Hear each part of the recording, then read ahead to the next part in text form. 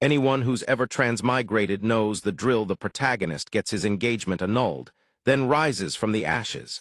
But our guy here, he's the one actively going to break it off himself. Even if the family patriarch beats his backside black and blue, he insists on the annulment because he possesses a system that absorbs the world's rage. Piss someone off until they're coughing blood and you earn rage points.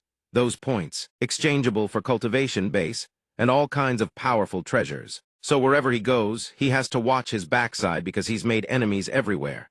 One slip-up, and his butt is done for. He sweet-talks girls with a few cheesy poems.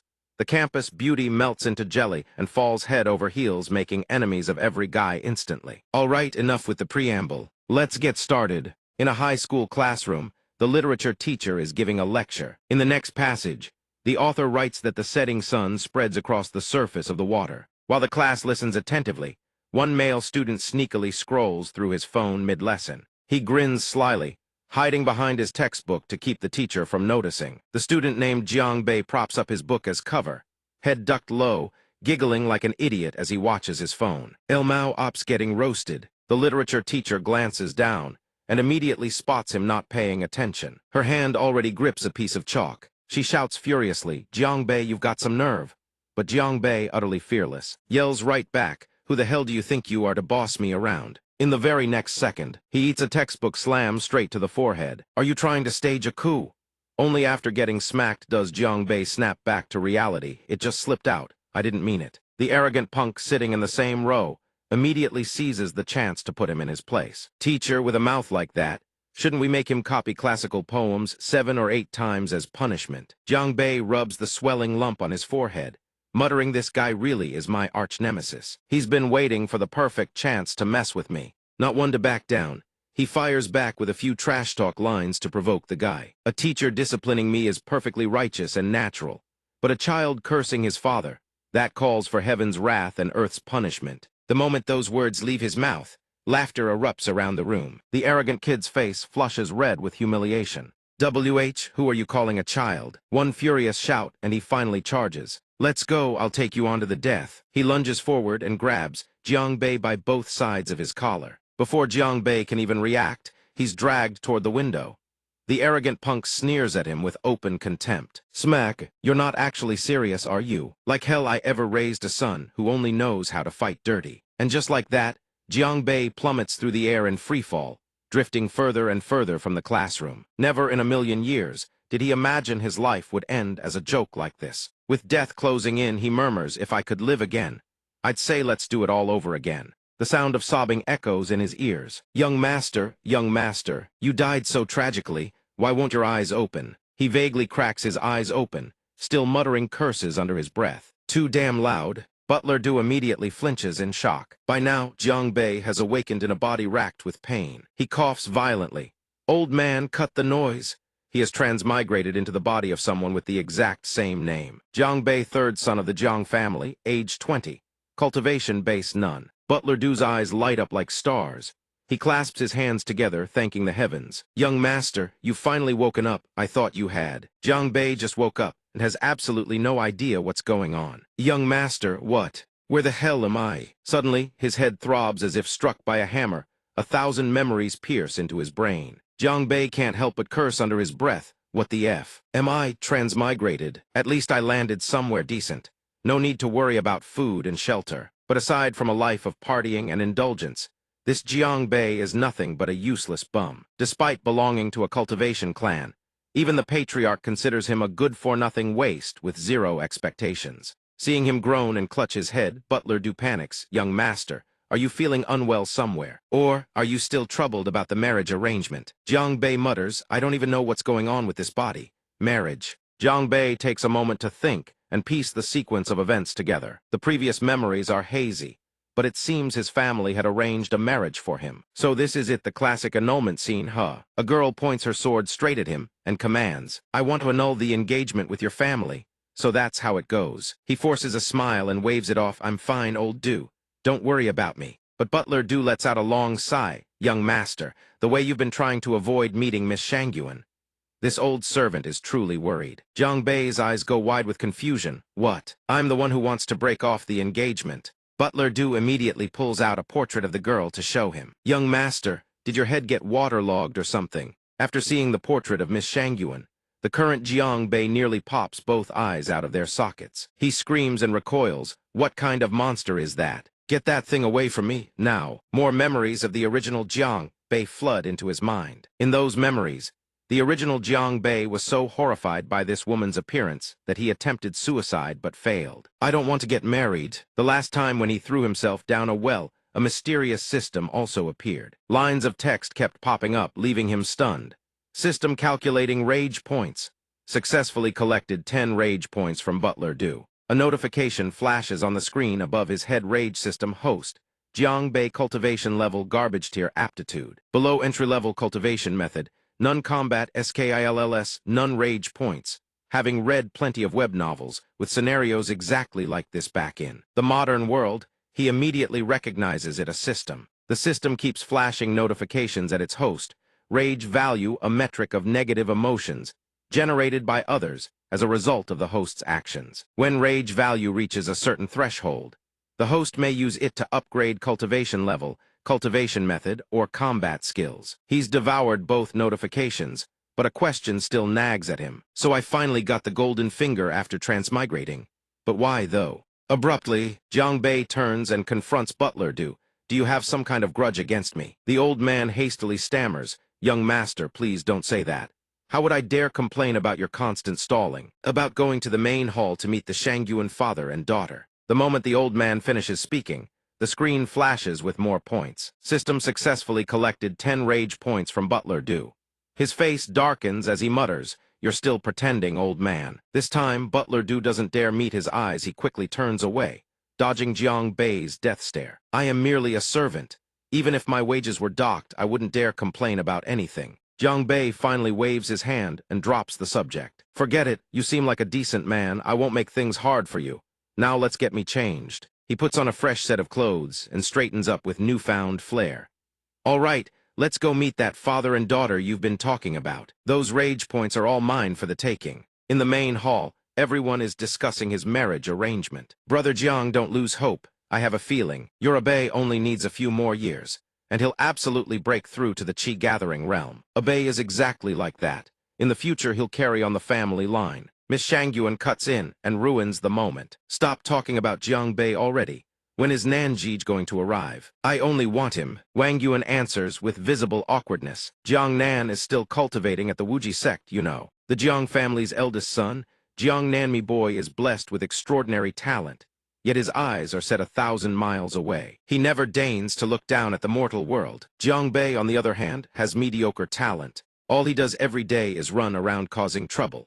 We need to find someone to marry him off and tie him down quickly. The Shangyuan family is the first choice. At this moment, Wang Yuan cheerfully introduces his son to the Shangyuan father and daughter. The person our family wishes to introduce to you both is our second son. Jiang Bei arrives and he's gone all out with his appearance. The world is full of talent, and today's spectacle comes straight from our Jiang family. He shows up decked out in every flashy accessory imaginable. Dear young miss, this is Jiang Bei. Wang Yuan spits out his tea in shock. The Shangyuan father and daughter's faces go completely dark. He rushes over in a fury and rips off all the colorful feathers Jiang Bei had deliberately prepared to farm rage points. Where did you dig up all these chicken feathers?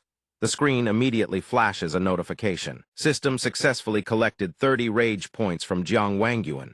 He responds nonchalantly, "Isn't this about the marriage? Doesn't Dad know your son pulled up in style? This is how you showcase your own excellence." Wangyuan swallows his rage and drags Jiang Bei over to bow and present himself before the Shangyuan father and daughter. "This is our worthless son. Jiang Bei, hurry up, greet them." Jiang Bei listens to his father and bows. "Greetings, Master Shangyuan. Greetings, Miss Shangyuan." Shangyuan Anping props his chin on his hand and glances at Jiang Bei with a forced smile.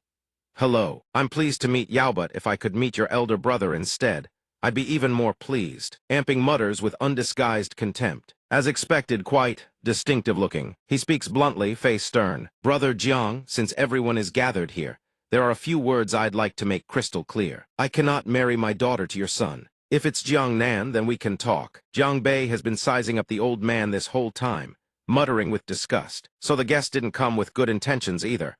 Then don't blame me." Jiang Bei flicks his fan toward Anping. Sir, you're truly blind as a bat with rolls of chins to match. My little fortune reading here says you won't last another 35 years. Amping's fury erupts, eyes blaze red. Yaoyu, what did you just say? All the rage in the hall is swept up by the system. System successfully collected 10 rage points from Jiang Wangyuan. System successfully collected 50 rage points from Shangyuan Amping. Successfully collected 20 rage points from Shangyuan Mingzhu. Mingzhu isn't one to back down either. She raises her voice to argue. Who gave you such dog-like audacity? He grins wickedly and turns to look at her. Dog, you say? Then let me show you. Jiang Bei switches targets and tears into her. Up close, it looks like a pig's trotter. From afar, it looks like a broom. She flinches as if stabbed by needles. Yaoyu, he keeps rambling, crystals and chicken feathers still stuck on his head. What a coincidence I happen to have a green hat right here. If the weather turns cold, make sure to wear it. You can even wrap it around as a little blanket for the dog. Mingzhu bursts into tears, wailing to her father. Father, he's cursing me. Wangyuan is so furious, he draws his sword but, fortunately, Butler Du holds him back. You rebellious brat, you wretched child, do you want to rebel? Jiang Bei has finished his work and is content to leave. Whatever, I'm out. The firewood storage room Wangyuan and 2 servants hurl Jiang Bei inside and lock the door. He bellows, You rebellious brat, I finally found you a marriage match and you've blown it to smithereens. Get in there and repent. Jiang Bei doesn't bother getting up, just points at the guy standing next to him. Fine, I'll repent, but why'd you throw this fatty in here with me? If you want me to stay overnight, at least find some girls with curves in the right places. Wangyuan erupts in anger and vents by hurling a stack of books straight at his head. Curves my ass? But this time he doesn't feel any pain, just happily rifles through the books left behind. Are these cultivation methods and combat techniques? Before leaving, Wangyuan had warned, these 3 books, read them and learn them well. Wangyuan shoots back a sinister glare. Also, I'm confiscating every last coin on your person. No more dreaming about the wine houses and flower-picking halls. Jiang Bei screams in agony, pounding on the door and demanding justice. Father, why are you so cruel to me? I'll master the cultivation method right away. Just give me back my money, please. Outside the door, Wangyuan has completely lost faith in this disobedient brat. This piece of trash truly is someone who talks in his sleep. If you can't learn even half a move, don't even dream of coming out. Knowing he can't sway his father, he gives up the tantrum. Forget it, forget it. Looks like I'll have to rely on actual strength to get things done. The servant Pang Hu, who had been watching from behind, speaks up with eager curiosity. Young master, you're finally starting to train. A screen suddenly flashes with a series of information about him. System Rage System Host Jiang Bei Cultivation Level Unable to level up Cultivation Method. Not activated requires Chi Gathering Realm Combat Skill not. Activated requires Chi Gathering Realm. Rage points 308. Cultivation level can be upgraded. Upgrade now. Yes, no. He grins, calculating. Cultivation. This life, there's no way I'm doing it the honest way. He taps on yes. Instantly, a blinding radiance erupts from Jiang Bei's entire body. He mutters while watching his body transform. So hot. So this is what cultivating feels like. It feels like every single meridian in my body has been blasted wide open. The system immediately processes the results. System Rage System Host Jiang Bei Cultivation Level Chi Gathering Realm. Stage 1 Cultivation Method. Heaven Swallowing Cultivation Method, Layer 0, insufficient points. Combat Skill Soul Palm, Layer 0, insufficient points. Ghost Steps, Layer 0, insufficient points. Cannot activate Rage, points 308. Cultivation level can be upgraded. Upgrade now. Yes, no. He looks it over and sighs in exasperation. But I've only got a sliver of points left. Looks like it's not enough to unlock the other skills. The servant Pang Hu, who had been standing behind him, finally speaks up. Young master, are you all right? Jiang Bei's eyes light up like stars as he whips around to face him. You've been following me for a while now, haven't you? Pang Hu recalls what the young master said earlier, mentioned wanting some girls with curves just a moment ago. Now his whole body is radiating heat. Could it be that he can't hold back anymore? Jiang Bei plans to put Pang Hu to good use.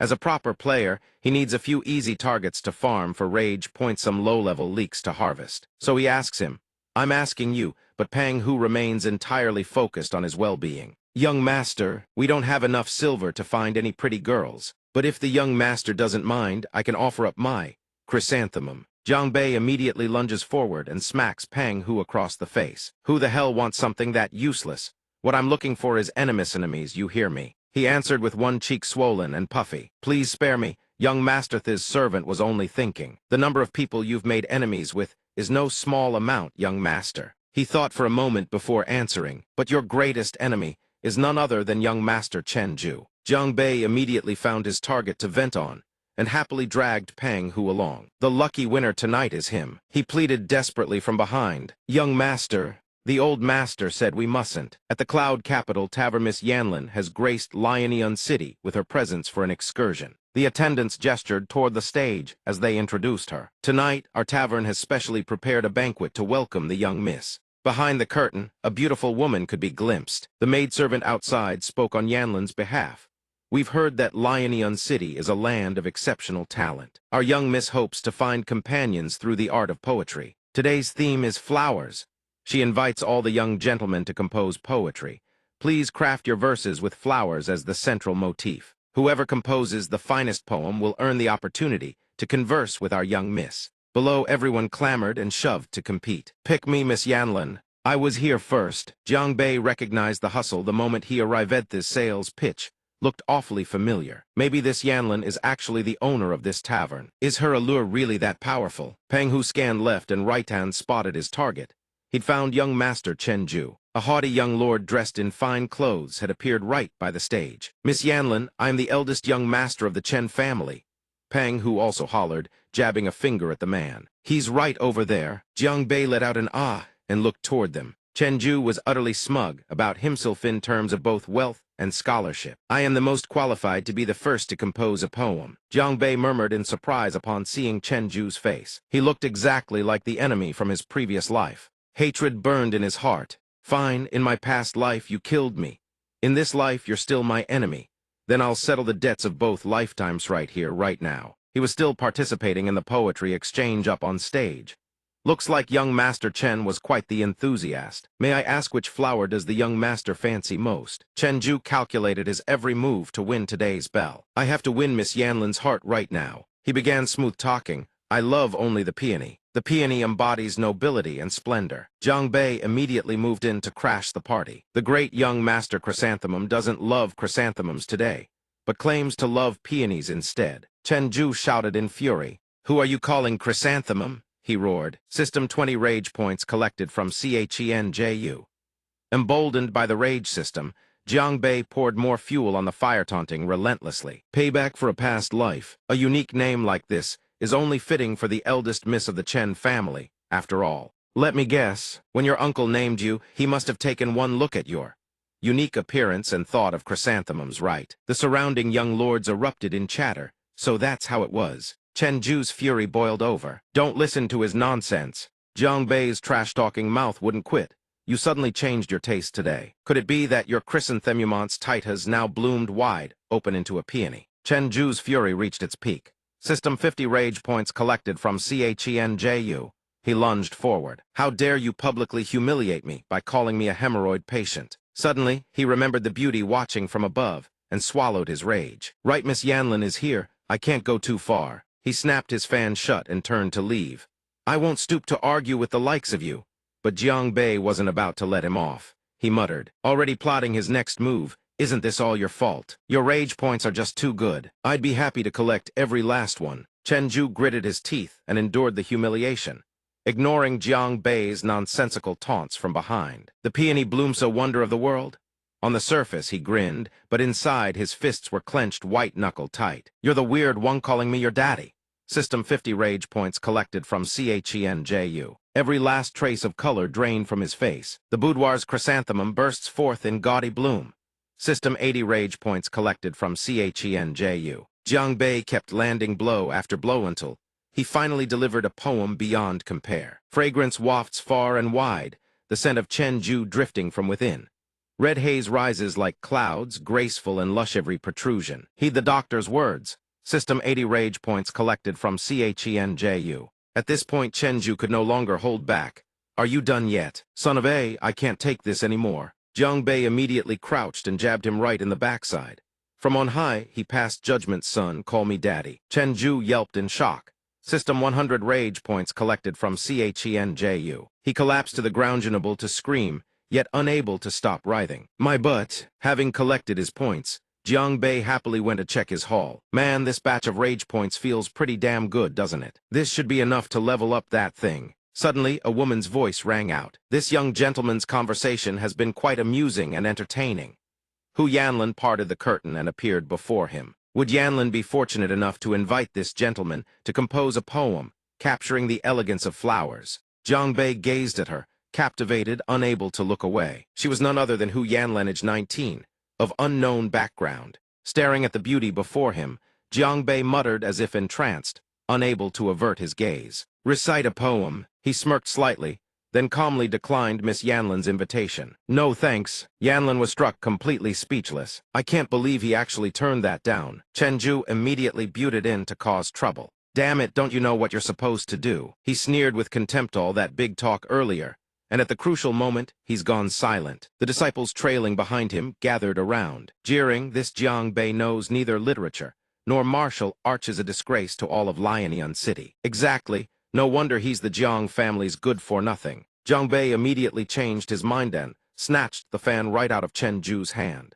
A man never says no. He leaped onto the stage as everyone watched in stunned disbelief. Flowers was it? Let me think. Jiang Bei landed before Yanlin, his brows furrowed in thought. Got it. He gazed at the young miss and declared, I love only the lotus, for it rises from the mud yet remains unstained. Bathed in clear waters yet never seductive.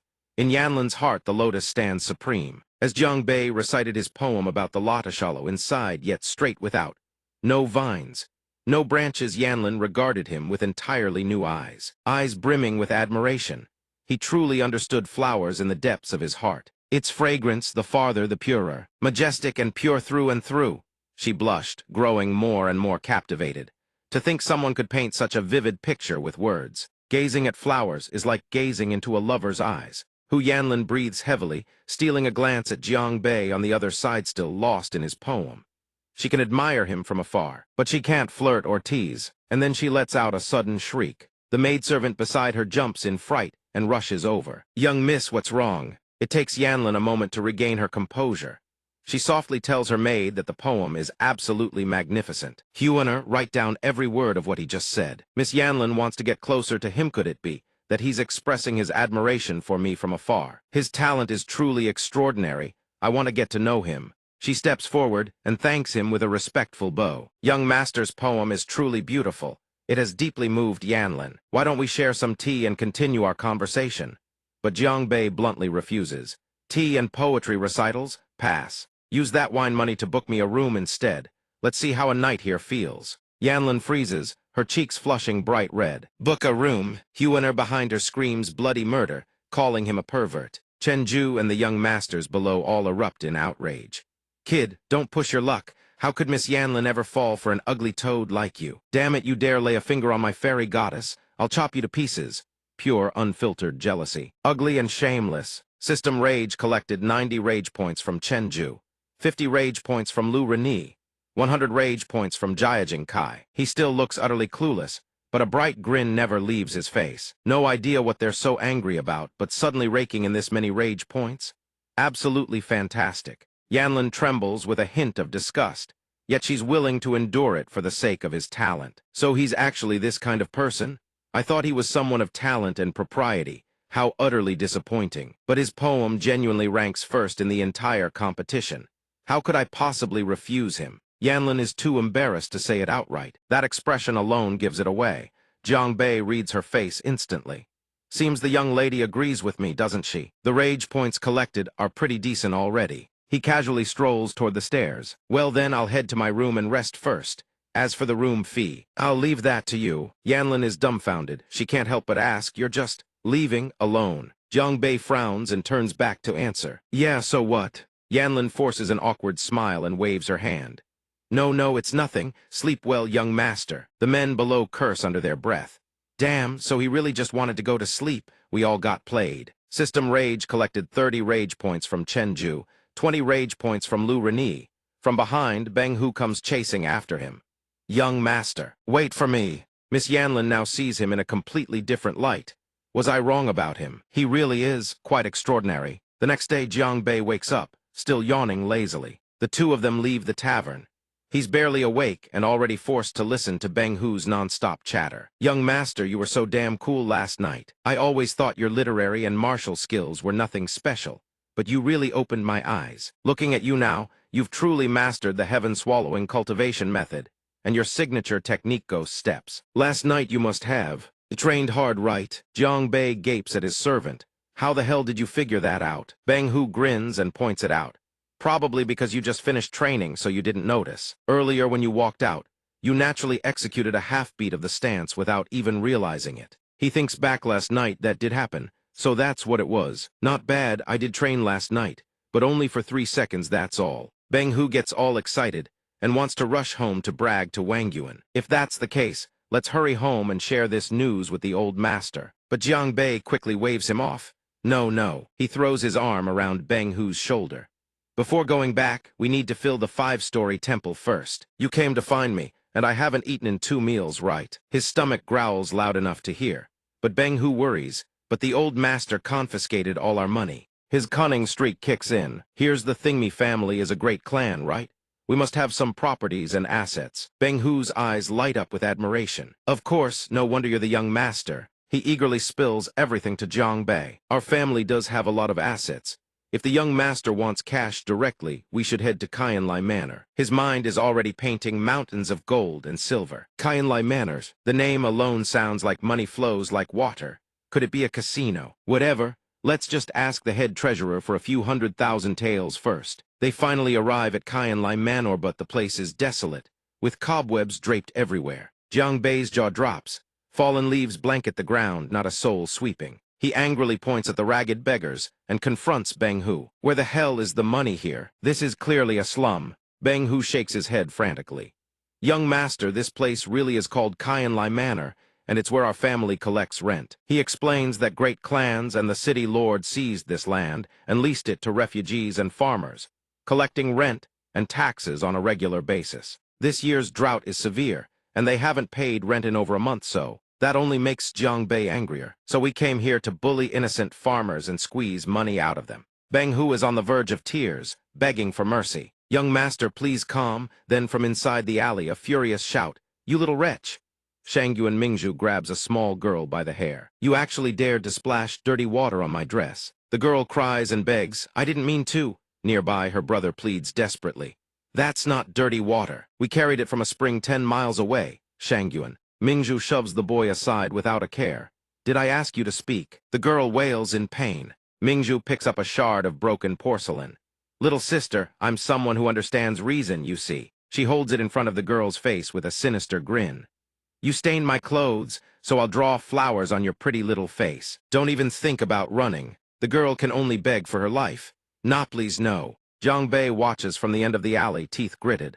That damn So Mingzhu, you bitch. He charges in and kicks her away. Get the hell away from that girl, now. Mingzhu clutches her cheek and stares at the attacker. You! Jiang Bei raises his hands, feigning innocence. Totally not on purpose. Then he smirks, openly mocking her hideous face. I just spotted some kind of demon beast yelling at a little girl from afar, and I couldn't help it. My foot just slipped. System Rage collected 166 rage points from Shangyuan Mingzhu. She roars with fury. You dare call me a demon beast? He keeps laughing and pulls out a demon-revealing mirror, holding it up for Miss Shangyuan to see clearly. Here, take a good look. Spitting image, right? System Rage collected 36 rage points from Shangyuan Mingzhu. She furiously smashes the mirror to pieces. A cultivation trash with no power like you dares to hit and insult me. He couldn't care less. I'm just speaking the truth, that's all. The angrier she gets, the better for him. System Rage collected 166 rage points from Shangyuan Mingzhu. Jiang Bei walks over to the two children and gently pats their heads. Hey kid, tell me what kind of creature is that sow over there? The boy doesn't dare to speak, stammering with fear. Leave it to me, kid. Don't be scared, big bro's got your back. The little one dung sizes Jiang Bei up. Once trust takes hold, the boy starts spilling every last crime she's committed. Big sister Shangyuan comes to our village all the time. She's not even the tax collector, but she loves throwing punches and kicks at us for fun. Our dad just looked at her the wrong way, and she gouged his eye out. Just like that, Jiang Bei's face darkens, heartless Snackathats putting it mildly. With Jiang Bei backing him up, the kid overcomes his fear for the very first time. She's a bad woman. Jiang Bei chimes in from the side, egging the boy on. Well said, what's ugly inside and out? A pig demon, that's what. Something that makes everyone scream and lash out the moment they see it, if that's not a monster. then what is? She trembles with rage. Yaoyu Mingzhu channels her aura and unleashes it against the two kids. You worthless piece of trash. I'm going to beat you all bloody. A blue screen flashes with a notification. The rage system activates. Name Zhongbei. Cultivation-based Qi-gathering realm, 6th layer. Upgradable method. System Heaven Swallowing Cultivation Method LV. 2 Soul Palm LV. 2 Ghost Steps LV. 2 Rage Points 120. In the next instant, he springs from his spot like a launched missile. Zhongbei blurs behind her in a flash.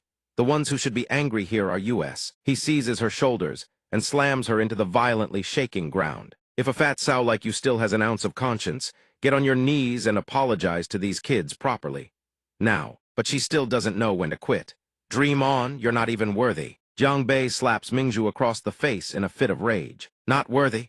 The only one unworthy of being called human here is you. One side of her face swells red. She stands there stunned. Since when did you have any cultivation base? Zhongbei's fury only grows strikes harder, crueler. Why the hell would I tell you that? Who do you even think you are? He flips open his smartass playbook again to put her in her place. Ugly as sin, and the moment you open your mouth, you're terrorizing people. Guess I'll have to punch some sense into that face of your skull at a free makeover. System successfully collected 266 rage points from Shangyu and Mingzhu. Fair warning me principle is to never hit women.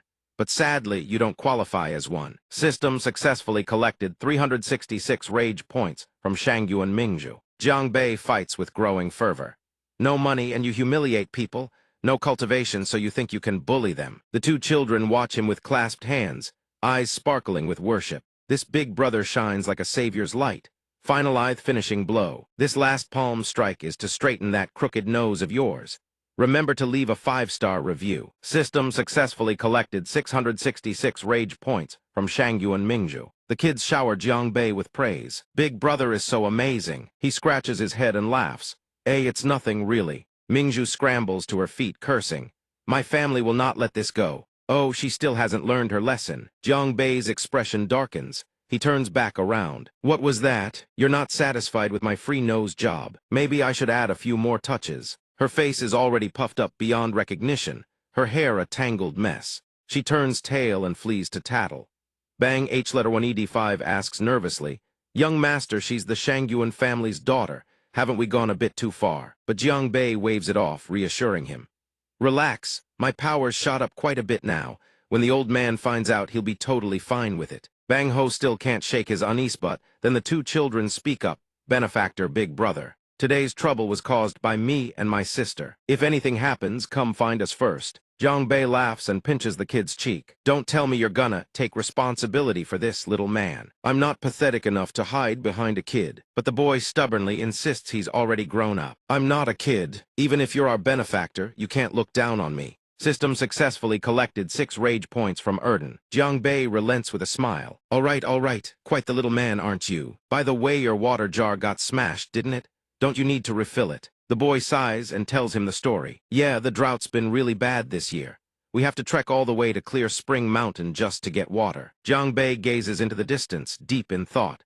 The only water source is that far away. No wonder labor efficiency is rock bottom, and there's never enough to go around. In the modern world, you just lay a pipeline and call it a day. Suddenly a light bulb goes off. A water pipeline. Zhongbei pitches his idea on the spot. I've got it, what about digging a canal? Bang H1ED5 behind him nearly jumps out of his skin. A canal? That cost a fortune, young master. Exactly. Let's borrow 50,000 taels from the old man, first build the canal, and fix the roads while we're at it. Bang H1ED5's eyes go wide. 50,000 taels? Young master, are you serious? Seeing him hesitate, Zhongbei resorts to the only language that works, she's fist. Move it, you've got 15 minutes to get back to the manor. Grab the money and bring workers here. We need to dig this canal in time for the planting season. Bang Ho sprints off the moment the threat registers. Yes, sir. Your subordinate is on it. Over on the other side, the two children are leading an old man over. Grandpa over there. The old man's knees buckle. He drops down, trembling to express his gratitude. I am the village chief of Kyanlai Manor. I just heard from the little ones, thank you, young Master Jiang, for saving my granddaughter. And this is the father of the children, whose eye was taken by that Mingzhu girl's viciousness. Beside him stands a man with one eye covered. Thank you, benefactor, for saving my children. Zhongbei chuckles warmly. No need for formalities. Then he brings up his earlier proposal. Village chief, perfect timing, I've just come up with a plan to revitalize Kyanlai Manor. The old man and the one-eyed man stare in disbelief. What? Our village is dirt poor. Is there really a way to change that? Jiang Bei kneels down to examine the underground water veins. Listen up, everyone. This plan has 3 phases. Phase 1, dig a canal from nearby Clear Spring Mountain to irrigate the fields and guarantee crop yields. Phase 2, purchase seeds for fruits and vegetables that grow across different seasons from neighboring villages and towns. That way, there's a harvest in every season guaranteed. Phase 3, rally the able-bodied villagers and young folks to form a trading caravan. Sell our local produce to the outside for cold, hard cash. The old man trembles, tears streaming down his face. Young master, your plan, it's brilliant. How did we never think of this before? Phase 4, Jiang Bei drops the real bombshell, a full tax exemption for this year. And starting next year, the tax rate drops to a mere 20%. The entire village of Kyanlai Manor owes him a debt of gratitude. This is young Master Jiang, our great benefactor. Sir, you are truly our living bodhisattva. The old man shakes, wanting to drop to his knees in thanks. Young Master Jiang, your boundless kindness, I kneel before you on behalf of the entire village.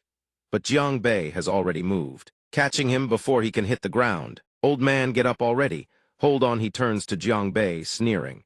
That trash. Jiang Bei shows up, and you think you can just announce a tax cut. A member of the Liang family is standing right here. Jiang Bei has absolutely no memory of this guy.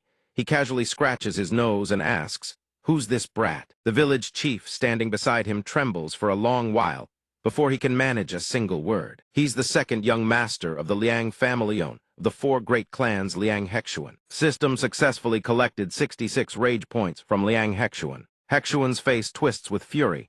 He's itching to put Jiang Bei in his place. Just as Brother Chen Ju said, you were quite the braggart.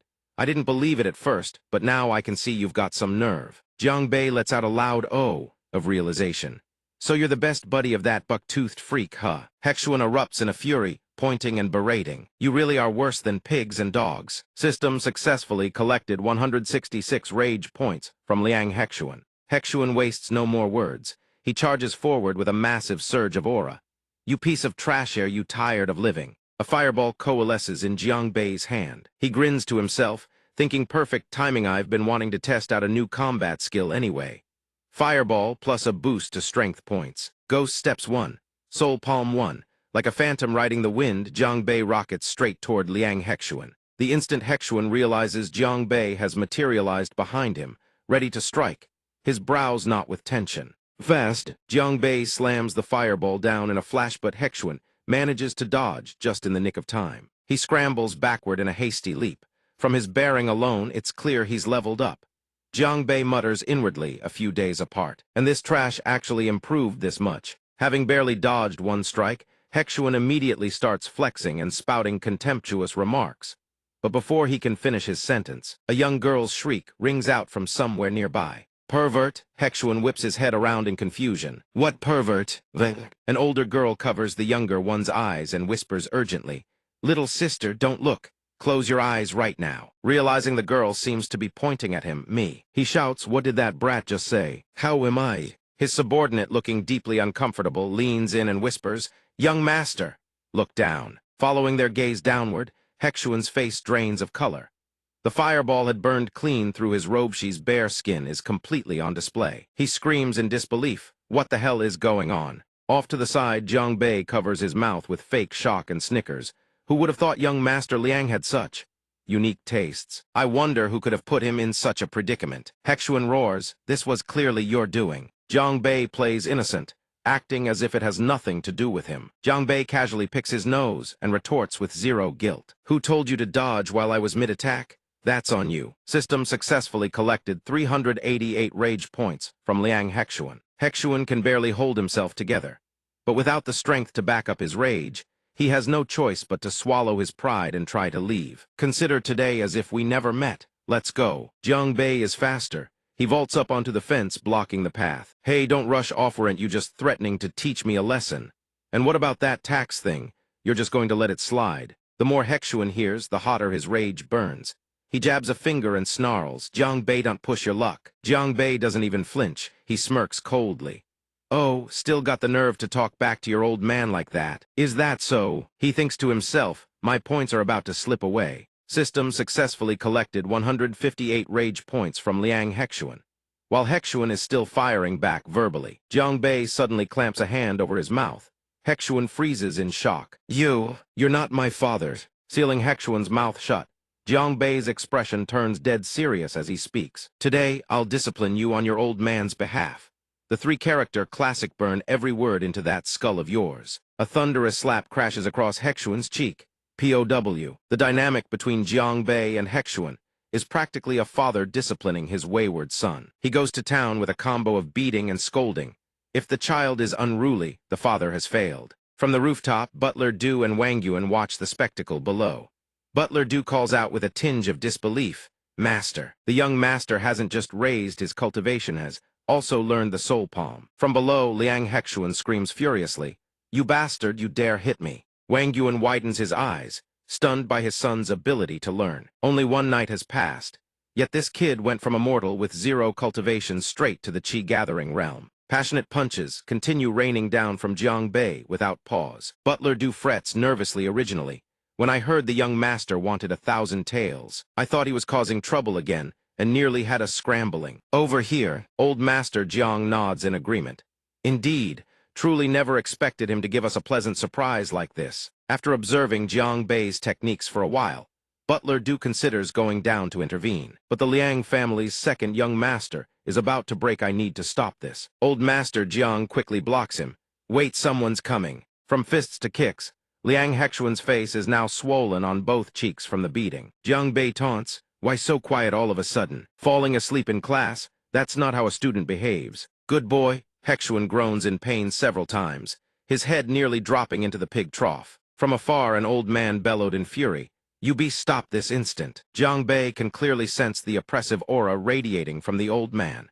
He silently notes, "Whoa, that pressure is insane." Suddenly, the system pops up. System successfully collected 88 rage points from Liang Wonqi. Wonqi quickly drags the battered Hexuan and lays him on the ground, away from Jiang Bei. He watches the scene and guesses the old man's identity, judging by appearance.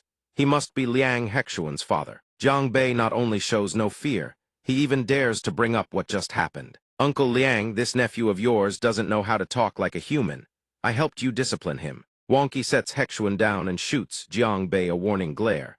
"Young Master Jiang, even if my son lacks manners, it is not your place to discipline him." Jiang Bei casually crosses his arms behind his head and retorts, "I always speak with reason. If it were just an ordinary quarrel, I would never raise my hand. But the way I disciplined him just now was purely self-defense." System panel rage system host Jiang Bei. Wonqi's face darkens, brows furrowed tight. He activates his technique cultivation level Hegu Realm second layer. His fury is about to erupt as he roars, unleashing a force so powerful that Jiang Bei is forced to raise his hands to block. "You Jiang family brat, don't push your luck." System successfully collected 88 rage points from Liang Wonqi. Feeling the tremendous energy surging through his head, Jiang Bei clicks his tongue in admiration. This uncle's roar is truly terrifying. If I hadn't raised my cultivation, my organs would have burst by now. But the rage points from this expert are insane. Better grab this last haul and bolt. Thinking so, he raises a hand and nudges toward Wonqi provocatively. "I am bullying him, so what? You gonna hit me?" Butler Du watches the young master growing bolder by the second. Sweat pours down his face as he clutches his head in fear. The young master is truly reckless, daring to say such things to a powerful enemy. Wang Yuan sighs helplessly, thinking, "I said I wanted the boy to toughen up and learn some discipline, but damn it, he's giving me even more headaches now." Seeing Jiang Bei's audacious tongue, Liang Wonqi laughs heartily in amusement. Another system notification system successfully collected 88 rage points from Liang Wonqi. After his laughter fades, he begins to fight seriously, summoning a massive flame hawk. "You're dead for sure." Skill activated. Liang Wonqi. Mystic Eagle Palm. Seeing the giant fire hawk, Jiang Bei jolts in shock. "What the hell is that?" Wonqi shows no mercy. "Want to run?" He commands the Mystic Eagle Palm, sending the flame hawk diving furiously toward Jiang Bei. He stares in utter disbelief. This old scoundrel is not only shameless, but he's also this. He discards all sense of dignity when the going gets tough. Bolt. "I need to get out of here." Suddenly, a single slash from Jiang Bei cleaves the Mystic Eagle Palm clean in two. Wonqi is shaken to his core. "He shattered my Mystic Eagle Palm in an instant." There must be an expert far stronger than me lurking nearby. Jiang Bei examines his own body in disbelief. I'm fine. Wang Yuan lands from the rooftop, calling out, Jiang Bei. He swiftly suppresses his aura. Jiang Bei thinks to himself, wait, the crisis is already over. Judging by his demeanor, could the old man have secretly arranged a hidden expert to protect me? But before Jiang Bei can finish his fantasy, Wonky cuts off his train of thought.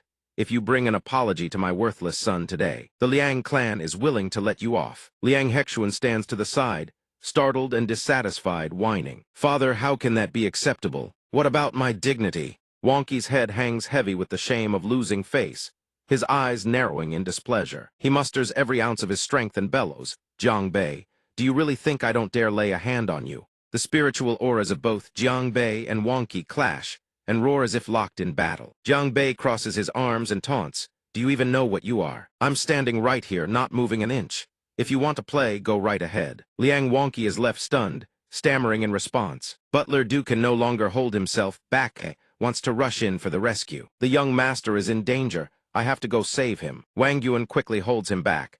No need, just now was truly dangerous. But since he already unleashed such massive killing intent, Jiang Bei is safe now. Wonky must have sensed it already. Waves of killing intent radiate through the air above the rooftop. Wonky curses under his breath. Damn it, there really is killing intent coming from the rooftop. If I actually hurt this brat, the Liang clan will never know peace. Jiang Bei gleefully continues, unleashing his provocations. Well, scared stiff by my grandpa's overwhelming aura, are you? Wonky grits his teeth and turns to leave. I can still endure this. A shout suddenly rings out. Hey, hold on. Jiang Bei reaches out, grabbing for him and yelling, wait. Did I say you could leave? Have you no fear? He grabs Wonky by the collar, hoisting him up and roaring. Do you even know who I am? Go ahead, make a move on me. I dare you. You wretched old fossil. Can't even open your mouth properly, and you still want to look badass. You look like you're lying in a coffin, drooling everywhere with limbs like twigs. You think you're Lu Bu on the battlefield.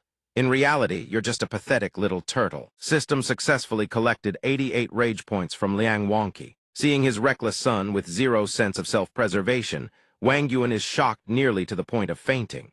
Butler Du panics and calls out, Master. Having successfully provoked Wonky into a fury, Jiang Bei cheerfully prepares to leave. All right, you can get lost now. Don't get so angry you lose your mind. Never mind the trampled flowers, just you lying here is already ruining the scenery. He gloats inwardly. This rage point harvest is absolutely glorious. Suddenly, Wonky's eyes blaze with killing intent as he grinds out each word. I have one too. His earth-shattering roar tears through the air. System successfully collected 1,888 rage points from Liang Wonky. Jiang Bei whips around to snap back. Why the hell are you screaming so loud? Butler Du swiftly throws a talisman, sealing Jiang Bei's mouth shut. Young master, shut up. Butler Du clasps his hands respectfully and pleads for mercy. Elder Liang, our young master was in the wrong today. I humbly ask for your gracious forgiveness. Butler Du's intervention eases Wonky's fury somewhat. He reluctantly lets it go out of respect. I won't touch him today, but what happened here I will remember. A carrier pigeon receives Wonky's command. He delivers a cold warning. I've already informed the other clans about Jiang Bei's actions. Through the Eagle Messenger, they will come demanding justice for the Liang clan. Butler Du is flustered. After Wonky and Hexuan leave, Jiang Bei, freed from the silencing talisman, immediately mocks, old as he is, and still whining like a child. Truly shameless. Isn't that right? Butler Du sighs, rubbing his temples. Young master, can you please hold back a word or two? Jiang Bei quickly sidles up with his most adorable expression, trying to butter him up. All right. Let's change the subject. You suddenly showed up. Hereded you bring me 50,000 taels of silver. Butler Du pulls out a rope. I only brought this. In the Jiang family kitchen, Jiang Bei is strung up by Wang Yuan like a man about to be publicly executed. He panics. What the hell, old man, do? And I trusted you so much. Wang Yuan roars, you reckless brat. I was the one who told Butler Du to bring you back. You dared sneak out. Jiang Bei barely dodges the first lash. Wang Yuan thunders now. How much trouble have you caused this time? Jiang Bei, terrified, begs, Father, don't be angry. I'll confess everything. System successfully collected 58 rage points from Jiang Wang Yuan. Wang Yuan sits down, giving him a chance to explain. Go on. Jiang Bei recounts with utmost sincerity. Last night after I escaped, I first went to Yundu Tavern. There I ran into that Chenju fellow and exchanged some poetry with him. Wang Yuan's eyes flash like lightning. Then why did I hear that you publicly humiliated him? Jiang Bei continues his riveting tale. Then this morning I went to Qianlai Manor and ran into Miss Shangyuan. There was also a minor altercation. Wang Yuan echoes his words ominously. A minor altercation. Jiang Bei's face is drenched in cold sweat. He admits, I hit her. Butler Du rushes to restrain Wang Yuan, who's about to draw his sword and end his own wayward son on the spot. You reckless brat. It hasn't even been a full day, and you've already offended how many clans? I didn't mean to. It's just they were all too despicable. System successfully collected 158 rage points from Jiang Wang Yuan. A subordinate suddenly bursts in, shouting and cutting through Wang Yuan's tirade. Today I will definitely skin you alive. The subordinate reports, Master, something terrible has happened. The subordinate relays the situation. The Liang clan, the Shangyuan clan, and even the Chen Clanthy all demand to see you and the young master. Wang Yuan frowns, deeply worried. This is trouble. They've already come knocking at our door. On the other hand, Jiang Bei is absolutely thrilled, calculating to himself not bad at all. This whole revenge squad is about to deliver a massive tidal wave of rage points right to my face. Chen Ju takes one look at Hexuan, and Mingzhu's battered face sand nearly spits out his tea. Hexuan angrily recounts their grievances. All of this was it that Jiang Bei's doing. Mingzhu cries in pain it was him. My beautiful face all ruined by him. Chen Ju sips his tea, secretly shocked. Jiang Bei's martial prowess has become that powerful. Thank heavens I didn't clash with him last night. Wonky clenches his fists and swears, that bastard Jiang Bei. His eyes harden with resolve. Today, we must make him kowtow and apologize to us. Otherwise, a shadow behind him suddenly speaks, a pretty face bitten by a dog indeed. No one notices when, but Jiang Bei has already whispered right beside him. You beastier daddy here wants to bully you. His sudden appearance makes everyone in the room jump and scream. For all his arrogance, a second later Jiang Bei gets smacked on the head by Wang Yuan hard enough to crack it open. Enough. Jiang Bei is bound by Wang Yuan and dragged away. He resorts to the power of familial love. Father, Father, don't make me apologize to these three bastards. Wang Yuan can only shout helplessly. Shut up. If my words actually worked, would you stop causing me trouble already? Wang Yuan slumps into his chair, utterly exhausted. But then again, it doesn't matter. I'm already used to this. Jiang Bei is somewhat surprised. Why would father say something like that? After a moment, Wang Yuan collects himself and declares with a frown, if the trouble was caused by you, then today's spectacle. The murmurs from the crowd below grow louder and louder. Aren't you here to apologize to us? On what grounds? Wang Yuan glances at Jiang Bei beside him and decides, handle it yourself. He stares back at his father in disbelief. Handle it. Before he can finish, a massive force slams into Jiang Bei's body, sending him lurching forward. It turns out Wang Yuan was so furious, he kicked his rebellious son hard. Jiang Bei struggles to his feet in pain, complaining non-stop, kicks him without warning, wonders if the old man is even his real father. Suddenly, a furious shout echoes from ahead. Shangyuan, Amping, and Mingzhu explode in rage. What kind of scum dares to beat our precious Mingzhu or delicate, jade-like flower into this state? Jiang Bei remains utterly unfazed, casually dusting off his feet with a mocking grin. A flower, more like something not even fit to be called a donkey or a goat. System 2 notifications pop up simultaneously. Successfully collected 333 rage points from Shangyu and Amping. Successfully collected 44 rage points from Shangyu and Mingzhu. Without a shred of fear, Jiang Bei pulls out a portrait sketch of Mingzhu and speaks up. Care to take a look at what she used to look like, then compare it to now? Doesn't it feel like the moon is ashamed and the flower is embarrassed? See, isn't this the handiwork of a world-class plastic surgeon? Chen Ju strokes his chin, somewhat in agreement, and Mingzhu absolutely explodes, screaming, You brat, you want to die. Even her father on the side can't help but feel it's accurate, just lets out a resigned sigh. Damn it, nothing I can even say. Mingzhu is stunned to her core, stomping her feet.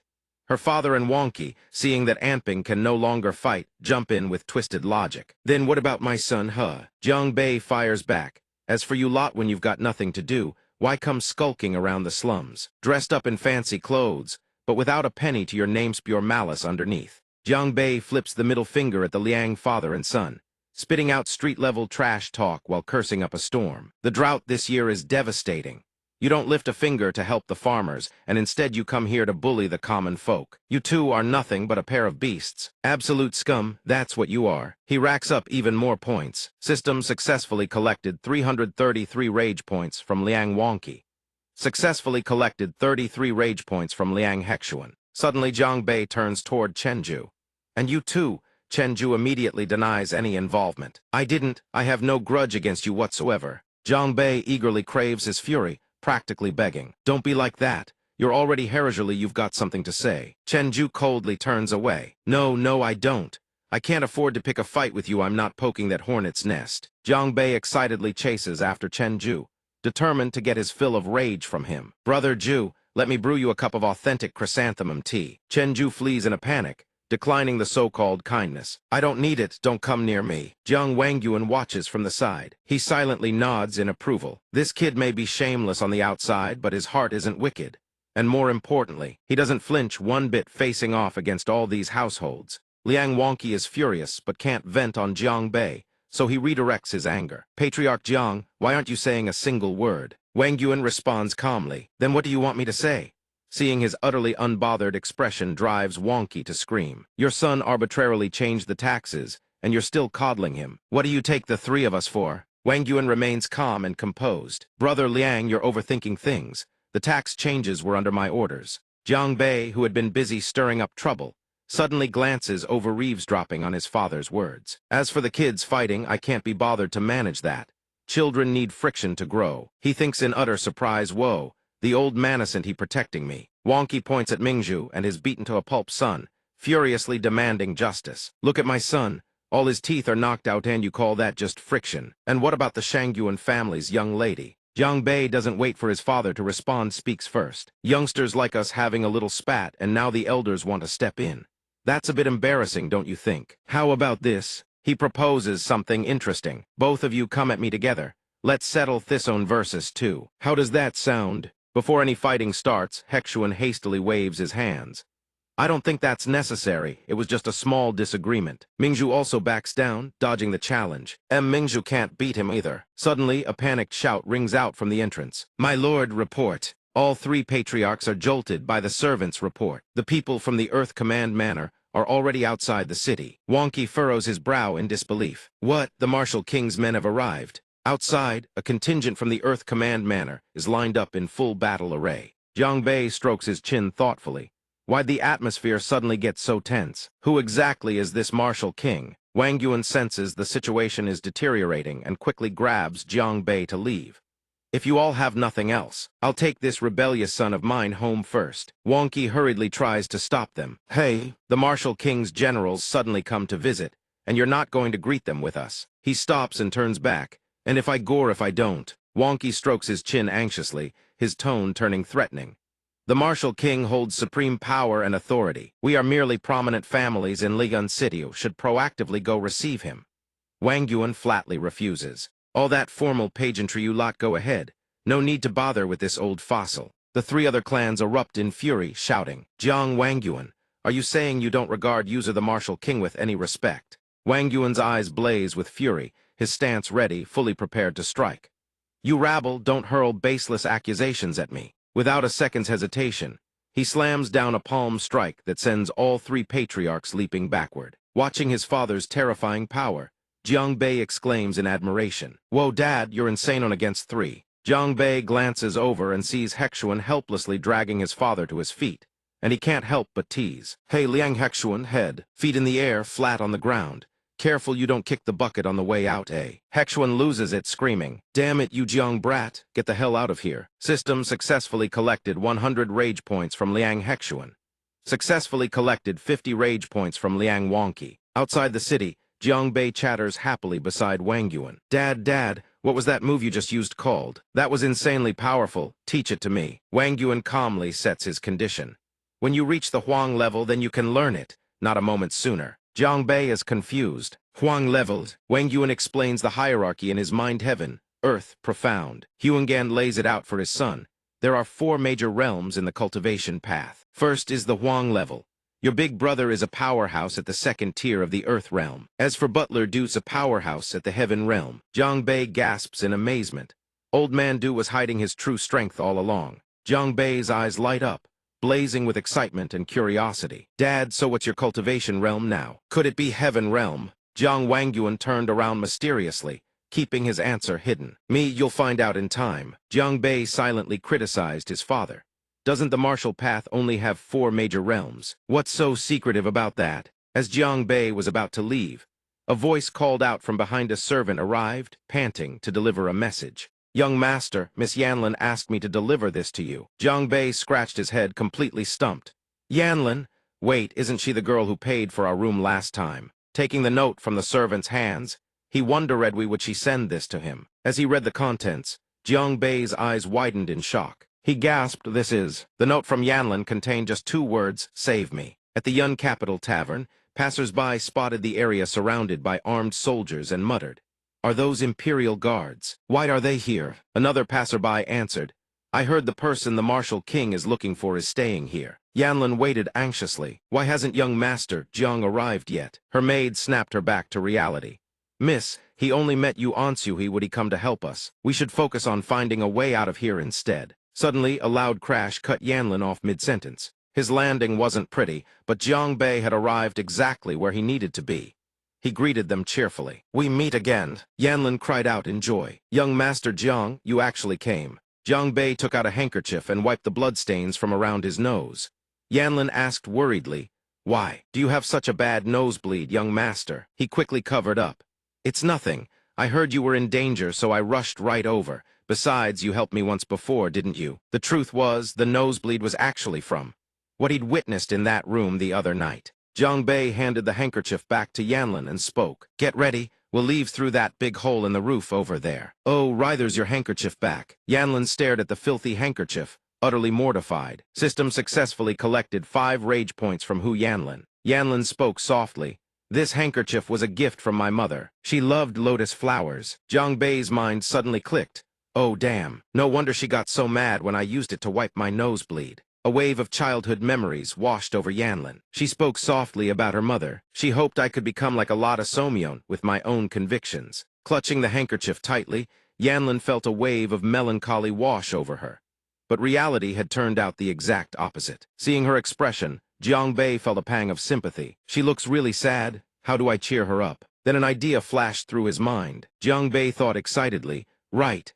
How about I recite the second half of that Love of the Lotus piece for her?" Yanlin suddenly heard his voice ring out. "I believe the chrysanthemum is the flower of the hermit, the peony is the flower of the wealthy, and the lotus is the flower of the noble gentleman." Her face flushed red as she listened to him recite, "Oh, love of the chrysanthemum." After Tao Yunaming, there were few who.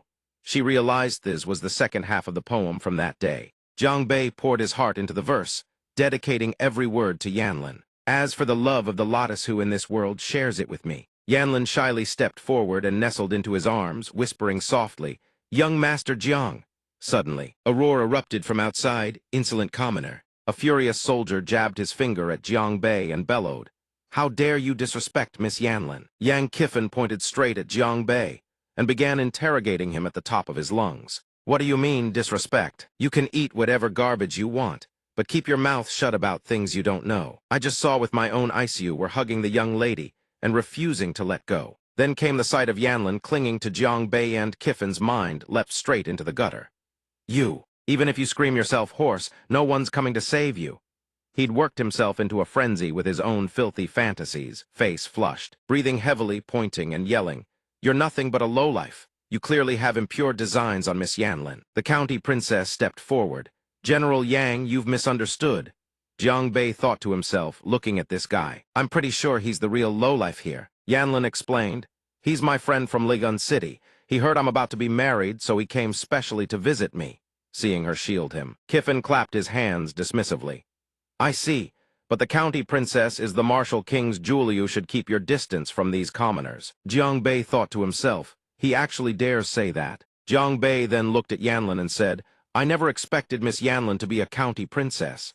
Hearing this, Kiffin sneered contemptuously. "You didn't even know that. Seems like your relationship with the county princess isn't very deep after all. Tell you what, leave now, and I'll pretend I never saw you." "Get lost." Seeing Yanlin clutching his arm nervously, Jiang Bei figured this guy was about to drag her back to the royal manor, and, judging by her expression, she clearly didn't want to go. With that thought, he let out a quiet breath, struck a solemn and righteous pose, and declared, "Unfortunately, since Miss Yanlin considers me a friend, this is a matter I absolutely cannot ignore." Seeing him stand up for her, she looked at him with wide eyes.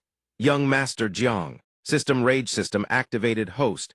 Jiangbei Cultivation Profound Realm. Stage 1 Upgrading Cultivation Method, Heaven Swallowing Cultivation Method Profound Grade. Tier 1 Combat Skills Soul Palm Profound Grade. Tier 1 Ghost Steps Tier 9, Upgrading Rage Points 233 being consumed. Looking at those numbers, he smiled to himself. I've saved up so many rage points without spending any of them. After the upgrade, I should be able to put up a decent fight, right? Then Jiangbei spoke up. I met the county princess at a poetry gathering. Let me ask you a question. The first line reads, a paper tiger roars atop the leafy peak. Kiffin heard it and snapped, what? We're all battlefield brutisho, would we understand this stuff? Jiangbei raised a finger casually and added coldly. Listen carefully. The second line goes, Dong Cao scolds the wretched thief. The phrase, Ma Li, bore a suspicious resemblance to your mama, you scoundrel. Realizing the hidden insult, Kiffin flew into a rage, drew his sword, and charged. Your mother, you little brat, how dare you insult me? System successfully collected 288 rage points from Yang Kiffin. He charged forward with his blade technique Mortal Slayer, slash-raining blows relentlessly. But Jiangbei dodged every strike with agile footwork and said coolly, that wasn't an insult. That was a lesson. Aren't you just a warrior who can barely read? Let me teach you a few choice phrases. Humiliated even further, Yang Kiffin's fury skyrocketed. System successfully collected 88 rage points from Yang Kiffin. Jiangbei was fired up. He dodged nimbly and continued. The east is dim, but the west shines bright just like you, two-faced and all. Even the translator was stumped by this one not a clue. Kiffin brought his blade crashing down, shattering everything around him. Having dodged the strike, Jiangbei sized up his opponent. This guy's blade technique is something else. I can't match his combat experience. Stalling will only give him more chances to land a hit. I need to end this fast. Oh, got it. He snatched up a piece of broken wood and called out, listen up, here's the last line. The makeshift golden staff in his hand smashed straight into the scumbag. With a single palm strike, he sent Kiffin flying, crashing hard onto the ground. Kiffin groaned in agony. Jiangbei pressed forward with a flurry of staff strikes, even narrating his own moves like a kung fu commentator. The staff shrinks then expands, and my palm flashes out strike. System successfully collected 88 rage points from Yang Kiffin. In no time, Kiffin was sent flying out the window, unable to resist. As he sat on the ground, clutching his chest, a man rushed forward and bellowed, hold it right there. That man is a Royal Guard upper general of the Liuzhou garrison and Yang Kiffin's uncle. Yang Lading sees his backup arrive and trembles out a plea, cough, cough, uncle.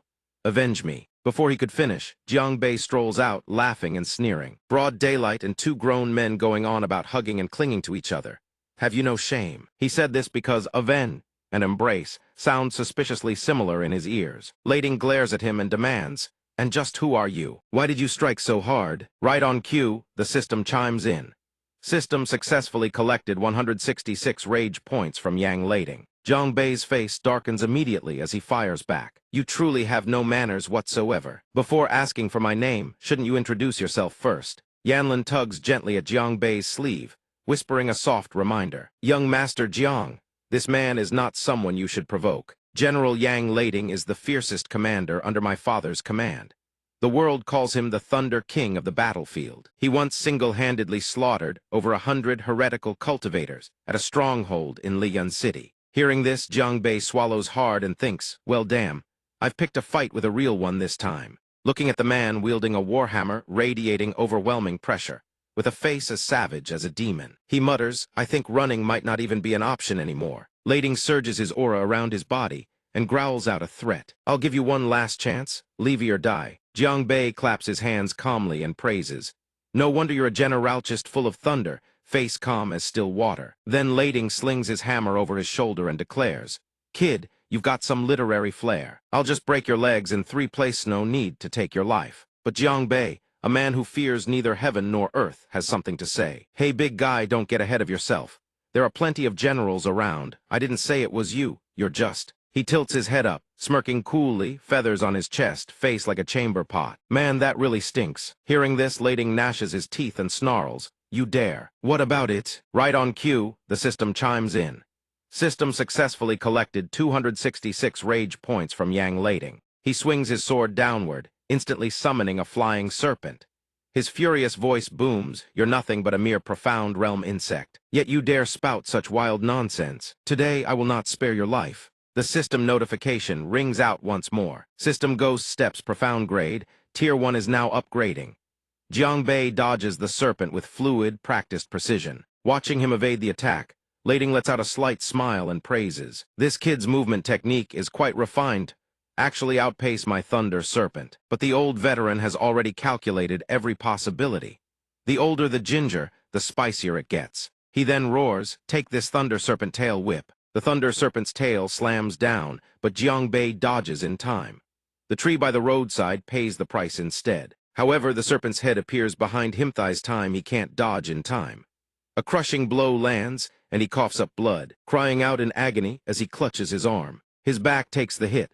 He thinks, no wonder this man has survived countless battlefield. His tactical shifts are unpredictable. A soldier props him back up. Yang Kiffin laughs smugly. "Now do you see how powerful my uncle is? You got your ass kicked." Blood dripping from his lips, Jiangbei still refuses to back down. "Go take a piss and look in a mirror first, you pig-headed freak. You got wrecked even worse than me." Hearing such humiliation, Yang Kiffin naturally flies into a rage. He grits his teeth. This punk sure has a mouth on him. "Uncle, hurry up and shut that foul mouth of his for good." Lading, equally enraged, raises his hammer once more. Gladly, at that very moment, Yanlin's voice rings out. "General Yang, please stop." She rushes forward and grabs his arm, tears glistening at the corners of her eyes. "I'll go back with you willingly. Please stop fighting." But Jiangbei, ever the agent of chaos, wipes the blood from his lips, flips a middle finger and shouts, "Don't beg him. He's nothing but a rotten egg laid by a 100-year-old turtle." Hearing this, Lading's heart no longer wavers. He swings his hammer and roars, "You want to die." System successfully collected 366 rage points from Yang Lading. Jiangbei channels energy into his legs, dashes forward, kicks a stool aside, and shouts, "Even if I die, I'm dragging you down to use your corpse as a backrest." The moment he finishes speaking, Yang Kiffin and the soldiers are blasted away, bones rattling, clutching their chests and coughing on the ground. Jiangbei watches them fall and counts himself lucky. "Thank God I dodged in time and didn't get hurt. One breath slower and I'd have been obliterated." Seeing his own nephew knocked down by his own attack, Lading cries out in anguish, "Little Yang!" Jiangbei seizes the moment to taunt, "Wow, I never imagined your own uncle would beat you half to death. What a piece of work." In the heat of battle, with danger at its peak, the one who still knows no fear is Jiangbei. He grabs the hammer and glares at Lading. "You son of a bitch, this is all your fault." Right on cue, the system chimes in. System successfully collected 366 rage points from Yang Lading. Raising his hand to gather energy, Jiangbei quips with a grin, "Why blame me? Safety is your friend. Accidents are all you're doing, right?" Then he thinks to himself, all the points are going straight into Soul Palm. Success or failure rate all comes down to this one move. Lading steps forward and brings his hammer crashing down with devastating force, declaring, "Accept your death." Jiangbei also unleashes a palm strike hand, plays with words again. "What rhymes with accept your death? I'll gift you this, accept this beating, courtesy of my soul palm." Seeing that palm, Lading can't help but sneer. "HMPH, you don't know the meaning of death. You think a move like that can block mine." He charges forward, gripping his hammer firmly, and boasts, "I am Earth Realm first stage." Against a mere profound realm brat, he closes the distance on Jiangbei in an instant. "I'll crush you." Watching the massive hammer come crashing down toward him, Jiangbei's jaw drops as he thinks, "Oh shit, this time it's really game over." But suddenly, an iron sphere comes flying out of nowhere, shattering the hammer. Sitting on the ground, staring at the broken hammer and the fallen sphere, Jiangbei is stunned. An iron sphere? Then a figure appears and corrects him. That's the profound iron Wuji hammer. It's Jiangnan Earth Realm, second stage. He pulls the hammer back to his hand and says, "It's been a while, little brother." Jiangbei exclaims in shock, "Brother, when did you get back?" Then he recalls from his inherited memories, Jiangnan left home at a young age due to his exceptional talent, setting out on a journey of tempering. Stepping forward to support his younger brother, Jiangnan explains, "Father sent me a voice transmission. He said you've been causing trouble everywhere lately, getting more and more out of hand, and told me to come back and keep an eye on you." Jiangbei hears this and protests, annoyed. "It's not that I'm causing trouble, trouble keeps finding me." After standing up, Jiangnan shields his younger brother and tosses the hammer back to Yang Lading, saying, "There, your weapon is returned. If my brother has offended you in any way, I hope the general can be magnanimous enough to forgive him." Lading hears this but can't swallow his rage. He points his finger and roars, "He critically injured my nephew. You think words alone can settle this? Jiang Bei, don't just hide behind your brother. Get out here or settle this one-on-one. Jiang Bei pulls down his eyelid, sticks out his tongue, and mocks. Did your brain shrink into your crotch? Every time something happens, you want to whip it out and duel. I've got a powerhouse backing me up. Why the hell would I fight you solo? And naturally, the system notification ring system successfully collected 100 rage points from Yang Lading. The more he talks, the more fired up he gets.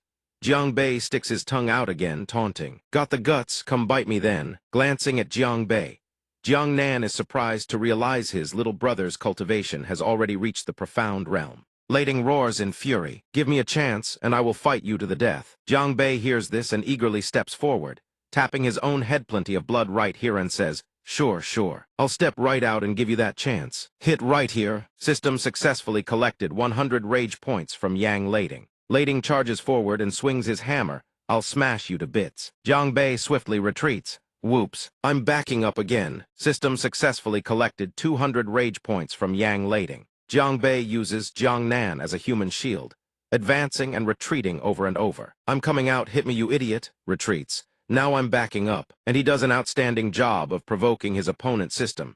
Successfully collected 500 rage points from Yang Lading. At that moment, Jiang Nan covers his mouth and bursts out laughing. Father wasn't wrong, you're getting more and more outrageous by the day. Meanwhile, Yang Lading beside them is panting heavily, utterly exhausted. Jiang Bei seizes the opportunity to provoke him right back. What do you mean? I'm just messing around with a little pup. What's wrong with that? Someone hears this and shouts in shock. You dare call me a dog? System rage points flooding in. Successfully collected 100 rage points from Yang Lading. After his outburst, he grits his teeth and thinks to himself, damn it, this brat's brother is an Earth Realm powerhouse.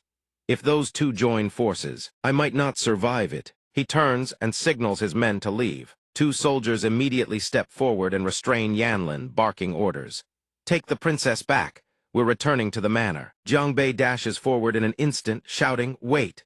Jiang Nan watches from behind, silently remarking ghost steps. He can't believe his brother has mastered that combat technique to such a level. He leaps forward and punches both soldiers square in the jaws, roaring, Let her go now.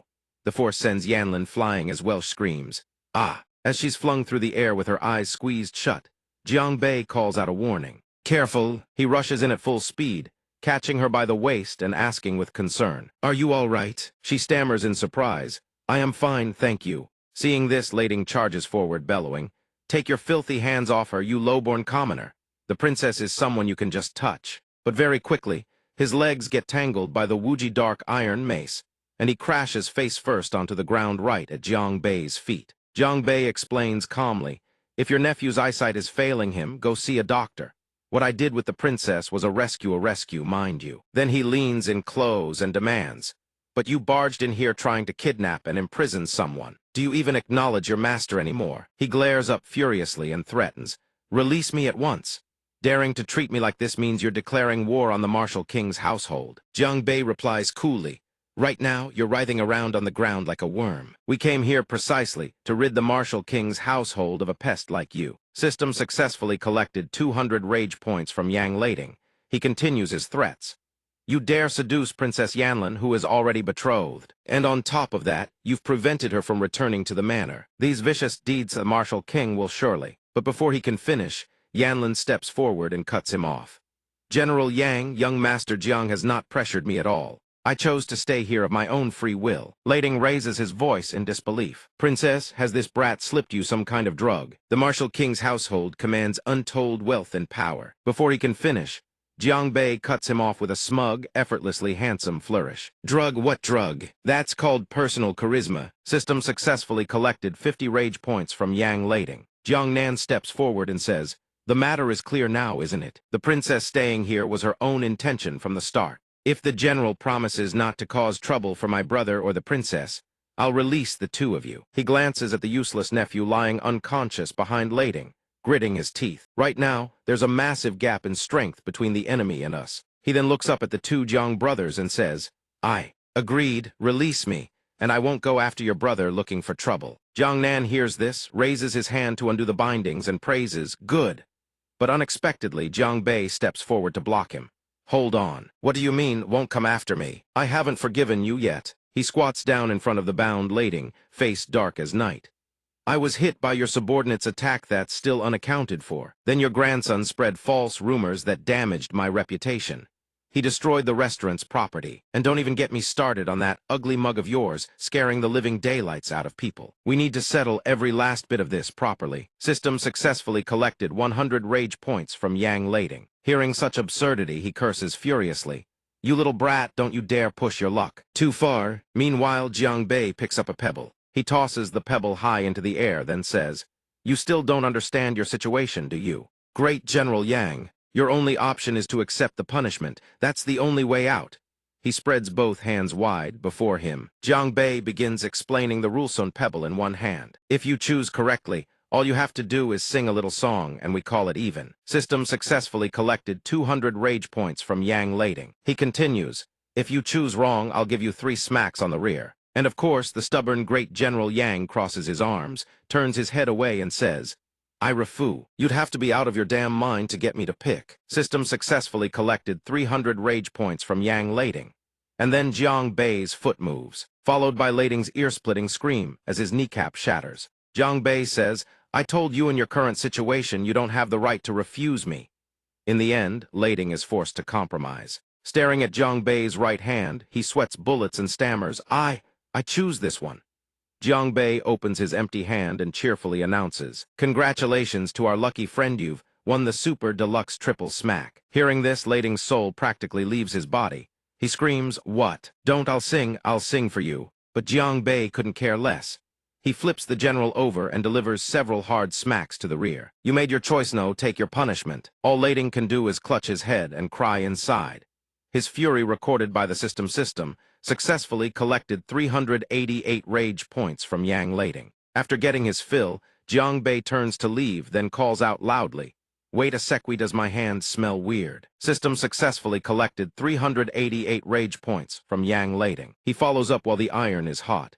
I regret it now. Smacking a man's nasty rear is just disgusting. Yanlin watches with her hand over her mouth, thinking he actually dared humiliate the great General Yang like that. Seeing his brother has handled everything, Jiang Nan steps forward and unties Yang Lading. Supported by 2 soldiers as he leaves, he doesn't forget to turn around and shout, Jiang Bei, just you wait. I'll remember this grudge. Jiang Bei waves goodbye cheerfully. Sure.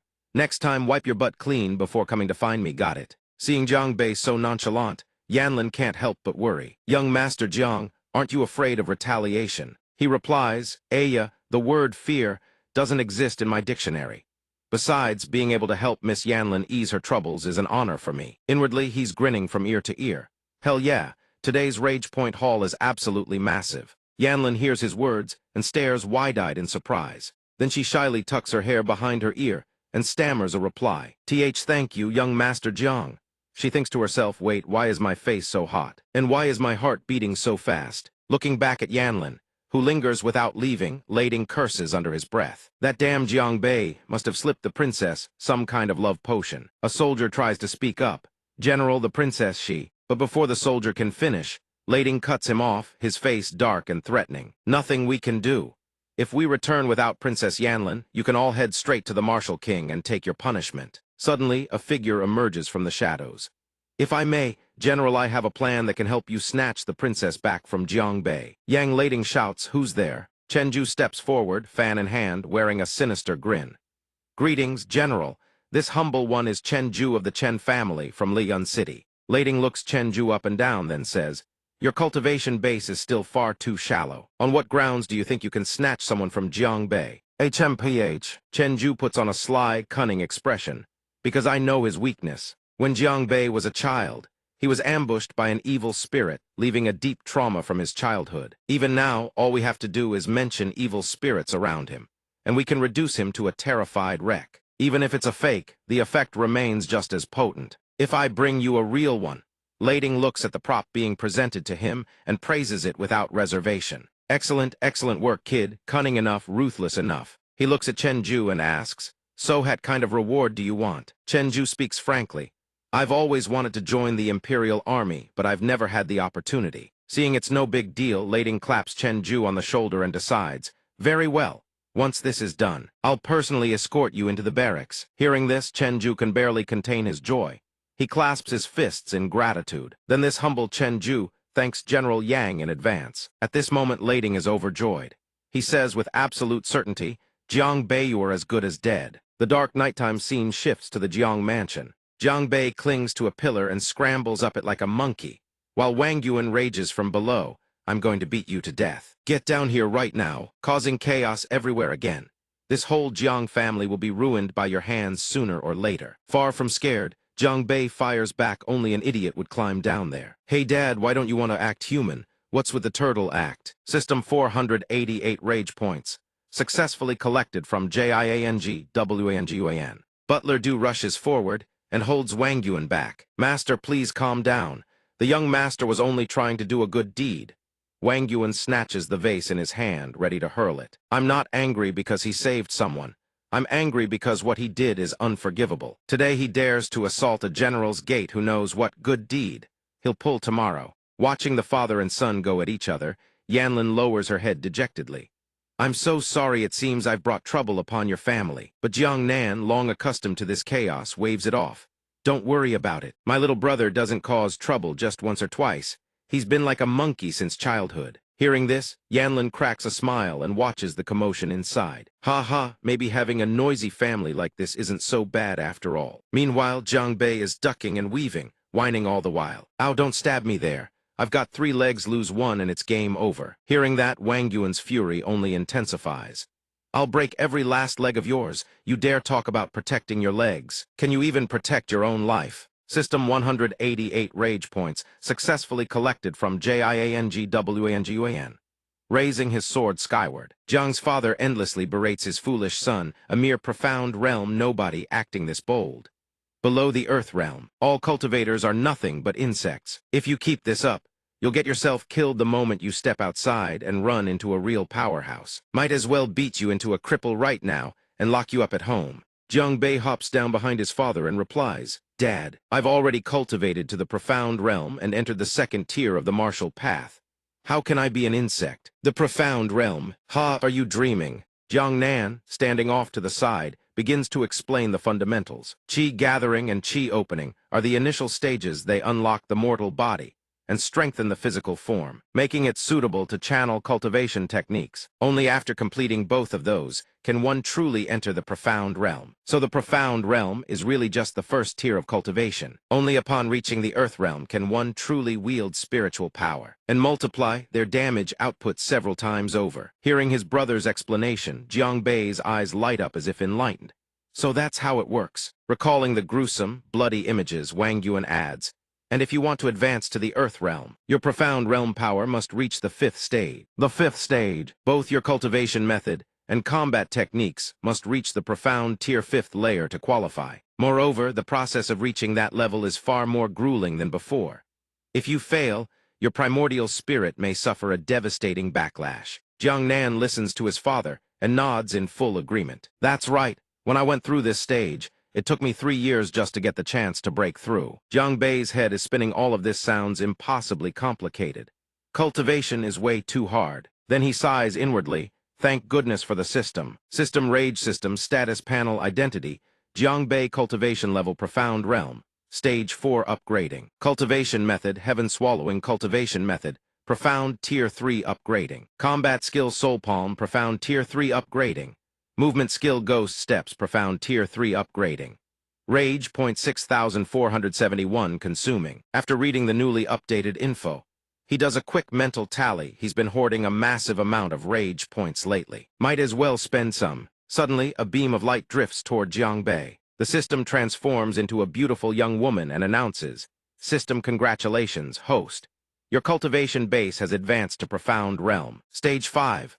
She leans in and plants a kiss right on Jiang Bei's forehead, leaving him utterly bewildered. As the vision before him fades away, he asks in confusion, what the heck was that? Who was she? At the same time, Yanlin's voice rings out. Young Master Jiang. She raises a hand to cover her mouth. Then she voices her guess. Did he just break through? Wang Yuan is stunned. How is that possible? There's no way anyone can level up continuously in such a short time. Jiang Bei is still sitting dazed on the ground. Who was that girl just now? Was I seeing things? Yanlin calls out again. Young Master Jiang. She steps forward and embraces Jiang Bei, saying, "Congratulations, young master."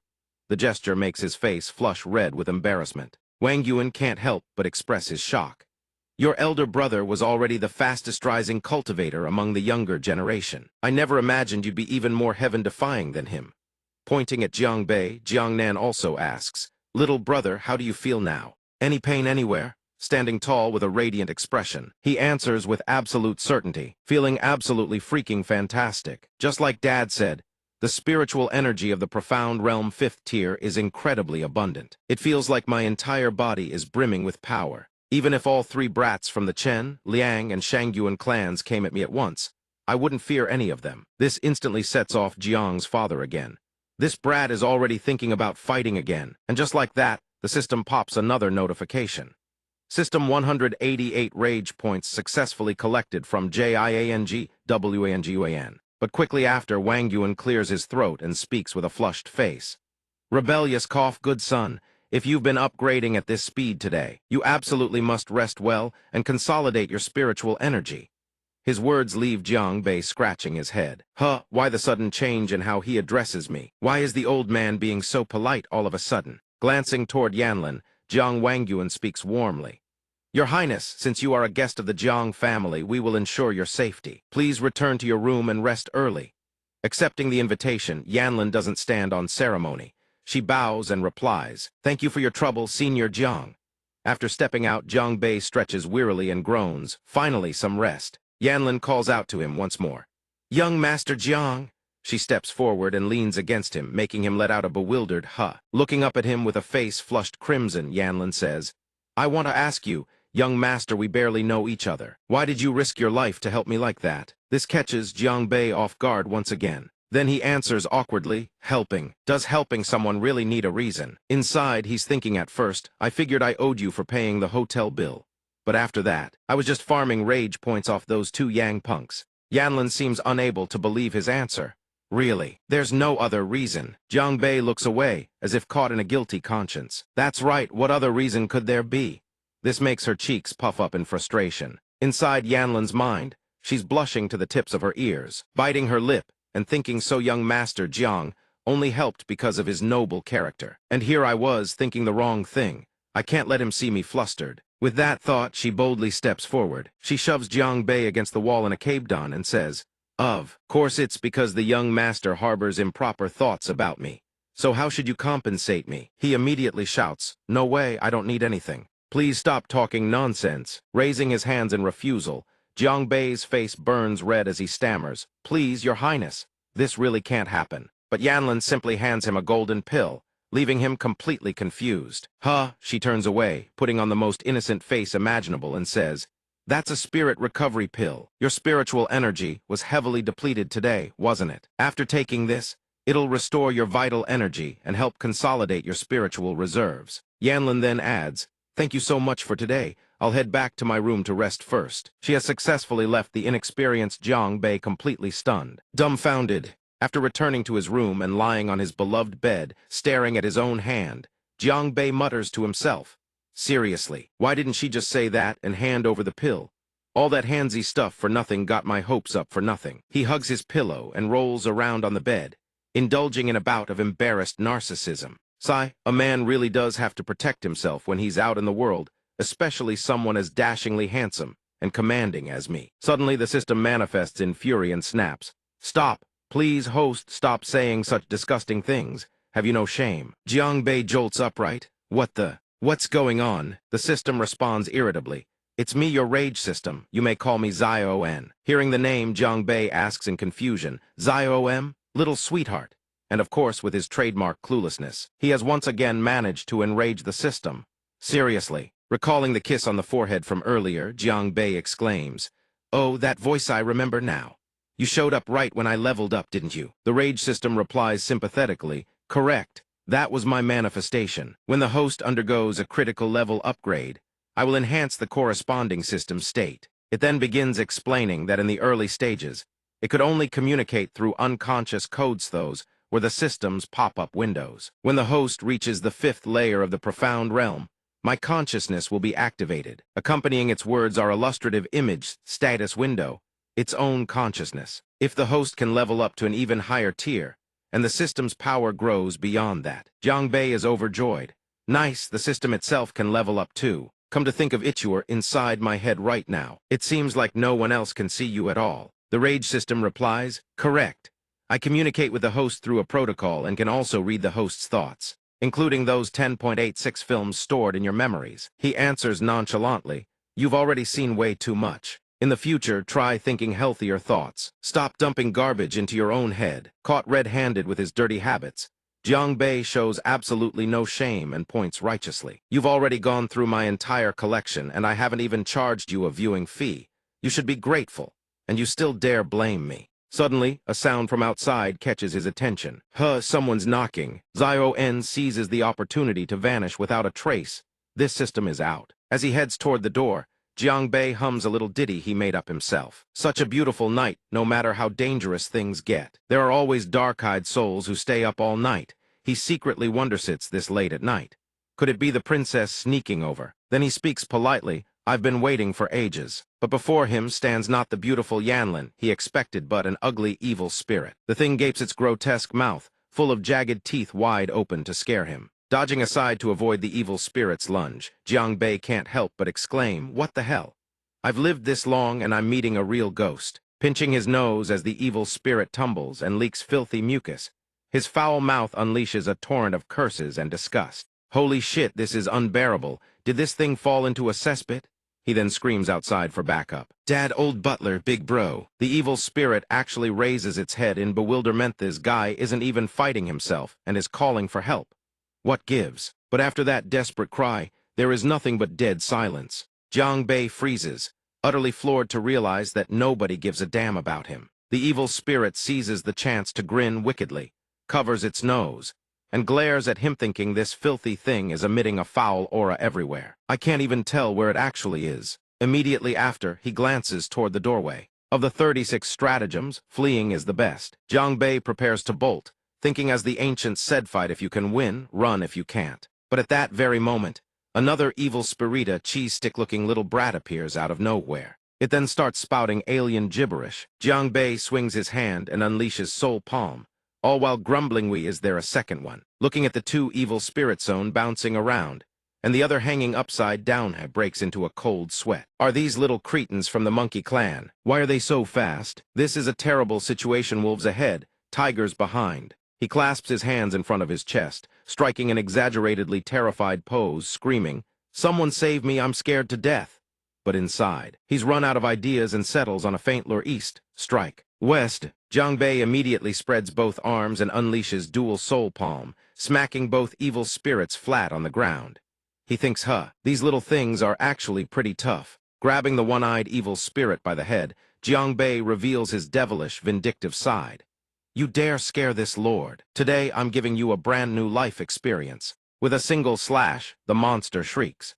Accompanying it is the system notification system, successfully collected 158 rage points from evil spirit. Glancing at the blade in his hand, then at the evil spirit crying and acting cute, Jiang Bei is stunned.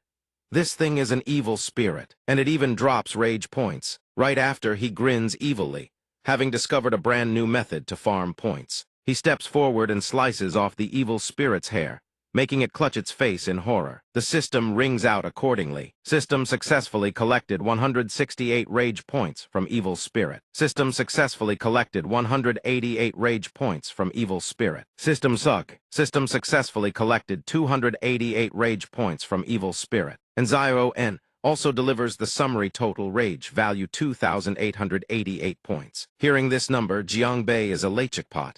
He blurts out loud, "Let Big Bro Bei give you a fresh new makeover. I guarantee you'll be the brightest ghost in the underworld." The evil spirit, completely enraged, howls, "G-u-u-u-u-u," meaning a spirit can be killed, but it will not be humiliated. It then lunges forward, attacking Jiang Bei. The evil spirit in the room also charges out, stretching its claws and roaring ferociously. A flash of light streaks through the air, accompanied by a gentle warning, "Young Master Jiang, be careful." In an instant, a figure appears before Jiang Bei, to his great surprise. He turns to see Yanlin, asking with concern, "Are you all right?"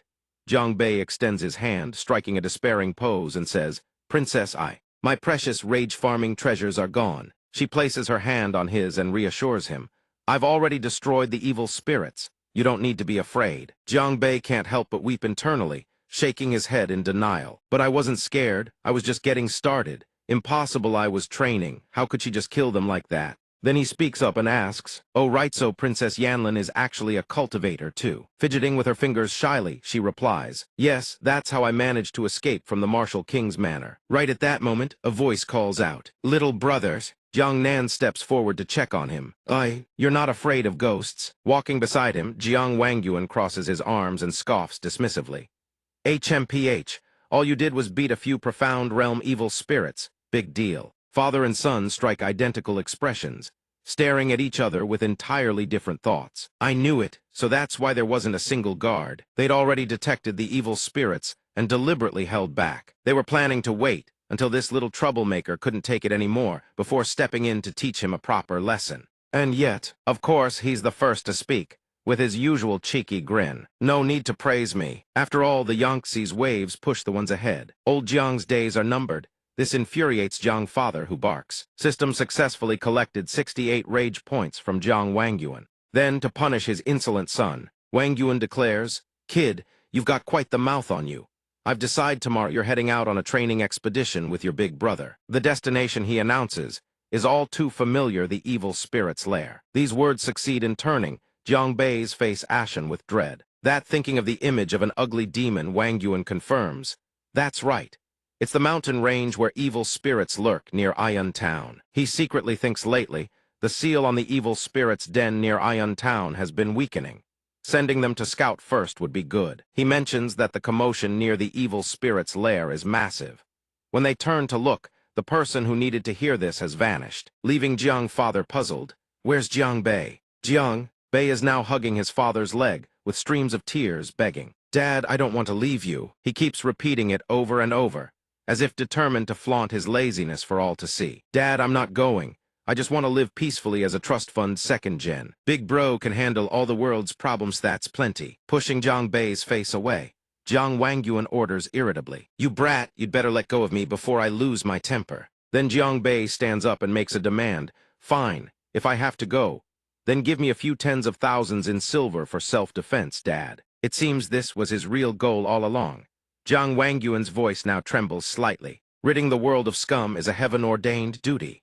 And yet, in the eyes of you brats, the only thing that matters is fun and money. I'm going to beat you to death right now. You damn spendthrift brat. Jiang Nan rushes over and wraps her arms around their father, trying to calm him down.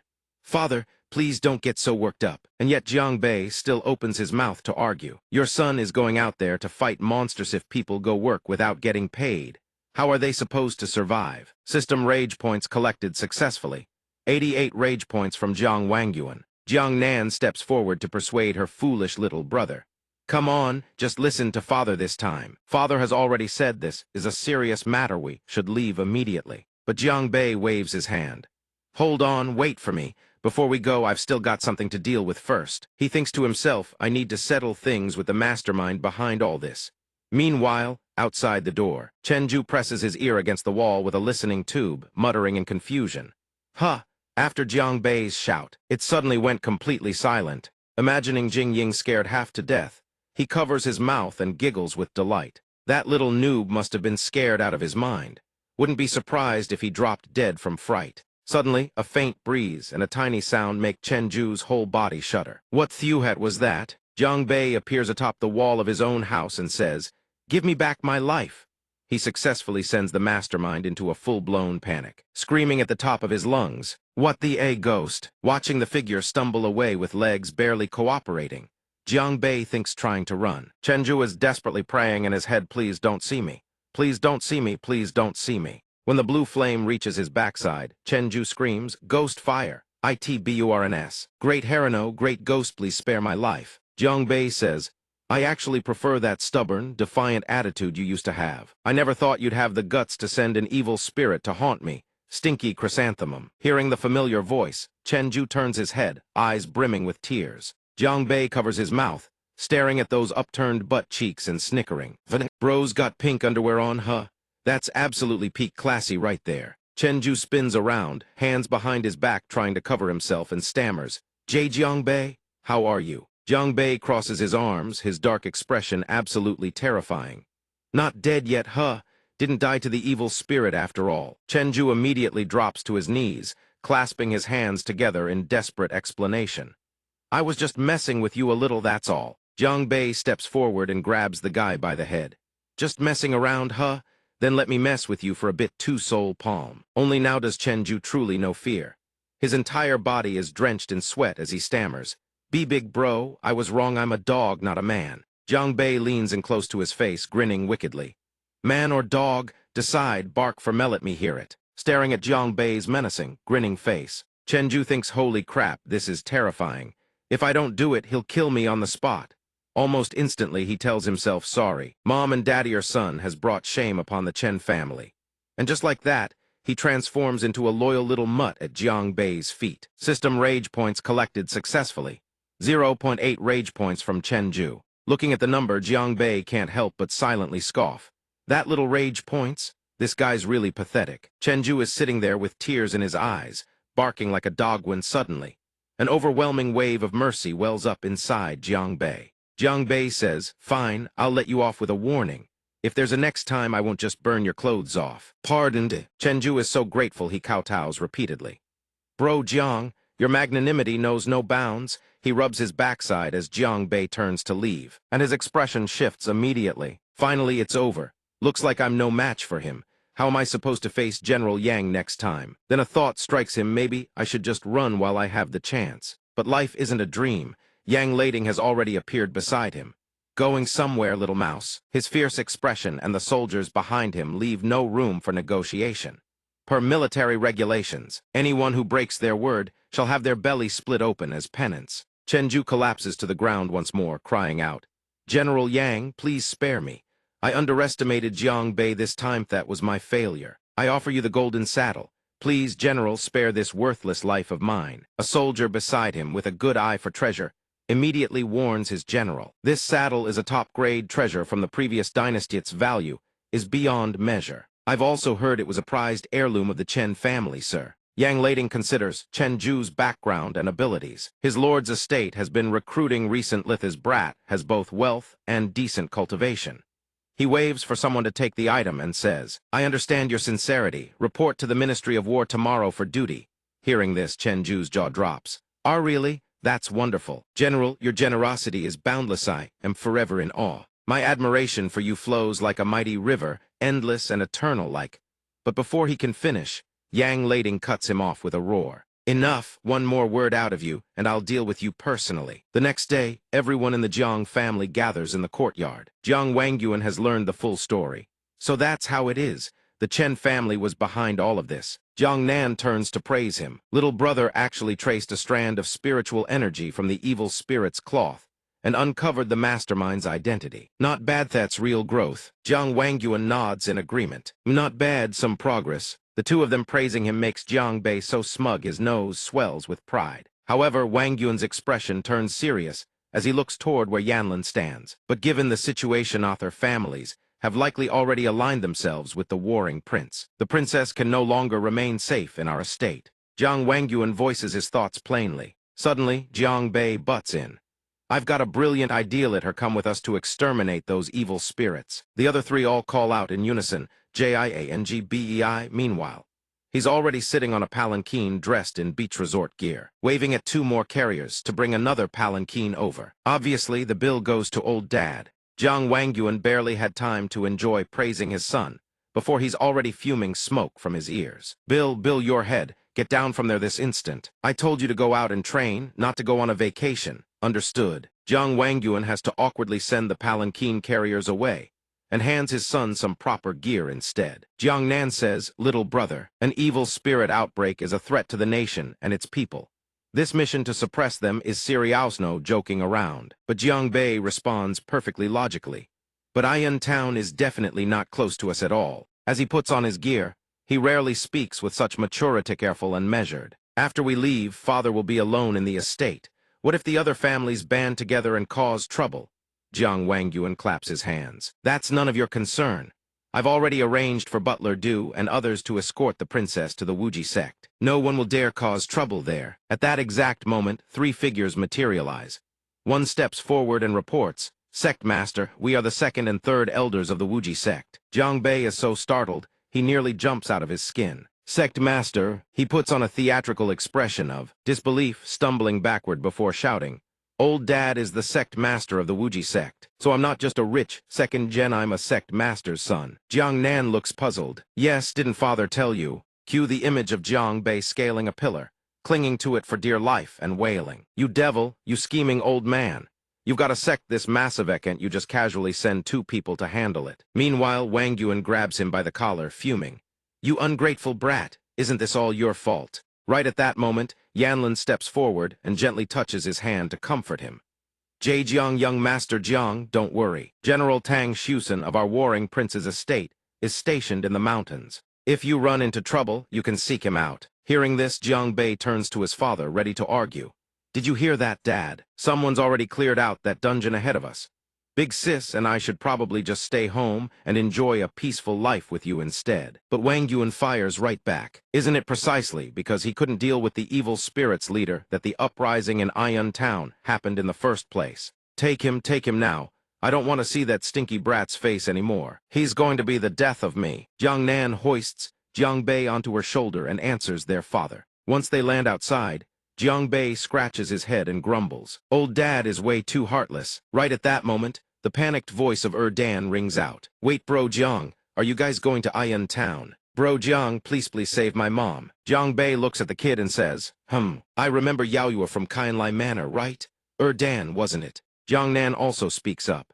"I heard that under your guidance, Butler Du's estate has been developing quite well." "What happened?" Recalling the heartbreaking scene from earlier, Dan bursts into tears and quickly answers. "It's true, just a few days ago, my mom and dad went to Ayan Town to sell goods, and they got ambushed by bandits there. After they took my mom, the bandits told us to bring a beautiful girl in exchange for her release." Jiang Nan sighs after hearing this. "I never imagined that place not only has evil spirits running rampant, but bandits bold enough to do something like this." Jiang Bei clenches his fists in anger. "This is my fault. I was the one who suggested they go out to trade. I never thought something like this would happen." Dan keeps sobbing uncontrollably. "What am I supposed to do?" Finally, he reached out to ruffle the boy's head and comforted him. "Little Dan, don't worry, those bandits dared to harm my friend. I'll make them pay dearly." System new training quest, added eliminate the bandits of Dark Cloud Town. In the Dark Cloud Town area, a group of thugs were huddled together, whispering, "Third boss, do you think that brat's actually gonna bring a girl?" "Of course he will. We kidnapped his wife, didn't we?" "Look, he's coming." Speak of the devil, 2 Nidden marched forward boldly, with Jiang Bei disguised as a woman trailing behind him. The green-bearded bandit spotted them and grinned like a lecher without a shred of decency, saying, "Oh, he even brought a girl. She's pretty tall, but hey, that makes it more interesting, doesn't it?" He let his imagination run wild with a scene too hot to handle, then hollered, "How about?" "Right, boys." The 2 lackeys and Zhang Xixiang immediately chimed in. "Maybe she's so scared she layered on extra clothes. Then we'd better give her a warm welcome before Big Boss has his turn." At that moment, Jiang Bei spoke up in an absurdly coquettish voice. "Oh, dear gentlemen, would any of you like to have some fun with little old me?" The lecherous greenbeard perked up excitedly and exclaimed, "Obviously." He turned around, caught sight of Jiang Bei's clown-like face and froze solid. Then he let out a blood-curdling shriek and screamed orders. "AAGH, what the hell is that? Somebody stop it now." But when he looked back, his lackeys had already been taken down by Jiang Nan, who stood there calm and composed. The lecherous greenbeard bolted, cursing as he ran. "Damn it, that freak has backup." Jiang Bei replied, "Well, that was rather rude of you." System successfully collected 188 rage points from Bandit Third Boss.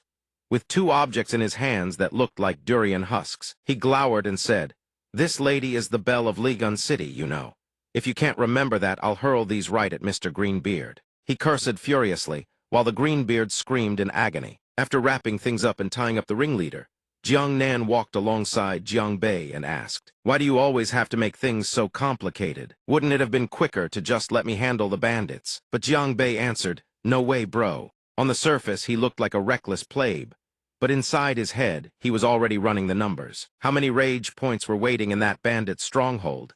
Not a single one could go to waste. Little N materialized and warned her host, Be too greedy, and you'll end up like a snake trying to swallow an elephant. Careful you don't get wrecked, host. Jiang Bei replied innocently. I'm just going to wipe out a bandit stronghold, right? What's so dangerous about that? The system spoke up in irritation. Host, do you seriously have zero sense of your own limits? The leader of this stronghold has already reached the first tier of Earth Realm. If you charge in recklessly, that's not bravery. That's suicide. Aren't you being a bit dramatic? Wouldn't it be nicer to just stay quiet? I am your god, I am your hope. You should be treating me with the utmost sincerity. Now call me by my proper title. Your Majesty, please. The green beard, however, mistakenly thought Jiang Bei was talking to him, and wondered, is he talking to me? The system dropped one final remark, keep dreaming, then vanished. This left Jiang Bei rather irritated. What an arrogant piece of work, he muttered right at that moment. The greenbeard's voice rang out. Master, ahead lies our black dragon stronghold, Master. Jiang Bei frantically waved his hands. Whoa, stop, I didn't tell you to call me that. Jiang Nan stood beside him, face darkening. I never imagined my brother had such tastes. Jiang Bei scrambled to explain. Bro, don't misunderstand, let's just go. When they reached the stronghold gates, 2 guards blocked their path. Halt, what business do you have here? But Jiang Bei didn't even bother answering, just stood there picking his nose, then belted out. Your mother's. System successfully collected 288 rage points from gate guard Lu Nibing. One of the guards stepped forward, thrusting his spear at them. You little brat, you dare curse at me. The green beard panicked and quickly explained. Don't point that at the wrong person. System successfully collected 288 rage points from bandit third boss. Quest updated. Nibing quickly retracted his spear tip, then barked at his men to back off. Damn near made a mistake, release our third boss this instant. But Jiang Bei replied, no can do. Go tell your big boss first. He clenched his fist, striking a ridiculously righteous pose. That Ba killer is here. If he wants his third boss back, tell him to wash his neck and come see me. The scene then shifts to the stronghold leader's quarters. Upon hearing Lu Nibing's report, the leader gripped his chair so hard it cracked. What kind of nonsense is that? A man who looked like an advisor stood nearby and spoke up. Ba killer. There's no one around here by that name, is there? Li Dahu, the big boss of Black Dragon's stronghold, snarled. I don't care who he is, so dare he cause trouble in my Black Dragon's stronghold. Does he really think Dahu is some pushover he can squeeze however he wants? Meanwhile, Jiang Bei's group had made their way inside the stronghold. As he waited calmly, a voice roared, be a killer. Dahu charged in with a thunderous punch and an arrogant battle cry, die. Dahu's punch shattered the courtyard floor, kaboom. But Jiang Bei dodged just in time. Eyeing that strike, he thought, so he really is at the early Earth Realm. I need to test him out first. He launched a soul palm, and Dahu countered with Divine Tiger Fist to block the technique. Jiang Bei was clearly at a disadvantage. Dahu's palm technique was definitely beyond just the first tier of Earth Realm. The impact sent him flying, blood spurting from his mouth. Jiang Nan shot forward to catch him, crying out, Jiang Bei. Sitting on the ground, he couldn't stop coughing. Dahu bellowed, you dare cause trouble in my Black Dragon's stronghold. Come one, I'll kill one. Come two, I'll kill them both. Jiang Nan looked at his brother. He's stronger than you, let me handle this. But stubborn as ever, Jiang Bei shook his head. Don't. He stood up, wounded, yet utterly determined to beat Dahu himself. Inside, he was thinking, I haven't even spent the points I've collected yet. The system panel flickered to life rage system, named Jiang Bei Cultivation Base Profound Realm. 5th Tier Cultivation Method, Heaven Swallowing. Cultivation Method Earth Grade. Tier 1 Upgradable Combat Skill Soul Palm. Tier 4 Upgrading Movement Skill Ghost Steps Earth Grade. Tier 1. Rage points 1,647. He spoke up, addressing Dahu. So you're the big boss of Black Dragon Stronghold. The bandits terrorizing the area lately, all you're doing, right? Dahu crossed his arms and answered casually. That's right. We come down the mountain just to make a living. Thing is, you lot need money to buy things. What we need is lives. Jiang Bei closed the distance and threw a laughably weak punch at him. Dahu scoffed. Hasn't the beating from earlier sunk in yet? Looks like this time I'll. But when Jiang Bei's chain of palm strikes connected, Dahu's eyes went wide. What the why are this kid's attacks getting stronger and stronger? Why are this brat's techniques growing more powerful with every strike? Next thing he knew, Dahu was getting absolutely wrecked, sent flying backward. A palm imprint was clearly branded across his chest. System successfully collected 188 rage points from Li Dahu. Furious as he was, Dahu collapsed to his knees before Jiang Bei, trembling and begging for mercy. Great hero, spare my life, I was wrong. But Jiang Bei steps forward anyway. beating the guy senseless while spouting the most punchable lines imaginable. "How's a runt like you gonna keep playing? You picked wrong, you threw rock, I threw paper. A few slaps later I win." And of course, the rage system keeps pinging non-stop. System successfully collected 288 rage points from Lee Dahu. System successfully collected 388 rage points from Lee Dahu. Next, Jiang Bei smashes Dahu clean through a wall. Winner takes all. Loser gets their teeth kicked in. Right on cue, the system chimes. System successfully collected 588 rage points from Lee Dahu. Jiang Bei struts forward and sneers. "You're the bandit leader and that's all the rage you've got. Not even worth picking my teeth over." He turns toward the distant torchlight and issues his orders coldly. "This dump has preyed on too many people. Squeeze every last coin of dirty money out of these thugs. Whatever's left gets funneled into the treasury." From the side, a boy stands beside his mother and speaks up gratefully. "Brother Jiang, thank you for saving my mom. From now on, I'll train hard to be as brave and powerful as you, Brother Jiang." Jiang Bei can't help but beam with pride. "Not bad, kid. When your young master here finds the time, I'll give you a few pointers." Right at that moment, someone steps forward, cups his fists, and announces, "Greetings, young sect master." Jiang Bei looks confused. "This is..." Jiang Nan extends a hand, points at the person, and explains, "The nature of these bandits is hard to change, so I found a fellow Taoist to escort them back." Hearing this, Jiang Bei nods approvingly. As expected of Big Brolways thinking ahead, the Wuji sect disciple speaks up. "Young sect master, the yin energy on this mountain is very dense. Perhaps you should descend with us." Jiang Nan furrows his brow. "Yin energy?" the disciple replies. "Indeed, dark clouds have gathered at the summit. Some kind of formation seems to be responsible. It gives everyone a deeply unsettling feeling." Jiang Bei turns his head and looks at Dahu questioningly. "Yo, what's the deal with this mountain of yours?" Dahu, his head swollen like a bruised melon, flinches and answers. "I honestly don't know either. Actually, Black Dragon Stronghold used to be set up higher on the mountain. But recently, evil spirits suddenly multiplied. We had no choice but to retreat to lower ground end. We even had to bribe the road warden, Tang Shushan. Even the Imperial General came to suppress the evil spirits and protect us." Hearing this, Jiang Bei is so furious he curses out loud. "What the hell? The Imperial Court is colluding with bandits now. But with so many powerful people around, they still can't wipe out a bunch of evil spirits." Suddenly hearing a strange noise, he whips his head around. What sound was that? At that moment, several evil spirits materialize, accompanied by eerie cackling. "Spiritual energy that's strong, and here come even juicier targets." The Wuji sect disciple shoots into the air and shouts, "Everyone run now." Jiang Bei sees the situation going south and immediately drops into a crouch. This place is way too dangerous, but life never goes as planned. Jiang Nan reaches out and yanks him back.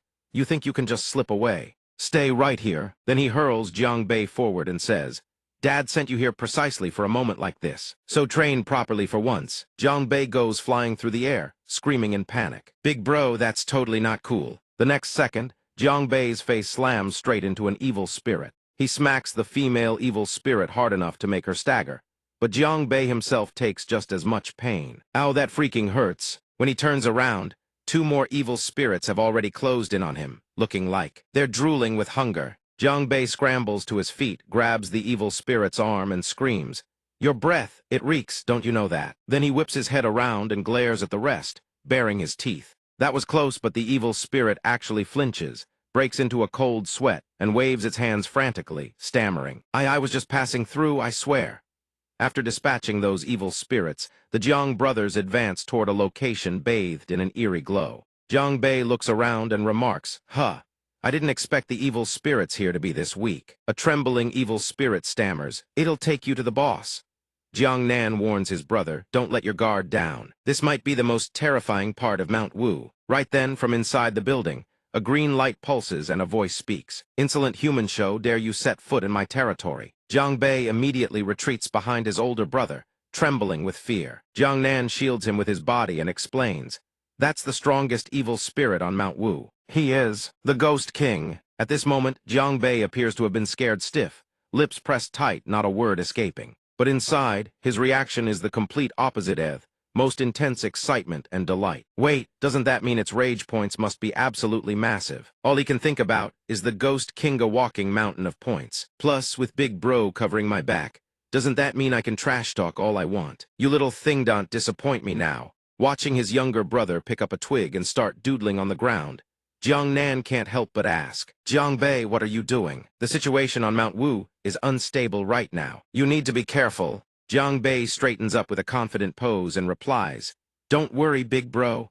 Let me just go say hello. He strides forward with twig in hand and calls out, Hey, what you just say? You wanna teach us a lesson? You still in there? Naturally, the Ghost King is provoked and demands, Insolent cultivator, what is your name? How dare you speak to me like that? The system chimes in system, successfully collected 388 rage points from the Ghost King. Thinking of the Ghost King and those corrupt officials, he announces, The name's Tang Shushan, Prefectural Road, Warden of Zhou Prefecture, a man who never changes his name whether standing or sitting. Inside, he thinks, throwing that dog general who colludes with bandits under the bus, consider it building up some good karma for him. Waving his twig around, Jiang Bei bounces back and forth, launching verbal attacks non-stop. Little bro, what kind of act are you putting on here? You're just a turtle hiding in its shell. Where's the manliness in that? Even the 8 princes don't have grandkids like you.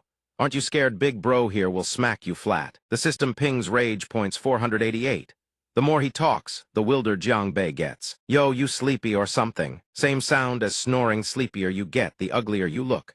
Come on, let this lord feel your joy. With each line, the rage points keep climbing. Rage point 688. Rage point 788. Finally, he drops the ultimate line with a shameless grin. How about I give you a golden shower? You know, to break the ice between us. The Ghost King roars, You dare. The system chimes system successfully collected 88 rage points from the Ghost King. The evil spirit inside the building erupts with power and screams, You've pushed me too far. When one rages, another shall rejoice. Jiang Bei thinks to himself, This rage-farming setup is pretty sweet, but now things are looking dicey. The Ghost King charges out of the building, trailed by a horde of lesser evil spirits. His voice rings out like steel. Huang Ku's little Bratiday, you die, or I perish. Looking at the mob, Jiang Bei's eyes widen.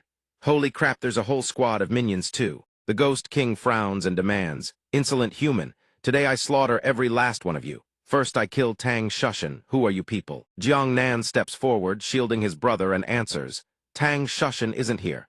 The one fighting you today is me. Jiang Bei leans in and whispers, Big bro, you can handle this old freak solo, right? Jiang Nan whispers back his assurance. Reassured by his brother's confidence, Jiang Bei immediately turns tail and bolts, accompanied by a piercing scream. Too scary, there are way too many evil spirits. General Tang is over there, I gotta go warn him. Seeing this, the Ghost King scoffs in contempt.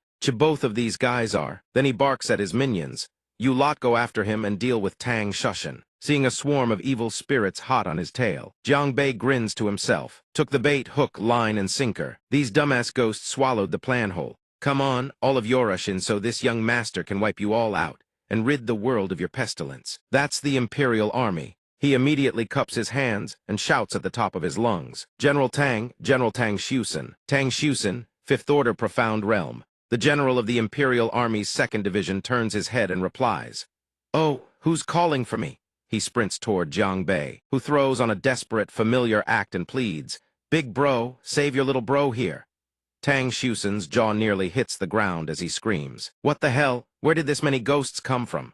Jiang Bei lunges forward, hugs Shusen, and pouts as if they've been best friends for years. Jiang Bei says, Running into you here is just too great.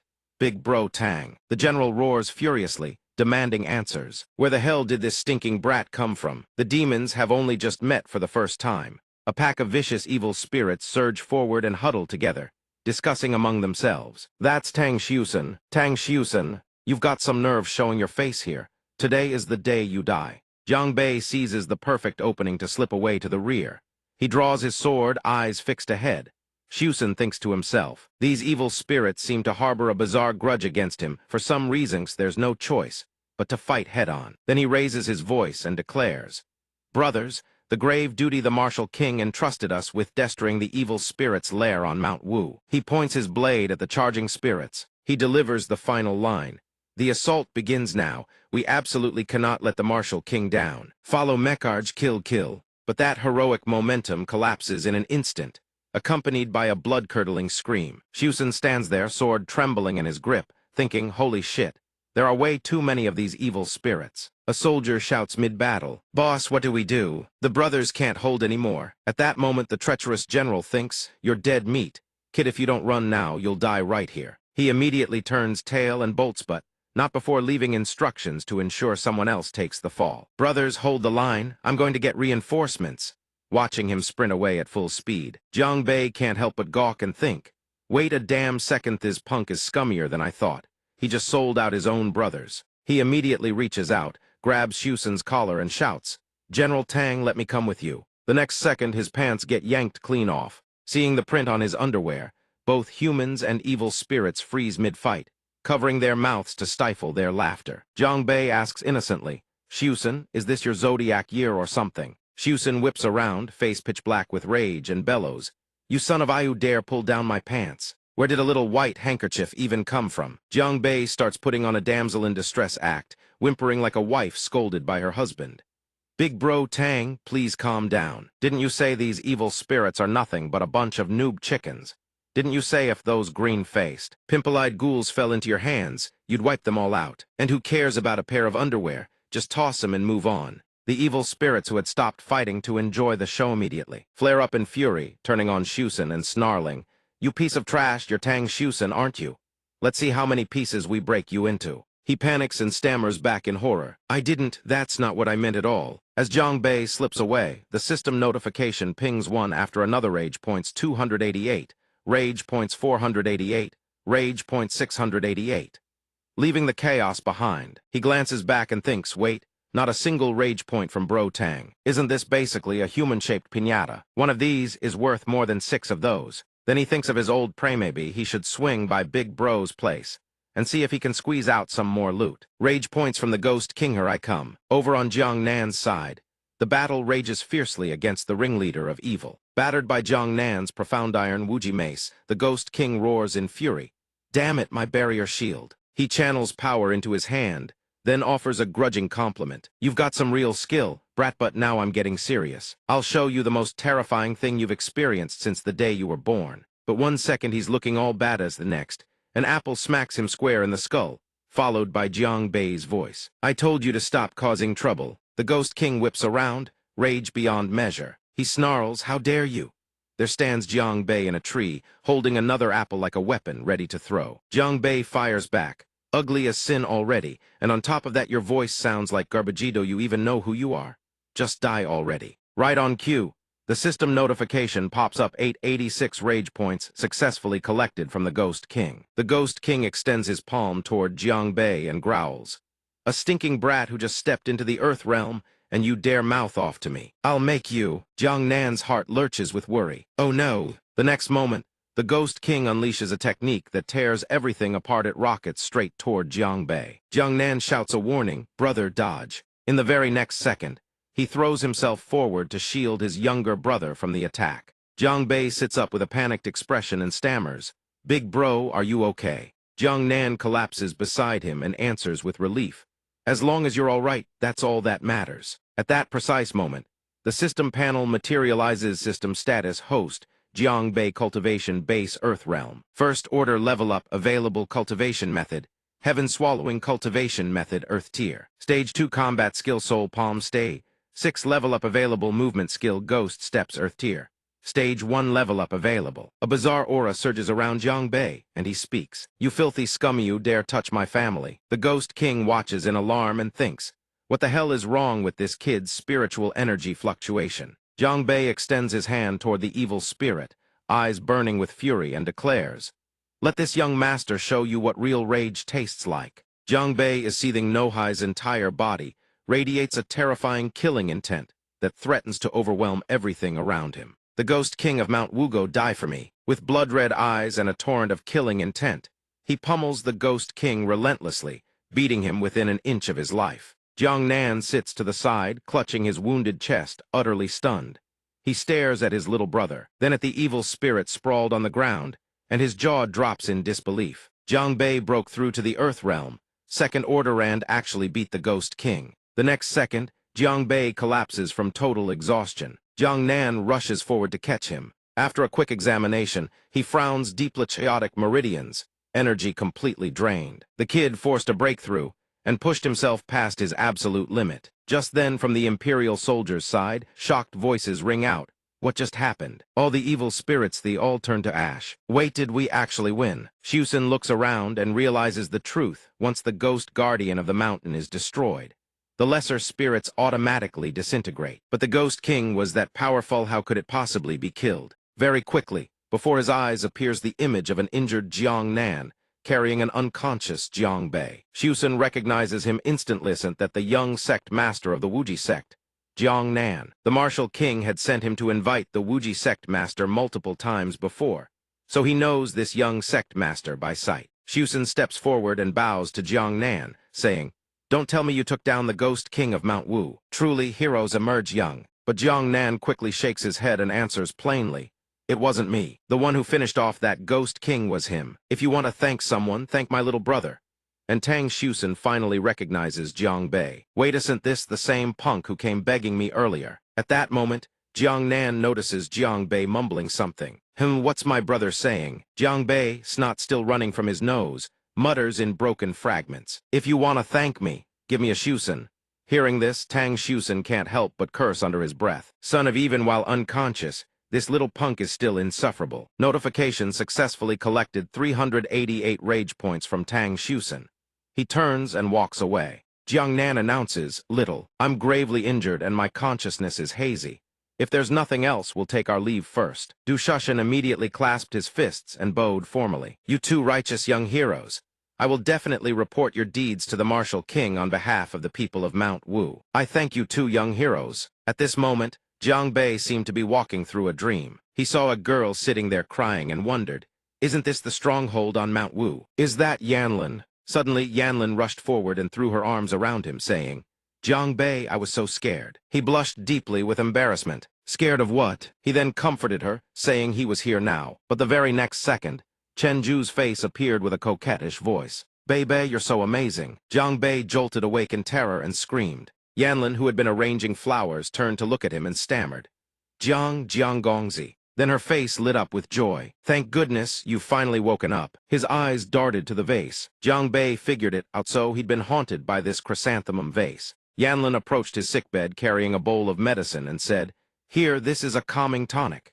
You've been unconscious for 3 whole days. We were all so worried about you." Hearing this, he couldn't help but exclaim in shock, I was out that long." She placed a hand on her chest with a sorrowful expression, her eyes glistening with tears. "Yes, we all heard about you slaying the ghost wraith. It was far too dangerous." Looking at her exhausted appearance and the dark circles under her eyes, he realized she must have been tending to him for a long time. He then reached up and gently wiped her face, saying, "I'm sorry. It's my fault for making everyone worry."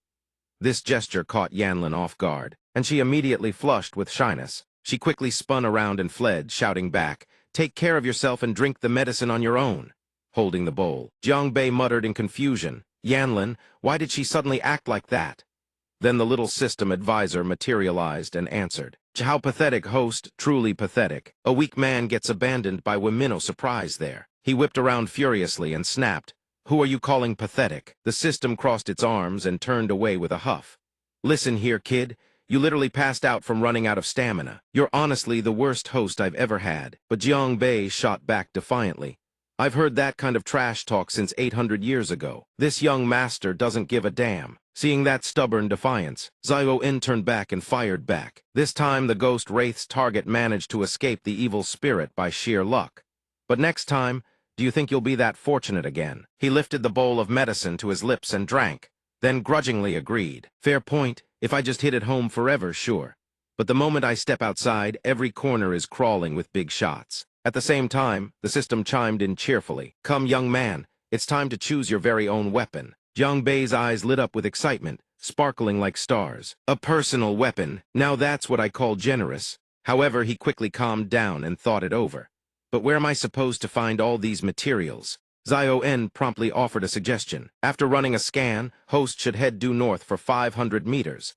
That's where the natural treasures you need are located." He looked in that direction and realized that the Tangbao Tower, at the very location Jiang Bei and the system had targeted, a pitiful voice cried out, "Oh, my ancestors, my poor, poor pants." Hiding in the bushes with 2 branches in hand, he couldn't help but groan. "Why are there still guards on duty at noon? Don't these people eat?" Zio-In fired back, "Host, you haven't eaten either. Sneaking around like some ghost, what exactly are you trying to steal?" Hearing that, he couldn't resist giving it a hard pinch and retorted, "Steal. In the cultivation world, there's no such thing as stealing." Zio yelped in pain. "Ow, ow, ow, that hurts, let go of me." After satisfying his urge to pinch, he turned around and calmly laid out his plan. Right now, out of the 36 stratagems, only one remains as the best course of action slipping in. The system was startled and judged, "Host, are you seriously giving up?" But the next second, realization dawned. "Wait, you mean sneaking inside?" Glancing back, Jiang Bei explained, "This is called switching positions." He then used his Kingong to leap over the wall and whispered, "Quit yapping." He landed swiftly at his intended spot. The place where Jiang Bei stood was overflowing with spiritual energy. System notifications popped up continuously. System material discovered millennial dark iron. Do you wish to collect it? System material discovered transrealm Vajra stone. Do you wish to collect it? System material discovered extreme frost ice crystal. Do you wish to collect it? Looking around in amazement, he thought, "Wow, that's insanely generous. So our clan's treasury is this grand." The next second, he clicked his tongue repeatedly, secretly overjoyed. "Watch as I, Jiang Bei, grind in silence. One day I'll shock everyone." Then he shielded his eyes and exclaimed, "Blinding. The light of legend, it's timeless, absolutely blinding." A massive sword materialized out of thin air. He gazed at it, picked it up, and beamed with delight. Wow, a magnificent, high-class sword full of meaning. Only something this grand is worthy of me, Jiang Bei. At that exact moment, the system cut in urgently. "Host, run. The divine sword's emergence is unleashing enormous power. This treasury is about to collapse." Jiang Bei's eyes went wide. "What?" The very next second, the Beiyatong pavilion came crashing down. The guards jumped in shock. "What the hell is going on?" They quickly spotted him, and one exclaimed, "That's young sect master Jiang Bei." Jiang Bei was covering his mouth, coughing violently. The two disciples discussed among themselves, "We need to report this to Jiang, Nan Shixing, and the elders immediately." Jiang Bei kept coughing from the dust and looked down at his new sword in bewilderment. "Cough, cough, what the hell is this thing? How does it have this much destructive power? It literally demolished an entire room." "Cough, cough." Zio materialized and announced, "Host, please name the divine sword to complete the binding process." He suddenly remembered. "Oh, right, I have to name it too." Then he struck a self-admiring pose. "For a man as suave and cool as me, Jiang Bei, this sword deserves a name just as legendary." He raised the sword high and declared with glee, "I've got it. I shall name you Zyro Tao Tao as in refined elegance." The system, despite itself, had to admit, "Buddy, that's honestly the least elegant name I've ever heard." At the same time, the system notification rang out. System successfully collected 188 rage points from Zyro Tao Tao. Jiang Bei was stunned. "Huh, even a sword can get angry. Well then, let this young master test your power." First, sword riding. At that exact moment, Jiang Nan rushed over and called out, "Jiang Bei." He asked with concern, "Are you all right?" Standing beside him were Su Yingzhu and the second elder of the Wuji sect. Jiang Bei quickly replied with an awkward grin, "I'm fine. What could possibly be wrong? Look, I even got myself a divine sword." But then his expression froze. "Huh!" He immediately started crying and wailing. Big bro, elder, get out of the way. This sword is way too hard to control." Su Yingzhu raised a hand to shield himself from the chaos unfolding and shouted, "Jiang Bei, what are you doing? Stop this at once." Jiang Bei replied helplessly, clutching the ghost wraith sword. "Second elder, it's not like I want this. I can't even control it myself." Immediately after, he tumbled right off the sword, accompanied by a string of curses. "Damn it!" Landing on the ground and rubbing his head, he grumbled irritably, "Zyro Tao Tao, you're absolutely useless. You don't listen to a single command. I should rename you Little Thief instead." The moment he glanced over, Jiang Bei choked on his own saliva in shock. Su Yingzhu stood there with his robes in tatters, fuming with rage. "Jiang Bei." System successfully collected 688 rage points from Su Yingzhu. The second elder's robes were completely shredded, leaving him in a pitiful state. He roared furiously, "You'd better give me a damn good explanation." Jiang Bei hurried to explain, "I was just trying out a weapon. I didn't know you two were there." Suddenly, a disciple shouted from behind, "Elder, elder, outside the mountain gate there's," hearing the call. The second elder turned around. Sure enough, after seeing the elder's current state, the disciple can't hold back and bursts out laughing. The second elder of Yingzhu, utterly humiliated, flies into a rage. His expression darkens like a thundercloud as he growls through gritted teeth. "If you've got something to report, spit it out. Stop just standing there." And so, the man struggles to contain his laughter as he makes his report. Understood. Elder outside, there is a man by the name of Tang Shushan. He says he wishes to see the young sect master. Jiang Bei's eyes go wide with surprise. Tang Shushan, isn't that the spineless coward of a general? Saying that, he strolls right over and slings his arm around that brother's shoulder like they're old pals. Come on, come on. Let me go see this Tang Shushan with you. Me and him go way back. The second elder of Yingzhu, still choking on his humiliation behind them, points at Jiang Bei's retreating figure and bellows. Jiang Bei, you little brat, don't you dare run from this. We'll settle this score later. Once led to Tang Shushan, the moment he lays eyes on the man, Jiang Bei speaks up. General Tang, right this way. Then he folds his arms in front of his chest, his expression dripping with contempt. Well then, what business does your grandpa Jiang Bei have with you today? Tang Shushan's face turns absolutely ghastly at those words. He forces down his irritation and replies, This time I come bearing the War King's orders. First, to invite the young sect master to attend a banquet. Inwardly, he can't help cursing this guy's mouth is pure venom. If it weren't for the War King's orders, I wouldn't be caught dead in his presence. Earlier, upon receiving news that the Ghost King had been eliminated, the War King had joyfully issued his decree. Oh, so the Dark Ghost has been slain. Quickly, go to the Wuji sect on my behalf and invite them over. He bows and continues. Second, to express gratitude for your noble service in vanquishing the evil spirit. Jiang Nan responds modestly beside him. There is no need for thanks. Slaying evil spirits is the duty of our Wuji sect. He lounges arrogantly in his chair, munching on fruit and chips in. Exactly. We're nothing like some people too incompetent to get the job done, and even colluding with bandits on top of that. Tang Shushan's face twists with fury. System successfully collected 218 rage points from Tang Shushan. Jiang Nan's expression remains ice-cold as he continues. As for this generous gift, General Tang, please take it back with you. Suddenly, Hu Yanlin's voice rings out from outside. Wait, she has disguised herself as a man. The moment she steps in, she cups her fists and gives Jiang Bei a playful wink. Senior brother Jiang Bei, how about we take a little trip to the War King's estate? The instant he sees her, he recognizes her. A hint of confusion rises in his mind. Huh, is that Yanlin? Why is she disguised as a man? He immediately asks, why though? She answers at once. I hear that Miss Yanlin of the War King's estate is about to be married to young Prince Dairo Mao. Senior brother here just wants to witness such a grand event. That's all. He thinks it over, lowering his head to stroke his chin. If he remembers right, she left the War King's estate precisely because of this marriage arrangement. So why is she deliberately asking him to bring her back there? After a moment, he agrees without hesitation.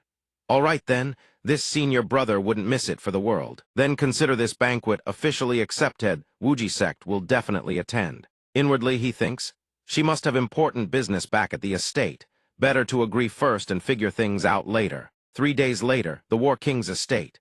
Hu Feng cheerfully raises his wine cup and announces loudly, Young Prince Dia, Mao, your gracing us with your presence truly honors our humble estate. Come, let me toast to you. Dairo Mao doesn't even spare him a glance. His disdain is plain for all to see. He stares fixedly at the massive gold ring on his own hand and says, I'm here this time because I wish to see my fiancée, lovely Miss Yanlin. Then he props up his chin and continues, It's been so long since we last met.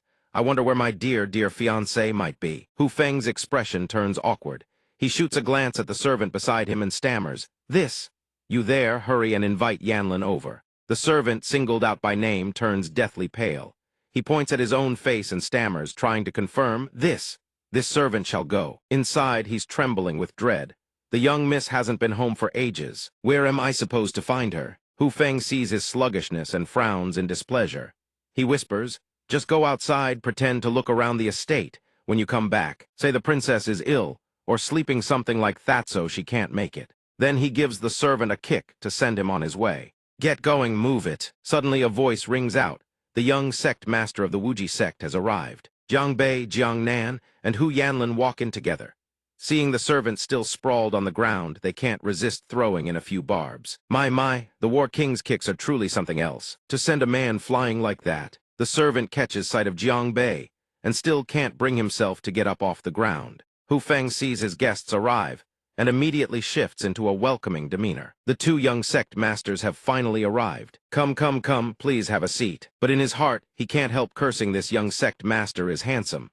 All right, but his mouth is pure poison. System successfully collected 28 rage points from Hu Feng. The moment Dairo Mao lays eyes on them, his eyes light up immediately. He stares at Jiang Nan in awe. My word, that chiseled nose, those deep, soulful eyes. Jiang Nan's stunning beauty is enchanting enough to captivate even men. How can someone so impossibly perfect exist in this world? Under that intense gaze, Jiang Nan feels deeply uncomfortable. He shoots Dairo Mao a look as cold as ice, his voice low and threatening. Watch those dog eyes of yours. But in Dairo Mao's deluded mind, he interprets it as a compliment. He cups his face in fantasy. My dog eyes, is he complimenting my big, round, puppy dog eyes? Seeing his bizarre behavior, Jiang Nan can't help but lean over and whisper to Jiang Bei. What's wrong with this Dairo Mao guy? He's seriously weird. Looking at Dairo Mao's lovesick gaze fixed on Jiang Nan, Jiang Bei thinks in alarm. Don't tell me he's got the hots for big bro. Hu Feng, seated at the head of the table, senses the odd atmosphere. He thinks, why does the air in here feel so weird? No, this lord must diffuse this situation right now. So he calls out, servants, quickly bring out the feast. But Dairo Mao cuts him off. Wait a moment. Then he walks toward Jiang Nan and says, may I ask the name of young sect master Jiang? Would this young prince have the honor of you accompanying me to the ba? Before he can finish, Jiang Bei's sword is already swinging toward him. He snaps, to hell with that. Then, with a dark, contemptuous expression, he sneers, my big bro is a proper, straight man.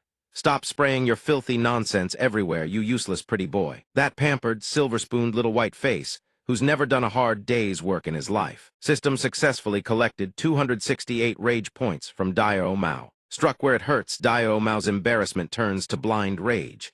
He points at Jiang Bei and screams, who are you calling a pretty boy? Aren't you the one keeping a pretty boy around? Then he runs his fingers through his hair and says narcissistically, could it be that Dairo Mao is so dashing, so handsome, so utterly magnificent that it made you jealous? After a few strokes, he frees a patch of hair on his head has vanished, leaving only a shiny, bald spot. The hair on my head. System successfully collected 588 rage points from Dairo Mao. At that moment, Hu Yanlin removes the hair clip from her head and calls out, hey, Dairo Mao, take a good, hard look. Do you even recognize who I am? He stares hard at her face, straining to recall. Something about her features seems oddly familiar. Then his gaze drifts down to Hu Yanlin's chest. He judges, not as big as mine. After a moment of pondering, he claps his hands and exclaims, I remember now. You're Yanlin's brother Hu Baiantai, right? Hu Feng sees this and can't help but slap his own forehead in exasperation. He thinks helplessly, this Dairo Mao really is something else. What a talent! Both Jiang Bei and Jiang Nan hear his answer and stand there slack-jawed. They never imagined such stupidity could exist in this world. Hu Yanlin can't take it anymore. She smacks him hard and curses. Go die, you, blind as a bat and deaf as a post. Only now does Hu Feng speak up. Yanlin, you've come back. She answers respectfully. Father, your daughter has returned this time to annul the marriage engagement with Dairo Mao. He is startled and raises his voice. What? Marriage is not a child's game. Don't talk nonsense. Her expression turns deadly serious. Your daughter is not talking nonsense. These are the people I came to know during my time away. It was then that I realized Doan must seize their own destiny with their own hands. Hearing this, it suddenly dawns on him. So that's why we couldn't find Yanlin all this time. It was the Wuji sect sheltering her all along. He points at her and snaps. Yanlin, how can you harbor such ideas? It must be that Jiang Bei who led you astray. Jiang Bei immediately steps forward, shielding Hu Yanlin behind him, and retorts with a smirk. No wonder the princess didn't want to come home. Turns out she has a shameless father like this. Your own daughter comes back, and the first thing you do isn't even asking how she's been. It's jumping straight to scolding and berating her. He is. Stung by those words, Hu Feng's fury blazes white-hot, but he can only swallow it down. Through gritted teeth, he says, I did no such thing. I was merely the result of provoking him. System successfully collected 118 rage points from Hu Feng. Jiang Bei presses on with that same irreverent smirk, leaning in to say, merely what? Merely seeing her as a political marriage pawn. Hu Feng can't hold back anymore.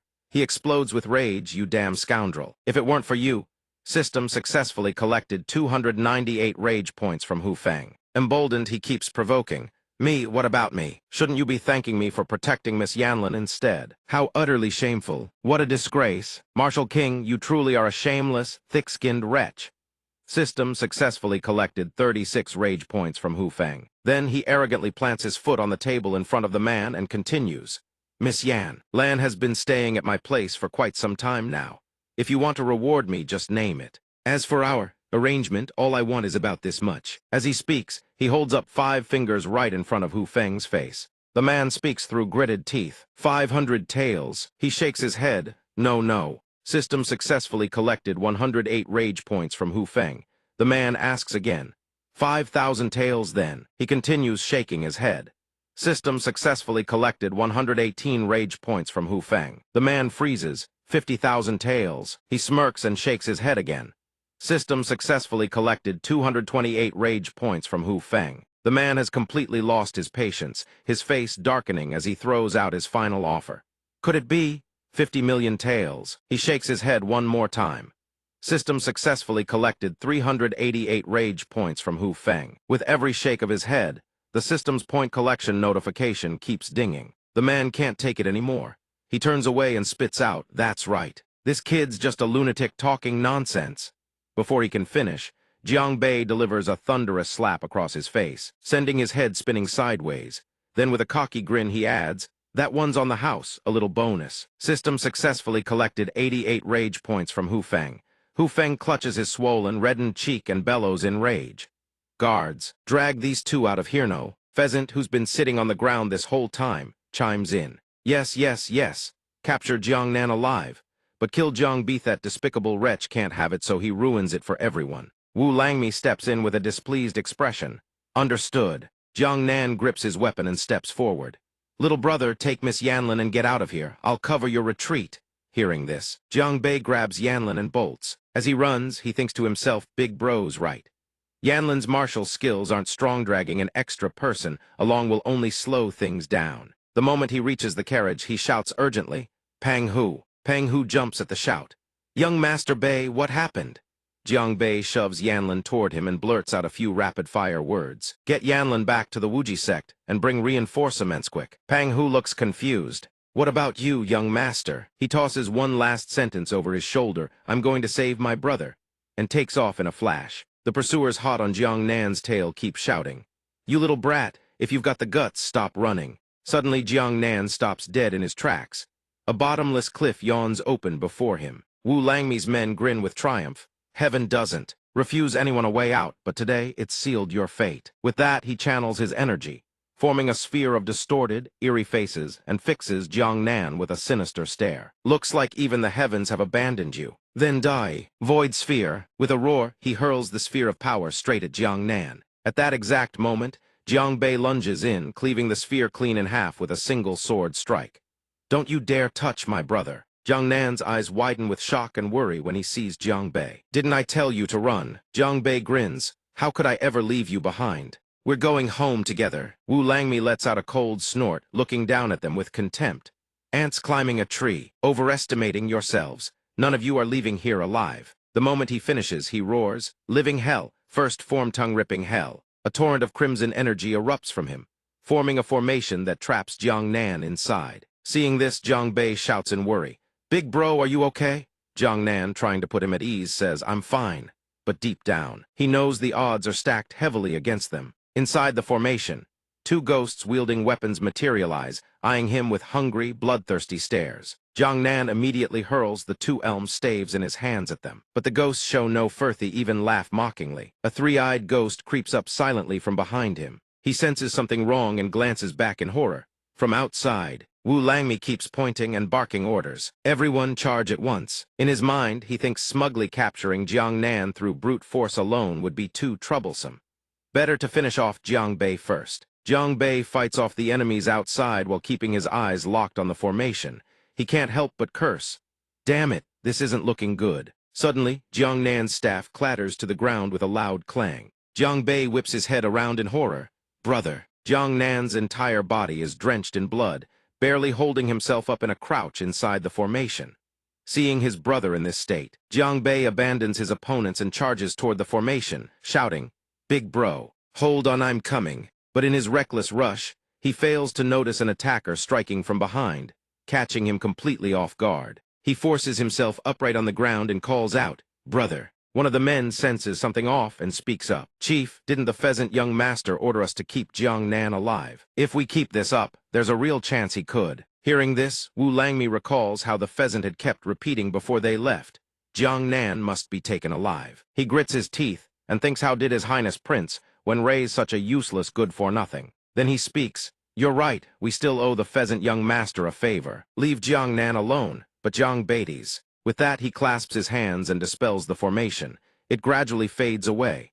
Jiang Bei shouts urgently, Big Bro. Jiang Nan, completely drained of strength, collapses straight to the ground. Jiang Bei catches him just in time, shouting, Big Bro. A moment later, he lays Jiang Nan on the ground, his face dark with fury, and snarls, You low-life bastards, you've pushed this way too far. The instant he finishes, he gives the order. System, use all my rage points. Level me up everything. The system materializes, casting a glance at the injured Jiang Nan, then speaks with a word of caution. Host Little N understands your rage, but please calm down first. Scanning complete. All hostiles are confirmed Earth Realm cultivators. However, the host can only reach Earth Realm 4th tier at maximum. Insufficient combat strength to engage. Wu Langmi crosses his arms and sneers. All you can do is talk, big kid. Jiang Bei's expression turns vicious as he grinds his teeth and snarls. Less talk, more fighting, how do you know unless you try? The system sees his resolve and complies. Understood, good luck, host. System Rage Mode Level UP initiated, host. Jiang Bei Cultivation Base Earth Realm. 2nd tier upgrading. Heaven Swallowing Cultivation Method Earth Grade 3rd layer upgrading. Soul Palm 7th layer upgrading. Ghost Steps Earth Grade 3rd tier upgrading. Rage points 5,738. He leaps into the air and slashes down at Wu Langmi. What catches the man completely off guard is that the strike snaps his sword clean in half. He presses the attack, unleashing a relentless barrage. System Earth Realm. 2nd tier Peak Soul Palm 8th layer Heaven Swallowing Cultivation Method Earth Grade.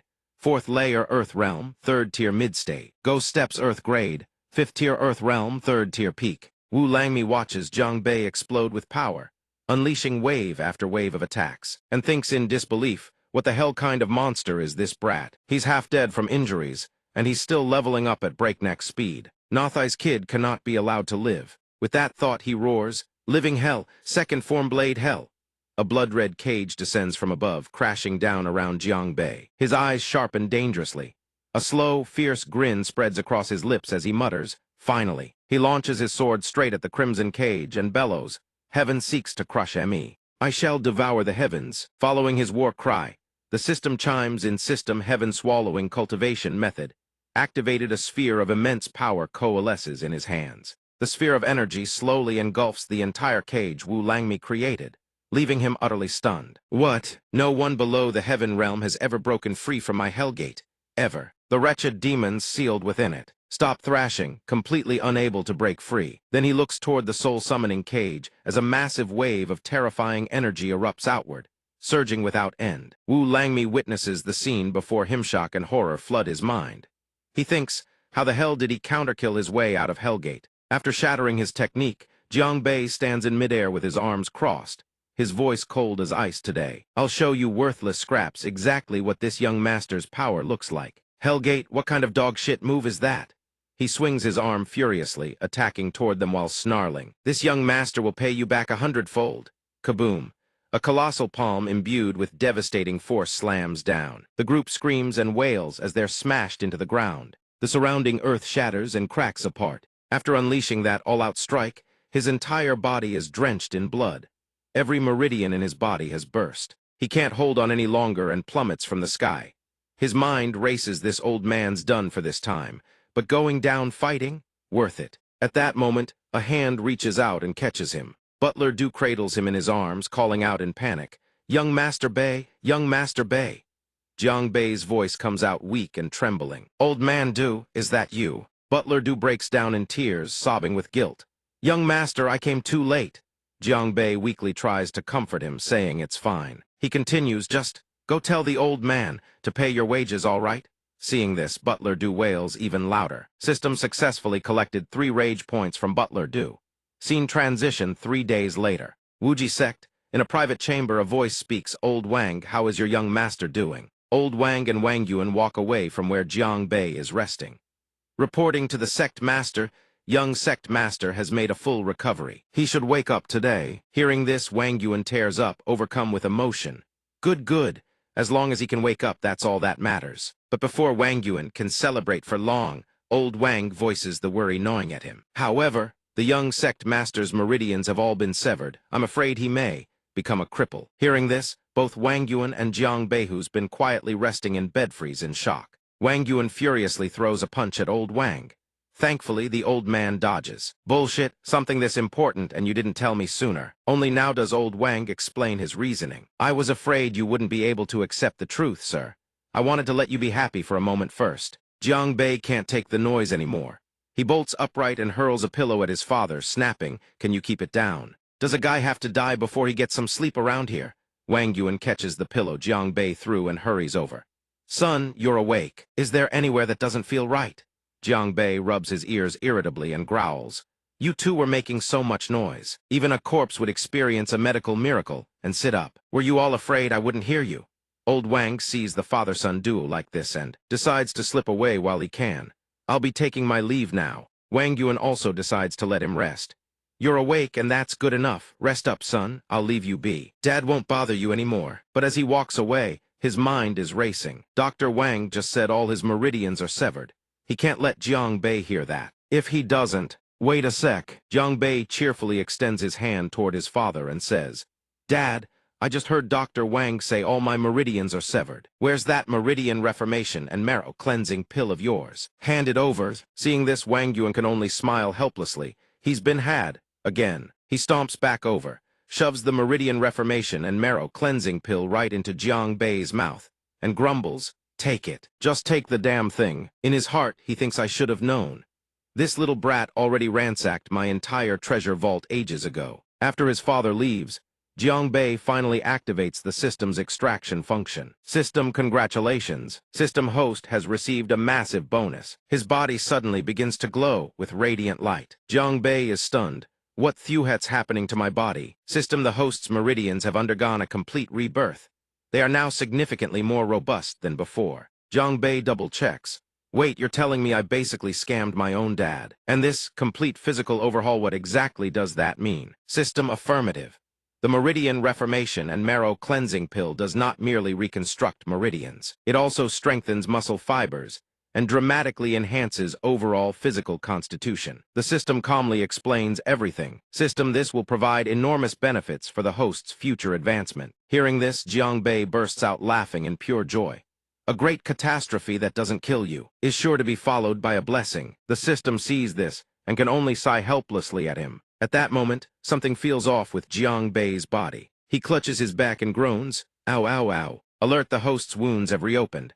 Full recovery is still incomplete. Rest is strongly advised. Meanwhile, night falls over the underground prison. Butler Du is reporting to Wang Yuan. "My lord, it was him who injured the young masters.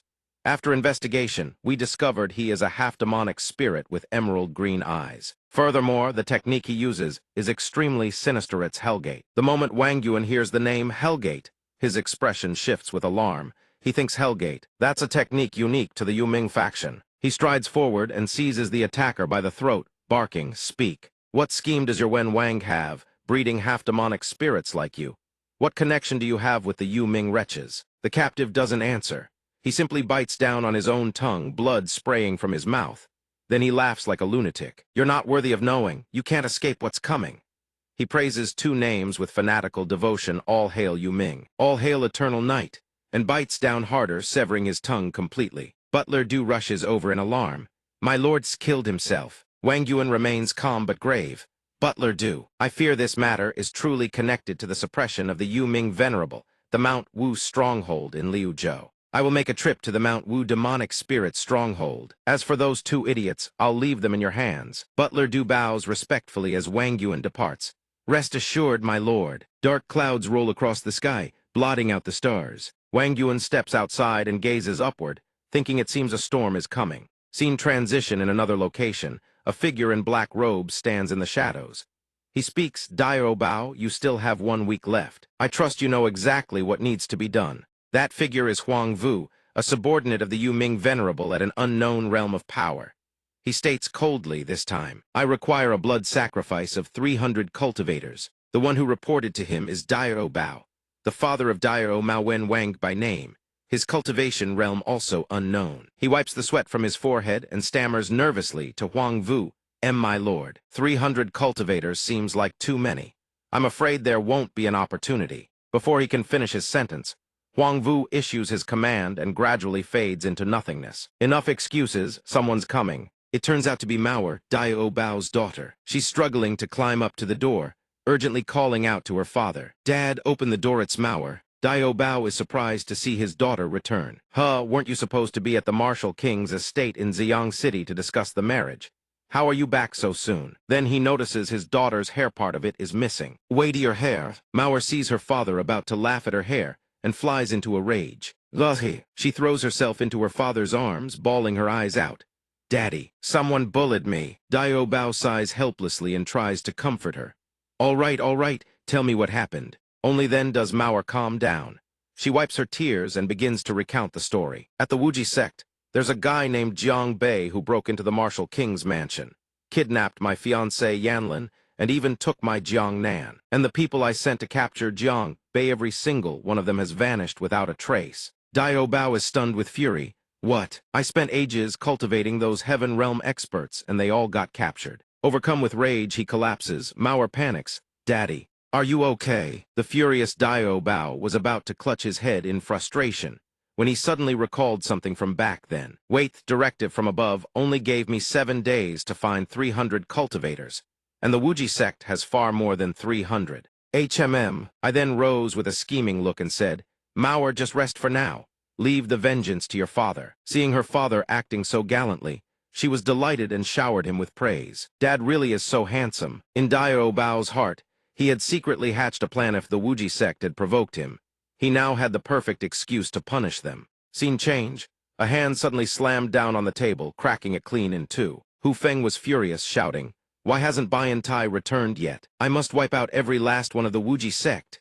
Those around him tried to comfort him. Please calm down, Your Highness. Bian Tai is on his way. At that moment, a voice announced from outside, Crown Prince Bian Tai has arrived. Bian Tai entered and bowed respectfully. Father, mother consort. Hu Feng rushed forward and spoke urgently. Son, you're finally back. Hurry and annihilate the Wuji sect, rescue your Yanlin. Bian Tai calmly reassured his father. I already know everything, father. Rest assured I shall lead our elite troops. The Wuji sect will be crushed without a doubt. However, this matter also involves the Scholar King. Your son proposes forming an alliance with Scholar King Fu to bolster our military strength, so we can take down the Wuji sect in a single strike. The general, pleased with his son, said, We'll follow your lead, Bian Tai. Scene change. Jiang Bei had recovered and went outside to play, lying under a tree and sighing contentedly. Sleeping really is the best. System Rage Collection successful. Dio Mu 179 Rage Points. Dio Bo 58 Rage Points. Hu Feng 278 Rage Points. Hu Bian Tai 36 Rage Points. Jiang Bei thought, no wonder the Scholar King and the Warrior King are thousands of miles apart, yet they still sent me this many Rage Points. At that moment he sensed someone approaching. Little brother, stop scheming already. Jiang Nan walked over. Now that you've finally recovered, you should train a bit more. Without waiting for Jiang Bei's consent, Jiang Nan stepped forward and called out, Come spar with me using sword control. Jiang Bei dodged nervously. Big bro, you just recovered from your injuries. Can't you rest a little longer? Then he mumbled under his breath. Besides, what sword do you even have to control? It's clearly just body control. Jiang Bei, not wanting to train, beat around the bush and changed the subject entirely. Jiang Nan didn't understand at first.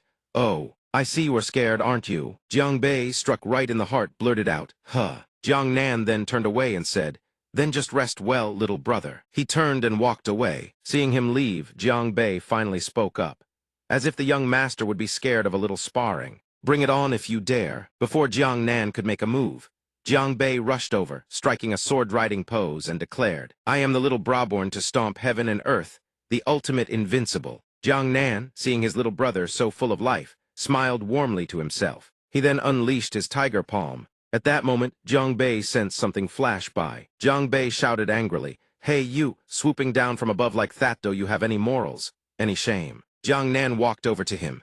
Little bro, look down there. Below them, an entire army had assembled. Bian Tai led his troops forward, boasting and issuing a challenge, demanding that Jiang Bei come out. Today is the day he dies. He cracked his whip and bellowed, Jiang Bei, come out here, today is the day you die. At that moment, a mocking voice called out, Hey little baldy. Bian Tai whipped his head around furiously. Who's there? who are you calling bald? Me. Before he could react, a swish of a blade swept through and knocked his toupee clean off. Jiang Bei landed on the ground and said, well, whoever answers is the one being called right. Jiang Bei descended on his sword, grinning at him. May I ask what business you have calling for Grandpa Jiang Bei? Bian Tai clutched his now exposed bald head and shouted furiously, you're the one who kidnapped my Yanlin, aren't you? Jiang Bei stepped in front of him and sneered. How laughable. I clearly rescued Yanlin from the wolves' den, didn't I? System Rage Collection successful. Hu Bian Tai 111 rage points. Mauer angrily snapped. Bian Tai, why waste words on this Jiang Bei? Just kill him and be done with it. Bian Tai ignored her and furiously hurled his whip. Enough talk, hand over my sister now. Jiang Bei barely dodged the strike. Jiang Nan, seeing his brother under attack, charged in.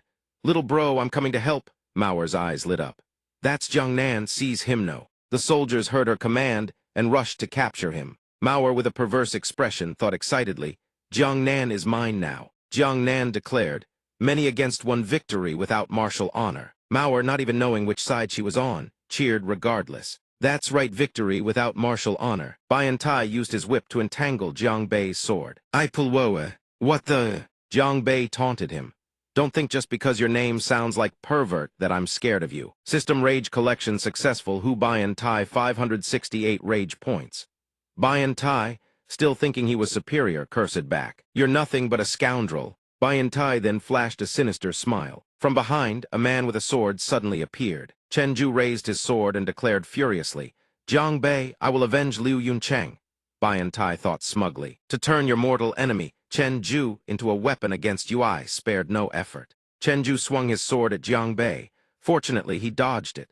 Bian Tai, who had initially thought the blow would land, said smugly, You're D, but before he could finish, Jiang Bei declared, My turn to pull. Bian Tai was stunned. Then he and Chen Ju were yanked together by Jiang Bei, crashing into each other, smashing their own ally. Both of them were taken down. Friendly fire. Seeing them stop resisting, Jiang Bei stepped forward, dusted off his hands smugly, and said, I told Yao don't mess with me. Jiang Nan called out worriedly, Little bro, run.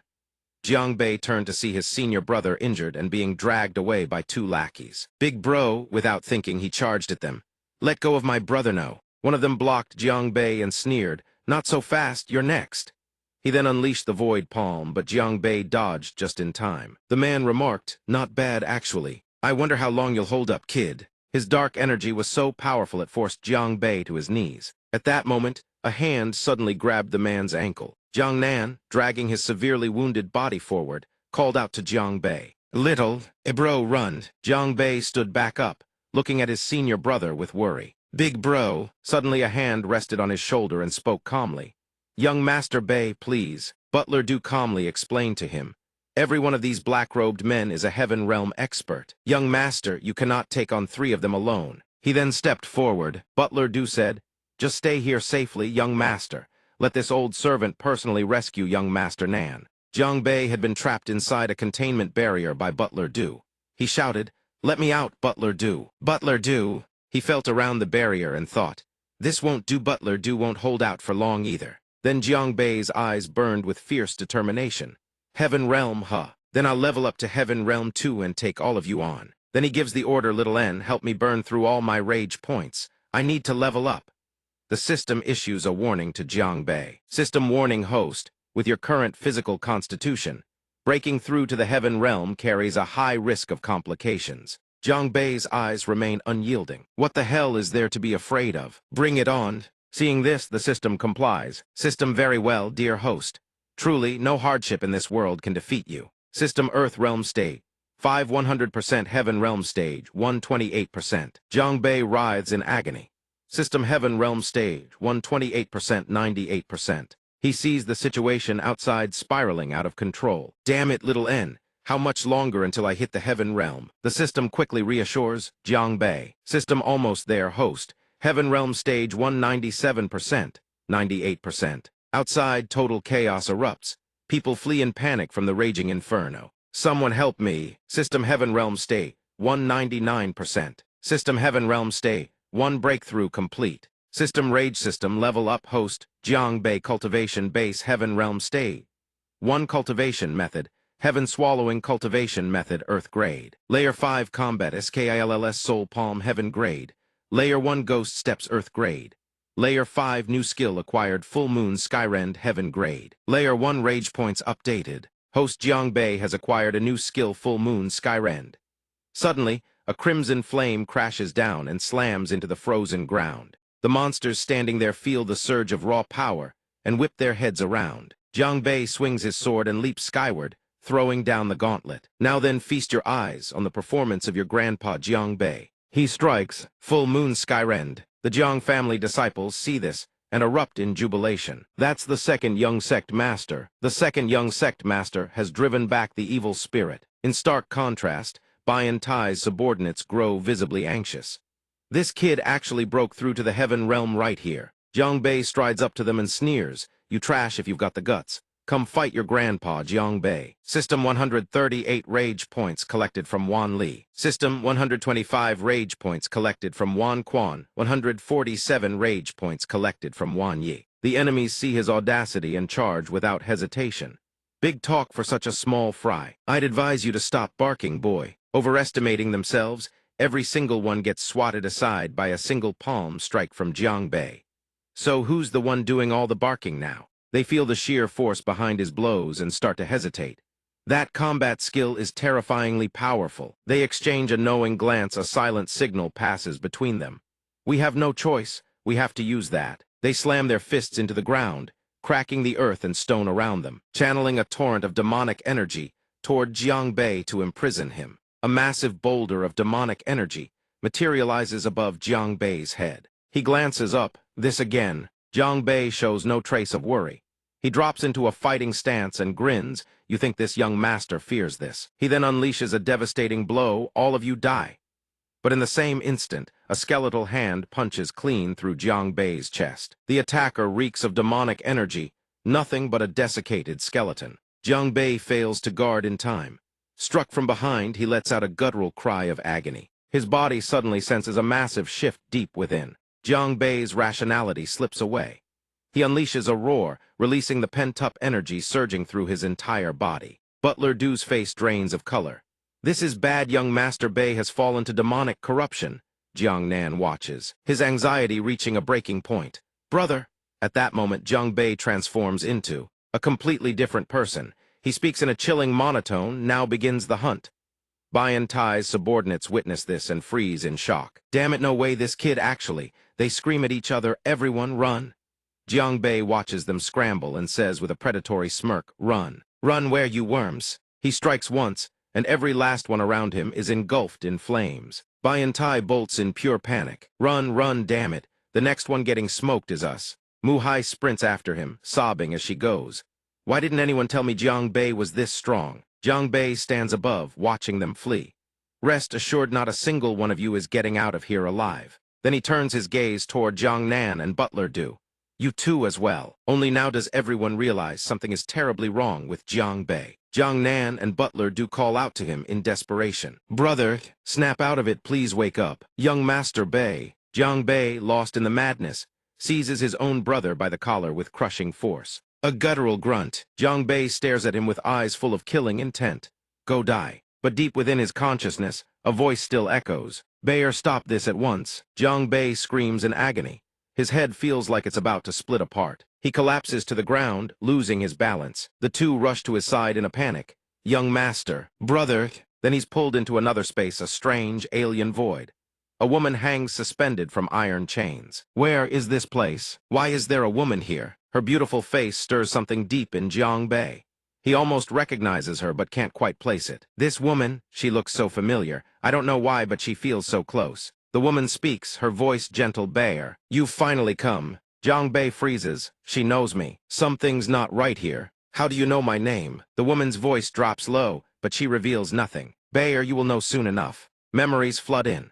Jiangbei is thrown into a vision of his infancy, a woman cradling a newborn. He realizes the baby is himself, and the woman whispers softly to the child, "My boy, you must grow up quickly so you can protect your little brother." He thinks, how is this possible? His father beams with joy, tossing the baby into the air. And you, Bayer, grow up fast too. Help your big brother protect your mother. Their mother chides him, "Put the child down this instant." Jiang Bei realizes just how happy he once was. Having an old man like that, I really was blessed. Jiang Bei suddenly recognizes the woman. He speaks slowly, his voice trembling. Then, you're my mother's. Jiang Bei has always harbored a deep, instinctive feeling, even though he has never once seen his mother in this world, and never dared ask his father about her. Looking at the wretched woman before him, he still can't believe it. I can't believe it, I'm actually the son of a demoness. A voice echoes from deep within Bayer. You will understand in time. Jiang Bei reaches out, calling mother, but his parents' voices echo. Someone on the outside is waiting for you. You must go. At the Wuji sect spirit hall back in reality, Jiang Bei has already been placed inside a coffin. Butler Du's voice carries, Master, this old servant has sinned. I could not fulfill the duty entrusted to me. Jiang Nan blames himself as well. Little brother, I'm sorry. Your big brother failed to protect you. Hu Yanlin gazes at Jiang Bei's lifeless body, tears streaming down her face. Young Master Jiang, were we destined to share a bond in this life, but never the fate to be together? Just as they're about to seal the coffin lid, he bolts upright like a man waking from a nap. Where the heck am I? The coffin bearers see the dead man sit up and go white as sheets, scattering in all directions. Zombie, zombie, the young master has come back to life. What the hell? Isn't it obvious? I'm clearly still alive and kicking. Jiang Nan calls him little brother. Only Jiang Bei's brothers and lover aren't afraid running over and clinging onto the young master like that. Scene transition Wuji sect back mountain. Jiang Bei lies there, lazily breathing in the breeze, casually asking the system. Little N, is my mother trapped in the demon realm? The system answers the question. The only thing that can be confirmed right now is that the host is already showing signs of demonic corruption. Jiang Bei is furious with the system's clueless answer. He curses at it. Get lost. Does this young master need you to tell me that? Jiang Bei calmly stands up, unwilling to think about it any further. Forget it, demon realm, my ass doesn't want to think about it anymore. His head's killing him, and he's already told everyone he's fine, damn it. Jiang Nan stands upright, righteous as a gentleman, and insists on dragging him back to the back mountain, saying there are all kinds of spirit herbs here that can nourish the mind and help his body recover. Jiang Bei's eyes light up the moment he spots the herb seech, one a money tree waiting to be harvested. Wait, spirit herbs? Spirit herbs can be processed into spirit cigarettes and sold. He snaps back to life instantly. Little N, don't go to sleep just yet. We've struck gold. Realizing he just grabbed something strangia, Futh jolts back in surprise. A gorgeous girl lies in the middle of the grass. Who the heck are you, lady? Looking at the beautiful girl before him, Jiang Bei suddenly understands the system had mentioned that its form would change as his realm advanced. Thinking back, he has no more doubts. Could it have been that time, when he broke through to the heaven realm, did the system level up because of that? The system actually dares to bop the host on the head, then lectures him. You finally figured it out, host. Then she lays down her terms. Beauty has its privileges, after all. So from now on, be gentler with me, got it? Jiang Bei pinches her cheek and says, all spoiled like, fine, I can be nice to you. Then call me big bra, let me hear it. She immediately reverts form and chomps down on him. Little N would rather die than suffer this humiliation. If I call you big bro, how am I supposed to show my face in the system world? Jiang Bei tries to intimidate Little N. Naughty children who don't listen get their bottoms spanked, you know. Little N doesn't back down either. She puts on a threatening front. If you dare lay a hand on me, I'll never help you again. Jiang Bei thinks about it, and she has a point. Fair enough. These spirit herbs can only be turned into money with Little N's help. He flips faster than a pancake and immediately switches to flattery mode. Little N, I was just teasing. You're so beautiful, kind, and thoughtful, surely you won't hold it against me, right? Little N lets it go. Fine, I'll be generous and forgive your rude words. Is this what they call the legendary prodigy? Jiang Bei pours on more flowery words to sweet-talk Little N into helping. So, almighty Little N, you absolutely have to turn these spirit herbs into something like 21st century cigarettes, okay? Little N begins her magic. After a moment, her hands gather power, and in a flash, a mountain of tobacco materializes out of thin air. Jiang Bei praises her in awe. Little N, you're absolutely incredible. Tobacco piled up in mountains. All Jiang Bei sees is money. His eyes gleam. His young master just hit the jackpot. Scene transition in the Wuji sect's pill pavilion. Elder Liu dozes off until a voice shatters his peaceful nap. Elder Liu, Jiang Bei barges in, face beaming with excitement. Look at what good stuff I've brought you. He thinks to himself, Elder Liu is supposedly loaded. Fleecing him is the perfect play. Elder Liu is stunned. The second young sect master, Elder Liu breaks into a nervous cold sweat. This demon Jiang Bei once single-handedly destroyed the sect's treasure. Vaulties the pill pavilion his next target. System 180 rage points, successfully collected from Liu Yang. Jiang Bei sidles up to him and asks, Elder Liu, what are you thinking about? Elder Liu denies everything, and nothing at all. Then Jiang Nan appears out of nowhere. Little brother, are you at the pill pavilion looking for medicine again? Is something wrong with your body? Jiang Bei's face lights up with joy. Bro, you showed up at just the right time. He hands one to his brother and excitedly shows it off. Here, try this spirit smoke I just created. Jiang Nan stares at it intently. Jiang Bei even teaches him how to smoke it. Don't worry, just add a little fire. Jiang Nan takes a deep drag, and Exhaleshi's expression turns absolutely blissed out. He never expected this stuff to feel so good. The buzz makes his whole body tingle with pleasure like his soul is drifting through paradise. Everything feels wonderful. His entire being surges with energy. His body starts levitating. Elder Liu panics. Young sect master is actually breaking through. Elder Liu looks at Jiang Bei with admiration. No wonder he's the second young sect master to think he could create a spirit smoke with such incredible effects. Jiang Bei scratches his head with an embarrassed laugh. How would I know? I just wanted to sell you some tobacco and pocket your money. Elder Liu's attitude does a complete 180. He turns to Jiang Bei, beaming.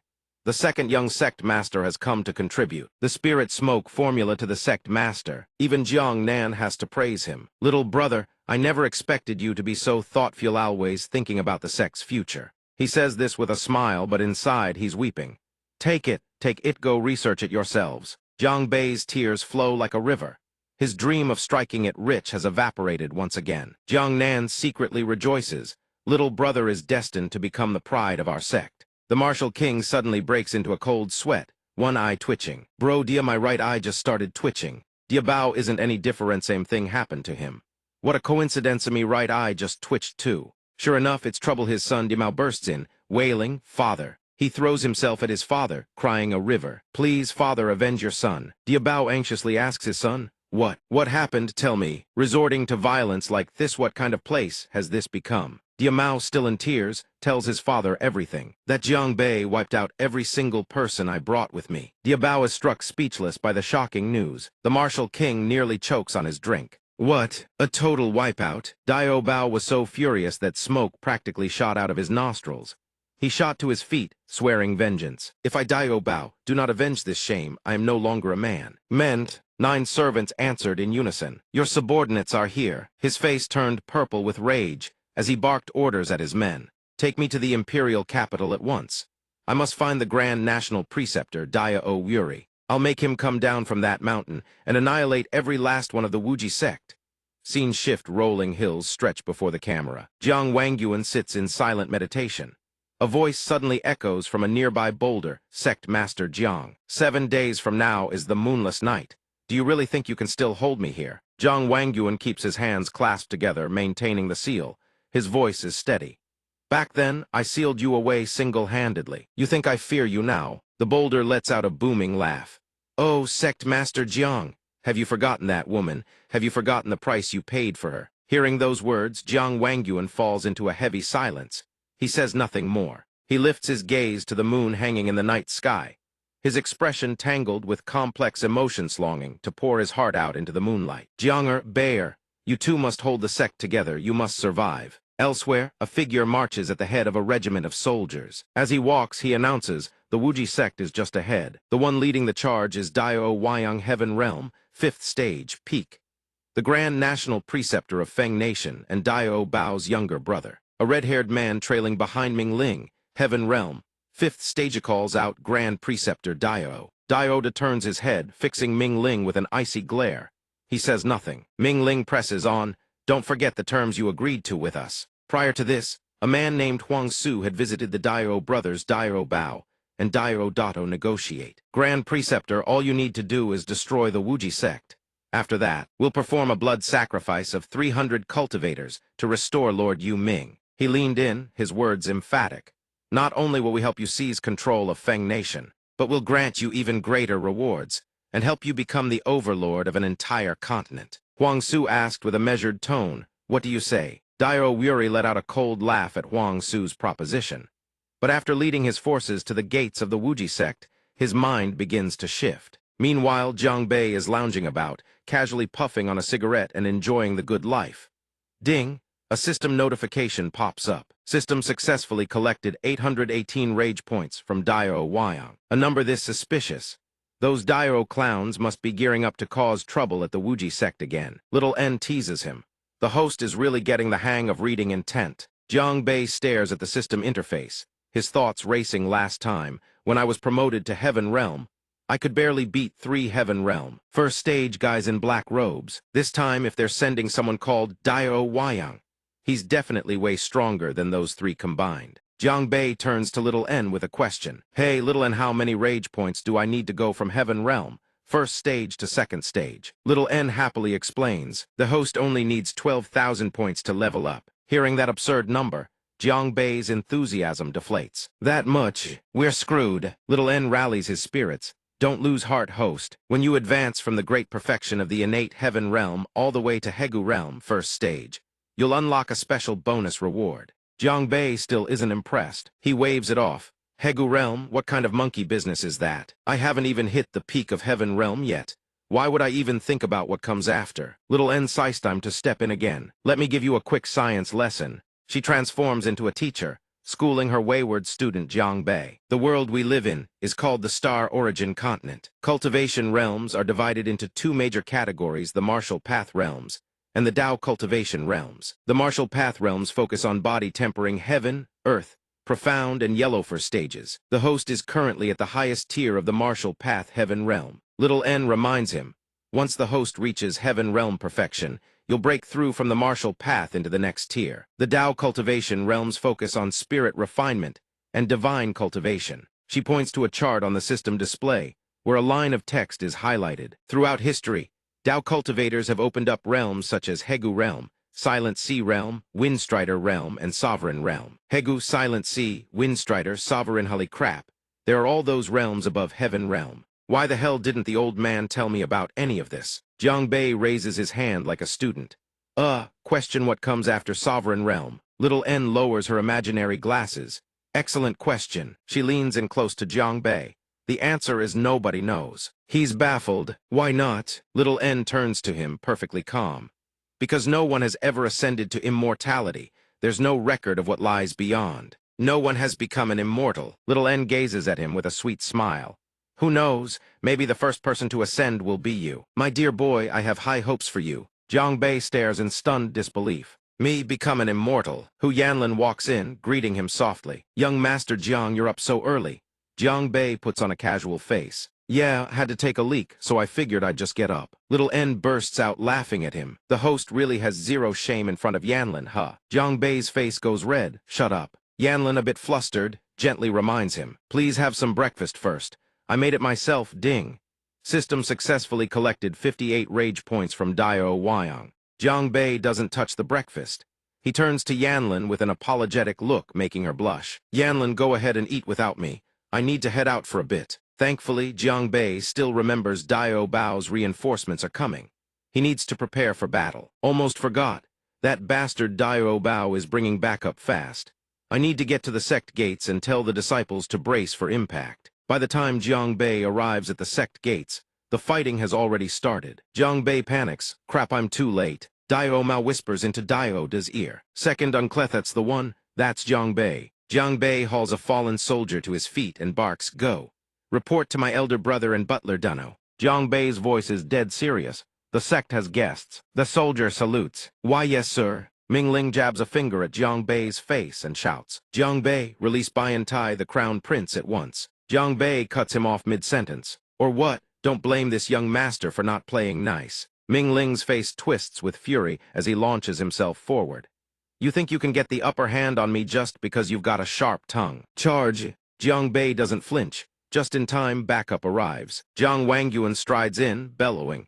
You think you can just waltz in here and start swinging? What kind of dog shit is this? Butler Du rushes over to steady Jiang Bei. Young Master Bei, don't be afraid. We're here now. He speaks up. Your opponent is me. Jiang Nan also swoops in, looking absolutely drip-loaded. Little bro, your big bro's here to back you up. Jiang Nan grits his teeth screw how pathetic he looked a moment ago. Jiang Bei is the type who doesn't give a damn about anyone. He strikes a post-speak cool factor. Your young master is here to help. The real game starts now. Jiang Bei charges straight into the enemy ranks and unleashes a flurry of sword strikes. He even trash-talks them while he's at it. Way too slow. Pathetically slow. Seriously so slow. Diavu is furious beyond words. Thigh's arrogant punk treats everyone like they're nothing. He steps forward with a taunting sneer. Then allow me to be your opponent. Diavu readies his technique, preparing for battle. Lingfeng art void phantom darts. Sol Palma direct frontal assault. Diavu glares at Jiang Bei. It doesn't even scratch him. He seethes with disbelief. He actually blocked my void phantom darts. Then he begins channeling another blast of spiritual energy. So you underestimate me? Then taste this. Diavu gathers his spiritual power, charges it to maximum, then hurls it straight at Jiang Bei. But it misses and he stands there baffled. Huh, how did that miss? Jiang Bei points at him and bursts out laughing in contempt. I told you your eyes are trash. Absolutely useless. Diavu doesn't let it get to him. Still has a stronger technique up his sleeve. Young man, don't be so arrogant.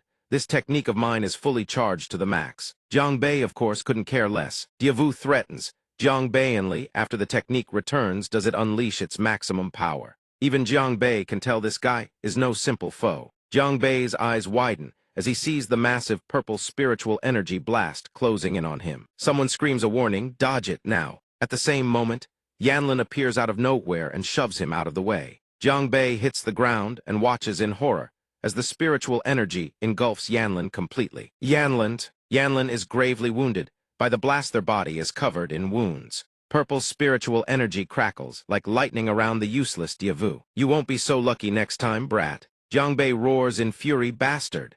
Butler Du arrives just in time.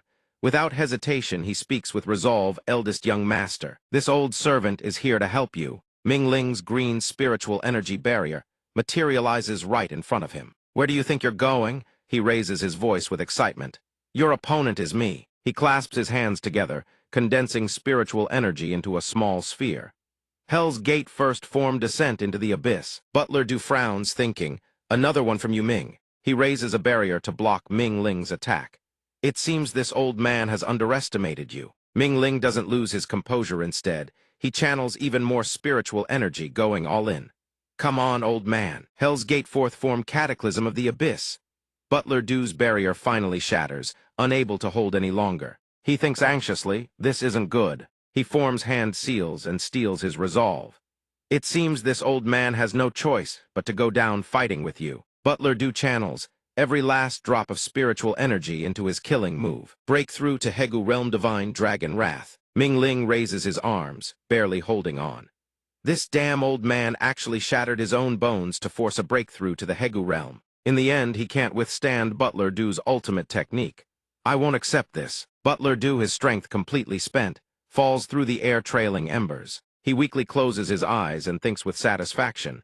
This old man has no regrets, even in death. Jiang Bei rushes over and catches him in his arms. Butler Du, he holds the frail old man's body with a sorrowful expression. Why? He realizes that everyone he cares about most is now gravely injured. Yanlin, Butler Du, big broned on top of that. The entire sect from top to bottom. He turns around. Red spiritual energy surging around him as crimson bleeds into his pupils. Why do you people always come to provoke our Wuji sect? He declares with menacing authority, I want you dead. Diavu feels a chill. How did this brat's aura suddenly change so completely? A sinister smile curls across his lips.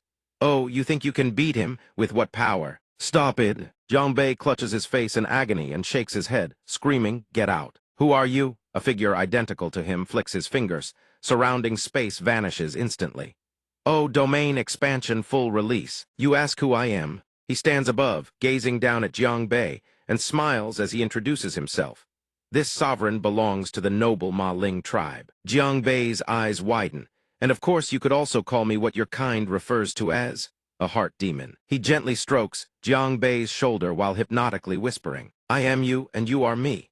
This sovereign can grant you power beyond imagination. Jiang Bei doesn't waver for a second, curses straight to its face. Heart demon my ass. I don't have a damn heart demon. The heart demon grins, revealing rows of razor-sharp teeth. Oh, is that so? He leans his entire body against Jiang Bei's back. Then do you remember how you fell into demonic corruption last time? How you lost control of yourself completely? Jiang Bei thinks to himself. So last time's demonic corruption was also caused by this Ma Ling. The heart demon points at Jiang Bei's left chest. If your mother hadn't left behind a sliver of her divine soul to warn you, your body would have been mine long ago. Images of the madness from that day flood back into Jiang Bei's mind. So it wasn't a dream last time? It really was Mother. Then the image of Diavu appears. Look, that guy right now is at the 5th stage of the heaven realm. The heart demon wraps its arm around Jiang Bei's shoulder from behind and interrogates him. Do you really think your 2nd stage heaven realm strength can defeat him? He still wants to resist, but the images of the young master, visions of his loved ones, all grievously wounded, flash before his eyes once more. The Ma Ling's ancient illusion sorcerer heart demon swiftly tears away Jiang Bei's will to refuse. Don't spout such nonsense. Think about how many people got hurt just because of you. In the end, Jiang Bei is convinced. He lowers his eyes and thinks he's right. His hands tremble as he clenches them into fists. Am I really that useless? The heart demon cheers with delight. Yes, yes, that's the spirit. It excitedly continues to hypnotize Jiang Bei. Lose yourself, gradually, and surrender your body to me. On this side, Jiang Bei has been swayed. His consciousness begins to fade. The heart demon reaches out with satisfaction.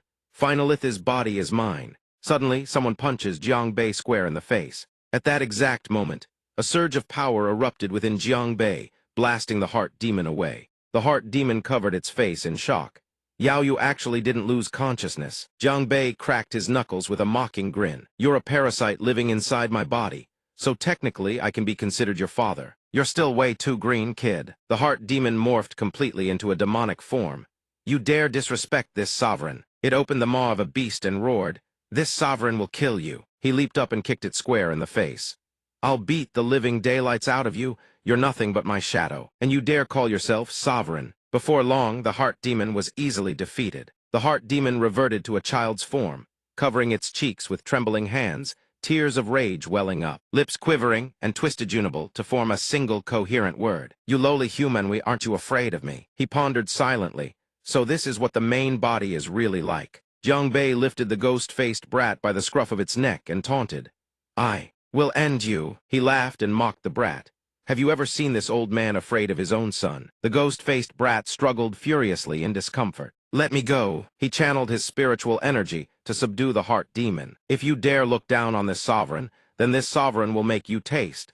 System successfully collected 896 rage points from demon spirit. Zion aimed a massive cannon straight at the heart demon. System parasite detected within the host's body. In the name of the moon, Zion shall punish you. It let out a terrified shriek.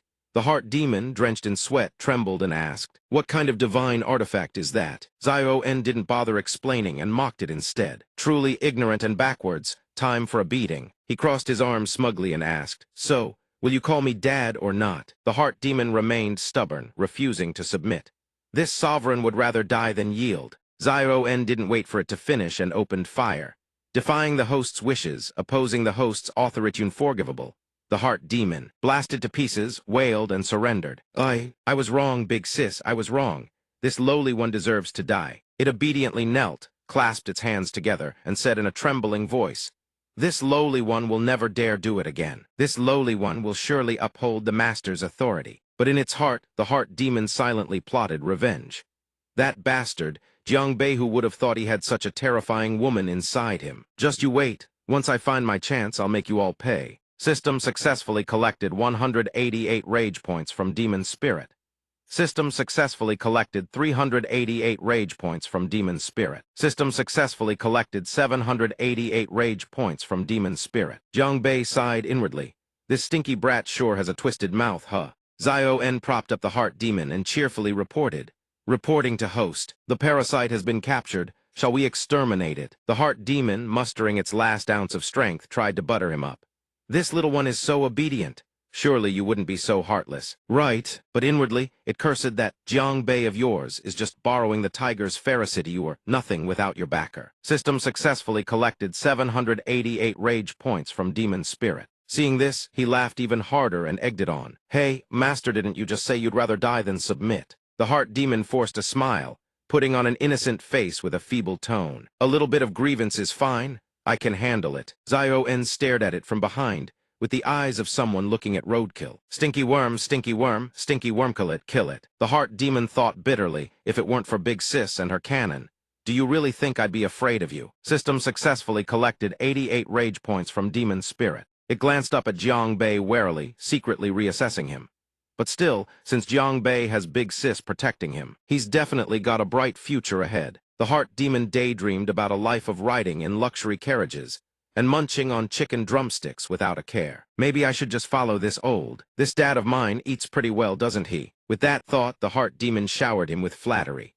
This Soverno, Nathai's little brother, is more than happy to serve food and water, to work like a dog for dad. Zio-En dropped it with visible disgust. The heart demon, drooling at its own fantasies, began massaging his shoulders. For steamed lamb, braised bear paw, steamed deer tail, roasted duck, roast chicken, roast goose, braised pork, braised duck, sauced chicken, pork belly and pine flour cake. I'll endure it all. Is the pressure okay like this? Jiang Bei glanced at the heart demon with a completely blank expression. This little brat acts like an obedient grandson on the surface, but I guarantee it's cursing me behind my back. Jiang Bei thought with amusement, but as long as Zio-En keeps it in check. Rage points, rage points, rage points. Isn't this basically a walking rage points ATM? He grinned wickedly to himself. And whenever danger strikes, I can always have it AFK tank for me anytime. Having made up his mind, he solemnly declared, "From this day forward, you shall be the son of Jiang Bei, the 18th direct line disciple." The heart demon, now christened Jiang Ziobai, cheered on the surface. "Thank you, master, for bestowing this name." Behind his back, it was secretly flipping the middle finger. What kind of dogshit name is that? System successfully collected 233 rage points from Demon Spirit. He gleefully stomped on the heart demon's face. "Then Daddy will let you out to slaughter everyone outside." The heart demon's face went blank, but it forced a cheerful reply. "Yes, master, understood." Long Shen exhaled in relief. "I get to live." The notification panel popped up again. System successfully collected 110 rage points from Demon Spirit. Dio Wyong watched him warily, silently calculating. He's gotten stronger, agonisant that the aura of demonic corruption. He watched in horror as Jiang Bei's spiritual energy suddenly shifted and surged. Where the hell did this kid come from? Dio Wyong formed hand seals and channeled his spiritual energy. Then taste this. 4 pale violet elephants materialized in mid-air 4 symbols, chi convergence. Jiang Bei wasn't fazed in the slightest, even laughed in his face. He swung his sword in a sweeping arc. Sky-rending full moon slash. The color of the elephants gradually faded and dissolved. Deflated, Dio Wyong gaped in utter disbelief. "What?" Jiang Nan, arms folded, furrowed her brow in surprise. Jiang Bei actually managed to break through the grand technique of someone at innate grand perfection. Before Dio Wyong could react, Jiang Bei was already behind him, sword in hand. "My turn." Without hesitation, he drove his blade straight through Dio Wyong's chest. Jiang Bei turned to look at Yanlin, who had just regained consciousness despite her grave injuries. "Yanlin, that one was for you. Payback courtesy of yours truly." Yanlin smiled gratefully. He then pointed his sword at the remaining subordinates and bellowed, "Dio Wyong is dead. Surrender now or join him." Dio Mu's face stiffened, forcing a hollow smile. "My men are no deserters. We will fight to the last." He turned to his soldiers. "Isn't that right, brothers?" But in no time, they had all vanished without a trace. Dio Wuya gaped in shock. Those sons did they all just run away? He didn't care about face anymore, and bolted after his fleeing soldiers. "Wait for me," a subordinate tentatively asked Jiang Bei. "Second young master, should we not give chase?" He furrowed his brow. "Leave them." He glanced over at Butler Du, gravely injured and unconscious, being treated by Jiang Nan. Right now, saving Butler Du is the top priority. Moreover, Jiang Bei's body gave out completely and he collapsed to the ground. This young master is out of juice. Can't even stand anymore. Meanwhile, Dio Mu clung to his father, wailing, "Father, those Wuji sect people bullied me again. That Jiang Bei killed second uncle." Dio Bao stared blankly. "This scene. Haven't I seen it somewhere before?" Hyung Wu Lenkua whispered behind Dio Bao. "Dio Bao, the 200 blood sacrifice cultivators still haven't been handled, have they? You'll have to explain this to Venerable Yu Ming in person." He whimpered pitifully. The shadow of a sea blue moon shimmered across the curtain. Hong Vu made up his mind. He could wait no longer. 3 more days until the moonless night, wasn't it? No matter what, he had to reach the secret cavern of Mount Wu and help the Yu Ming sovereign break free. The humble red-tiled house amid the lush greenery Was the Wuji sect told Butler Du's residence? Jiang Bei asked with concern. All the heart meridian severed. Liu Yiyang confirmed. Indeed, right now, Butler Du's condition is critically a single main meridian sustains his fading breath. Su Yingzhu asked with a grave expression. What can we do? Liu Yiyang heaved a helpless sigh. This old man has no solution either. Jiang Bei pleaded loudly. Elder Liu, sir, you're the head of our pill Pavilion. You have a way to repair Elder Du's heart meridians. Liu Yang shrugged helplessly. My alchemy skills are no match for Sect Master Jiang's. Only the Sect Master can devise a solution now. Jiang Nan stared gravely at the unconscious Butler Du lying on the bed. At this point, the old man's consciousness had likely wandered into the legendary Endless Sea domain. Jiang Bei asked curiously, the Endless Sea domain? What kind of place is that? Su Yingzhu furrowed her brow mysteriously. Wait until you meet the Sect Master. He'll explain everything. Jiang Bei turned to his brother. Then where is our father? Butler Du coughed weakly and spoke up. The master is at the secret cavern of Mount Wu. Jiang Bei gently patted the old man's chest in concern. Butler Du, what kind of place is that? The old man told Jiang Bei everything he knew. That place lies in Ligun City, a forbidden zone, where the Yu Ming sovereign is being sealed. The old man recalled the silhouette of Jiang Bei's father, departing a few days ago. The reason the master settled in Ligun City was to personally stand guard over Yu Ming. The master had deduced that the successive attacks on the Wen Wang lineage and the Wuji sect were connected to Yu Ming's growing restlessness. That's why he went there to suppress it. Jiang Nan turned without hesitation. Brother, we can't delay, let's go now. Jiang Bei's expression darkened. Reluctantly, he channeled spiritual energy and struck the back of Jiang Nan's neck. Sorry, big brother. Jiang Nan collapsed, caught by Su Yingzhu. Big brother is badly wounded. He shouldn't be forcing himself. Elder Su, please look after him for me. Su Yingzhu replied readily, of course, he's my disciple after all. Jiang Bei threw on his coat and set out, muttering to himself, hold on. Butler Du, I'll help father suppress Yu Ming and bring him back to save you. At the secret cavern of Mount Wu, the night was dark and desolate, but atop a distant peak, a small red flame flickered and a bone-chilling laugh echoed through the air. Sect Master Jiang, why bother wasting your strength? The moonless night has arrived. Jiang Wangyuan sat cross-legged, deep in concentration, then his eyes snapped open in alarm. This is bad. His opponent burst into gleeful laughter. Hey, the seal is finally broken. Jiang Wangyuan sat frozen, a single terrified thought racing through his mind: has Yu Ming broken free? As he sat there brooding in worry, a cheerful, carefree voice suddenly rang out. The speaker was none other than Jiang Bei. He stood there striking a pose, a rose clenched between his teeth, then hollered, Dad, your son's here to help, aren't you touched? After that, he flashed a grin full of pure mischief. Jiang Wangyuan didn't look pleased at all. His expression shifted, annoyance written all over his face. Unable to hold back any longer with this unruly son of his, he bellowed, You brat, got a death wish. Who told you to come here? System successfully farmed 233 rage points from Jiang Wangyuan. So he addressed his father with the swagger of an absolute punk. If it weren't for the fact that only you can treat Butler Du's injuries, would this young lord dare haul himself to this godforsaken place in the dead of night? Hearing this, Jiang Wangyuan was utterly stunned. What? Butler Du injured? How? Right as the father and son were talking, sharp clapping cut through the air. Hong Vu appeared, accompanied by the father-son Du, Dairo Bao, and Dairo Mao. Hong Vu spoke with arrogant composure. If it weren't for the Yu Ming sovereign's emergence, I truly wouldn't dare intrude upon your touching father-son reunion. Jiang Wangyuan roared, his finger jabbing straight at the group without a shred of hesitation. Dairo Bao, you've truly consorted with these evil spirits and committed atrocities beyond all conscience. Are you even human anymore? Dairo Bao replied with a sinister grin. Sect Master Jiang, I merely worship the strong, that's all. Right at that moment, amidst the blazing red talismans, a massive column of light erupted. His eyes gleamed razor-sharp, his brows furrowed with deadly gravity. A fearsome figure had emerged, none other than Yu Ming, a fifth-stage heaven realm cultivator and subordinate of the ancient demon lord. The moment he appeared, he let out an earth-shaking laugh. Hong Vu, you finally arrived. The sovereign strode forward with iron-clad steps, bearing his rock-hard torso without a care. He grinned with absolute confidence. Where are the 300 cultivators this sovereign needs for the blood sacrifice? The 300 people immediately bowed their heads in deference to the sovereign. Hong Vu remained utterly composed. Venerable One, the situation has taken an unexpected turn. Jiang Bei made a show of distress. Because of this brat, Both our attacks on the Wuji sect failed. We couldn't capture the full 300 cultivators. Jiang Wangyuan let out a cold "oh."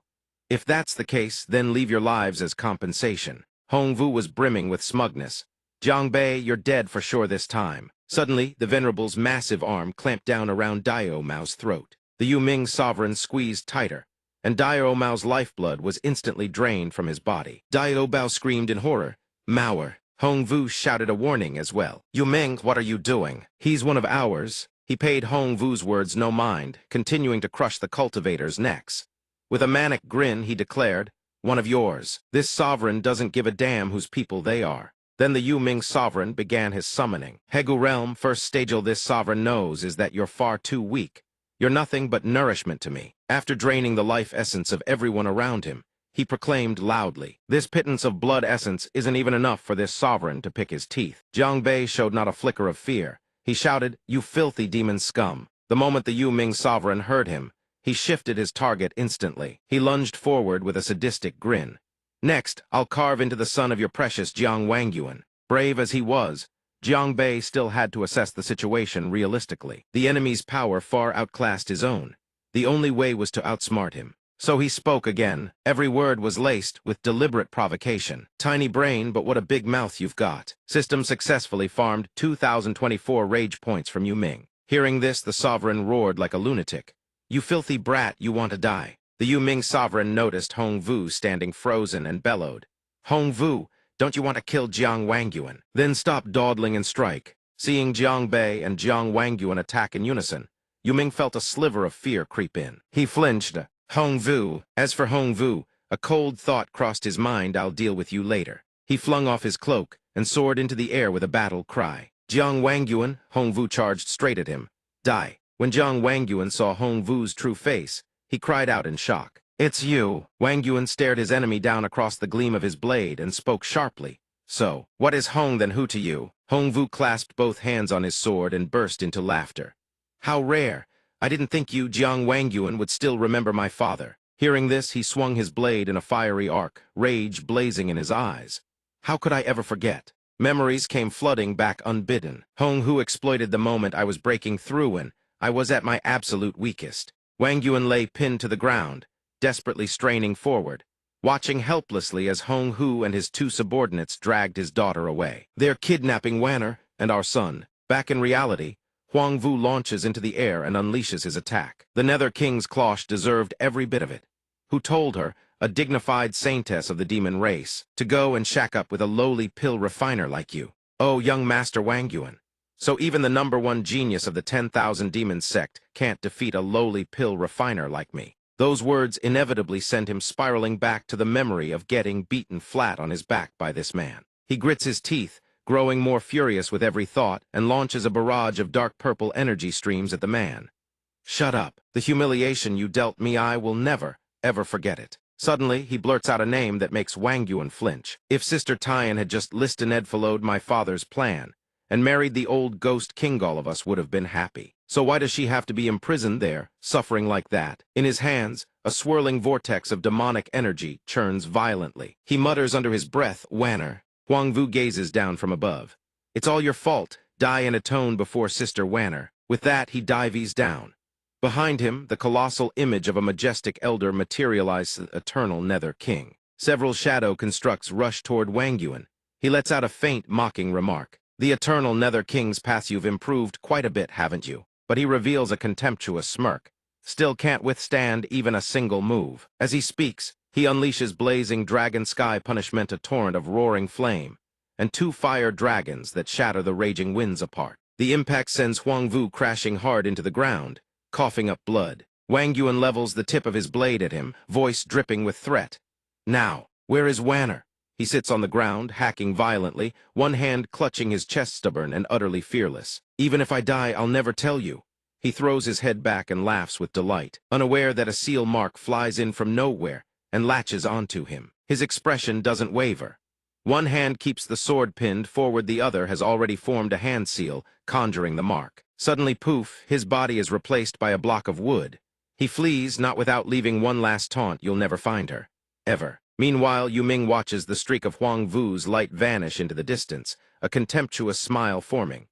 That Huang Vu actually ran. Then a shadow looms over his face. Jiang Bei swings a palm strike and asks, "What are you looking at?" A single soul palm sends him flying a full yard away instantly. He watches with glee as the guy tumbles and sprawls across the ground, distracted in the middle of a fight. Let me give you some stars to see. Once the daze wears off, Yuming surges to his feet in fury, snarling through gritted teeth. Good, very good.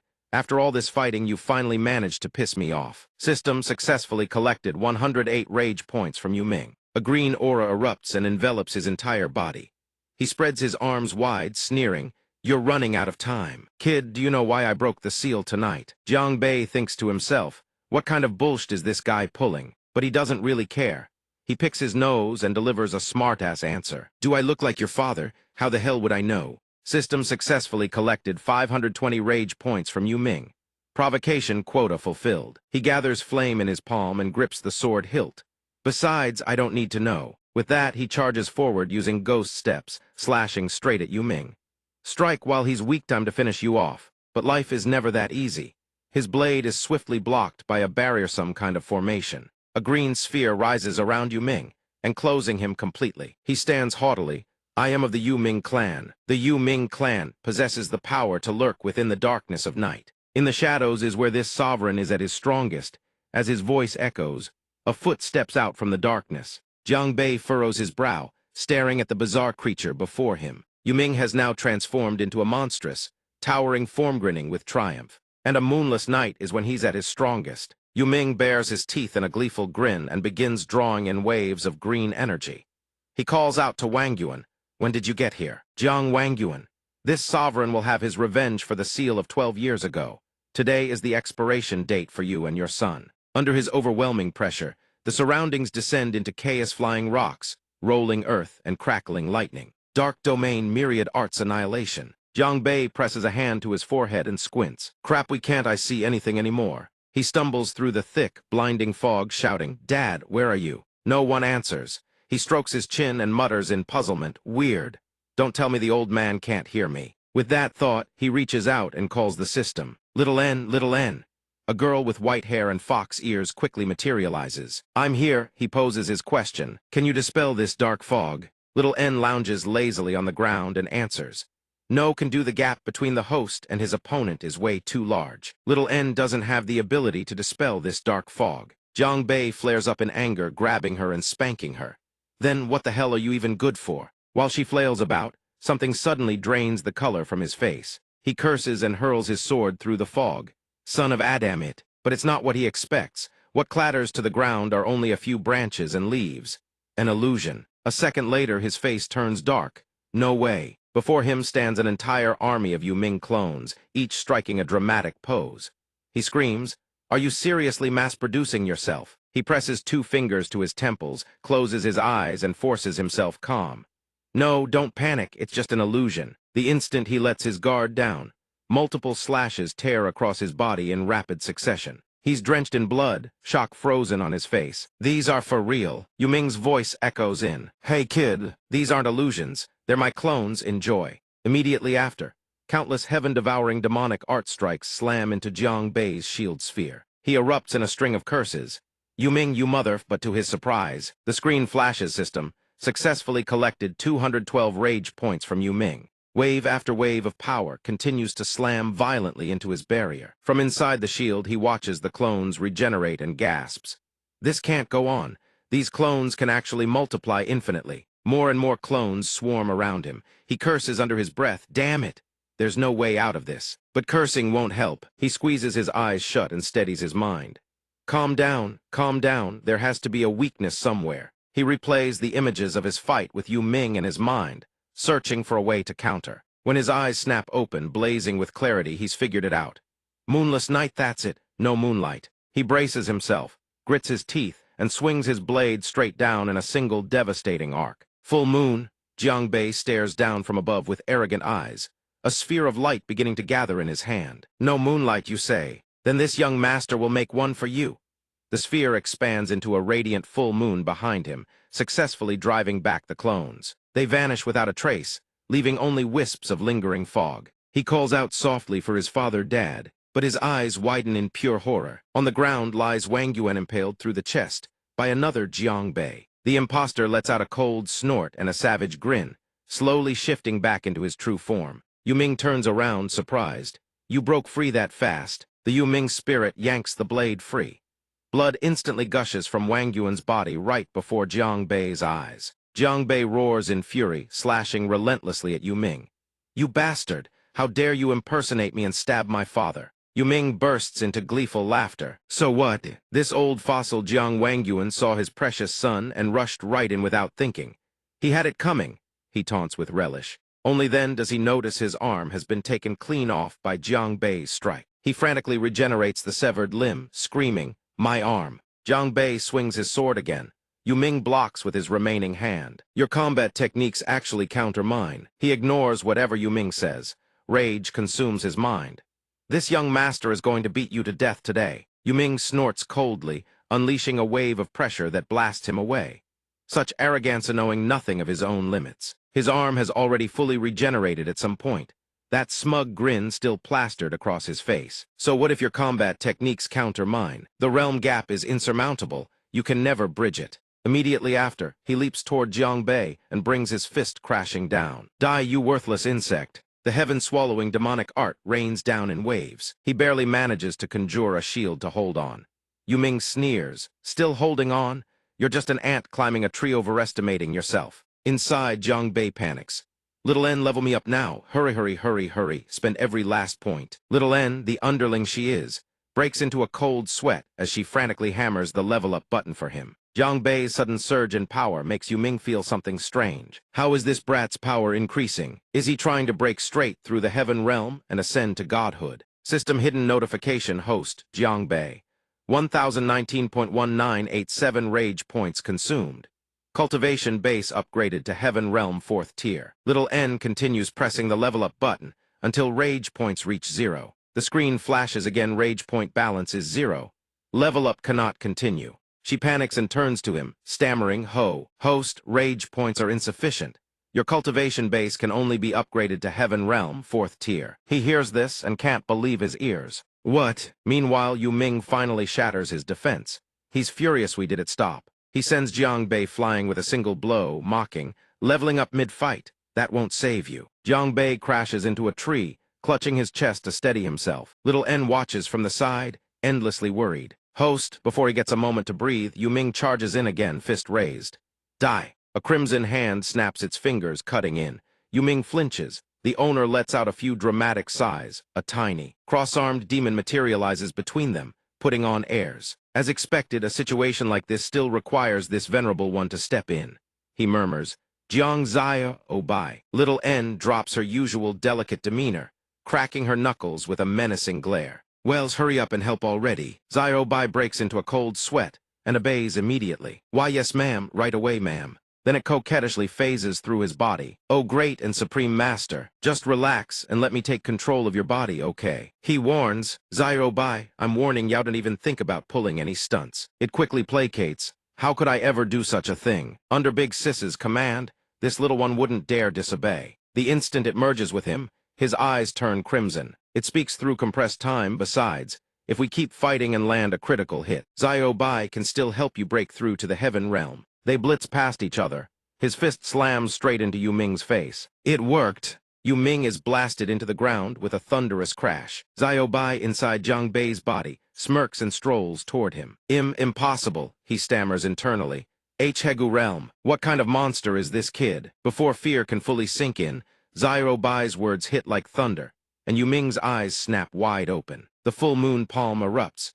The entire area is engulfed in an explosion boom. The ground shakes violently. Moments later, all that remains is Yuming sprawled in a crater. Zaya Obai, wearing Jiangbei's body, crosses his arms with supreme smugness. How could a lowly demon like Yuming ever compare to this venerable one? Suddenly the hand acts on its own thwack and slaps its owner right across the face. Zaya Obai grabs the rogue hand, furious. WH, what do you think you're doing? System successfully collected 2019 rage points from Demon Spirit. Only then does Jiangbei yank Zaya Obai out of his body. Yuming's dead. Now give me back my body. Daddy here still has to go save your grandfather. Little N nods in agreement from behind. That's right, that's right. Jiang Zaya Obai, how dare you? The three of them bicker loudly. but from a bystander's perspective, there should have been an atmosphere of battle prowess and courage. Jiang Wangyuan stares in disbelief. What the hell are they doing? He clutches his wounds and shouts, "Has my brat lost his mind again? Why isn't anyone coming to help me?" He finally snaps back to attention. "Oh right, coming." He hoists his father onto his back, teasing, "Dad, you're one tough old man. How are you not dead yet?" He really is tough, beaten half to death, and still able to curse people out. "You little brat, are you fishing for compliments again?" Behind the two, a stout figure appears. The fat man grits his teeth, eyes burning red with hatred. "Jiang Bei, this is all your fault. Minner died because of you. Your family will pay." Jiang Bei casually throws out a barb. "Dad, what have you been eating? How are you as heavy as a pig?" Hearing this, Wang Yuan, half sitting on his back, starts kneading his head like clay. "You, say one more word, and I'll deal with you right here." He climbs the stairs one step at a time. Only when they arrive does he collapse, utterly exhausted, onto the floor. "Where is everyone? Come take my old man away already." Two other disciples shout urgently. The second young sect master is back. Hurith's sect master is injured. After letting his prematurely aged back rest, he goes to check on his father. He doesn't expect to see this scene. "Dad, you've got time to go visit the flower maiden." So he quickly grabs the still bewildered man and drags him away. "Butler Du is still waiting for you to save him." He tries to protest. "I just woke up." Despite his protests, Wang Yuan and his two children are already at Butler Du's bedside. Jiang Bei is a bit curious. "Dad, how is Butler Du doing?" He doesn't turn to answer. It can be healed, but the herb needed to restore Butler Du's heart meridian can only be found in the northern reaches of the sea domain within the Moonlight continent. Hearing this, he can't help but imagine those glowing golden herbs, then immediately seizes the opportunity to tease. "I've long heard Elder Liu say you come from the endless sea domain. So what's the real story, Dad?" Jiangnan strokes his chin, chiming in. "That's right, Dad. Why haven't you gone to see Mom in so many years?" He can't hold back any longer. He picks up a cup of tea and begins to tell the story. "That goes back 25 years. 25 years ago, I was an alchemist. While gathering herbs on the mountain, I rescued a demoness who was fleeing from the 10,000 demon sect." As he tells the story, the demoness he describes lies on one side while he grills meat on the other, even praising the aroma. "Smells so good." The demoness then unexpectedly wakes up, murmuring, "That scent. What is it? It really does smell wonderful." Then she sat bolt upright, catching him wolfing down food. "You, who are you?" He held a gourd, chewing while introducing himself. "I'm an alchemist. I saw your leg was injured, and you were unconscious in the mountain stream. So I brought you here. Oh, want some?" He held out a meat skewer. She still gripped her knife warily, but she couldn't help noticing her leg. The wound was already bandaged. He probably wasn't lying. She quickly snatched the meat skewer and turned away to eat. Anyone who could make food this good couldn't possibly be a bad person. He must have muttered in bewilderment. "Wow, you sure change your tune fast." Then he asked her how she got injured, and why she was lying here of all places. Not far ahead stood the Wanmo sect. She replied nonchalantly, "What about the Wanmo sect? I am the saintess of the Wanmo sect." Every word struck his eardrums like a hammer. He gaped, stuttering, "The SS saintess of the Wanmo sect." She took a sip of water while laughing to herself. This guy must be scared out of his wits. His shocked expression was too amusing. She couldn't help but tease him more. She put on a delicate act. "That's right. I ran away because I refused the arranged marriage my father forced on me. On the way, the men my father sent caught up to me. That's how I got injured." Then she leaned toward him. "Now that you've saved me, my father will come after you too." Her face flushed slightly, tears welling up like pear blossoms in the rain as she spoke in a trembling voice. "So don't even think about leaving my side." She left him frozen, mesmerized on the spot. "After that, Kainer, that's your mother, and I were together day and night. But unexpectedly, Kainer and the two of you were taken by Mingshin Huangsu." He called out to her, "Kainer," but her answer was, "Run, don't come looking for me." And then I stormed the Wanmo sect and fought that Huangsu bastard one-on-one. Huangsu pointed at him and accused, "You're the one who stole my fiancé, and yet you dare show up at my doorstep." Impressive. But he was fixated on one thing: release Kainer at once. Hearing the demand, Huangsu lunged to attack, taunting, "Beat me first, then talk. Let me see what you've got." In the end, he defeated the so-called #1 genius of the Wanmo sect, forcing him to his knees, where he muttered over and over, "Impossible, this is impossible." But he still couldn't save your mother. Though he gave it his all, he could only get the two of you out. He struggled to carry the two crying, wailing children away. Close behind were 3 or 4 guards. "Don't run. Hand over the Holy Sun at once. Jiang Wangyuan, I will kill you. The demon lord sent Yao Ming to hunt me down, to keep you two safe. I had no choice but to take you across the endless sea region to another continent and lay low. Standing at the bow of the ship, he swore with iron resolve, Kyaner, one day I will come back for you. But who could have known that Yao Ming would track us down? So I burned half my cultivation base to seal him inside the Wushan lair. Before going dormant, that bastard spat out one last curse, Jiang Wangyuan. This sovereign swears he will make you wish you were dead. The flashback ended. He set down his teacup. From then on, he lived on the main continent, raising the two of them until they grew up. After finishing the story, he patted Jiang Bei's shoulder and added, I knew the two of you would have a hard time accepting that your mother is from the demon race. Jiang Bei's face went blank, completely frozen solid. He cursed internally, holy shit. So I'm actually the son of a demon saintess. Done. It wasn't that he couldn't accept Ith was overjoyed to the point of going numb. His eyes practically gleamed with dollar signs. In novels, they always say the protagonist is the rightful heir to the demonic empire, right? Jiang, Nan behind him, was far more composed. No matter what mother's identity is, as long as we can bring her back, I'm in. Hearing those words alone, Wang Yuan had no more hesitation. He pulled both sons in tight. Now that's my boys. Let's go rescue your mother right now. Old Du jolted awake, grabbing the three who were about to wander off course. Young master, don't forget about me. Jiang Bei spoke with absolute certainty. Old Du, rest assured, we've made a pact with Zhao Yan. 3 years from now, we will definitely bring the medicine back to save your master. Butler Du listened and broke into tears, moved beyond words. Do you understand? He had no idea what this 3-year pact with Zhao Yan even meant, but damn was he touched. Wang Yuan hesitated, but Jiang Bei turned back before we set out. There's one more thing we need to settle. Red banners stretched across the bustling arena floor. 3 years of competition, 5 years of simulation. If training won't kill Yao, you train till you die. The arena floor was packed shoulder to shoulder. Jiang Bei held a megaphone and wore glasses, pumping up the crowd. Comrades, do you know why King Wen has attacked the Wuji sect so many times? Everyone was utterly baffled. They whispered among themselves. Could it be that our Wuji sect possesses some hidden treasure? No way. They're probably just bored out of their minds. Jiang Bei cut them off. Let me make myself clear, I'm not singling out every single one of you. He emphasized, leaving everyone stunned. It's you and you and you. He even pointed at Wang Yuan, who was startled to be called out. And even me. Jiang Bei said with contempt, everyone here is trash. Everyone's face turned purple with rage. At the same time, the system notifications rolled in. System rage points collected 188 from Ta Tuham. System rage points collected 288 from Ta Tuham. System rage points collected 388 from Ta Tuham. Even Wang Yuan cursed at him. That rebellious son. System rage points collected 999 from Ta Tuham. Despite the mountain of criticism from everyone, Jiang Bei remained supremely confident. Please, heroes, have mercy. I am willing to help every fellow disciple break free from this predicament. Jiang Bei gave a legitimate reason, making everyone pause and think. The reason our Wuji sect has been targeted is because all of you have been slacking in your training. Your strength is pathetically weak. Jiang Bei bellowed into the megaphone, striking at everyone's pride. King Wen and his lot treat us like easy pickings. So what should we do about it? Everyone shouted in unison. They roared with fervor, show them, beat them, crush them. Everything went exactly as planned. He laid out the next phase. Exactly.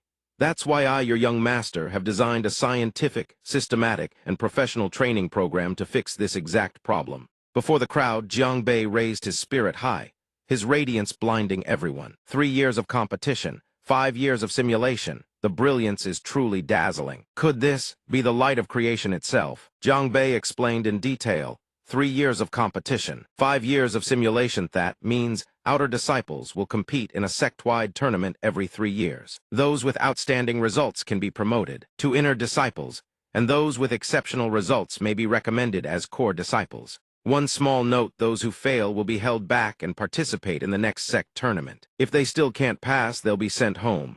The rules were broadcast to everyone. Assessment content for each subject will be recorded on file. Based on this, simulation assessments will be held monthly to monitor fellow disciples' progress. Jiang Bei bellowed into the megaphone, raising the slogan, I call upon every fellow disciple, as long as training won't kill you. You train till you die. Everyone echoed, as long as training won't kill you, you train till you die. If you can't train yourself to death, you have no shame. If you can't train yourself to death, you have no shame. A game of telephone gone wrong. Jiang Bei grins like an idiot. He successfully won everyone over.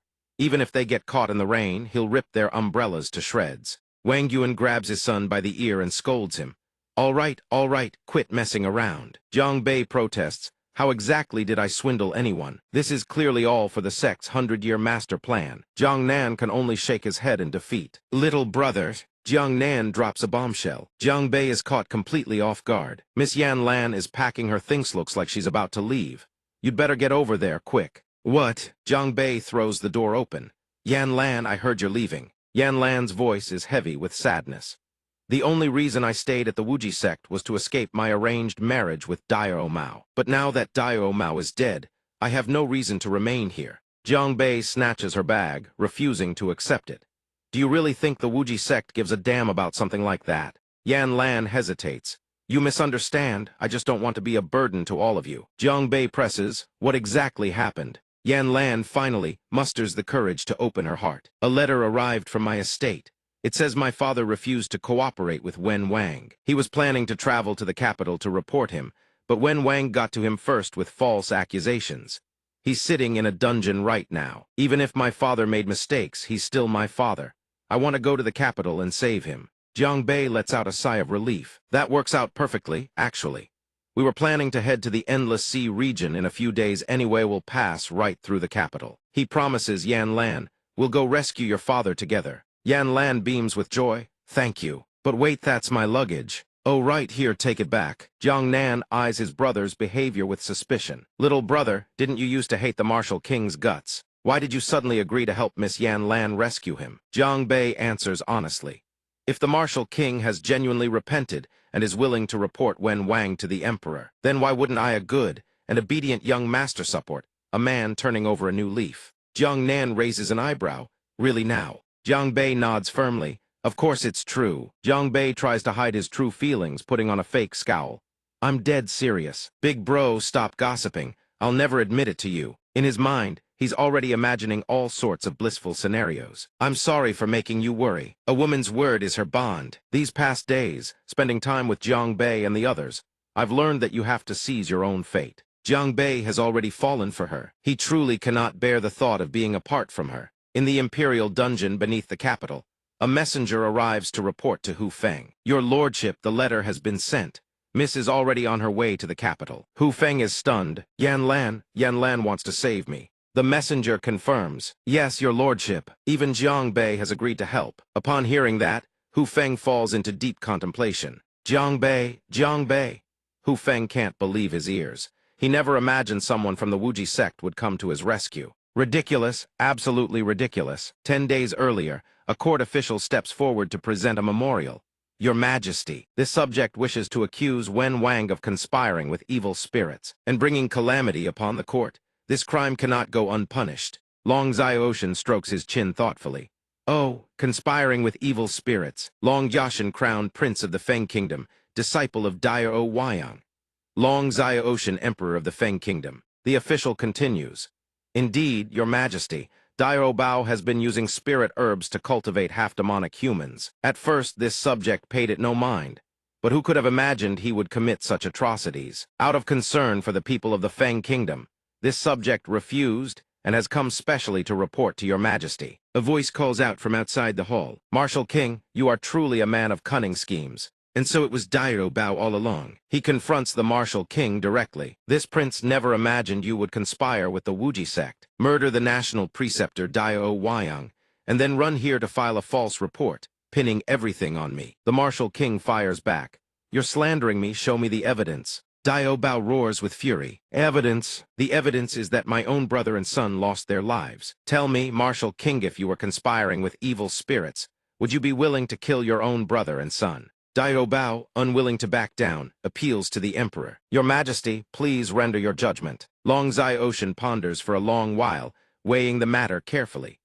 This whole affair reeks of Wen Wang pulling strings behind the scenes. But Wen Wang's influence runs deep throughout the court if he's condemned too easily.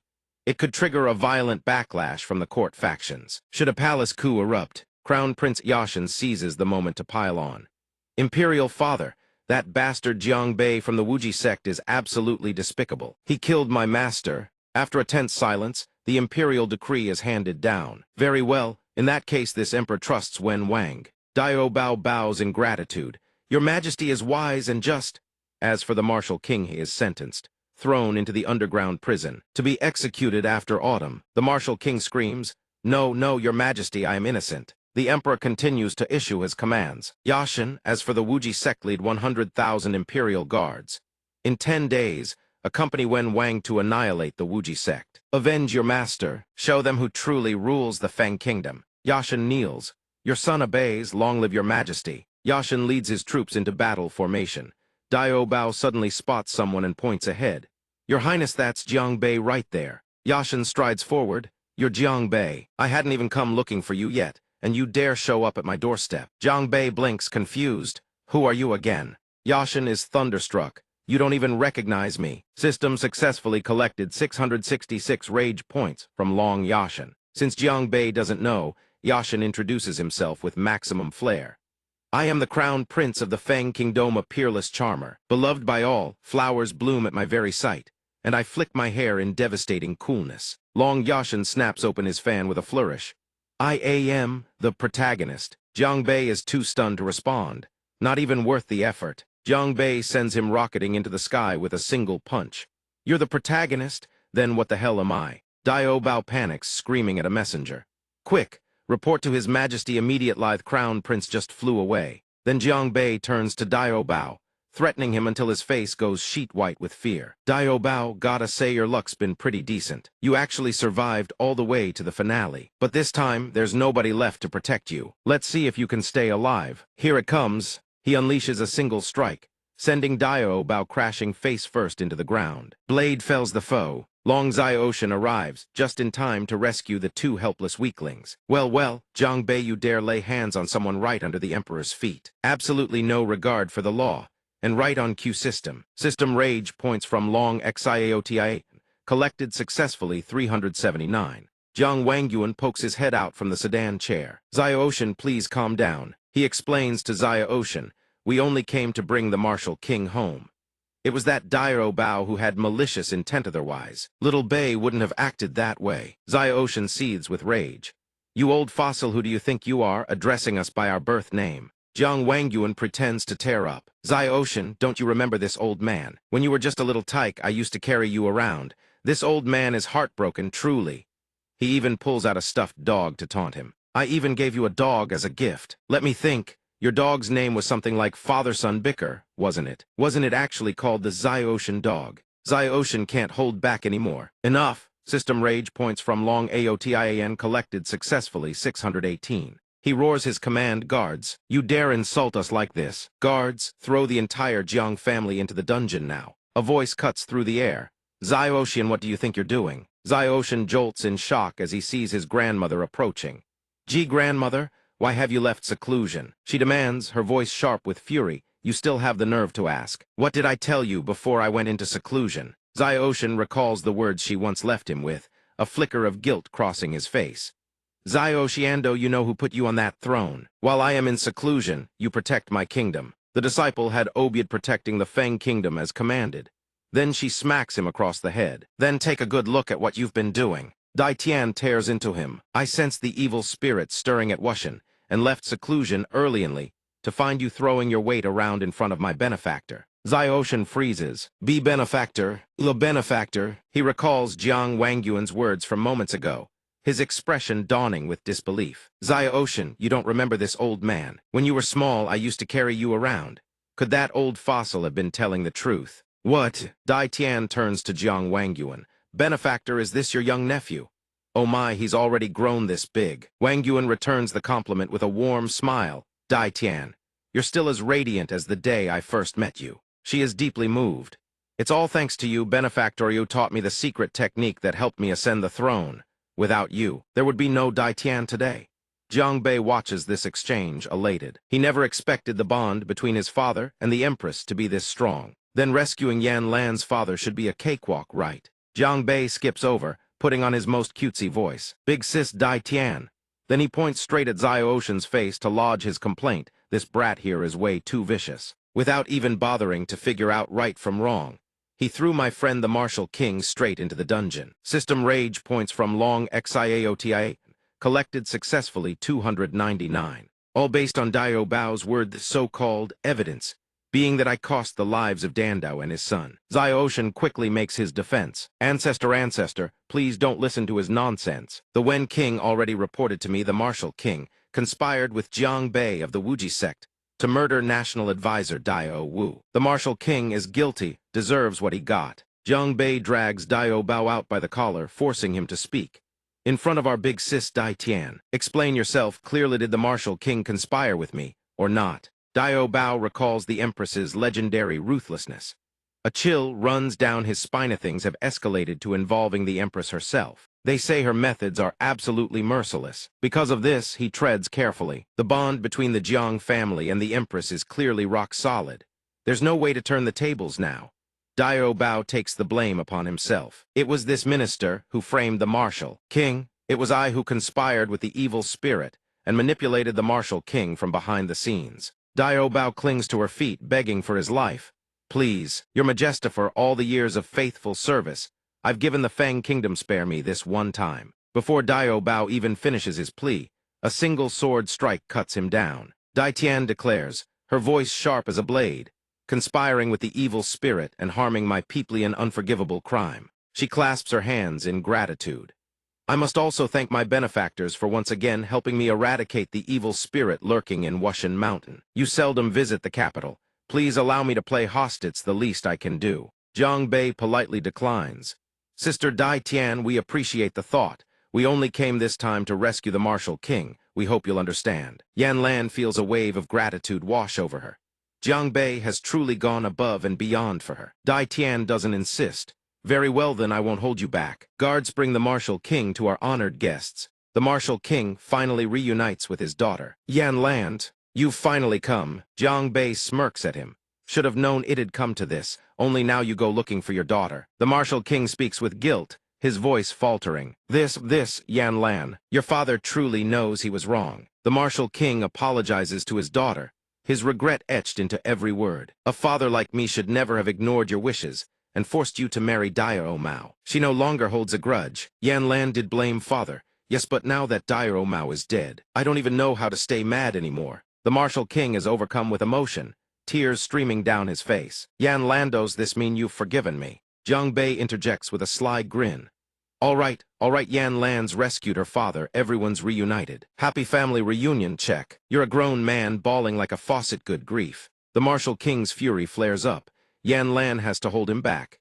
Dad, let it go, just let it go. System rage points from HOUFENG, collected successfully 698. Jiang Bei savors the notification. Your precious daughter is mine now. The Martial King sobs. Yan Lan, how can I possibly let this slide? Just thinking about that bastard calling him father-in-law in the future sends a full-body shudder through him. Jiang Bei throws his arms around both of them. Pops, you've been rescued. It's time we hit the road. We've got the endless sea region to get to. Damn it, let's go already before the old man tries to deck me again. Hearing this, the Martial King's eyes widen. The endless sea region. His fury ignites. Wait just a moment. Jiang Bei is startled. What's wrong? The Martial King turns to him, entrusting his daughter. I wonder, could young friend Jiang take our Yan Lan along with you? Jiang Bei waves his hand in refusal. Our journey this time is perilous beyond measure. We absolutely cannot bring Yan Lan. The Martial King reveals an earth-shattering secret. There's no point hiding it from you any longer. Yan Lan possesses the weak water body. Everyone is stunned. The weak water body. The Martial King nods solemnly. That's right. The Martial King recounts the past. Yan Lan's mother originally hailed from the Endless Sea region, a descendant of a bloodline where, once every 100 years, a girl is born bearing the weak water body. The Martial King explains the reason and pours out his heart. The weak water body, a yin deficient constitution.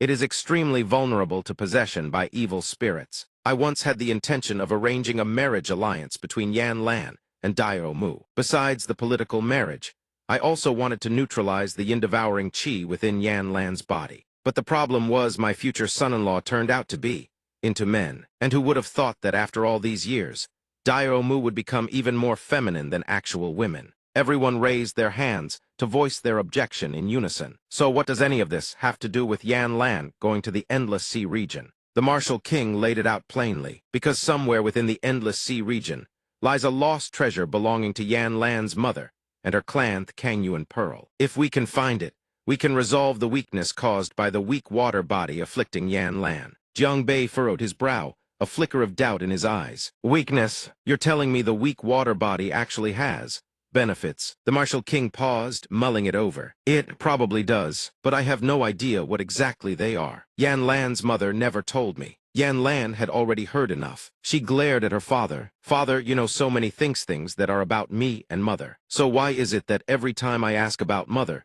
you hide everything from me? The Martial King finally told his daughter the truth. Because after your mother gave birth to you, her body was frail and riddled with illness. By the time you were only 4 years old, she was already gone. Everything I know came from what she wrote in her final letter. Yan Lan staggered, overcome with self-reproach. She died. Was it because of me? Jiang Bei caught the anguish in her eyes. She wouldn't spiral into fear and guilt, would she? He stepped forward to comfort her. Yan Lan, don't dwell on it. Your mother may not be here anymore, but from now on, your young master will protect you, he said, coaxing her gently. She blushed and shoved him away. Yao, keep your distance. What is there to be afraid of? I'm blaming myself, all right. I'm blaming myself. The Martial King's emotions surged, and he broke down in tears. Good, good. As long as Yan Lan's future is brighter than mine, that's all that matters. This brat really knows how to twist the knife, doesn't he? The Martial King settled his heart and gave the couple his blessing. Very well, this king entrusts Yan Lan to you. Remember, you must find the Kangyuan Pearl. Leave it to me. Jiang Bei is here, rest assured, your majesty, he declared with an almost obnoxious level of confidence. Jiang Wangyuan smacked the back of his head to snap him out of it. You turtle, let's go already. Then he grabbed Jiang Bei and dragged him out. Move it. Aboard the flying vessel, Jiang Bei peered down with wild excitement. The endless sea region, huh? Let's see what kind of ugly mug you've got waiting for me. His eyes caught something ahead, and he squinted. Huh, what the hell is that? A massive shrimp monster was butchering civilians below. Die already. Jiang Bei's face went pale, and he shouted. Those are demons, actual demons. Jiang Wangyuan promptly kicked him off the ship. What are you standing there gawking for? Get down there and help already. Jiang Bei plummeted, carried by momentum alone. Before taking off, Jiang Nan and Jiang Wangyuan called back. Yan Lan, stay on the skyship. We'll be back before you know it. Yan Lan clasped her hands, worry etched on her face. Uncle Jiang, please be careful. Jiang Wangyuan landed with a shout. How dare you, wretched demon slaughtering innocent people here? Jiang Nan's eyes darted around, scanning for someone. Wait, where's my brother? A hand shot up from the ground. Bro, down here right under your feet. He was reminding his brother that he had just stepped on him. Even face planted in the dirt, Jiang Bei still couldn't resist cracking wise. Doesn't the protagonist always show up last? He sprang to his feet, pointing at the crab general with fury. Speak, how do you want to die? System successfully harvested 32,123,123. Rage points from crab general. The crab general wasn't one to back down either. It sneered. Brat who doesn't know his own grave, come on in and try me. Jiang Bei warned everyone to hang back. Careful now, soldier Sevrion, fall back. Jiang Bei simply shut his eyes and circulated his cultivation, sending the shrimp and crab minions flying with a single shockwave. He puffed his chest out smugly. Now do you understand the situation you're in? The surrounding soldiers murmured in awe. Incredible. We're saved. We're actually saved. Jiang Bei held up the crab's claw, drooling. Bro, you smell absolutely delicious. His brain was already running through recipes. Steamed crab with ginger, braised king prawns. Oh man, oh man. Hey, gimme a cage. Make it a big one. System Little Mimo at your service. The shrimp monsters were crammed into a cage. The shrimp were wailing. I have a wife and kids back home. They screamed. Big bro. The two crab generals started bickering at each other. What's with the one wearing armor? I'm clearly more handsome than you. The king shrimp raged and threw its weight around. This is not the time for that nonsense. Jiang Bei cracked open one eye, his expression full of amusement. How about I settle this little dispute for you? Come here, little bro. The shrimp king panicked, cold sweat soaking its back. Jiang Bei turned to his father and brother. Dad, bra, let's round them all up and throw a feast. The shrimp monsters were losing their minds. Oh, God is not human, he's a monster. Jiang Bei grabbed them one by one, already planning out the menu. This one gets deep fried, this one gets steamed, and this one gets stir-fried. That'll be the star of the show. They've turned this place into a battlefield. Don't you dare run, you spicy little crayfish. All that seafood was caught by him. They're fighting. Don't you dare crush me. Your spike is poking me, you damn squid. Where exactly is your hand placed? Which claw are you talking about? Jiang Bei mulls it over with glee. Behold, your emperor establishes his domain. Jiang Bei announces his plan, then turns to sweet-talk Little N for seasonings and kitchen tools. Little N, you're so amazing, could you give me a grill? Some finely chopped scallions, cilantro, oil, and MSG. Little N isn't stingy, wouldn't she? Little N conjures a super premium cooking stove out of thin air. Ta-da! Jiang Bei examines the stove more closely. What a good little system. Look at this product, luxury and class all in one. Yua Bei approaches, utterly curious about the contraption before him. Little bro, what are you planning to do? Jiang Bei excitedly shows off to his big brother. Big bro, you wouldn't know this. This is what people call barbecue. Jiang Nan crosses his arms, utterly bewildered by the term. BBQ, what is that? Jiang Bei strikes a cool pose and gestures at the pile of seafood behind him. You don't need to know what it is. What is it? I want to know too. You just need to know that the shrimp soldiers and crab generals in that cage are all raring to go. What is it? I want to know too. Jiang Bei's sparkling eyes turn to the cage full of seafood as he drools. Everyone, tonight we feast. Jiang Nan looks at the 2 bottles of seasoning in his hands and wonders if this what he thinks it is. Looking at the cooked shrimp laid out before him, Jiang Nan can't help but marvel. Sure enough, Jiang Bei is already wolfing it down while pushing a plate toward his big brother. Big bro, try some. Jiang Bei raises his hand and swears. I swear to you, once you eat this, it's like stepping into a whole new world. Just now, hearing those words, Jiang Nan is rendered speechless. His head is filled with nothing but images of shrimp soldiers and crab generals. Jiang Nan immediately refuses.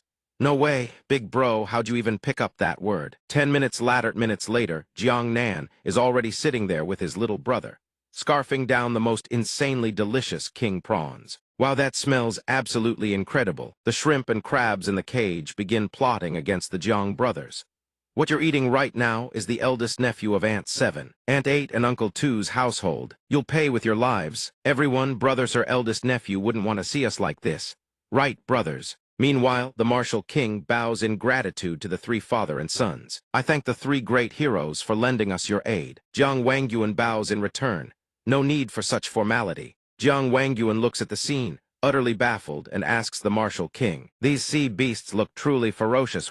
Does your monarch send so few people to hold off these creatures? The martial king can only heave a long sigh.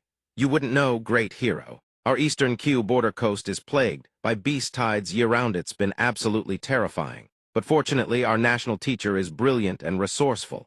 Every time a beast tide strikes, he leads reinforcements to help us repel the sea demons. He's coming again. Wait, what? Ever since, whenever those sea demons hear our national teacher's name, they piss themselves and scatter. They don't dare invade. Run, that man is coming again. The martial king's eyes suddenly turn cold. But recently, the crown prince, who was personally mentored by the national teacher, has placed him under house arrest. The crown prince had the national teacher shackled and imprisoned. That's why we haven't had the national teacher bring reinforcements to save us in a very long time. He sighs sorrowfully. Dealing with the beast tide waves has become truly unbearable. Jiang Wangyuan is utterly shocked.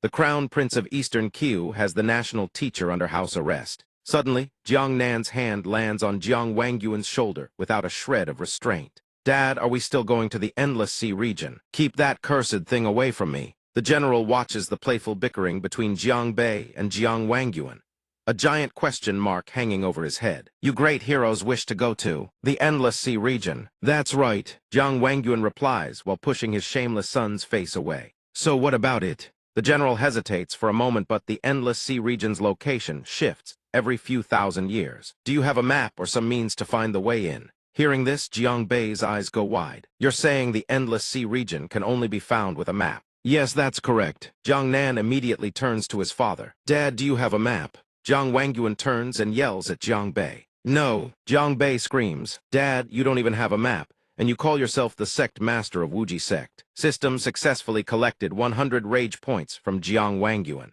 Jiang Wangyuan, shamed into fury, smacks him flying. You wretched son. The general of Eastern Q quickly steps in to intervene. Please, you two stop this. He starts waving his arms frantically. In truth, the map to the Endless Sea region is a national treasure of our Eastern Q kingdom. This revelation leaves both Jiang father and son gaping. What? Jiang Bei looks at the general's bashful, fidgeting expression and asks, for real? The general squirms and says, if you could help Eastern Q defend against the sea demon beast tide, our king might just be willing to lend it to you. Jiang Bei immediately grabs him by the collar and drags him onto the ship. Then what are we waiting for? Let's go see the king right now. Upon arriving at the capital, they hear countless whispers from the townspeople. Did you hear? This time, the beast tied at the border was repelled by some outsiders. A woman asks, puzzled, what about our national teacher? Wasn't he always the one leading the charge against the enemy? The other person says, you haven't heard. Word from the palace is that the national teacher has been placed under house arrest by the crown prince. The woman grows instantly curious. House arrest? Isn't the national teacher our crown prince's own master? How is that possible? The man explained apparently. The national preceptor had been caught stealing the map of the national treasure, the Eastern Q Kingdom, by the prince. That's why he was placed under house arrest. Jiang Bei rode past on horseback, catching every word. He raised an eyebrow in suspicion. The national preceptor stealing a map. Is that for real or what? Could this young master really be that unlucky? The next morning in the main hall of the imperial palace, an old man's laughter rang out. At last, I found all of you. Looking up, they saw 3 figures standing in a row. Sun Beabao, second prince of the Eastern Q Kingdom, Sun Rushi, crown prince of the Eastern Q Kingdom, and Sun Jiang, the king of the Eastern Q Kingdom. Sun Jiang gazed at Jiang Bei's group with admiration. Your heroic feat in repelling the sea beast tide has already spread throughout the entire palace. Immediately, the Jiang family's subordinates started hyping him up. Obviously, when our young master makes a move, no one in the world can stand against him. Watching Jiang Bei bask confidently in the praise, Sun Jiang chuckled. Is that so? Then you truly are remarkable. Jiang Bei immediately pounced on the opening and asked, it's just since we've done the king such a tremendous favor. Would it be possible to help this humble Jiang with one small matter? The king laughed heartily. Young hero, speak freely. Our Eastern Q Kingdom is rich in resources. We can handle anything. Jiang Bei said plainly, we want your map of the Endless Sea region. Sun Jiang's face went black in an instant. Jiang Bei thought to himself, let's test whether the old man's map is even still there. Sure enough, the king forced a laugh. Ha ha ha, young hero Jiang, you may not be aware, but the map of the Endless Sea region was stolen not long ago. I'm currently dispatching people to investigate the matter. Jiang Bei sighed in mock amazement. So the rumors were actually true. Sun Beabao suddenly burst out. Your Majesty, do we even need to investigate this any further? That wolf-hearted national preceptor definitely stole it. Sun Rushi's voice cut in, refuting him. Second brother, that's still not confirmed. He stepped forward and suggested, if the young hero is in no rush, why not stay in our kingdom a few more days? Once we locate the map, lending it to you won't be too late. Jiang Bei agreed without a care. Sure, that works. We'll wait a few more days then hurry it up, though. The king eagerly added, of course, of course. I've already arranged a banquet to welcome you all. Please rest well, noble heroes. He then turned and ordered the eunuch beside him. Well, escort the noble heroes to their quarters at once. The old eunuch obediently complied. Yes, your majesty. Seeing that, Sun Jiang turned to coax Sun Beabao. Come, precious, let's go. Sun Beabao whined as he finally got to leave. It was so unbearable having to stand there with that big brother of mine. The king's expression soured the moment the crown prince was mentioned. Crown prince, we haven't you left? Or do you want me to personally escort your highness out? Sun Rushi replied meekly, understood, your majesty. Watching this, Jiang Bei thought to himself, the dynamic between these 3 is kinda weird, isn't it? Before leaving, Sun Rushi didn't forget to say, since father is preoccupied with court affairs and cannot attend to you personally, this prince humbly apologizes on behalf of the king. Jiang Wangyuan cupped his fists in reply. Your highness is too kind. They noticed his face was slightly flushed, his gaze drifting to the side end when they followed it. All they saw was Yan Lan standing there with a blank, clueless expression. Jiang Bei's sharp senses caught that glance immediately. He tiptoed and shifted to block Yan Lan behind him. There's a banquet tonight. Your highness should go prepare, yes. Sun Rushi said bashfully. Then this prince shall take his leave. You've all had a long journey, so please go rest. Only after he had left did Jiang Bei dare to let his pensive expression show, mulling over the new problem. Everyone says the national preceptor stole the map, but the crown prince seems to be speaking in the preceptor's defense. Looks like the only way to find out is to pay the national preceptor a visit. That night, in a certain corner of the palace, he slipped past squad after squad of guards, not forgetting to stick his tongue out at them as he went. He carefully climbed in through a window and muttered, heavy guard even this late at night. Jiang Bei landed safely on the other side and whispered, this is definitely the place. Before him was a massive curtain. Jiang Bei didn't hesitate to pull the curtain aside and peer in. He saw a straight-backed figure sitting there, leisurely reading a book. "Is that the national preceptor?" Suddenly the preceptor sensed someone watching. He barked, "Who goes there?" A projectile whooshed through the air straight toward Jiang Bei. Jiang Bei's eyes went wide with horror as he stared at the dagger embedded between his legs right at the family jewels. My manhood. The one who struck was Zhang Wuji Earth Realm, 4th stage, national preceptor of the Eastern Qiu Kingdom. His expression was ice gold. "If you're going to sneak in, next time try sending someone with quicker hands." As he spoke, he flung another blade straight at Jiang Bei. Jiang Bei yelped, Whoa, hold up, big bro." He dodged the blade nimbly. Have you ever seen an assassin this handsome and loaded before? System successfully harvested 1 rage point from Zhang Wuji. The blade sank thud into the wooden wall. Zhang Wuji exhaled softly, thinking this guy probably had a screw loose. With that thought, he turned and walked back behind the curtain. "If there's nothing else, leave. This place is not somewhere you should be." Jiang Bei trotted after him, tugging at his sleeve. "Come on, don't be like that, senior brother. This young master has come here on behalf of the Crown Prince to ask you some questions." Hearing that, Zhang Wuji's eyes lit up. A moment later, the two of them sat face to face at a table, proper and formal. Zhang Wuji asked him, "What did the Crown Prince send you to do? He hasn't visited me even once since he put me under house arrest." Jiang Bei's sharp mind immediately pieced it together. There's definitely something going on between the preceptor and the Crown Prince. He leaned back casually and said, "Answer 2 of my questions first. First, there's a rumor that you stole the map of the Endless Sea region, and that's why the prince put you under house arrest. Is that true? Also, who's trying to kill you?" Zhang Wuji had just picked up his cup to drink when he froze mid-motion. His eyes shifted toward Jiang Bei. He reached for a scroll, read its contents, and confirmed it was the king. Jiang Bei exclaimed, "Then why the hell are you still camping out in his son's palace? Aren't you scared the father-son duel will off you?" Zhang Wuji replied calmly. "To be precise, it's the Crown Prince who's afraid I'll off the king." Jiang Bei's eyes went wide, his expression that of a man settling in for juicy gossip. "Bro, the tea is served, please, do tell." Zhang Wuji shot back. "Didn't you just ask whether the Crown Prince put me under house arrest for stealing the map? I can tell you flat out that's not the case." The imaginary melon in Jiang Bei's hands dropped to the ground. "Then what actually happened?" Zhang Wuji crossed his arms. "The map was never stolen. The truth is I want the throne and the king wants me dead. So he fabricated this charge to frame me." Jiang Bei marveled to himself, now that's a juicy melon. A full-on succession struggle, and he just says it out loud like it's nothing. Jiang Bei began to mull it over. "Let me run through this again. So the national preceptor wants the throne. The king wants the preceptor dead. And the king cooked up this scheme to frame the preceptor." He stared at Zhang Wuji's back, and a sudden curiosity struck him. "But why do you want the throne in the first place?" Zhang Wuji replied, "I answered the 2 questions you asked. This one counts as the 3rd. He turned to face Jiang Bei. "Now it's your turn. What exactly did the Crown Prince ask you to do?" Jiang Bei screamed internally. How the hell would this young master know? "I was just making stuff up. Who knew you'd actually take the bait like you could read my mind?" Zhang Wuji's expression went cold.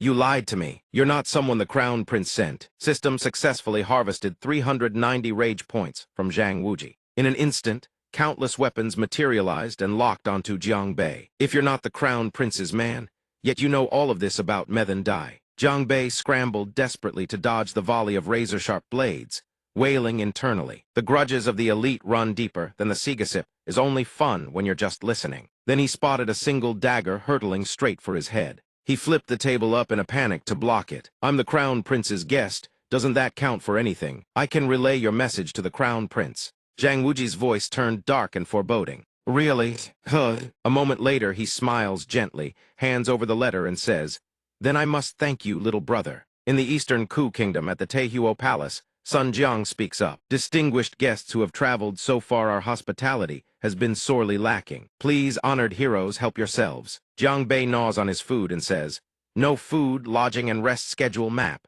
How is any of this supposed to be good?" He thinks to himself that damn grinning tiger actually had the nerve to lie and say the map was stolen. System rage points collected 208 rage points from Sun Jiang. Sun Jiang's face stiffens. "Ha ha, young master," Jiang jests. "I have already ordered the map to be found as quickly as possible. Once it is located, I will certainly lend it to you. You have done our Eastern Ku Kingdom a great service." "It's just that." He chews a mouthful of meat and asks, "It's just that what?" Jiang Nan offers him a handkerchief. "Big brother, wipe your mouth." At this moment, a cunning look flashes across Sun Jiang's face. "As long as they can help our kingdom eliminate the hidden threat of the sea monster Beast Tide, That would be enough. He glances at son Beabo, thinking if this problem can be resolved. Then after Beabo takes the throne, he can finally sleep soundly. If not then, there's no reason to lend out the map at all. Either way, I lose nothing. Jiang Bei curses without an ounce of politeness. You old fox, you think you can play me. System rage points collected 299 rage points from Sun Jiang. Sun Jiang continues, little. Brother, do calm down. Every time a sea monster beast tide strikes, our capital must rely on the map to direct troop movements. If the beast tide crisis hasn't been fully resolved, how can we rest easy lending the map to anyone? Jiang Bei says, fine. I hope the king keeps his word, find that stolen map as soon as possible. Inside, he mutters, the map is clearly in your hands, you bastard. If I weren't in a hurry to find my mother, I would have already torn your underwear off and hung it up for everyone to see. Suddenly, Sun Rushi speaks up. Your Majesty, this prince requests to accompany the heroes and help them fight the sea monsters. Sun Jiang thinks this crown prince wants to hog all the military merit. No way. With that thought, he turns to son Beabo.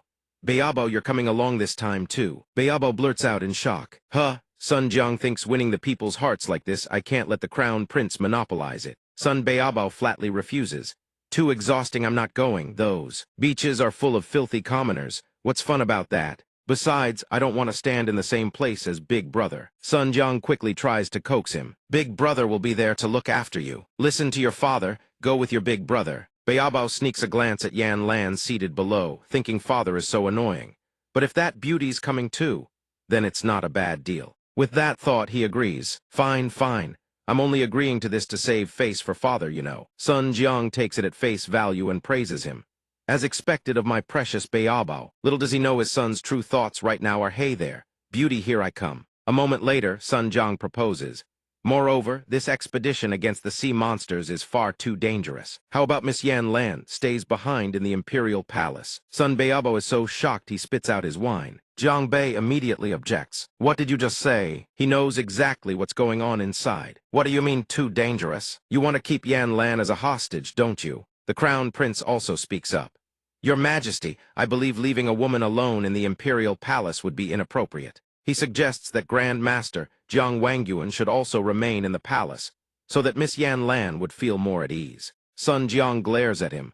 This crown prince dares to command me, but keeping one more person in the palace does mean one more piece of insurance. He says the crown prince makes a fair point. He turns to Jiang Bei. Hero Jiang, what do you think? Jiang Bei replies nonchalantly, you think that's gonna fly? Dragging this out so long, people are gonna think you're waging a war against the Du family. How many episodes is this now? His goal has been achieved. System rage points collected 199 rage points from Sun Jiang. System rage points collected 233 rage points from Sun Beabo. System rage points collected 1 rage points from Sun Rushi. A short while later, outside the main hall, Rushi sees off Jiang Bei's group. Your Highness, see us off here. Everyone go rest. Just before he leaves, Yan Lan suddenly calls out. Wait, she bows deeply. Tonight I must thank your Highness for stepping in on our behalf, for keeping Uncle Jiang here with me. Rushi's face flushes red. Milady is too kind. After saying this, he looks toward Jiang Bei. Moreover, this crown prince had his own reasons for doing this. Jiang Bei thinks he's looking right at me. Could there be something he wants to say? He slings an arm over Rushi's shoulder. Yan Lan, everyone go rest first. I need to have a word with the crown prince. He watches everyone leave one by one, waving goodbye. Only when not a soul remains does he turn and ask, Your Highness, can we talk now? Rushi replies, Hero Jiang is indeed perceptive. I do have a matter that requires. He pauses for emphasis. This concerns the national master, whom I have placed under house arrest. The words catch Jiang Bei off guard. Sun Jiang slams his hand on the desk in fury and hurls the ledger down at Rushi. That national master is absolutely lawless. He points at Rushi and roars.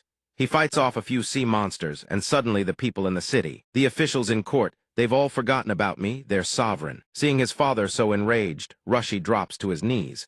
Father, please do not anger yourself. Scene shift. Sun Jiang is on an incognito inspection when he overhears servants chatting. The national master is truly the guardian deity of Eastern Ku.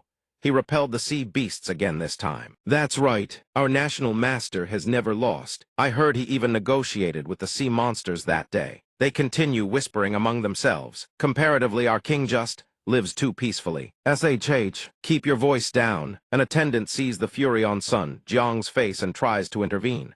Your Majesty. Back to present Sun, Jiang hurls the memorial down at Rushi and bellows. Read this. Inside is a detailed map of the entire palace layout. Sun Jiang snarls. Isn't he trying to seize my throne? What's he hiding in that house of his? What the hell is he hoarding in there? He turns away and declares coldly, the national master, he must be removed. Leave him unchecked, and one day he'll ride on top of my head. Rushi immediately pleads desperately. Father, I beg you do not do this. Seeing Rushi dare to defy his orders, Sun Jiang's voice drops to a growl. You dare disobey me? Rushi reports anxiously.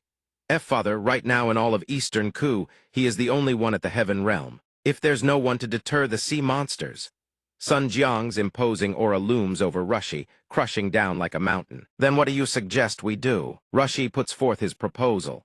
If the national master truly threatens your majesty's position, then this prince recommends placing him under house arrest for life to teach him his place. This way, the kingdom still has the national master holding the fort.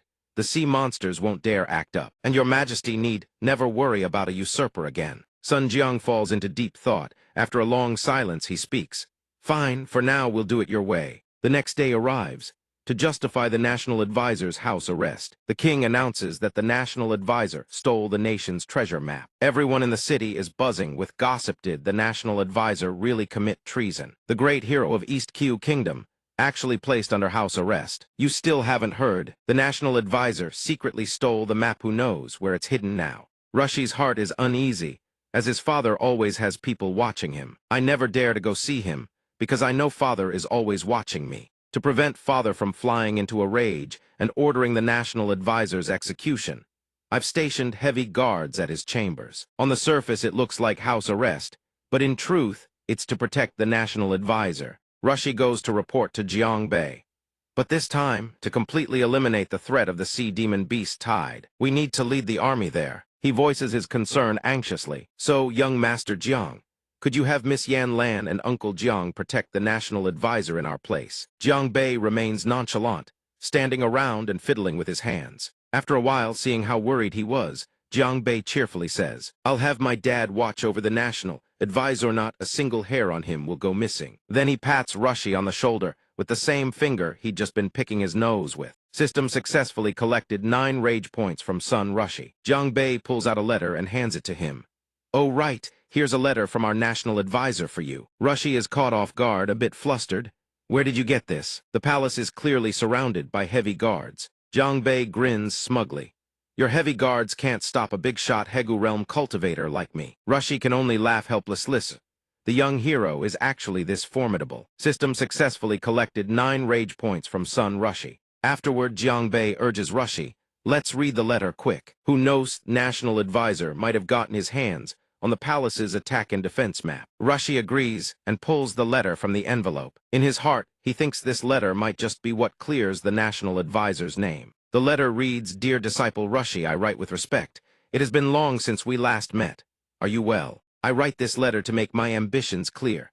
Although I harbor ambitions for the throne, I absolutely have no intention of harming your Lord Father. I hope you will not dismiss these words. Jiang Bei sneaks a peek at the letter's contents and thinks, National advisor, bro, you actually admitted to wanting the throne. You've got some serious guts. Rushi reads the letter with a heavy heart and a mind full of thoughts. He then tells Jiang Bei, young Master Jiang, it's getting late. In a few days, we still need to go eliminate the crab shrimp lair. You should head back to your room and rest early. Jiang Bei doesn't really want to leave, but agrees and departs. Scene change at the East Q Kingdom's border with the Endless Sea region. Everyone is discussing strategy. Rushi, young Master Jiang Bei, and young Master Jiang Nan. You two look here. He points at 2 locations on the map: East Q Kingdom and Hexi Hall. The sea beasts are organized into 3 commands, 5 kings, and 16 halls. The one closest to our kingdom is Hexi Hall. Its hall master is Long Hexinga, 1,000-year-old creature. In recent years, he's entered the 4th stage of Heaven Realm, but hasn't broken through further.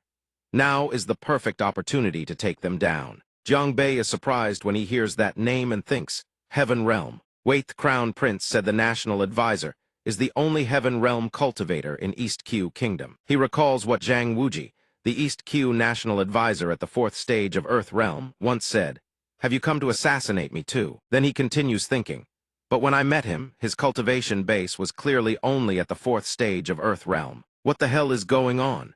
Seeing him spacing out and not paying attention, Rushy waves his hand and calls out, "Hey, are you even listening to me?" Jiang snaps back to attention. What's going on?" Rushy tells him coldly. "Young Master Jiang, you and I will be responsible for taking down Long Hexing." Jiang is struck as if by lightning. "What?" Jiang stares at the map in confusion and says to Rushy, I'm sorry. Can you say that again?" Rushy doesn't mind and points at the map. "As I said, the current strength of Hexy Hall's leader is only at the 4th stage of Heaven Realm. With your Hegu Realm cultivation, young Master Jiang, you should be able to defeat him easily." At this point, he pictures Jiang Nan fighting the minor sea demons and cutting them down, then continues. "Therefore, I propose that young Master Jiang Nan lead a portion of the army to hold off the minor demons, while Jiang engages the Crab Shrimp Hall's elite forces. As for you and me, young Master Jiang we'll storm the inner sanctum of Hexy Hall and subjugate it. Capture the king and the pawns fall. We take Long Hexing's head directly." Jiang hears the plan and, full of enthusiasm, strides over and grabs Rushy's hand. "Let's do it." The three of them then walk before the soldiers. Rushy holds up a water pearl and declares, "Soldiers, heed my command. Swallow this water avoidance pearl. Follow me to slay the sea demons, for the security of East Q."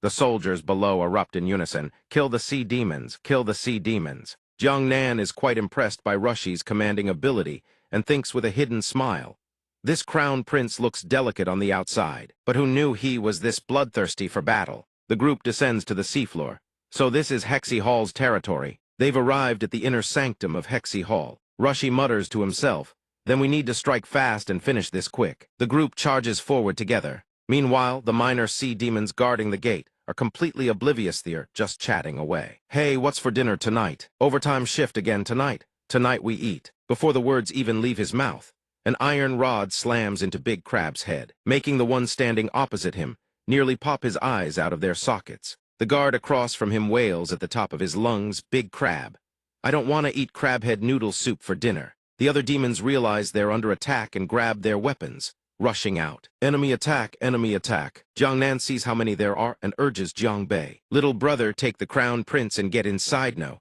I'll hold them off." Jiang nods and prepares to leave, telling his senior brother, "All right, give it your all, bro." System quest, Phase 1 complete suppressing enemy forces. Jiang sprints forward and says, "Now it's my turn to shine." Scene change at Hexy Hall's inner chambers. Harin the peeled shrimp, Hall Master of Hexy Hall, sits in his seat. A demon rushes in to report bad news.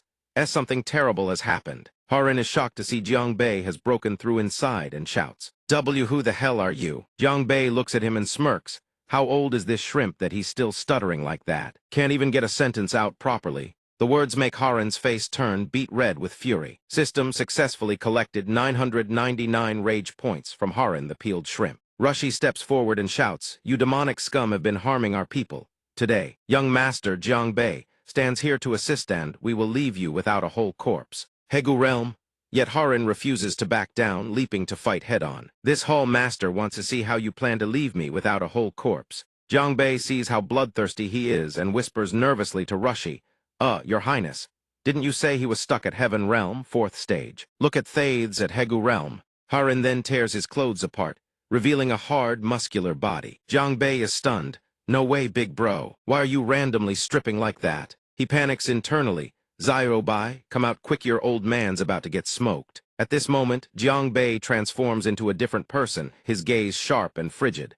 "Come then, old shrimp, how do you want to die?" Harin sees the shift in Jiang eyes and thinks, how did this brat suddenly become a different person? He charges forward without hesitation. "The Imperial Tyrant Body Shrimp of the Hegu Realm. How could I possibly fear a whelp like you?" Jiang barely dodges Harin's strike. Harin refuses to give up and attacks with his claws. Fortunately, Jiang manages to dodge just in time. He then draws his sword. Jiang strikes decisively, his sky-rending full moon slash cleaves right into Harin. Harin can't dodge and takes the hit, crashing to the ground. Jiang still won't let up. He grabs Harin's leg and with every ounce of strength, swings the creature's body around, leaving Harin's eyes bulging wide. Jiang spins midair and shouts, "Taste the young master's spinning shrimp strike." The shrimp man can only scream in panic. The system also announces the successful collection of 288 rage points from the peeled shrimp. Moments later, a pair of crab claws flies toward Rushy. His vision darkens as he reaches out and catches the crab claws. his mind swirling with thoughts. Then Jiangbei hurls the shrimp man's body toward Rushi as well. He says cheerfully, "The limited-time gaming experience has concluded. Please remember to leave a positive review. Sincerely yours." The shrimp man, spun until his face has gone completely dark, has lost all sense of direction. Seeing the claws in front of him, he touches his head in a panic and cries out, "Ah, where are my claws?" Seeing them in Rushi's hands, he speaks politely and happily. "Thank you so much, young man. If I'd lost those, it would have been a real disaster." At that moment, an energy sphere hurtles toward him, slamming straight into the shrimp man devouring heaven demon art. The shrimp man, trapped inside, screams in a mixture of rage and tears. "You brat, let me out right now, or I'll make sure you can never eat anything again." Jiangbei waves his fingers at him, taunting. Young master thought a Hegu realm cultivator would be all that impressive, but in the end, you still got caught by me. System successfully collected 1,234 rage points from peeled shrimp. Jiangbei's words pierce straight through the shrimp man's heart. He thought the Hegu realm was supposed to be impressive. Like this, he growls through clenched teeth, "If it weren't for your national advisor."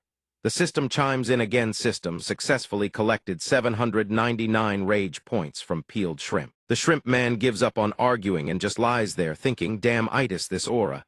Rushi coldly demands, "What about the national advisor? What is your relationship with our national advisor?" Jiangbei sees he won't talk and sneers, "Not gonna talk, huh? If you don't talk, I'll make braised crab claws out of you. Let's see if you'll talk then." The shrimp man breaks into a cold sweat of sheer terror. System successfully collected 353 rage points from peeled shrimp. The shrimp man drops to his knees in fear, begging, I'll talk. His heart is full of doubt. He just heard that his nephew had been devoured by some strange man. Could it be him? He begins his story. 3 years ago, to force everyone back into cultivation, I launched the sea monster beast tide as usual. They threw themselves into capturing everyone. Keep it up, little ones. Catch one and you'll get a reward. The national advisor of Donkyu Nation appeared out of nowhere like a deity. Just like the time before, the man you call the national advisor brought his army and decimated us. With a single palm strike, he rendered every sea beast too terrified to ever attack humans again. At that time, he was already at the 5th stage of Heaven Realm, on the verge of breaking through to the Hegu Realm. I was stuck at the 4th stage of Heaven Realm back then. Being slightly weaker, I ended up captured by the national advisor. Jiangbei interrupts his retelling with a question. Hold on, isn't the current national advisor at the 4th stage of Earth Realm? Why did his cultivation regress so drastically? The shrimp man, finding him rude, bonks him on the head and scolds. Kid, don't interrupt. System successfully collected 22 rage points from peeled shrimp. He continues his story. After the national advisor brought me back, he struck a deal with me. Peeled shrimp, I have a proposal here. I wonder if you'd be interested. Seeing someone approach his cell, the shrimp man asks warily, What do you want? Kingshu steps forward and says, I hear you've been unable to break through for years. Is that correct? The shrimp man turns his face away dismissively. If you've come here to humiliate me, don't bother. Kingshu expresses his willingness to help. I can provide you with living humans to aid your cultivation. In exchange, hand over the sea monster legion to me. The shrimp man whips around in surprise. Why? Aren't you one of Donkyu Nation's people? Kingshu ignores the question. You don't need to know. In addition, you must cooperate with me to launch a sea monster beast tide against Donkyu Nation. Back in the present, the shrimp man can't help but feel it was a good deal after all. But returning to the moment of his capture, the shrimp man lays out his conditions for cooperating with Kingshu. Besides the living humans you provide, I also want your cultivation base. Kingshu simply remarks, greedy beyond measure. The shrimp man doesn't deny it, directly absorbing the cultivation base of a grand national advisorist, that far more efficient than snatching a few humans. Kingshu hears this, turns away to think for a moment, then turns back with a warning. You'd better keep your word, or you'll die a miserable death. The shrimp man assures him, naturally. Returning to the present, the shrimp man continues to Jiangbei. And so the national advisor traded his cultivation base with me. That's how my strength broke through to the Hegu realm over these past few years. Rushi hears this and thinks with a splitting headache. No wonder the national advisor's health has been deteriorating year after year. No wonder he repelled every sea monster beast tide. Without a single defeat, it turns out they'd been colluding all along. He then walks right up to the shrimp man and shouts, Why? Why would the national advisor trade all of that with you? The shrimp man is flustered, at a loss for words. Well, I don't know. Knowing too much would get this peeled shrimp killed. Jiangbei sees Rushi growing agitated with grief and consoles him. Your Highness, don't be upset. Let's go back together and confront the national advisor for answers. Rushi finds this reasonable and agrees. Jiang Bei then shoots the shrimp man a sinister look.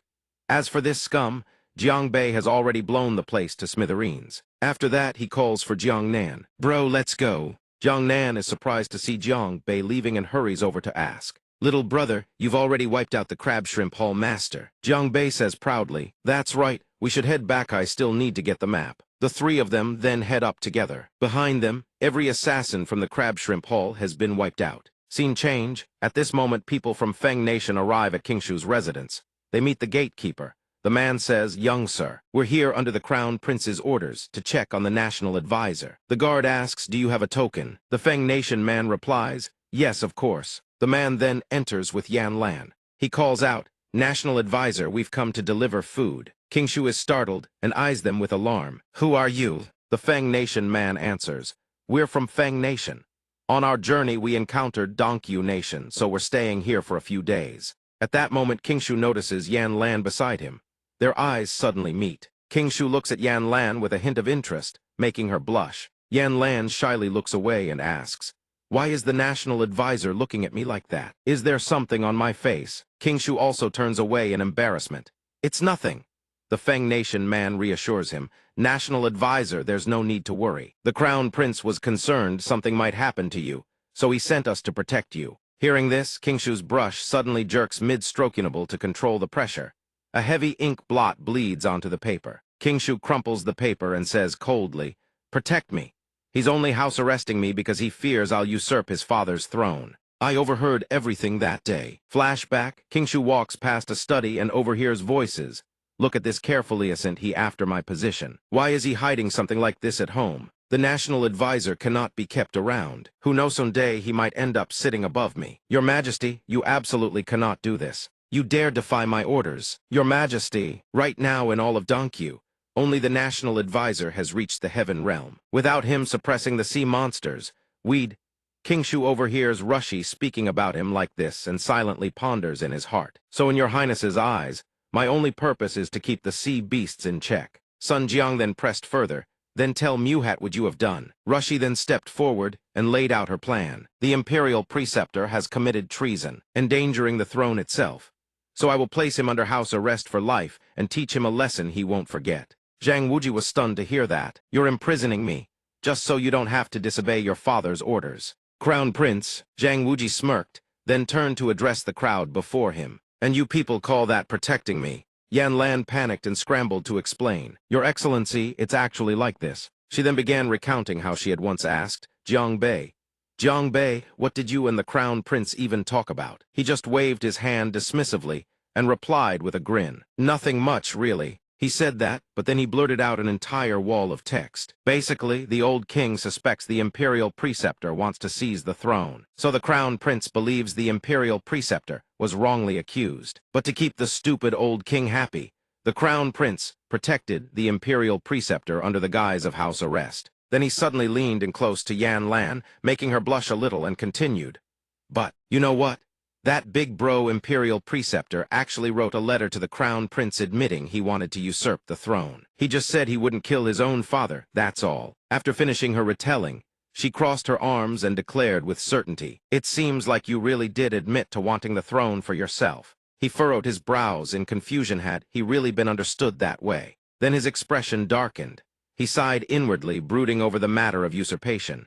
After a long pause, he spoke, let me tell you two a story. Once upon a time, the tiger lord of the Green Forest took in a little white rabbit and hired Mr. Fox as its tutor. During Mr. Fox's teaching, he discovered that the little white rabbit was smart, brave, and skilled in both literature and martial arts, earning the admiration of all the forest creatures. So before the coronation of the next forest king, every animal began discussing whether the tiger might pass the crown to the little white rabbit instead. At the delegation ceremony, a little white bird and a wolf were chatting about who would be the next heir. The little bird perched on the wolf's paw and said, the little white rabbit is so capable the old king should pass the throne to him.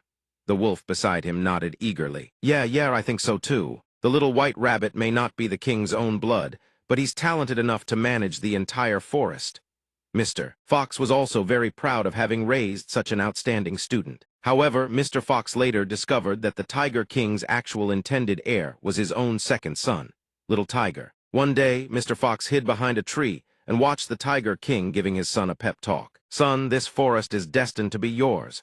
Even if you can't earn it the easy way, you still have to fight for it and succeed." Mr. Fox felt deeply sorry for the little white rabbit, who had worked so hard but was never acknowledged by the old tiger. Just then the little white rabbit came bounding over happily, holding a test paper marked 100 points. As he ran, he shouted, "Dad, Dad, look, I got 100 points again." But what the rabbit received wasn't praise from his father, a torrent of blame. "What good is 100 points? After all, you're not even my real son." Seeing the little white rabbit treated so unfairly, Mr. Fox was utterly furious. So, to help the little white rabbit seize the throne of Forest King, Mr. Fox secretly made a deal with the hunters outside the forest. He went to the edge of the woods, found a hunter, and began negotiating terms. "Dear Mr. Hunter, I can lead you to hunt down all sorts of prey, but the condition is if you want me to show up, you have to play along. Pretend I'm the one chasing you away." To stockpile food for the winter, the hunter agreed to the fox's terms. The once peaceful forest erupted into chaos. The hunter's shouts echoed nonstop. "Grab it, don't let it get away." Fox and hunters worked in tandem. Whenever the fox appeared, the hunters would pretend to be driven off. Overnight, the fox became the hero of the entire forest. He pointed proudly at the fleeing hunters and shouted, "If you ever dare show your faces again, no matter how far you run, you will be punished." As time passed, the fox was hailed as a great hero of the forest, and successfully claimed the title of Lord of the Green Forest. But what none of the animals expected was that, after Mr. Fox became Forest King, he handed the throne over to the little white rabbit. After finishing the story, Zhang Wuji let out a long breath and turned to ask Yan Lan, "Tell me, was Mr. Fox right to do what he did? The throne should belong to the most capable person. Why didn't the Tiger King just pass it to the little white rabbit?" Yan Lan sprawled across the table, then said, "But if the little white rabbit found out his throne was taken by other little creatures, he wouldn't accept it, would he?" Her words seemed to strike a nerve with him. He froze, thinking, was he truly in the wrong? His expression was deeply melancholy. If that was the case, then what should he think? Just then, Yan Lan suddenly burst out laughing and said to him, "It's just a story. Your Excellency don't lose sleep over it. Besides, Jiangbei and the Crown Prince have already completed their mission to destroy the sea beast's lair on the way back to the capital. Once you meet His Highness, you can explain everything together." Hearing that, his face instantly changed color and the teacup in his hand shattered to pieces. "The sea beast's lair has already been destroyed. Then his sea beast legion." A long silence followed. Outside, rain began to pour and thunder rumbled across the sky. He finally spoke. "Young Master Jiang is waiting outside the door." Yan Lan replied, "All right, just call me if you need anything." Suddenly, a figure threw the door wide open and barged in. He tensed, thinking, so it's come to this. It was Sun Rushi, soaked from head to toe in the rain. Zhang Wuji glanced at him, then said, "So it's you. Why come here in this downpour?" Rushi's face darkened as he growled, "Master, I'm asking, how did you collude with the sea beasts?" In his heart, he kept praying, "Just say no, and I'll believe you in an instant." But Zhang Wuji answered bluntly, "Yes." In his own mind, he thought, since it's come to this, I won't deceive you anymore. Even if it means seizing the throne, I will never hide the truth from you again. Hearing those words, Sun Rushi froze on the spot, his face overflowing with disbelief, thinking, he won't even bother lying to me. He slammed his hand on the table and roared, "Imperial Preceptor, you've gone too far. You actually colluded with sea beasts and harmed the people of the Donkyu Kingdom."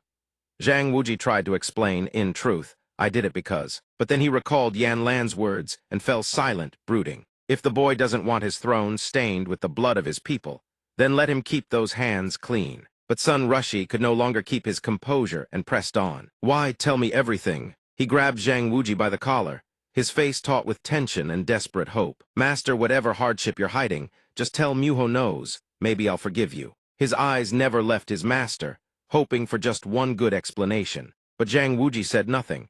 He simply closed his eyes in silence. Seeing his master's attitude, Sun Rushi was completely shattered. He released Zhang Wuji's collar with a violent shove, then stormed out in a fury. The door swung wide open. He didn't even bother to close it. Zhang Wuji's expression was filled with immeasurable sorrow and reluctance. He sat alone in the vast, dim room. After Rushi left Zhang Wuji's room in despair, he happened to run into Jiangbei, who called out, "Crown Prince? Hey, bro." Without a word, Rushi pulled Jiangbei into a tight embrace and said, "Let's find somewhere else to talk." Jiangbei immediately agreed. Sure, the two of them headed to a pavilion. Rushi sat on the steps, dejected, and said, Bei, do you have any idea? I don't even know what's right anymore. He curled up and continued, on one side is my father, the one who gave me life and raised me. I'm supposed to kill him. On the other is the imperial preceptor, who educated Meh wants to usurp the throne. And now he's colluded with sea beasts too. Bei asked, why don't you know what to do? In my opinion, if the imperial preceptor wants the throne, just kill him outright. But you went soft and kept him around. He waved his hand dismissively. Besides, he colluded with the enemy and betrayed the nation. We keep him alive at all. But then he immediately switched gears and mocked. Also, the king of Donkey Ire old man isn't exactly a saint either. All day long he's smiling while hiding daggers, and he doesn't even treat you well. The first time I met the three of you, I couldn't help but think, what kind of messed up family dynamic is this? He kept rambling on and on. The first time I met you, I saw that old king completely ignore you, and I saw how heartbroken you looked. You're the only one still dumb enough to call that man father. Hearing this, Rushi couldn't hold back and cut him off. Don't say that. Then he propped his chin up, his face listless, and asked, do you know why I'm called Rushi? You answer we, he continued. I lived as a vagabond among common folk since I was a child. After they brought me back, I looked like a beggar. I didn't even have a proper name. After they brought me back, father never once looked at me, but Empress Huini kept comforting him. Little Bao, as long as you study hard and come out on top, your father will surely come to like you. I didn't know what I'd done wrong, but the Empress said if I just worked hard, father would see it. So I followed the national preceptor to learn how to govern, and every time the preceptor praised me. But father still didn't seem the least bit pleased. However, on my birthday, the same year I was brought back, a turning point arrived. An imperial edict came, and father had someone give me a new name. The three characters, Son Rushi, were written clearly on white deer paper, alongside a line penned in fresh ink. Son Rushi, the great man, is also Rushi. As it is, so shall it be. I asked my mother what the great man is also Rushi meant. Zhang Huini looked at her child, her heart aching. She told me that father wanted me to become a great man who could hold up the heavens, so he named me Rushi. Back then, she said it was because father valued me deeply. I hope you'll grow up to become a great man who can hold up the heavens. The moment he heard that, he opened his mouth to argue back. But you're not. The words left his lips only to be cut off by the Empress. She raised a finger to her lips and whispered, "SHH, don't mention this to anyone, not even your father." From that day on, I had a name of my own. No longer a nameless beggar with no family and no one to raise me. My name is Son Rushi. The flashback ended. Rushi stood up, his expression resolute. So do you understand how I feel now? Father had such high expectations of me. I felt like I was truly needed. That's why, even when father grew cold latter Evan, when I knew he favored my second brother more, I still respected him just the same. Right in the middle of this heartfelt atmosphere, Bei abruptly cut in. Even now, I can see you're really sad, but I still gotta say you're a complete and utter dumbass. He slaps Rushi hard across the back, POW, trying to knock some sense into him. System successfully collected 666 rage points from Son Rushi. Then he forces Rushi back down and starts lecturing him. What the hell does a name even prove? Even if there were expectations whether you got what was rightfully yours, or not, thy's young master hopes you won't let a name box you in until the day you die. Then he turns around with a shit-eating grin. But hey, if someone could give you a name that make you loyal with your whole heart, then this young master might just pick one for you. When that time comes, you'll want to call me daddy too, right? System successfully collected 678 rage points from Son Rushi. Son Rushi couldn't hold back any longer. He cursed Bei's name and beat him within an inch of his life. A string of agonized wails echoed through the air. After getting the stuffing beaten out of him, Bei cursed under his breath. What the hell, trying to comfort someone, and I still get my ass kicked. I'm drawing a circle to curse your whole bloodline. As for Rushi, he looked like a weight had been lifted off his chest. His expression brightened noticeably. That felt so damn good. Scene changed the main hall before the assembled court officials. King Sun Jiang proclaimed loudly, "The eradication of the sea demon lair has succeeded. Everyone, you have truly worked too hard." The next moment, he turned to Sun Beabao standing beside Crown Prince Kao and said, "Especially my second prince. You've endured the wind and sun for Beabao's sake." Seeing this, Bei's instigating nature kicked right back in. Funny, I heard someone vanish the moment we were about to catch the sea demon, didn't show his face again, until everything was already over. Sun Beabao hit right where it hurt, flew into a humiliated rage. System successfully collected 266 rage points from Sun Beabao. Bei continued, Oh, and by the way, the sea demon lair has been cleaned out. Hearing this, the king's expression turned to utter shock. Jiang Bei then reminded him of his earlier promise. So when exactly can I borrow the map you promised? The old king's mind raced, wanted to go back on his word. He thought, I didn't expect them to kill the sea demon in just half a month, but I still don't want to hand over that map. He let out a cold huff, calculating silently. What if I just say it's still with the national preceptor and hasn't been found yet? Will this kid even buy it? Jiang Bei waited for a long moment with no response, then frowned impatiently. Why so slow? What's the holdup? You're the dignified king of an entire nation, don't. Tell me you're sitting here thinking of ways to break your promise. Caught red-handed, the king flinched and stammered a denial. How could that be? He swallowed nervously, his face pinched and drenched in sweat, thinking, what do I do? What do I do? Do I really have to lend it? Suddenly, a soldier burst in to report. Our report to the king. A massive sea demon beast tide has appeared at our borders. The soldier continued, They're advancing toward the capital now. They'll reach the capital in less than 3 days. Hearing this, both Jiang Bei and Jiang Nan were stunned. Jiang Bei frowned and clenched his jaw. Didn't we fry every last one of those shellfish bastards already? Rushi also demanded in shock. What? Didn't Jiang Bei blow up the entire shrimp and crab pipeline? Sun Beaba was terrified. The sea demons are heading for the capital. As for the old king, he secretly felt a flicker of glee. The sea demons aren't wiped out after all, no need to lend the map now. But then he realized those sea demons would storm the capital and hunt him down personally, and the glee turned to dread. If the beast tide reaches the capital, wouldn't I be the one who's utterly screwed? Thinking this, he pointed straight at Jiang Bei and roared, Jiang Bei, didn't you say you'd wiped out the sea demon lair? What is going on here? Were you just trying to swindle the map out of me and lied about the battle results? System successfully collected 1688 rage points from Sun Jiang. Jiang Bei, getting cursed out of nowhere, snapped back instantly. So when you need something, it's little brother Jiang. But the moment something goes wrong, you shout my full name like that. Rushi panicked and grabbed his arm. Jiangji, calm down. Jiangji, please calm down. Then Rushi steadied himself and reminded everyone of the current situation. Everyone, please calm down. This sea demon beast tide will reach the capital in less than 3 days. Our top priority is to figure out how to deal with it, not to stand here pointing fingers at each other. Hearing this, the main hall fell deathly silent. Jiang Bei frowned and spoke up. Out of respect for the crown prince, I'll let you off the hook this time. He then hurled a metal rod at the pillar behind the old king as a warning. But if you ever dare talk to me like that again, you'll end up like that pillar. The moment he finished, the pillar behind the king collapsed with a thunderous crash, leaving the old man shaking in terror. Scene changed. Zhang Wuji's location. Lightning crackled across the sky without end. Zhang Wuji gazed outside and thought, the weather's growing more and more ominous. Voices drifted in from outside. Did you hear? The sea demon beast tide is marching toward the capital. 2 guards chattered back and forth. One asked, wasn't it said before that someone had already secured the old lair from the outside? The other replied, who knows? The crown prince hasn't slept in days over this whole mess. Yan Lan's words echoed endlessly in his mind. If my little rabbit finds out, I wonder whether she can accept it. He steeled his resolve. Then I'll walk this road to the Endalon. A moment later, he threw the doors wide open.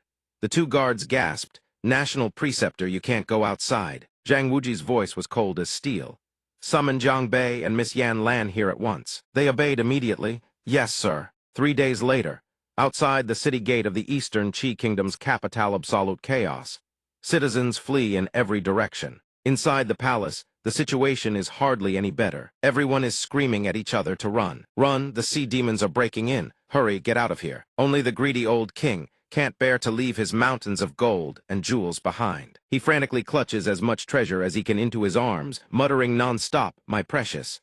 Oh, my precious. Sun Beabo grabs his arm and shouts, Father, how can you still care about this stuff right now? Why aren't you finding somewhere to hide? As he's dragged away, the treasures slip from his grasp one by one. His face twists in agony. My precious. Then he leans in and whispers mysteriously to Sun Beabo. Don't worry, Beabo. Your old man knows a hiding spot behind the rear mountain. At the city gate, rows of sea demons stand in tight formation. Facing them, Jiang Bei and his crew. He crosses his arms, utterly contemptuous. Well, little lobster, life's been rough, huh? Couldn't figure out where to wave those tiny claws. It's only been a few days showed you get so damn crispy. The lobster hears this and laughs. Jiang Bei, didn't see that coming, did you? Then it recounts, that day, after you roasted me alive, the shrimp and crabs. They slowly crawled back to Lord Hongvu's feet. I begged Lord Hongvu to grant us a second life. After being saved, it kept saying, "Thank you, thank you." Then that bastard had the nerve to say, "If you don't want to become a walking corpse again, bring me Jiang Bei's head." It finishes, points straight at him, and snarls, "Jiang Bei, you die today, that's final." The man beside him hears this, and his expression shifts instantly. So Hongvu actually fled to the endless sea region, keeping completely under the radar. No wonder the tracking seal showed no reaction before. As for Jiang Bei, just throws his head back, laughs and mocks right back. "Wow, that must have been really rough for you. You show up looking this crispy. If I didn't know any better, I'd think you turned yourself into fresh grilled seafood." His mockery sends the lobster into a furious rage. "You're about to die, and you still can't keep your mouth shut. You really are an impatient one, aren't you?" Under the weight of its fury, the system chimes in with another successful collection. System rage points collected molting shrimp spirit, 1,314. He glances at the people behind him and gives a signal. Right in front of the bewildered lobster, they take several steps back, then yell, "Run," and bolt straight for the city gate. The creature bellows at its sea demon army to give chase. While running, it screams, "Stop right there. Fight me if you've got the guts." He calculates the time in his head. That should be enough.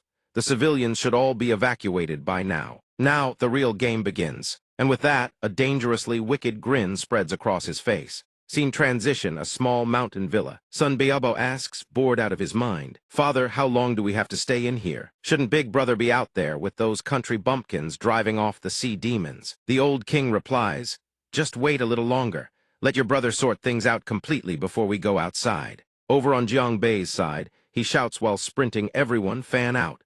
Execute the plan exactly as we discussed." Son Rushi asks, uncertain, "Jiang Bei, are you sure there'll be wind?" He answers without hesitation, "Guaranteed." Son Rushi hears this and nods, "I'll trust your call." Then all four of them leap off a nearby cliff. He immediately issues a command to the system. "Little N, generate our decoys." Little N responds instantly, "Genius, Little N, reporting for duty." In the blink of an eye, 4 perfect clones of their group materialize. Jiang Bei smirks at the copies, then sneaks away first. The sea demons chase for a while, and are already starting to tire. The lobster wheezes, "Jiang Bei, you're fast as hell. 1 second you're there, the next you're gone." Another demon taps the leader and points ahead, "Boss. Looks like Jiang Bei and the others are up ahead." The lobster bellows, "Keep chasing." Another one reports, "Sir, they're heading toward the mountains." The lobster points and growls, "Even if they fly to the heavens, I will catch them." Suddenly, a massive gust of wind sweeps in. The lackey beside him stammers, "B-boss, the wind just picked up." The lobster smacks him on the head and snaps, "Useless fool, so the wind picked up, so what? Even better. This way we can chase even more efficiently." Brain blast. The lackey immediately bootlicks. "Sir is brilliant, absolutely genius." After catching up, the lobster wheezes uncontrollably, wiping the sweat from its face. "Damn, that nearly killed me." Spotting the 3 of them standing on some nearby steps, it grins smugly. "Jiang Bei, you walked straight into a dead end surrounded by 3 ridges. You're asking for death, but their faces, not a single flicker of emotion." Seeing this, the lobster grins even wider and shouts, "Jiang Bei, where are you running now? Why'd you stop, huh? Run some more." Suddenly, a wave of power slams down on the shrimp fodder, stunning them all. "What the?" And then the clones of Jiang Bei's group begin fading away. The sea demons have no idea what's happening. Jiang Bei appears out of nowhere, arms crossed, looking down at them with absolute contempt. The lobster, furious and bewildered, demands, "Jiang Bei, when the hell did you get out?" System rage points collected, molting shrimp spirit, 999. He bursts out laughing, then throws the lobster's own words right back at it. "Hey, molting shrimp, weren't you just laughing? How come you stopped?" And just like that, his taunting successfully triggers the system once more. System rage points collected, molting shrimp spirit, 1,688. Right then, the rain begins to fall. The lobster laughs confidently. "Jiang Bei, you're not seriously planning to drown us with a little rain, are you?" It looks up at the sky, full of swagger. "We're sea demons. A little rain won't kill us." He replies, "This isn't just any rain. This is a thunderstorm." With that, he raises his fan toward the heavens.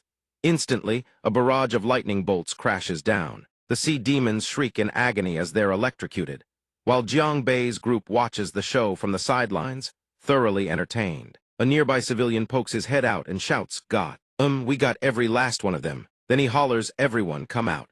The Crown Prince and young hero Jiang Bei have captured all the sea demons." At that, every hidden civilian rises to their feet. They swarm Jiang Bei, showering him with praise. Young hero Jiang, how did you ever come up with this plan? Yeah, that was absolutely incredible. Jiang Bei grins ear to ear, thoroughly pleased with himself as he soaks it all in. It all started 3 days ago. Flashback the MVP moment 3 days ago. After the argument in the Grand Hall ends, Jiang Bei sits with Yan Lan as she sips tea. He's deep in thought. A countermeasure, a countermeasure, a countermeasure. Outside, thunder and rain rage. Yan Lan glances out the window. It's raining again. It's been raining almost every day since we arrived, hasn't it? A spark ignites in Jiang Bei's mind. And there's lightning, too. He plants a kiss right on Yan Lan's cheek. She's completely bewildered. Yan Lan, thank you. You just helped me solve a huge problem. Then he bolts out even though it's pouring. Yan Lan calls after him, be careful, slow down. She doesn't even finish her sentence crack. Jiang Bei gets struck by lightning. He arrives at Sun Rushi's quarters, looking like he just survived an electric chair, hair standing on end and scorched black. Your Highness, I need to ask you something, Rushi tells him. Jiang Bei, it's fine if you just say it, you don't have to put on this kind of act. Jiang Bei speaks while lost in thought. I just wanted to ask, is there a spot behind the palace where thunder strikes frequently? Rushi thinks for a moment, then says, now that you mention it, there are 3 mountains behind the palace. That area does get hit by thunder and heavy rain all the time. But he warns Jiang Bei about just how dangerous the place really is. That place is incredibly strange. I've heard hunters say the lightning there only strikes within a small zone.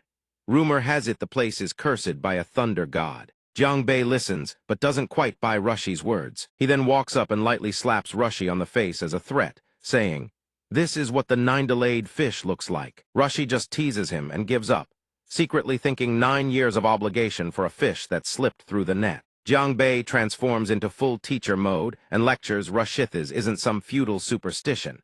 It's called a thunderstorm terrain. Warm air masses blowing up from the south get lifted by the mountain terrain.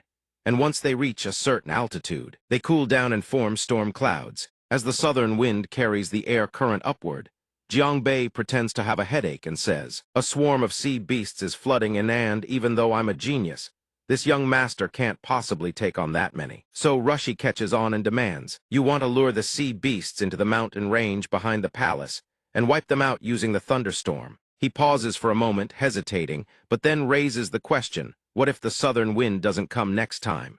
If there's no warm air mass, what do we do then? Hearing that, Jiang Bei freezes in shock. Oh right, what do we do about that? Just then, a servant announces from outside. Young Master Jiang, Miss Yan Lan is looking for you. Jiang Bei is practically dragged out by the guards. Rushi calls after him.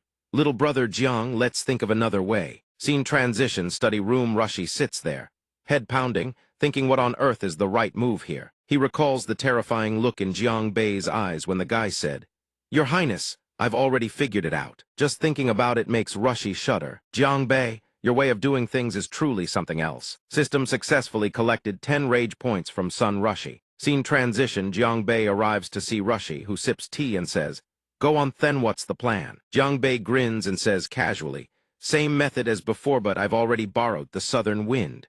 When the time comes, just follow my plan. Jiang Bei does the mental math and decides to lay out the whole strategy. Like this, thighs, is how the thunderstorm plan gets executed. Everyone below murmurs in amazement. So that's how it works. Rushi whispers into his ear, You still haven't told me what you and Miss Yan Lan did that day. How did you manage to borrow the southern wind the moment you came back? Jiang Bei flinches, embarrassed, and thinks I promised someone I'd keep that a secret. Suddenly, a spear grazes past Rushi's face. Rushi freezes on the spot, paralyzed with shock. Jiang Bei and the crowd below stare wide-eyed, jaws dropping. He thinks he's here. He's coming. The classic meme is coming. The crowd below stares at Rushi's features and starts murmuring. Why does the crown prince look so much like a girl? Are you blind? Rushi recalls all the things people always say about him and how they've always treated him like a puppet. Our prince is just too thin. There's no way he's a girl. Exactly. How could a girl possibly become the crown prince? How could a girl ever understand the books written about governing a nation? Then someone steps forward. The crown prince is a girl. It's Jingxi, the national advisor, who steps forward and continues. Ever since ancient times, the one who handles political affairs for the sovereign, serves as regent, and oversees the state has always been the crown prince. He then walks right up to Rushi, face to face, and declares with absolute certainty, A woman, Rushi feels as though she's been betrayed, plunged into the water. Why? Why did he have to say it? Why? She recalls in agony her birth mother had forbidden her from ever revealing this secret to anyone. Master, how did you find out? What is the reason? Jingshi lets out a long sigh. He speaks coldly to Rushi. Didn't you already ask me once before? Jingshi sees the crowd outside gossiping and uses his cultivation technique to intimidate them. Fools with nothing better to do than run their mouths wouldn't be worth mourning if the sea beasts killed them. An ice spike shoots out and nearly skewers their feet. One of them snaps back in fury. Is this lunatic trying to kill us? Another one rushes over to tattle on Rushi. Your Highness, please kill this madman. That's right, kill him now. Rushi stands there frozen, thinking, Master, I can't do it. Jiang Bei, standing off to the side, can't take it anymore and storms forward to curse them out. Damn it, these people have crossed the line. This young master has had enough. Just as he's about to act, Yan Lan grabs his arm from behind, signaling him to stay calm. She says, have you forgotten what you promised the National Advisor? Even if not for the National Advisor, then for the Crown Prince's sake. Jiang Bei calms down, and he and Yan Lan stand together, watching everything unfold. Jingshi sees Rushi make no move. He seethes internally she can't bring herself to act. Furious, he charges straight at Rushi and snarls, if you won't kill me, then I'll kill you. Everyone below watches in horror. Only then does Rushi lift her head, her eyes filled with determination. A moment later, a blade pierces flesh. No one can tell whether it was Jingshi or Rushi who struck first. To everyone's shock, the one who drove the sword in is Rushi. She stares in disbelief, panic flickering in her eyes. Master. Jingshi doesn't resist or reproach her, simply smiles warmly and says, you will be a great sovereign. The commoners, bewildered, start shouting, the National Advisor is dead. Shouldn't we summon the king to take charge? I heard when the sea beasts attacked the capital. The king already fled into the rear mountains with the second prince. Sun Jiang and his son, the second prince, are lying motionless face down inside a circle. Passers-by take one look and speculate, probably the same as the sea beasts get struck by lightning as divine punishment. Meanwhile, Rushi sits slumped before Jingshi's body. The commoners stand around murmuring, now only the crown prince is left. Wait, no, I guess we can't call her that anymore. That's right, how can a woman rule? A sharp voice thunders from behind. And what's wrong with a woman? My Feng kingdom has an empress, you know. It's Jiang Bei has been standing behind them the whole time, ripping into them. Is she your father or your mother? Mind your own damn business. Yan Lan also chimes in, scolding the crowd. All these years, the crown prince has toiled day and night for Eastern Kayet. You dare dismiss her just because she's a woman. Then both of them lose it, trading verbal blows back and forth, ripping into every single one of those people. This time, and even during the last sea beast fight, if it weren't for the crown prince, would any of you still be alive? You enjoy the crown prince's protection while questioning her identity, isn't that just feasting on someone else's blood and sweat? This young master ought to teach all of you a lesson. Even Jiang Nan chimes in. My brother and Miss Yan Lan are right. Do any of you even have a conscience? This young master ought to teach all of you a lesson. System successfully collected 12 rage points from Zhang San. Successfully collected 16 rage points from Li Si. Successfully collected 20 rage points from Wang Wu. A hand suddenly clasps someone else's. It's Jiang Bei steps forward, grabs Rushi's hand and raises it high. Your king is dead. If you refuse to acknowledge son Rushi as your new sovereign. He reveals a menacing grin and speaks in a bone-chilling tone. I won't mind silencing everyone who witnessed today's events. The crowd drops to their knees before Rushi, shouting, we accept, we accept, we acknowledge. System successfully collected 24 rage points from Zhang San, 28 rage points from Li Si, 32 rage points from Wang Wu. At this moment, a port bristled with soldiers on guard. Sun Rushi cheerfully held a scroll in her hand and said to Jiang Bei, this is the map of the endless sea region I promised to lend you. Suddenly a blue object appeared, pillars of light gradually rising from below. Jiang Bei couldn't help but marvel. You really kept that thing hidden well. Sun Rushi unfurled the map and said, after all, it's a national treasure of the Dong Cao kingdom. It won't disappoint you. The directions within the endless sea region shift constantly. With this map, you can navigate through it by following its guidance. Sun Rushi suddenly recalled how she'd found the map following Jiang Bei's instructions, and asked, but how did you know the map was hidden beneath my father's throne? Jiang Bei simply grinned and bluffed. When this young lord was sleeping, my old man appeared in a dream and told me. Inside, he was thinking, damn it, I promised that blasted national advisor I'd keep this secret. Yan Lan chimed in, playing along with his bluff. Your Majesty, please don't make things difficult for Jiang Bei. I can vouch for him. He really did dream about it. Inside, she was panicking. What nonsense am I even saying? What did Jiang Bei dream about? How should I know? As the time for parting arrived, Jiang Bei spoke and instructed Sun Rushi. We have to go now. Once you become the ruler of Dong Kao, if anyone refuses to submit, send me a message across 10,000 miles. Even if this young lord has to swim across the endless sea region for 3 days and 3 nights, I'll come back and discipline those punks for you. System successfully collected 110 rage points from Dong Kao officials. Then he walked close to Sun Rushi and said, Didn't you once ask, after I finished discussing the thunderstorm battle strategy, what Yan Lan and I did during those 2 hours? Don't you want to know any more? Sun Rushi waved it off dismissively, turned away, and said she didn't want to know anymore. She needed to learn to be more open-minded like him. Just let it blow away with the wind. A loud shout rang out at that moment. Little brother, Miss Yan Lan, it's time for us to set off. Jiang Bei shouted back to Jiang Nan, who was already standing on the ship. Got it, big bro. Then he grabbed Yan Lan's hand and gave Sun Rushi a final farewell. We'll meet again someday. Until next time, Your Highness. Sun Rushi simply smiled, turned to walk away, and waved goodbye to them. Aboard the ship, Yan Lan said to Jiang Bei, I thought when you brought up that subject with Miss Sun Rushi just now, you were going to tell her the truth. Jiang Bei quickly denied it. How could I? Then he puffed up with pride and declared, I'm the tightest-lipped person you'll ever meet. No secret can escape my lips. Yan Lan stifled a laugh and said, all right, so what were you actually doing back there? Jiang Bei leaned against the railing, feeling the wind, and said, I just wanted to confirm something, whether the Crown Prince has truly let go. Seeing his attitude, Yan Lan said with a hint of jealousy, This is the first time I've seen you be this thoughtful. Jiang Bei nodded matter-of-factly. Of course, after all, every human heart is made of flesh. Then he plucked a rose, held it in his mouth with a suave look, and said, Sure, this young lord doesn't sweat the small stuff, and spends his days ticking people off for fun, but even I grow up eventually. Yan Lan cringed at his shameless smooth talk.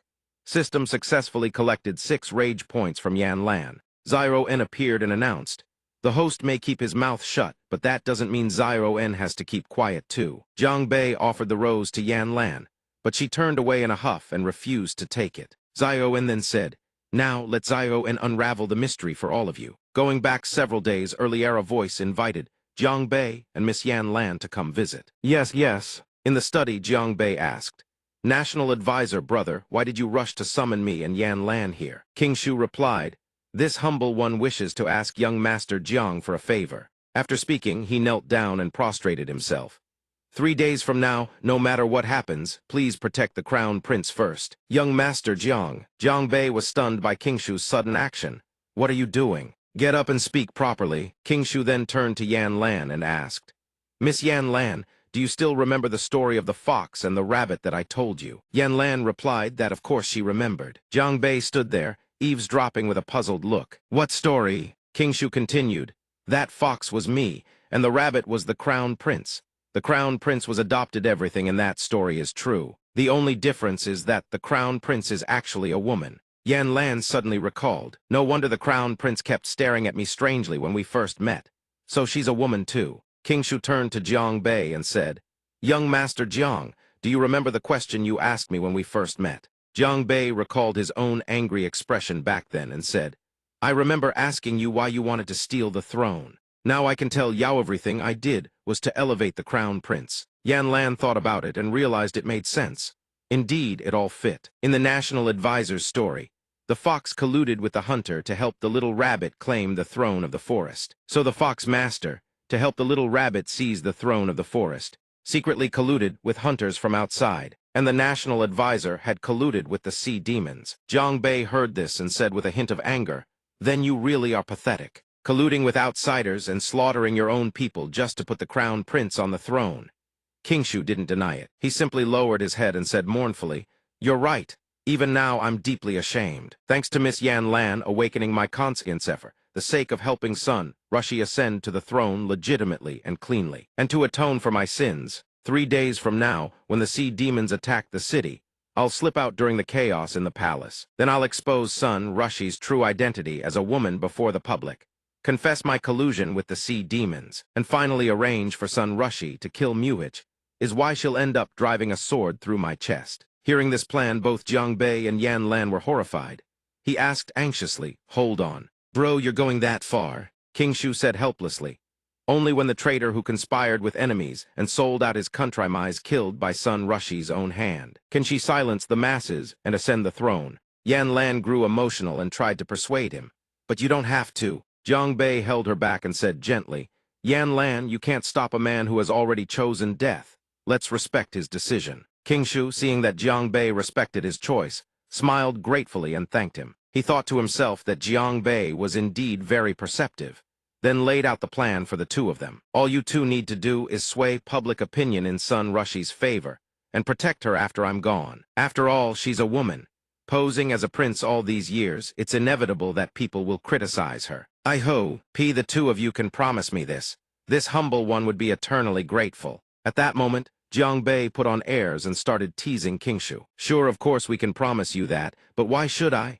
Gratitude doesn't fill my stomach. King Shu, who had just praised Jiang Bei, couldn't help but feel his anger spike. System successfully collected 798 rage points from Zhang Wuji. King Shu then dangled an irresistible bargaining chip the location, where the map of the Endless Sea region was hidden. Jiang Bei's eyes lit up instantly.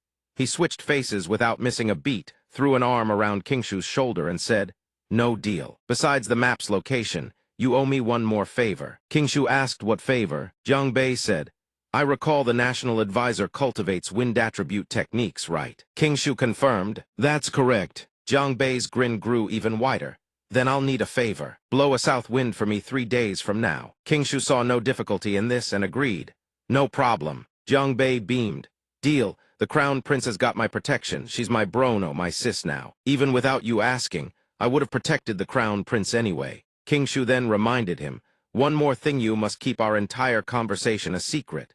Do not tell Sun Rushi. Jiang Bei said smugly, I know, I'm not you acting like a clueless idiot. System successfully collected 798 rage points from Zhang Wuji. Jiang Bei fanned himself and laughed like a giddy child. Zio En appeared and announced to everyone, That's all the reveals for today. See you on the next leg of the journey. Meanwhile, on another part of the mainland, a man watches Jiang Bei and his crew set sail. He curses under his breath, damn it. Cursing, he slams his fist into the cliffside. That useless Naga gave him an entire undead sea beast army, and he still couldn't wipe out the Jiang Wangyuan party. A spatial rift tears open behind him. Li Feng, sect master of the Wanmo sect and Lei Wan's elder brother, steps through. He addresses Hong Vu from behind. Hong Vu, status report. Have you captured Jiang Wangyuan yet? Hong Vu startles, whips around, and drops to one knee. Young sect master, this subordinate is incompetent. Jiang Wangyuan has not yet been captured. Li Feng's voice thunders with fury. What exactly have you been doing? I sent you to the Stellar Academy continent ages ago, and you've made 0 progress. He continues coldly. I don't care whether Jiang Wangyuan lives or dies, but if you fail to bring him back this time, I cannot guarantee your succession at the next Mingxian tribe's inheritance ceremony. And when that happens, let's see what leverage you think you have to marry my sister. Hong Vu's face drains of color. He keeps his head bowed in silence. After a few more cutting words, Li Feng departs. Hong Vu's mind races. Looks like he has no choice but to team up with the sea beasts of the 3 alliances, 5 kings, 16 halls in the Endless Sea region to encircle and eliminate Jiang Wangyuan's party. Scene change. Another location, Kunming, Jihai Realm Level 3 Grand Alliance Master. Wang Jai, Jihai Realm Level 2 Second Master. Xian Bei, Jihai Realm Level 2 Third Master. Hong Vu stands before their throne. Kunming eyes him. Hong Vu, shouldn't you be obediently staying put on the lunar eclipse continent? What business does a human have running to my sea beast alliance? Hong Vu puts on his most respectful face. Naturally, I've come to deliver an opportunity to the Grand Alliance Master. Kunming lets out a curious oh, sounds genuinely intrigued. Speak, what kind of opportunity? Hong Vu utters 3 words, the Kangyuan Pearl. All 3 Kunming, Wang Jai, Xian Bei go wide-eyed. What? Kunming leans forward, alarmed. Explain. The Kangyuan Pearl of the Naga tribe has been lost for centuries. How do you know about it? How? Hong Vu smirks. Because I saw it with my own eyes. Years ago, my father Mingxian mobilized the entire clan's forces to wage war against the Naga tribe, all to seize their ancestral treasure. But during the battle, the Kangyuan Pearl was accidentally dropped into the central trench of the Endless Sea. Everyone on the surface cried out its name, Kangyuan Pearl. To keep its exact location a secret, we slaughtered quite a few Naga to silence them. Li Feng back then gave his orders, my child, go and wipe out the Naga. One day, when we can breach the depths of the ocean trench, we'll reclaim the Kangyuan Pearl. Until then, we cannot let its location leak. We return when the time is right. Kun Ming frowns. If you already knew where the Kangyuan Pearl was, why didn't you retrieve it back then? To be honest, I'm not entirely sure of my father's reasoning either, Hong Vu admits. But whether the intel is real or fake wouldn't, you find out the moment you go check. Kun Ming mulls it over, then bursts into laughter. All right, name your price. Hong Vu steps forward and lays out his terms. The Grand Alliance Master is indeed a sharp man. I want the Sea Beast Alliance to help me kill a few people. Kun Ming asks who. Hong Vu's voice turns ice cold. He drops the name Jiang Wangyuan, him and his entire family. Scene change Jiang Bei's side. He's checking the system. System status panel name Jiang Bei Cultivation Base Hegu Realm LV. 1 Cultivation Art Swallowing Heaven Demonic Art Tier 2. Heaven Grade Combat Skills. Soul Growth Tier 3. Heaven Grade Void Shatter Tier 3. Chuan Grade Flawless Crescent Blade Tier 4. Heaven Grade. Jiang Bei studies the readout for a moment and nods. Not bad. Ever since Jiang Ziob I helped him refine his spirit and break through to the Hegu realm, his Qi has been expanding bit by bit. Little N mentioned before that the rage points accumulated during this trip to the Eastern Mound Kingdom would be enough for the host to reach Hegu. Realm LV 2. Once at Hegu LV 2, the host's Qi would expand further, mental perception would spike, and he'd be able to scan a 300-meter radius. Thinking back on it now, Jiang Bei's fingers are already mashing the level up button. What are we waiting for? Level up, level up, level up, level up. Keep pumping it in, baby. Yours truly demands more. Something large glides beneath the hull. Jiang Bei, sitting on the edge of the deck, suddenly feels the ship tilt. Yan Lan steps forward, squinting at the horizon. I can't make out anything ahead. She pauses. Wait, I hear something strange. It almost sounds like singing. She turns to him. Jiang Bei, can you hear it? Someone's singing. He frowns, singing. What singing? I don't hear anything. Jiang Nan shouts from the other end. Bro, quick, hold down this side of the boat. Jiang Nan braces against the hull, straining. Dad, I can't hold it much longer. Below the surface, merfolk circle the ship, driving it toward the reef. Drown them, bury them, our presence cannot be discovered. The ship capsizes. Everyone loses their footing. One by one, they plunge into the water. The vessel flips completely. Jiang Wangyuan, his 2 sons, and Yan Lan all sink beneath the waves. The surface churns violently under the crashing tide. The merfolk erupt in cheers the moment the humans hit the water. They fell in. Drown them, drown them. One merfolk catches Yan Lan mid-sink and freezes. Wait, we does this girl carry the breath of our Naga kin? Jiang Bei sees them pull Yan Lan away. He reaches out powerless. All he can do is watch her go. The merfolk crowd around Yan Lan, examining her closely. Let me see, let me see, let me see. Jiang Bei's vision blurs. Consciousness slipping, he thinks, Dad. Bro, are we seriously going to die here? His mother flashes through his mind. I haven't even found Mom yet. Jiang Bei's eyes snap open. Wah. Blinding light, but he's not dead. Impossible. He's rissing upward through the ocean depths. What the hell didn't I just drown? He's lying in a bed made of seashells. He blinks, bewildered. Jiang Bei bolts upright. Where the hell have they taken me? Jiang Nan walks in. Little bro, you're finally awake. Everyone's been waiting for you. Jiang Bei is still panicking. Bro, what the hell happened? Why am I sleeping inside a giant clam? Jiang Nan doesn't bother explaining. He grabs Jiang Bei's arm and yanks him up. Come on, you'll see when we get there. Scene change, the White Palace. Yan Lan spots Jiang Bei and lights up with relief. Jiang Bei, you're finally awake. You scared me half to death. Jiang Bei puts on his cool guy act. Why, what's there to worry about? He scratches his head, feigning confusion. Yan Lan, who is that? Yan Lan turns and addresses the woman seated on the throne. Tribal chief, this is the Jiang Bei I told you about. Her name is Quan Xiu, Hegu Realm LV 4, chief of the Naga tribe. Yan Lan introduces her to Jiang Bei. Jiang Bei, this is Chief Quan Xiu of the Naga tribe. She's the one who saved us. Jiang Bei leans close to Yan Lan's ear and whispers, You naive girlthy are the ones who flipped our boat in the first place. Unfortunately for him, Quan Xiu's hearing is razor sharp. She descends from the throne with a composed smile. Young Master Jiang, I believe there's been a misunderstanding. My people mistook you for invaders and acted out of line. Please accept my deepest apologies for the offense. We meant no harmony to protect our waters. Jiang Bei isn't buying a word of it. Then how do you know we're not invaders? Tian Soch grabs Yan Lan's hand, gazing at her with deep, tender affection while Jiang Bei watches in pure disgust. Hey, talk is talk, why the hand-holding? The elder speaks gently. On Yan Lan's body flows the blood of my own sister. She carries the Naga bloodline. Jiang Bei had heard from the Sea Beast King that Yan Lan's mother came from the Endless Sea region, but he never expected her to be of the Naga race. Yan Lan is moved to tears. She says through her sobs, "Jiang Bei, even though mother didn't raise me, Auntie Tian told me all about her childhood." Seeing her like this, Jiang Bei can't help but ache for her. She nestles into his arms. "Do you think I'm connected to mother's past too?" Jiang Bei comforts her. "Of course you are, Yan Lan." He even promises her from now on, even without her mother by her side, he will always be there. The others are just standing there, getting force-fed dog food. What a show. Tian Soch clears her throat to cut through the awkward atmosphere. "I already know Yan Lan has a weak water body. The urgent matter is finding the Kangyuan Pearl to stabilize the extreme yin energy in her body." Jiang Bei still doesn't get it. He presses, "But where is the Kangyuan Pearl? Didn't everyone say it was lost ages ago?" Tian Soch answers with certainty, "That's true, but one person definitely knows where it is." Her expression turns grave. "The child of Mingxin. Back then, the Mingxin clan hunted us to the brink of extinction to seize our tribe's treasure. But what they never expected was that I and a handful of young ones hid inside a whale carcass and survived. Worse still, I overheard Hong Vu's orders with my own ears. Kill them all. Leave no one alive. Your father never wanted the Kangyuan Pearl's location exposed either," she adds with conviction. "So when the pearl was lost, Hong Vu must have been there." Jiang Bei's brain feels like it's about to explode. Why is it Hong Vu again? That cockroach who just won't die. Jiang Nan understands the gravity of their situation. But Hong Vu's movements are unpredictable after the battle at Wushan Lair. He only appeared once in the Eastern Qiu Kingdom.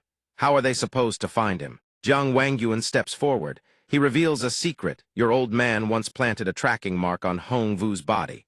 He shows them clearly. As long as we follow it, we can pinpoint his location. The two brothers are stunned in admiration. Father truly has incredible foresight. That's our old man for you, full of crafty tricks. Jiang Bei charges ahead with excitement. "Then let's go, find the Kangyuan Pearl and take out Hong Vu," Jiang Wangyuan snaps. "You damn brataching for a beating again." Meanwhile, in a demonic sea trench, Hong Vu suddenly sneezes. Kunming asks with concern, "What's wrong with you?" He pauses. Hong Vu waves it off. "It's nothing, probably my old man missing me." Kunming surveys the battle formation and asks, "This is the ideal ambush point you mentioned for wiping out Jiang Wangyuan's group." Hong Vu is brimming with confidence. "Absolutely. Before I came to seek your help, I already scouted this location." Hong Vu grins sinisterly. "If I hadn't learned it from the undead sea beasts' own mouths." That deep beneath the ocean floor, a three-headed flood dragon guards the abyss in hibernation, protecting the Kangyuan Pearl, feeding on any small creature that dares approach. "Why would I ever be kind enough to tell you where the Kangyuan Pearl is? Once you send that Jiang family to their graves, I'll lure you all to the ocean floor to find the pearl. You'll end up as food in the flood dragon's belly. The Kangyuan Pearl, you'll never touch it." Hong Vu points toward the sea trench and tells the three of them, "This trench is bottomless. Your all-seasoned underwater fighter suit can definitely annihilate them down there." Kunming is skeptical.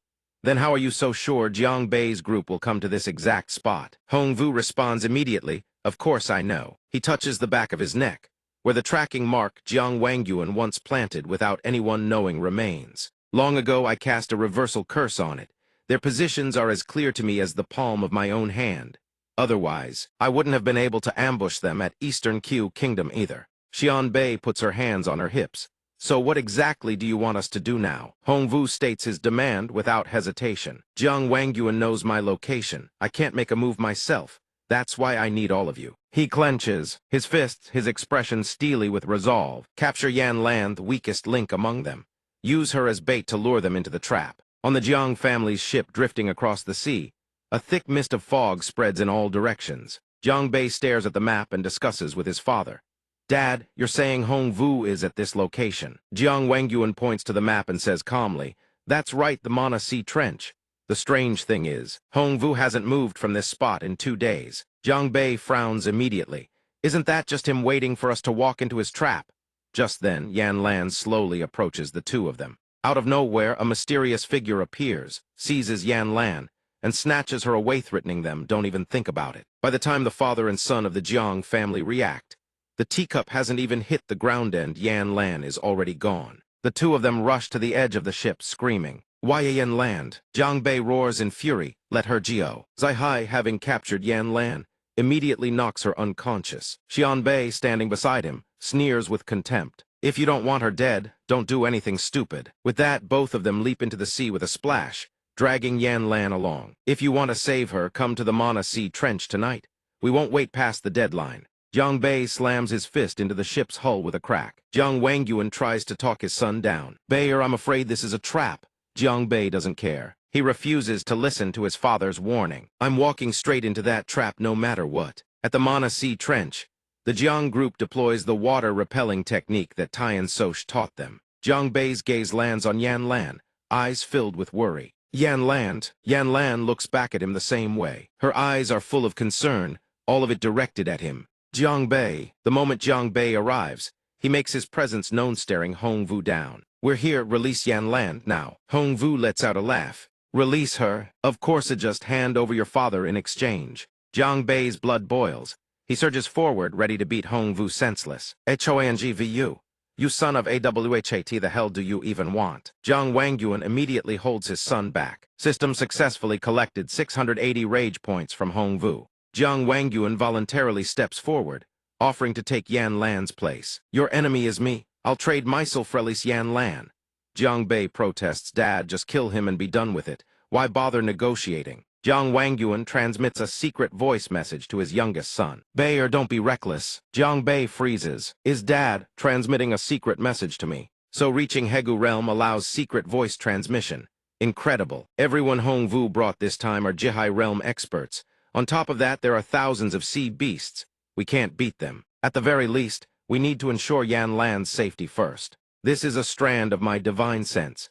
It can unleash a single strike at the peak of Jihai Realm's power. With it, no matter where you are, you'll always be able to find your father. Jiang Bei murmurs softly, Dad.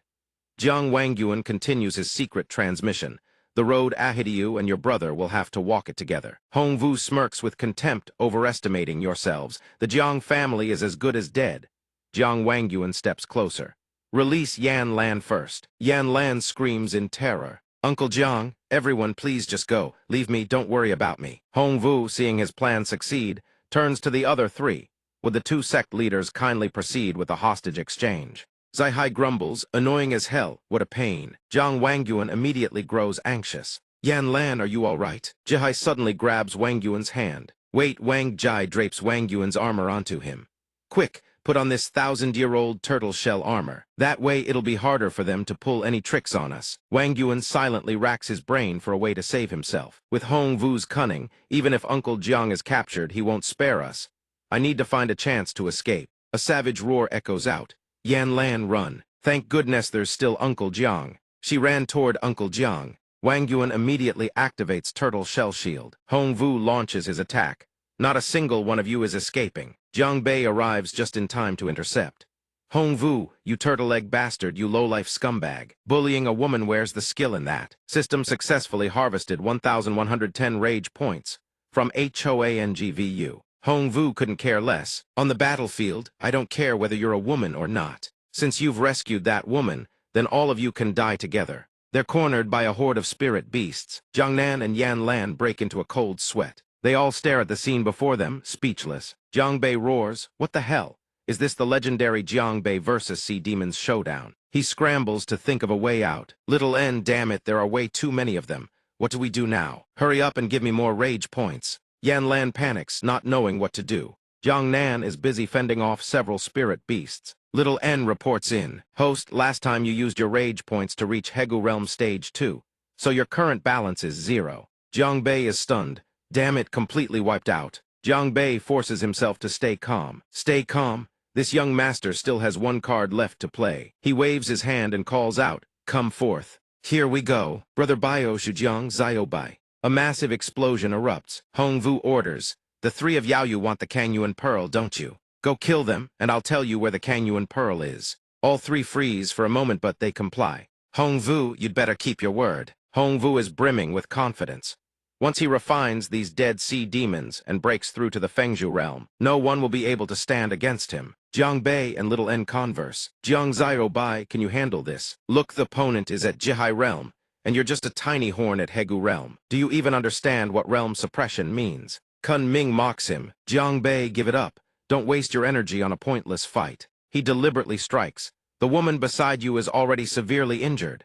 The elder threatens Yan Lan. Little miss, why not just jump on your own? That way it'll at least look prettier. And then there's Jiang Nanvan, your big brother is losing. Look, kid with the spear, can your spear even pierce through my shell? Kun Ming stares him down. You have nowhere left to run. He lunges at Jiang Bei, but Jiang Bei quick-wittedly leaps off the cliff. Yan Lan follows right behind him. Even Jiang Nan does the same. Wang Yuan panics. What about my children? Jiang Bei promises his father, don't worry, Dad, I won't die. A whole bunch of monsters already have their mouths open waiting down there because I'm the protagonist. After dealing with them, Kun Ming goes to confront Hong Vu. Hong Vu, tell us about the Kang Yuan Pearl now. But he waits and gets nothing. Realizing he's been tricked, he curses. Hong Vu, you bastard. How dare you burn bridges after crossing them? Shameless scum. Hong Vu grins slyly. There are no eternal friends and eternal interests. Then he threatens, anyone who stands in my way dies. They fly into a rage. Hong Vu, I will never forgive you. Wang seethes with fury, but can do nothing. Hong Vu, karma will catch up to you. Hong Vu scoffs. Someone like me worried about karma. Then he taunts, but yours, that's coming real soon. He grabs Wang Yuan by the shoulder. Hong Vu deliberately reminds him. I hope you can still stay this calm when you meet the young sect master of Waniao sect. Wang Yuan hears this and panics. The young sect master of Waniao sect. Is it brother L letter 1EC7 Fonged one from Wanner's side? Jiang Bei yells in shock. What the hell, we are their great flood dragons down here. He extends his hand and unleashes the heaven-devouring demonic art. All the flood dragons are sucked inside. They look down at them. These guardian flood dragons seem to be at the Fengzhu realm. Fight my ass. Yan Lan asks him, what do we do? Jiang Bei, there's a restriction here, can't go back up at all. The flood dragon opens its maw, ready to swallow him whole. A surge of power emanates from Yan Lan's chest. A tiny magical circle materializes. Yan Lan wonders, why did the flood dragons suddenly change like that? Jiang Bei quips, they must have been charmed by this young master's magnificent self. System, successfully harvested 3,891 rage points from the Dinghai flood dragon. They're all stunned. This is the Kang Yuan Pearl. Jiang Nan asks with concern, little brother, what happened? Jiang Bei, are you all right? He stays calm. I'm fine. They form a defensive circle. Kun Ming and Wang Jai go searching for them. Where did Jiang Bei and the others go? Why are there flood dragon corpses here? Suddenly, everyone is drawn upward. Look, that's the Kang Yuan Pearl. It really is the Kang Yuan Pearl. Legend has it the Kang Yuan Pearl is the sea god's Naga tear. They all grow anxious. Those who are fated can receive divine revelation and find the long-lost sea god temple. Ever since the Naga race's ascension to sea godhood, not a single fated one has appeared. Wang Jai recounts the legend.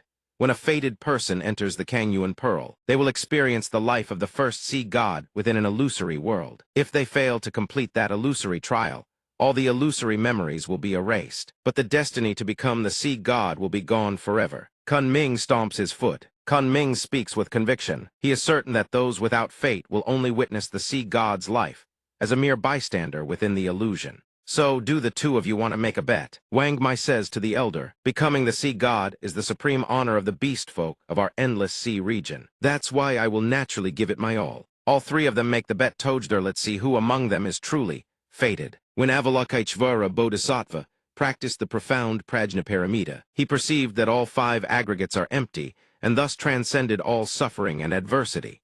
All Buddhas of the three worlds, relying on Prajnaparamita, attain Anatara Samyak Sambodhi. A fish surfaces above the water. So I'm here, young master. The merman picks up a fish and says, young master Quan Yi, there's a young Kun of the ancient Naga clan here. The fish blinks in confusion. Young master, what? Isn't that Jiang Bei's brother? The fish chirps in frustration, annoyed that it can't speak properly. It thinks for a long while, what the heck is this place? Could this be the world inside the Kang Yuan Pearl? But I still have my memories, which means I'm not one of the fated ones. Young Master Yi's order, bring it back.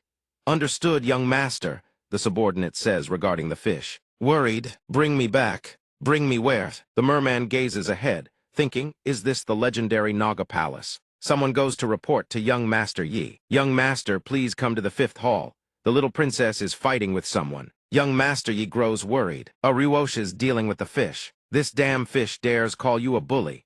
Who told him to just keep his mouth shut and not say a single word? That is Princess Quan Ryu of the ancient Naga clan. Young Master Yi scolds her upon seeing this. Ryu, what are you doing? Let go already. You're a princess, we can't you act a little more composed. Quan Ryu fumes, who told him to bully little Ba. Young Master Yi's face darkens as he reminds them. You lot never remember for long, do you? He orders the fish to be sent to Shell Valley to collect shells for 100 years. The fish begs desperately. Young Master, I was wrong.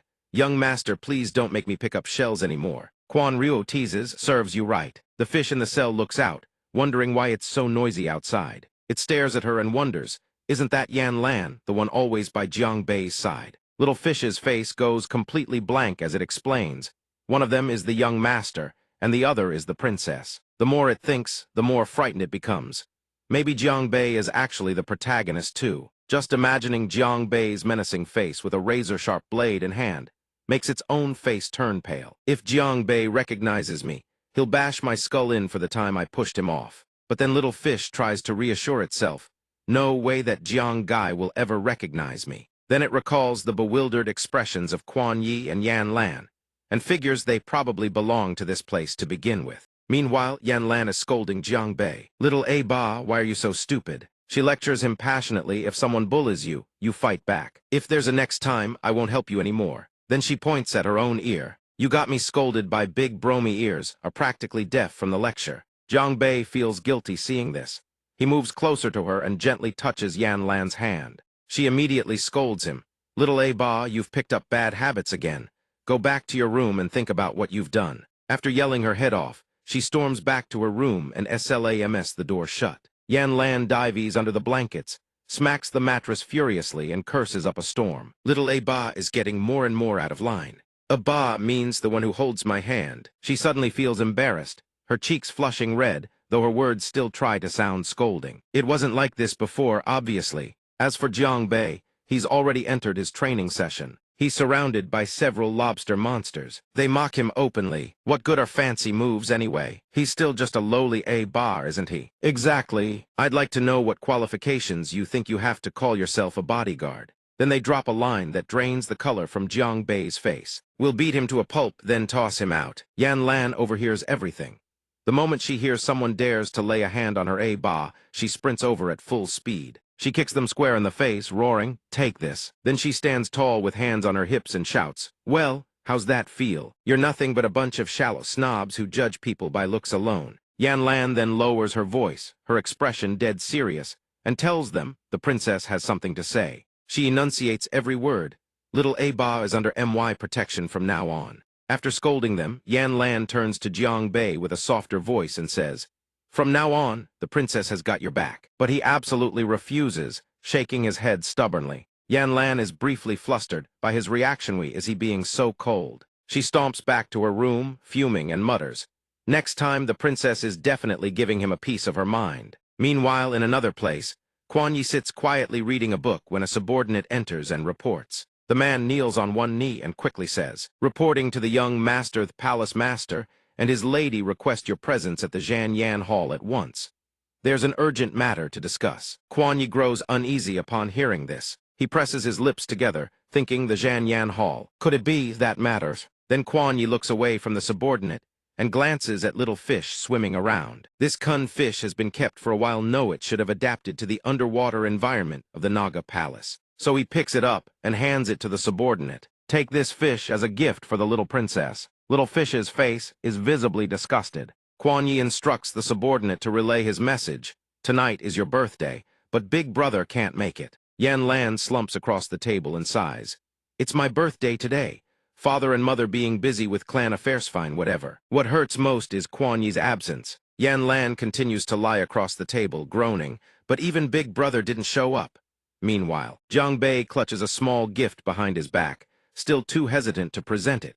In his mind, he recalls Wang Mai's scowling face and harsh words. Old man here is cursed with 8 lifetimes of bad luck, running into that reckless fool Jiang Bei. Jiang Bei lets out a deep breath and gives himself a pep talk. The princess is gonna love this for sure. Meanwhile, Little Turtle is spacing out on the beach. Suddenly, an arrogant foot comes stomping down toward the top of its head. A powerful footstep presses into the sand. Little Turtle screams, "What a reckless fool! Are you blind?" Jiang Bei hears. He hears the scream and turns to look. "Who's even talking?" Little Turtle screams again. Haven't you ever seen a spirit beast before? Lift your stinking feet off me now. Only then does Jiang Bei realize the creature is cursing at him, no one else. He stares bewildered. Is this a talking turtle? But the moment little Gui spots him, it blurts out another curse. That damn Jiang Bei. Seeing Jiang Bei reach out and scoop up its tiny body, it panics and screams. Hey, Jiang Bei, you gonna settle the score with me or something? But Jiang Bei shows no sign of wanting to rough it up.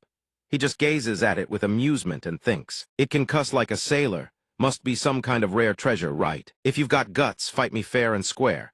Picking on someone when they're weak that make you a real man. Jiang Bei is absolutely delighted. The princess is gonna love this. Little Gui, meanwhile, is still completely bewildered. Who the hell is Jiang Bei that this lunatic keeps rambling about? What, you mute? Why aren't you saying anything? Despite having reassured himself, Jiang Bei still hesitates.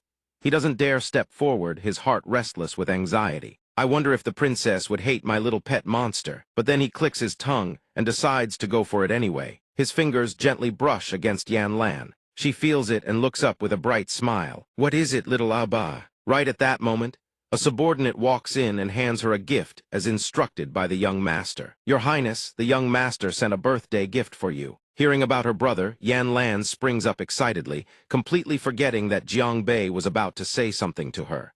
Brother, what did you get me? Holding the gift in her hands, the princess is absolutely thrilled. She exclaims, is that a cunfish? Gazing at it, Yan Lan comments with delight. I can't believe brother actually found a cunfish. The subordinate then relays the message. The young master is temporarily occupied, so he cannot come in person for now. Yan Lan flashes a radiant smile and tells the subordinate, looking at this fish, I'll forgive him this time. I can't believe he actually managed to find a cunfish. Jiang Bei sees this scene and glances awkwardly at his own gift. Only thing he has to offer is a stupid talking turtle. The princess suddenly remembers that Jiang Bei was about to say something earlier, so she calls out to him. Oh, right, little Abba, what were you about to say just now? Seeing Jiang Bei's blank expression, she answers her own question. Nothing. How annoying, can't even say a simple happy birthday. But Jiang Bei doesn't want to give up, yet he keeps dithering and hesitating. The princess looks at him and tells herself, forget it. He's just little Abba after all. Then Yan Lan cheerfully invites Jiang Bei, come sit down and have dinner with me. The food's getting cold. But Jiang Bei suddenly comes up with a plan, bolts outside, telling himself there's no way he'll let the princess see the wretched little monster he'd prepared. Watching Jiang Bei sprint away and trip over himself, Yan Lan can only comment, am I some kind of ferocious beast? Why does he keep running off every time she gets close lately? Inside the Tunnan Palace storage room, little Gui is placed on a plate and shaken back and forth. It groans, why is it so cold? Little Gui blurts out in frustration, Jiang Bei, it took me ages to finally open my mouth, and the first thing you do with it is something this immoral. Jiang Bei keeps shaking it back and forth while muttering to himself, why does this little bastard keep saying, Jiang Bei, do I even know him? Right at that moment, he suddenly realizes something, come to think of it. A strange woman has been appearing near him a lot lately, and she even calls him Jiang Bei. At the entrance of Tunnan Palace, Jiang Bei stands with his hands clasped behind his back. Beside him, little N's voice rings out in reminder. Host, wake up, host. Little N says seriously, you're not some guard, you are Jiang Bei. But no matter how the system screams that this is an illusion of the Kangyuan Pearl, begging him to find a way out quickly. Jiang Bei remains trapped in his own loop of thoughts. Illusion? What illusion? I've lived here for hundreds of years. How could this possibly be an illusion? System little N flails in frustration and wails. This is absurd. What the hell? Open the door to this absurdity, it's absurd to the max. Then little N just breaks down crying. The host grinded all the way up by being a motormouth, and this is what happens. After screaming non-stop for a while, little N gives up. Forget it. If the host entered, because of Miss Yan Lan, and the Kangyuan Pearl resonated with that. Suddenly Jiang Bei perks up and mumbles, Yan Lan. Little N also has a eureka moment, find Yan Lan, and they might find a way to break the illusion. Yan Lan, why does that name sound so familiar? Jiang Bei looks at little Gui, his fingers still toying with the little turtle. This little bastard knows Jiang Bei knows it know Yan Lan too. He grows bored of playing with it. Jiang Bei lets go and lets it tumble onto the floor. Immediately it curses in fury. You damn sir, still as much of a scoundrel as ever, aren't you? Next to little Gui is a scrap of paper reading. You damn sir, do you know Yan Lan? Jiang Bei's eyes instantly light up the moment he sees those words. Yan Lan, He freezes, murmuring, "Isn't she the princess of the Naga? Yan Lan is a princess." Little Gui quickly fires back, snapping at Jiang Bei. "More importantly, you and Yan Lan aren't even a couple." But then it silently recalls how, when that woman was taken hostage by them, this Jiang Bei fellow seemed quite worried. Could they actually be a couple? Jiang Bei's face goes completely blank as he tries to piece the jumbled information together. Yan Lan is a princess. Yan Lan and I are a couple. Doesn't that mean I'm dating a princess? After solving this tangled puzzle, Jiang Bei suddenly feels a wave of embarrassment wash over him. So that's how it is. I'm already dating the little Naga princess. Little Gui sees Jiang Bei's gobsmacked expression and lets out a snort. "Looks like that blank face of yours tells me you finally figured it out, huh?" Then little Gui is even more horrified to see him sitting there grinning to himself like an idiot. "Just look at that creepy face of yours. Weren't you supposed to be the shameless one back in the day?" Then it keeps taunting Jiang Bei. "You don't even dare give her a birthday present." But Jiang Bei feels embarrassed because his piddly little gift can't compare to that cun fish. She's a princess after all. She deserves something better. Then he turns and looks at little Gui with a judging gaze. How the hell can this little bastard compare to a cun fish? Little Gui senses the stare and quickly looks away. "Why are you suddenly looking at me like that?" It suddenly realizes something and panics all over again. It thinks nervously, how could Jiang Bei possibly not know who Yan Lan? Besides, his temperament has changed so drastically. He's putting on an act whether it's real or not remains to be seen. Could it be that Jiang Bei is the one fated to receive the Kangyuan pearl? Please tell me this isn't true. And there are those who bemoan that happiness belongs to others, while they have nothing at all. At the Zhanyan Hall, Yan Lan is chatting with Jiang Bei. "Zyro A Ba, we have a sacred mission now. Do you have the confidence to complete it?" After saying that, she even pats him on the shoulder. Yan Lan continues, "Very well. This princess has recently discovered that my brother, father, and mother have all been frequenting the Zhanyan Hall." Then she leans in close to Jiang Bei and whispers, "So our mission is to find out the truth. We do they keep going to the Zhanyan Hall. T2 of us, what an intimate relationship you two have." And so the two of them sneak off together. Yan Lan continues speaking to Jiang Bei. "Your strength is formidable. Help us both activate the invisibility technique." Then she tells him, "We'll use the eavesdropping strategy." But Jiang Bei can only focus on how close they are right now. His emotions are in turmoil. His heart is beating so fast. So Jiang Bei forces himself to find a distraction, trying to keep his distance from the princess. But Yan Lan doesn't notice his flustered state at all.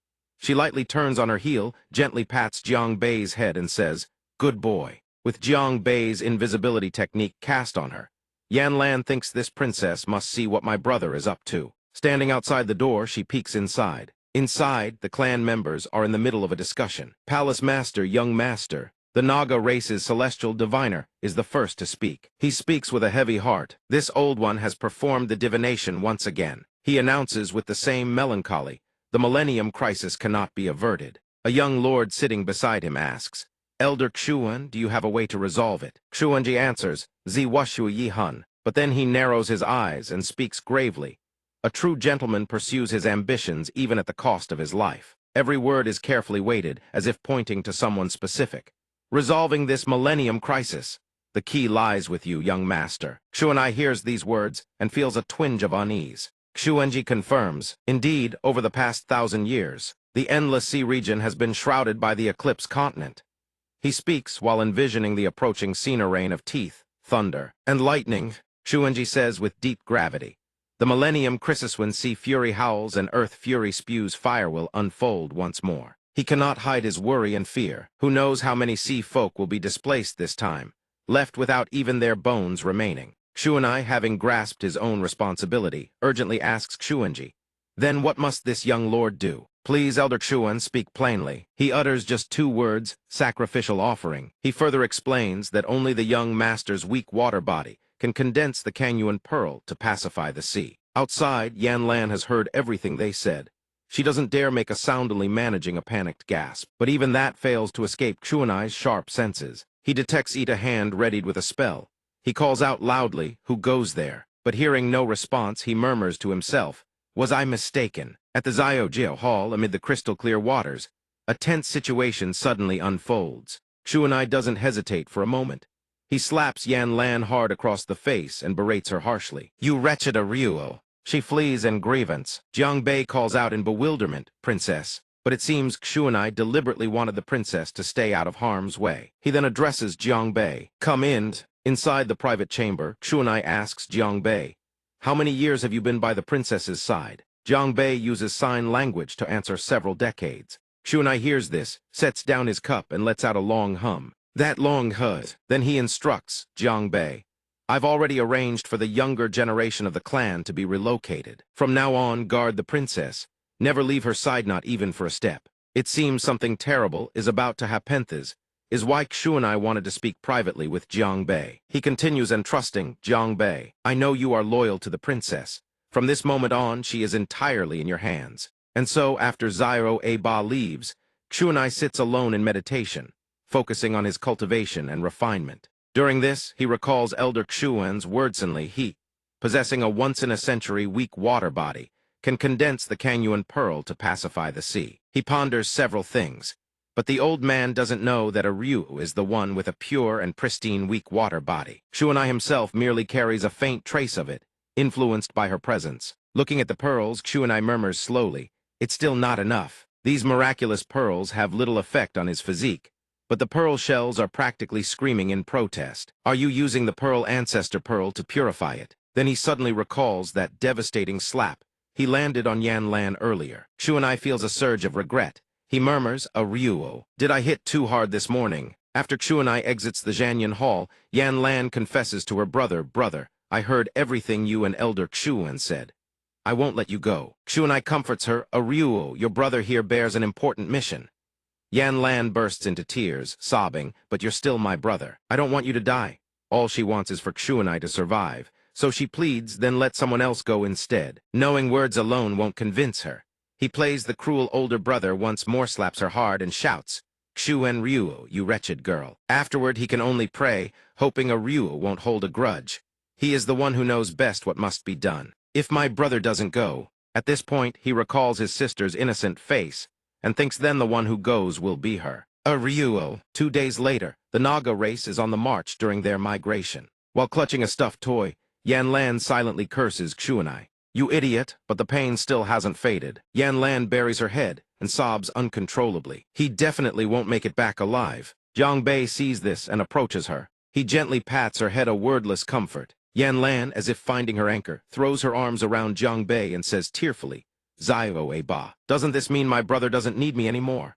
Jiangbei gently pushes her away and explains, "Princess, don't be sad. The young master is only trying to protect our shared Hami so that he can protect you even better." Listening to Jiangbei's words, Yan Lan feels somewhat soothed, but also puzzled. "Zyro Ba, since when did you learn voice transmission?" Yan Lan asks with wide eyes, "Brother, is he doing this to protect me?" "Mama, there's crying outside. Will Papa not come back?" "How could that be?" "The sea god will protect him." The little boy looks up at his mother, bewildered. Is the sea god really real? His mother smiles gently and says, "Of course. And even if that weren't the case, Papa would become water in the ocean and be with you forever." Yan Lan watches this scene without blinking. Jiangbei softly calls out, "Princess." Then Yan Lan makes her resolute decision. "Zyro Ba, I'm going back. I am the princess of the Naga race, a daughter of the great sea. I cannot abandon the front lines and leave behind the sea folk who are fighting." Though tears still glisten on her beautiful face, Yan Lan's words are filled with iron resolve. "I cannot let my brother face all of this alone." Little Gui and the gossipy Kun Fish chime in with a remark. They had expected her to keep running, but who knew little princess actually had this much courage? Kun Fish picks up where little Gui left off. Moreover, although the chosen one has lived through the life of the first-generation sea god, every choice she makes will not be influenced by the sea gods past it. All comes straight from her own heart. Jiangbei holds Yan Lam close in a tight embrace, entrusting her. A few heartfelt words of praise. The princess is still as brave as ever. Then the two of them exchange shy smiles. Jiangbei speaks slowly, word by word, "I'll go." Upon hearing those words, Yan Lan is momentarily startled and deeply moved. She gently takes Jiangbei's hand and draws closer to him. The two of them lean in for a kiss, but before anything happens, little Gui pops up and warns them to cut it out. Waterspouts erupt everywhere, lightning crackles and flashes, and shrimp and white octopuses are blasted clean off the surface of the sea. Lava erupts across the ground, sea creatures scatter in panic. "Save me." The desperate Yishao channels energy, drawing it into both hands. A tsunami surges forth, crashing into the eruption zone like gods clashing in battle. The energy swirls around a water pearl. Yishao prays, hoping he won't fail. Tears stream down his face. These are merfolk tears. The teardrops fall and merge with the water pearl. He draws a complex formation array beneath his feet, commanding the soldiers to stand ready and support the array. Gazing at the water pearl, he realizes the final step only requires using his weak water physique to refine it a bit further. The merging begins. Lightning wraps around Itonly for the spirit-gathering formation to fail. Yishao and the soldiers collapse from exhaustion. He murmurs, still not working. Could it really have to be my sister? Violent lava erupts, suppressing the massive waves. Damn it, the Rencha water barrier is about to give way. Yan Lam suddenly rushes forward. Yishao is stunned. She catches the water pearl. As her elder brother, Yishao senses what's about to happen. Ryu, come back now. She refuses to stop, pressing forward with iron resolve. When it comes to heroic deeds, she absolutely has to be in the thick of it. He cries out in helplessness. Yan Lam has already begun the merging process. Ryu, don't be foolish, come back now. The process completes, and the water pearl become one. Water gradually envelops her entire body. Yan Lam asks, brother, you said we prayed for the sea god's protection and his lifelong shelter, so why did we end up like this? Yishao desperately clings to hope. No, Ryu, but Yan Lam seems to be talking to herself. Sea god, are you still asleep? Why can't you hear us? She asks, but she's no longer troubled by the answer. But it doesn't matter anymore. From this point on, the merging process proceeds flawlessly, no issues. Yan Lam is engulfed within the water pearl, which has expanded countless times over. Yishao stands frozen. A voice echoes in his ears, let me be the one to protect all of you. Divine light blazes across the sea surface, shooting upward as if to pierce the heavens themselves. The water pearl dissolves wherever it spreads. The water instantly freezes. Everyone present erupts in cheers. Princess Yan Lam has resolved the 1,000-year crisis. The crisis is over. The danger is past. Swimming in the pool, a turtle and a fish ciphering to gods and Buddhas yielded nothing. In the end, we had to rely on ourselves. Though she doesn't possess divinity, she has already attained divine nature. Jiang Bei watches those two and sighs, wondering to himself, my princess isn't coming back. Suddenly, he's punched square in the face hard enough to scramble his features. The water basin flies from his hands, soaring into the sky. Oh God, it flew away. Yishao has appeared beside him at some unknown moment. He demands, how did I entrust her to you back then? He grabs Jiang Bei by the collar, shouting, I told you to protect her properly, and look what you've done. Tears stream down his cheeks. I respected her choice. 500 years later, Jiang Bei sits before the princess's temple, filled with longing. Princess, today should be quite lively. The turtle in his arms turns to glance back, looking rather uneasy about it. After the death of Princess Yan Lam, this Abba fellow built a temple for her at the place where she vanished. He has now been guarding it for 500 years. Up ahead, a shrimp and an octopus walk on 2 legs, approaching with tribute offerings. Little Abba, we've come to pay our respects to Her Royal Highness. Jiang Bei waves cheerfully. Meanwhile, the turtle is still lost in thought. Wouldn't this mean the 1,000-year crisis has been resolved? Then why hasn't this Kangyuan illusion disappeared? The camera angle shifts closer, revealing that the shrimp's tribute is a beautifully presented dish. Offerings have already begun to accumulate in the temple. Princess, these are freshly harvested pearls, still warm. I hope you like them. And here's mine, freshly shed shell, refined to perfection. Standing before the statue of Yan Lam, the 2 sea creatures comfort Jiang Bei. Don't be sad, he tells himself. Princess, look, even after you left, so many still cherish your memory. Suddenly, the corners of the statue's eyes seem to weep, as if it's about to come alive. Jiang Bei is utterly astonished. Jiang Bei cries out in his heart, Princess, is that you? But the only answer he receives is silent emptiness. Tears fall from the corners of his eyes. He can't bear it, collapses to his knees, sobbing. Princess, I miss you so much, Princess. Yan Lam appears at the doorway. Kid, what are you crying about? His eyes light up at the sight of the figure he thought was gone forever. Jiang Bei rushes toward her, stammering, PP Princess. Oh, that's wonderful, you little fool, you can actually talk now. But what Yan Lam says next shocks him to his core. This time I've come to say goodbye. He asks in bewilderment. Why? Suddenly, numerous sea folk materialize around him. Jiang Bei is bewildered. Where exactly is this princess? Strange sounds ring out. Mute guy, don't waste your breath, can't hear a thing. Suddenly a spirit beast materializes. Yan Lam asks in surprise, who are you? Mute guy, why can't he hear me talking? It quickly introduces itself. I am the guardian spirit of the Kangyuan Pearl. As for why he can't hear you, The guardian spirit stands before her stone statue and reminds her, "Have you forgotten? You're already dead. Even though it was within the illusion, you needn't worry too much, you only died inside the illusion." The illusion, correct, the person you truly seek is outside the illusion.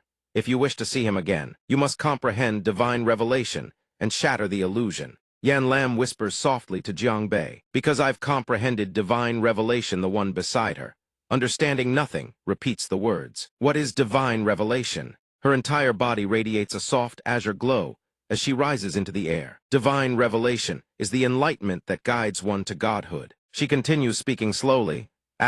When I saw the sea folk offering incense and worship for over 500 years, I understood. Divinity is not something that exists from the beginning. It was only after I sacrificed myself for the people that the sea folk elevated me to the divine altar. Her sacrifice brought peace and stability, filling the people with boundless joy. She gazes upon her people with a blissful smile. Godhood is the faith of all sea folk ascended. Avalokitesvara Bodhisattva, with supreme and profound wisdom, perceives that all five aggregates are emptiness, transcending all suffering and hardship.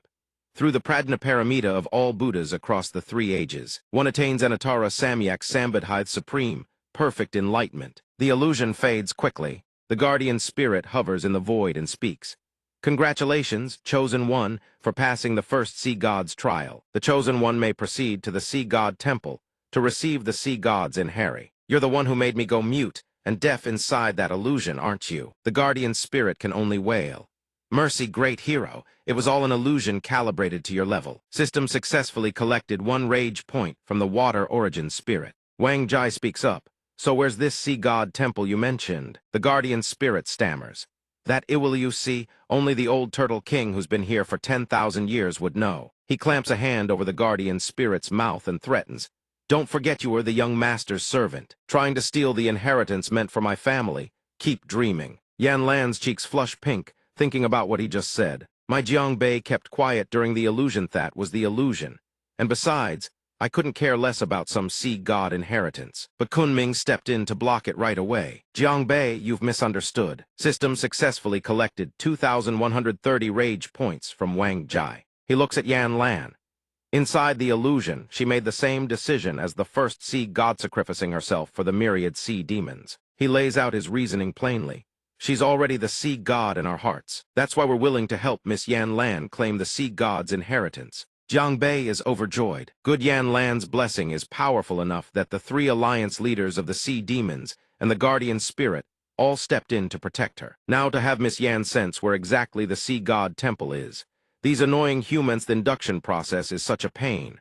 Oh, the system's got a new update too. System successfully collected 1,130 rage points from the water origin spirit. Jiang Bei pretends to pick his ear, feigning ignorance. "Wait, you are the guardian spirit of the Kangyuan Pearl, and you don't even know where the sea god temple is. What a waste of space." The spirit howls helplessly. That's because only someone who has obtained the divine armor can sense the sea god temple's location. Thanks to teasing it, he receives another notification. System successfully collected 2,112 rage points from the water origin spirit. Yan Lan clasps her hands together and says gently, "I can feel it now." Jiang Bei asks urgently, "Yan Lan, which corner of the endless sea region is the sea god temple in?" She answers, "It's not in the sea.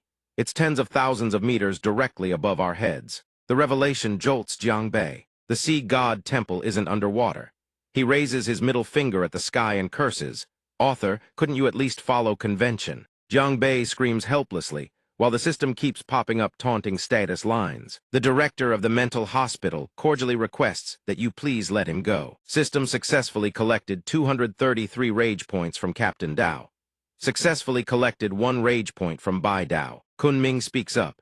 "Everyone, worry not. Although I swim in the depths, I can also soar through the skies." Jiang Bei stares at him, eyes wide with surprise and admiration. "No way, bro. Are you serious? You can survive on land and underwater." Kunming senses something off. Technically, he's being complimented. So why doesn't it feel good? System successfully collected 111 rage points from Kunming. The group climbs onto the whale's back and begins their ascent. The whale is colossal. Its body stretches across countless thousands of miles. He rockets out of the deep-sea curtain of water and transforms into a great bird rivaling the eagle. The moment they break the surface, Kunming morphs into a mighty rock, wings spread wide, carrying the entire group on his back. The Kunpeng's tail stirs the waters for 3,000 miles. It soars upward for 90,000 more. Jiangbei sits on the giant bird's back, grinning. A super high-altitude, speed-unlimited flying ride. Who else could ask for anything better? He turns back to ask, Miss Yan Lan, you've sensed the exact location of the Sea God Temple by now, right? Yes, I can feel it. It's straight ahead. The moment her words fall, a floating island comes into view. The group lands safely. Gazing at the scenery before him, Jiangbei can't help but marvel. Unbelievable, Sea God Temple actually sits on a floating island high above the clouds. But why does the Sea God Temple look exactly like the Princess Shrine he built for Yan Lan in the fantasy world? Yan Lan tilts her head and calls out, Jiangbei, why are you still standing there spacing out? Let's go. He blushes and stammers, all right, coming. Jiangbei picks up the pace and hurries forward. Yan Lan stands there with a soft smile, thinking, is all of this fate? Just like in that fantasy world, just like me. The guardian spirit bursts in and shouts, Your Majesty, Sea God.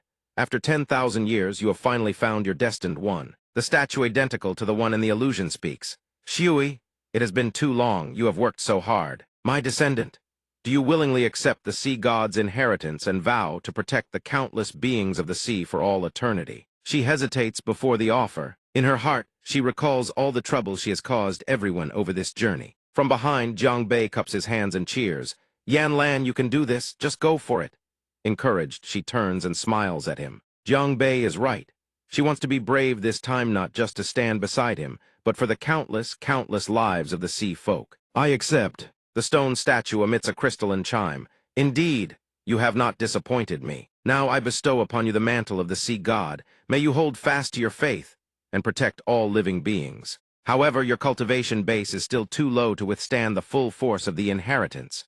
Therefore, I shall condense the Sea God's power into this fruit. A luminous orb of water floats to Yan Lan's lips. Once she refines it, she will truly ascend as the Sea God. Her entire body erupts in blinding radiance. Jiangbei throws up an arm to shield his eyes, thinking, so this is what a forced inheritance feels like. Then the aura dissipates and he blinks in surprise. Her. Jiangbei jolts upright. A tiny Yan Lan beams up at him, both little hands raised high. Huggy, huggy. Jiangbei is utterly bewildered. Yan Lan, why did you shrink this tiny? He points down at the miniature girl by his feet and demands of the stone statue. What happened? Why has Yan Lan turned into a little kid? The goddess reassures him. Do not worry. As she gradually refines the Sea God fruit, she will slowly return to her original form. Two massive weights slam down on him, mountain-crushing pressure. He hasn't even gotten married and now he has a kid. Jiangbei screams internally. This young master is still a 20-year-old unmarried man of fine character. I've never had a child. What am I supposed to do? Kunming cheerfully nudges his shoulder. Relax, Jiangbei. You can just raise little Yan Lan into your child bride. Jiangbei seizes his beak. Shut your mouth. The system immediately updates. System successfully collected 1,688 rage points from Kunming. He scoops up the tiny Yan Lan into his arms. Fine, he accepts his fate. All right then. This young master is one of the top 10 good men in the entire nation, after all. Since he kissed Yan Lan in the illusory world, he has to take responsibility for her. With that settled, the goddess urges them onward.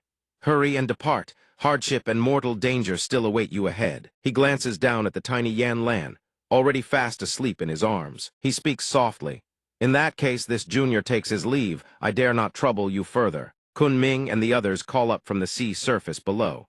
I was haunted by the ghosts of your ancestors. It caused my father to panic and apologize all over the place. Jiangbei's tone is utterly ungrateful. Don't think helping Yan Lan means I'll forgive you. I'm still furious. Once I find my father, I'm having him beat the hell out of you. Wang Jai smiles and shoos them away. Yeah, understood. What are you waiting for? Get lost already. The system promptly notifies system. Successfully collected 2,189 rage points from Kunming, Wang Gui, and Xian Bei. Jiangbei, now thoroughly satisfied, happily waves goodbye.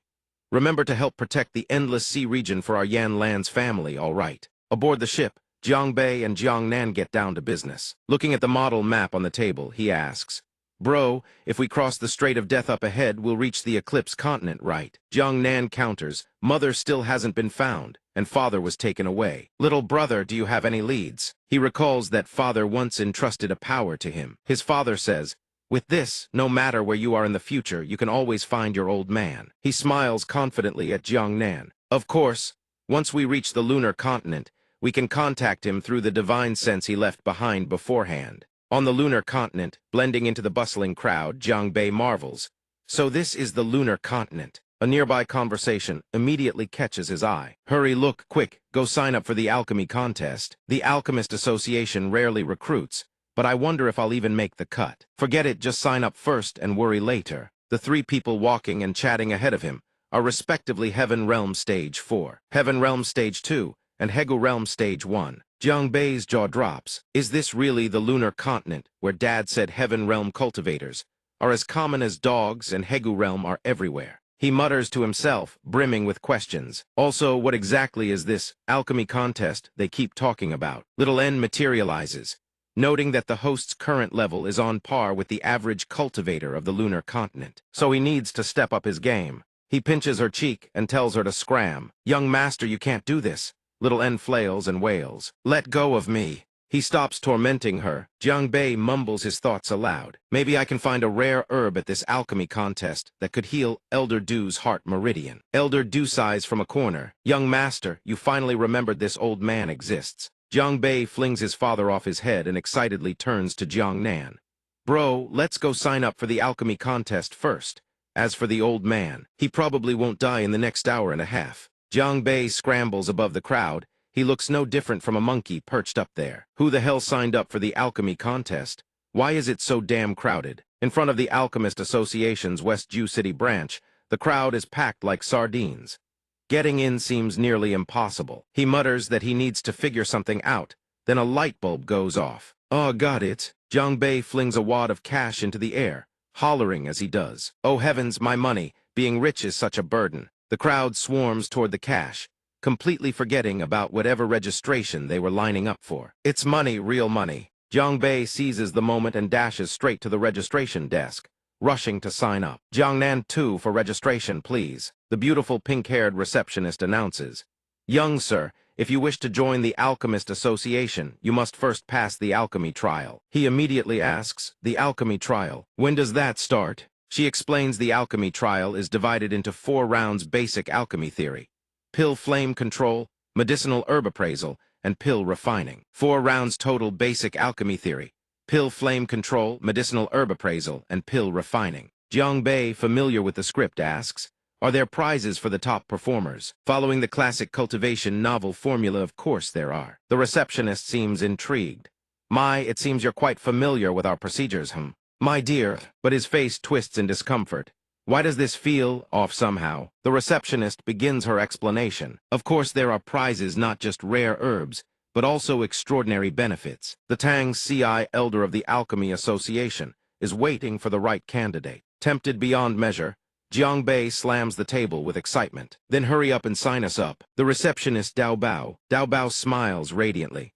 All right, dear, we need to test your pill flame level first. You have to meet the qualifying standards before you can participate. But then he remembers the crucial problem: he doesn't have a pill flame. The receptionist immediately loses it. All professional composure flying out the window. No pill flame.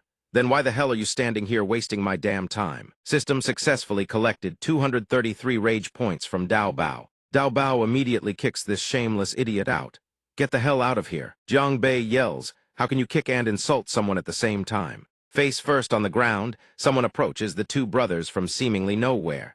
Would you 2 like to become stronger? I can help you condense a pill flame so you can enter the contest. Wang Daihan Hegu Realm Stage 2. Jiangnan turns and asks, Miss, are you telling the truth? Jiang Bei springs to his feet.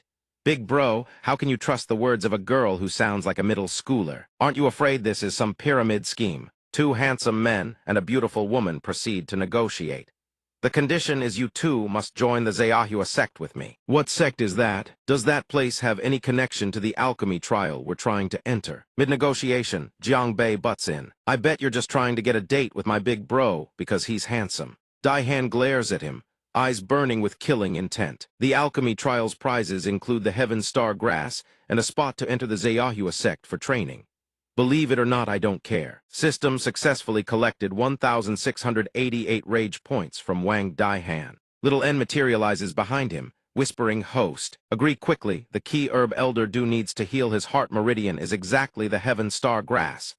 Jiangbei shifts into serious mode. Looks like there's no refusing this one, but he challenges her. How do you even know about the alchemy trials prizes? Appearing before us out of nowhere, like this it's hard for us to trust you. Daihan crosses her arms. Looks like I can't earn your trust without showing some proof, huh? She hands a badge to Jiang Nan. This is my Alchemist Association credential. Take it to the branch to verify. Believe me or not your call. While he stares wide-eyed at the badge, Jiang Bei makes the call on the spot. Fine, your young master here agrees to this deal on Big Bro's behalf. Not that he's being reckless, he's already calculated everything. Let's see what this woman is really after by approaching them. Sparse clouds, bright moon, the stars pale beneath the shimmering lunar glow. Jiang Bei's group of 3 checks into an inn, requesting 3 premium rooms. Just bill it to this young lady here. Hearing that, the innkeeper rubs his hands awkwardly. These past few days, tons of sects from all over West Jew City have been pouring in for the alchemy trial. So we only have 2 rooms left. Perhaps you 3 could. Jiang Bei's face darkens. I knew it. Same formula, same damn cliché. He seethes with annoyance. I do not want to share a room with a woman who has couple goals written all over her face. Suddenly, a jade bead rolls out from the pouch at his waist. It hits the ground with a clack, and the mini Yan Lan tumbles out from inside. She pops out and immediately says, Beiji, it's mealtime. He's utterly exasperated. Damn it, she's hungry again. Jiang Bei's expression sours. Whether it's from eating the sea god fruit or not, Yan Lan's appetite keeps growing bigger by the day. Looking at that adorable, clueless girl, he can only cry inside, no matter how rich your young master is. I can't keep this up anymore. Plus, ever since Yan Lan got smaller, her strength seems to have gotten even greater. Is she going to grow up into some kind of mini bodybuilder? Over on Jiang Nan's side, he sits there, increasingly uncomfortable under the stare from behind. Why does she keep staring at me like that? It's like she's about to devour me whole. What's he so afraid of? It's not like I'm going to eat him. Daihan stands up. The moment she says you, Jiang Nan grabs a pillow and bolts. Can't see, can't fear. Miss, whatever you have to say, just say it. Why did you snatch my pillow? What are you so afraid of? This young lady doesn't eat people, you know. Jiang Nan finally speaks up. Then why do you keep staring at me? Duhan places her hands on her hips. I was merely observing your skeletal structure and meridians, just thinking about how to help you condense pill fire in the shortest time possible. Jiang Nan's eyes widen in realization. Ah, so I misunderstood. Then have you figured out a way, miss? She grabs his shoulder. Get over here. Jiang Nan is taken aback, wondering to himself. Why so aggressive? Maintaining the posture for internal energy transmission, Duhan explains. You're a cultivator with a fire attribute, so condensing pill fire shouldn't be difficult for you. I'll transmit my own internal energy to you. Now sink your chi into your danchan. Try guiding the internal energy from your danchan to your index finger. Jiang Nan follows her instructions, silently directing his internal energy from his danchan toward his index finger. Duhan continues. Next, unify your mind and imagine a flame condensing between your fingers. Focus your mind, unite your spirit, gather fire between your fingers, she instructs. At Jiang Nan's danchan, a stream of fire begins to coalesce, gradually gathering into a glowing sphere. Fire, it's pill fire. He turns to her excitedly and shouts, Wang, Duhan, I did it. But Duhan has already pressed her face right up to his, shouting even louder. Did you hear that? We did it. This young lady deserves the credit, you know. Realizing the distance is way off, he stammers. Huh, why are you so close? Hu Yan Lan follows behind Jiang Bei, her eyes sparkling as she stares at the street food stalls round. Red things that look absolutely delicious. She tugs at his sleeve. I want that one. Jiang Bei groans, little ancestor. We've already bought so much stuff. The system immediately chimes in. System successfully collected 995 rage points from Houyan Lan. Sure enough, the very next second, her eyes are already brimming with tears. Passers-by hear her wailing and start whispering, Whose child is that? How heartbreaking, crying like that. Even the heavens would weep for her. Jiang Bei panics. Don't cry, don't cry. I'll buy it next time, okay? Next time I'll buy you tons of candied hawthorns, all right? He hurries over and pulls her into a hug. She's family, this is my little sister. An old man passing by calls out to him. Then you'd better keep a close eye on her. In recent years, plenty of children have gone missing in West Jew City. Jiang Bei's expression turns serious. What happened? Have they found anything? The old man waves his hand dismissively. Found anything? Ha! West Jew City has no city lord, and those sects have sent disciples to investigate time and again, but they've found nothing at all. Just then Jiang Nan walks over and calls out, "Little bro, Miss Wang is looking for you." Jiang Bei quickly scoops up Hu Yan Lan. "Thank you for the warning, sir. Let's go." Wang Duhan comes charging over and yells, "Are you a monkey or something? You were gone for barely a moment and already ran off to the main road. Do you know how hard I looked for you?" He sits there obediently, taking the tongue lashing, thinking to himself, HMPH, keep it coming, big shot. You'll pay for this later. System continuous UPDATS collected 2,024 rage points from WANGDU Han. Jiang Bei plays dumb. "Wasn't it because Yan Lan was hungry? I was just taking her to buy food." She grows even angrier. "And you spent my money to do it, using my money like it's free. No wonder my wallet keeps getting thinner and thinner. Duhan's money just keeps sprouting wings and flying away." Jiang Bei quickly defends himself. "Your money. No wonder I didn't recognize it on the road. I just went ahead and spent it." Wang Duhan completely blows her top. She punches Jiang Bei clean across the room, but then mutters, "Forget it. The main business is urgent. I'll discipline you next time." She secretly thinks to herself, that punch was beautiful. Then she walks over, grabs Jiang Bei by the collar, and with one hand hurls him onto the bed. "Get to the edge of the bed and sit with your back to me." Wang Duhan walks over to adjust his posture. "Head up." She slams her palm against his back. "Chest out." Jiang Bei pouts, and in a cheeky voice wiggles his butt. "Oh, I get it. And below that, there's also the tailbone to show off, right?" Wang Duhan transforms into a fire-breathing demoness. "Tailbone, my ass. Tuck that thing back in right now." A while later, she finally manages to transmit her internal energy to him. "You and your brother both have a fire affinity, so condensing pill fire should come easily to you." Wang Duhan reminds, "Jiang Bei, sink your chi into your danchan. Guide the pill fire from your danchan to your fingertips. Focus your attention, and imagine a ball of fire between your fingers." Moments later, he successfully manifests a flame at his fingertip and shouts, "Done." Wang Duhan gives a half-smile that doesn't quite reach her eyes, her tone carrying a hint of threat. "Good that you succeeded. While we're at it, a friendly reminder do not circulate any demon race cultivation techniques inside your body. If a righteous sect disciple catches you, you're dead for sure." He goes pale and stammers, "See, can you maybe phrase that a little gentler? You just scared my blood pressure into the negatives." She coldly regards the two Jiang brothers. "You've both successfully condensed your pill fire. Mastering and refining it, that's up to your own training. Let's see how far you can go before the official alchemy exam begins." Wang Duhan pulls out several sheets of paper. "Now I'll teach you the basics of the Tao of alchemy. The foundation tested in the alchemy exam is essentially the pharmacology of pill formulas." Jiang Nan picks them up to read and doesn't forget to express his gratitude. "Miss Wang, you've gone to so much trouble for us." Jiang Bei, on the other hand, says, "Whoa, top secret Eastern study guides for the exam, huh?" But the moment he reads the words, 6-ingredient Rehmania pill for nourishing the kidney, on the paper, he freezes. He flings it away immediately. "Liu Wei Dai Huang Wan, are you for real? Even if we were fictional characters, we couldn't pull this off." Jiang Bei's face turns beet red as he screams. Plus, there's a note that says, "If you won't eat it, make it into a pill stuffed in by the shop owner's old man." And those illustrations. My God, the art style is something else. Hold on, did you just say the last two entries, Moonlit Waters and Radiant Sun, are from the Divine Demonic Canon? The moment he finishes speaking, the system pops up. System successfully collected 2,715 rage points from WANGDU Han. Her face goes black, and she immediately unleashes a technique. Eastern Maiden's Righteous Iron Fist, punching him clean out of the house. Jiang Bei is still, shouting, "I'll be back." Right now, she looks like an exhausted mother wrangling two toddlers. Wang Duhan can't help but sigh. What sins have I committed, despite being treated like a child?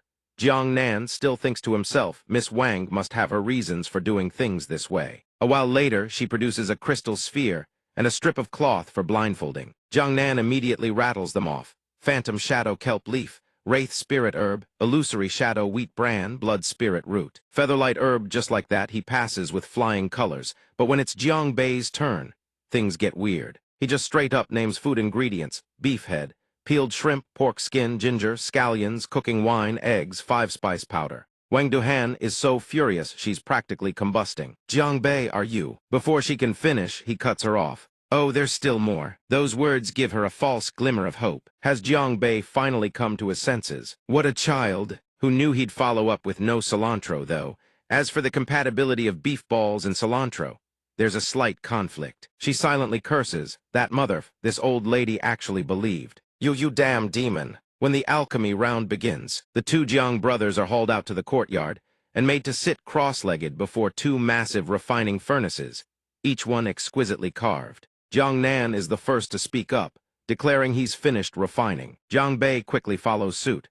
This young lord has also succeeded. Jiang Nan beams with delight upon hearing this. No wonder you're my brother, truly blessed with natural talent. The moment those words leave his mouth, his expression freezes into stunned silence. Jiang Bei, his hair blown to smithereens, declares with absolute confidence, successfully destroyed 6 furnaces. The momentum is unstoppable. Gonna take a quick breather and jump right back in. At the Alchemist Association, Jiang Bei reaches over the reception desk and raps his knuckles on the counter. I'm here to register. The receptionist says, I'm sorry, but registration for the Alchemy Congress closed yesterday. Jiang Bei looks like he's about to crumble.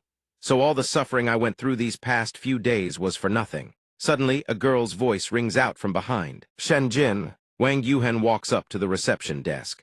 Hello. Yesterday I contacted the vice president of the Alchemy Congress and registered for him personally. I'm here to escort them to the competition now. She smiles at Onsethier distinguished guests of the vice president himself. Shenjin eagerly directs them inside. The competition is about to start, please. Come in, come in. Jiang Bei, seeing this, puffs up with pride so hard his nose practically swells. As expected, my royal sister has some serious face. At the Alchemy Congress arena, the referee man with a warm, approachable face steps forward and speaks. Dear audience and honored guests, our on-site reporter is bringing you the latest. Beside him, a banner reads live coverage of the Alchemy Congress. The referee's voice booms across the arena. The Alchemy Congress competition is held once every 30 years today. It officially begins. Let us see which sects have entered the fray this time. He launches into the introductions. Now approaching before us the Xian sect, led by Lu Yang, chief disciple of the Xian sect. Their leader is none other than the once-in-a-century alchemy prodigy eldest senior brother Lu Yang. He continues introducing the next group. Now arriving before us Xiahua Gate. Qin Mobai second senior brother of the Xiahua Gate. Qin Mobai second senior brother of the Xiahua Gate. More participants file into the arena as they are introduced one after another. Now approaching the representative team of the Hanbing Pavilion, led by Lin Muxu, eldest senior sister of the Hanbing Pavilion. Their leader is the renowned beauty of the cultivation world Lin Muxu. At the same time, her talent in the Tao of alchemy rivals that of Lu Yang of the Xian sect. The referee remarks with admiration. One could say these 3 are the top contenders for the champion seat at this Alchemy Congress. The remaining participating sects, however, are not quite on the same level. With the introductions complete, let the audience witness the competition live. Jiang Bei glances around at his opponents. He thinks to himself, look at all that pomp and pageantry. On our side, we're seriously outnumbered. Oh no, our lineup is pathetic. Suddenly, Lin Muxu's gaze shifts toward him. He silently gulps. What an ice-cold flower. A man suddenly appears on the main stage. He speaks. The competition rules of the Alchemy Congress were clearly explained to all of you upon registration. I will not repeat them a second time. So it's Ouyang Chengfeng, Vice President of the Alchemy Congress of Ziju City. He raises his voice. I hereby declare the competition officially begins. Instantly, the contestants below snap into ready positions. Ouyang Chengfeng announces to the competitors, the prescription at each contestant's desk is your exam. Write down the correct answers. Papers will be collected after 1/4 hour. Jiang Bei looks at the exam and is so shocked. He nearly vomits blood. What the hell, is this some kind of god-tier exam? In his heart, he wants to drop to his knees before Wang Yuhen right now. Yuhen, you are my goddess. Meanwhile, Wang Yuhen up in the stands sees him just standing there with that stupid smirk, and her face twists with dark lines. What the hell is this idiot grinning about? She studies Jiang Nan for a moment. Jiang Nan is naturally mediculous, should be fine. 1/4 hour later, the judges hold up a list and read aloud. Liu Jianai, Li Hai, Xiao been eliminated. 84 contestants advance. Jiang Bei thinks smugly, an exam that easy and you still can't pass. Do you even need to study? The second round pill fire control. Someone immediately tosses a slab of meat onto each contestant's desk. Ouyang Chengfeng reads out the requirements. The second round requires contestants to use pill fire to grill a piece of beef to precisely medium well 7 out of 10 doneness. Even slightly off is unacceptable. Jiang Bei's face falls. I feel like I've become a chef, Wait, I didn't sign up for the new Eastern Culinary Academy, did I? He snorts a laugh. All right, then let's do this, he commands the system. Little N, help me monitor the internal temperature of the meat. She cheerfully responds, no problem. A moment later, she reports, host, the core temperature of the meat has reached 67 degrees. Juices are minimal. The interior is pinkish-brown. Right now, it is a perfectly medium-well steak. Jiang Bei smirks. Perfect. Let's give the cultivation world a taste of high technology. Moving on, round 3, pill appraisal. He clears that round without a hitch as well. Round 4, the referee announces the pill refining round. Congratulations to the remaining 23 contestants for entering the battle for the top 5 positions in this round. Ouyang Chengfeng speaks. This round tests your practical pill refining ability. He continues, before you are the challenge topics for this round. Every 4 contestants may choose one type of pill to refine. Materials are limite first come, first served. A purple-haired youth lunges forward. I want the Huangyuan pill. Another person shouts, I called it first. What are you doing with my Tianyu grease? Only Jiang Bei doesn't join the scramble because right now he's still staring blankly. How the heck am I supposed to choose? He groans. I don't know jack about the Urjitan formula. The Urziwan formula is so damn complicated I really want to just roll over and die. By now, countless others have also collapsed in despair. We quit. The organizers didn't prepare any materials for Yuexia Shui or Rixuan Guang. Jiang Bei pouts and covers his eyes with his hands. I'm really suffering too. But in reality, he's just putting on a show. Jiang Bei's eyes gleam as he stares at the pile of ingredients. Among the 3 materials, only Yuexia Shui and Rixuan Guang are relatively hard to obtain. He furrows his brows slightly. But don't forget, young Master Me trump card is the Liadong Manu technique. Jiang Bei squeezes his eyes shut. If he enters the Kangyuan Pearl, he thinks, he can find Yan Lan and have her conjure water for him. Yan Lan, of course, obediently hands over the water.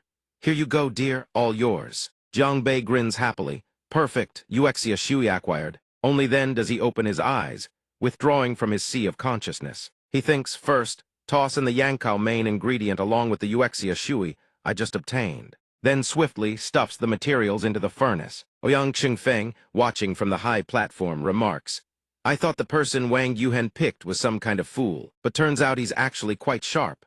A moment later, Jiang Bei raises a gleaming pill high above his head. Next step, Rixuan Guang. He silently feels fortunate. This is the knowledge from the 21st century, baby. But then he recalls Yan Lan's frightened expression and feels a pang of guilt. Sorry for putting little Yan Lan through that, though. Suddenly, the fire before him erupts violently. Jiang Bei raises both arms to shield himself. The incense stick has burned down to the very end. Ouyang Chengfeng declares, time is up, the match is over. He stands tall on the high platform. His voice rings out, clear and commanding. After 4 rounds of fierce competition, the top 5 finalists have emerged. Jiang Bei is confused. Finalists emerged. Why the heck is he using such weird phrasing? He sees the rankings posted up. Number 1, Jiang Bei. Number 2, Qin Mobai. Number 3, Lu Yang. Number 4, Lin Muxu. Number 5, Jiang Nan. Ouyang Chengfeng continues. Based on pill fire control proficiency, pharmaceutical knowledge, adaptability, and multiple other multidimensional criteria, the evaluation is complete. I hereby declare Jiang Bei the champion. And so Jiang Bei stands dazed atop the highest podium, accepting his award. Even back at the inn, lying in bed, he still can't wrap his head around it. What just happened? I actually took first place. Isn't that a bit ridiculous? Yan Lan, sleeping beside him, is having sweet dreams smacking her lips. Moi, moi, moi. Ma, so yummy. At this moment, Jiang Nan, who had been sleeping suddenly, snaps his eyes open. He sits up and glances toward Wang Yuhen's bed with a puzzled expression. Where did Miss Wang go? In reality, she's sitting and talking with Ouyang Chengfeng. Vice President Ouyang, you handled today's alchemy competition superbly. I will report the situation to Lord Mingxian. He bows his head respectfully. Thank you, Saintess. Ouyang Chengfeng's face is full of reverence. If the Saintess hadn't ordered me to let Jiang Bei and Jiang Nan advance, I never would have dared offend the Xian sect and the Hanbing Pavilion. That's why I had to place their talents at 3rd and 4th. Wang Yuhen sighs. It's not because of me that these 2 brothers earned those rankings. Their alchemy talent is genuinely extraordinary otherwise. How could they have learned to refine pills in just over 10 days? Ouyang Chengfeng says, everything the Saintess says is true, but those 2 remind me of someone of alchemy genius Jiang Wangyuan. This makes her frown. She snaps, do your job. I advise you to keep your nose out of gossip. He trembles in fear. Please calm your anger, Saintess. This lowly one spoke out of turn. He then asks whether Lord Mingxian would agree.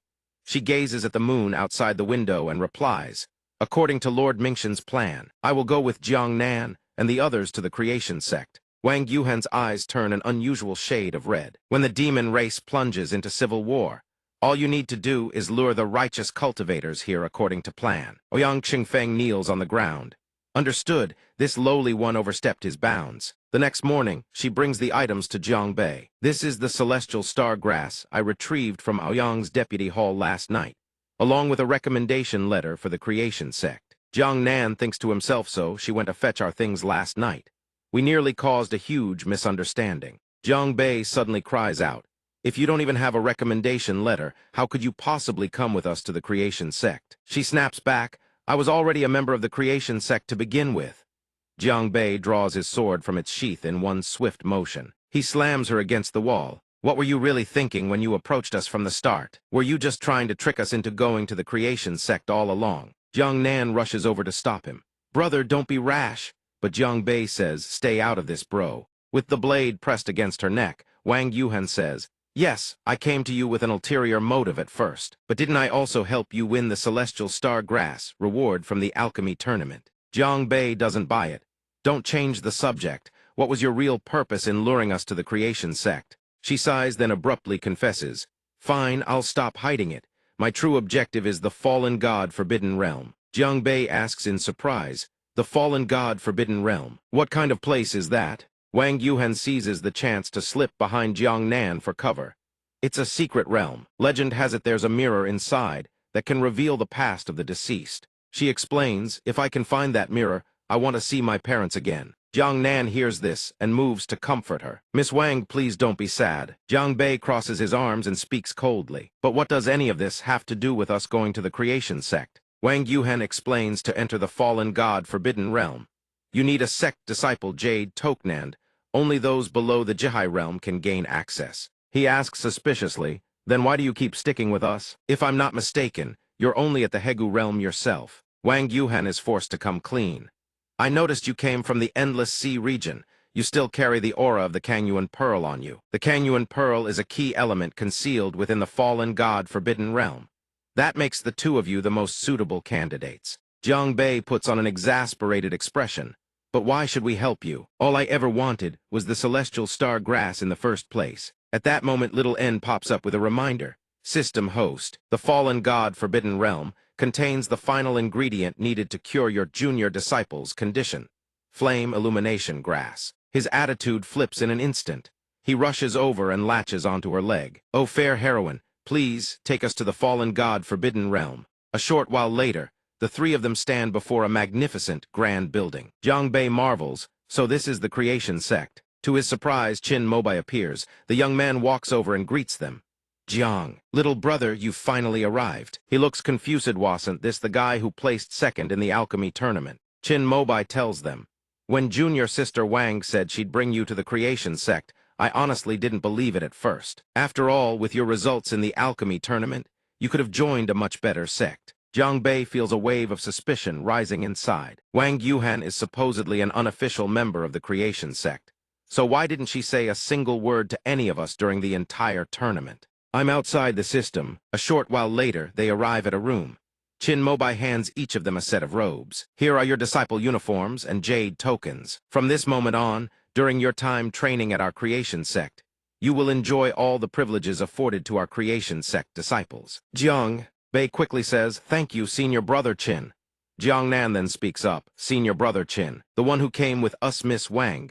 Before he can finish, he turns around to find that Wang Yuhan has already vanished without a trace. Qin Mobai explains, junior sister was temporarily assigned a sect mission, so she went off to carry it out.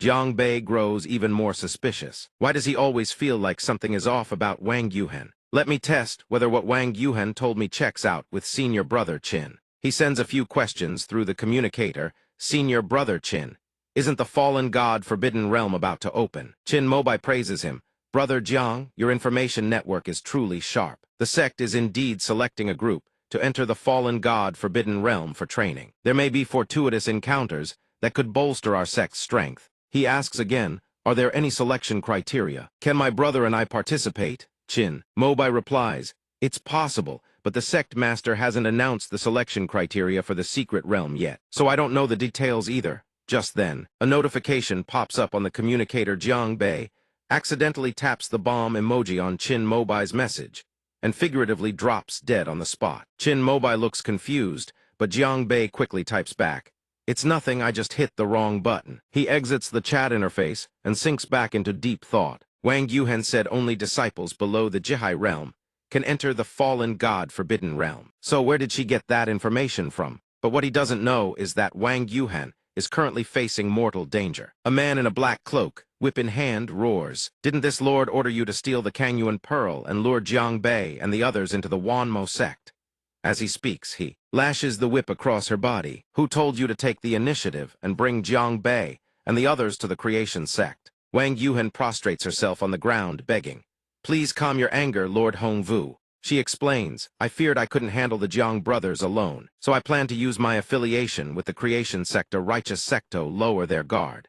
Stealing the pearl later would be much easier that way. Hongvu reminds her in a frigid tone, conceal both your identity and mine within the creation sect. Don't forget who raised you. She nods frantically.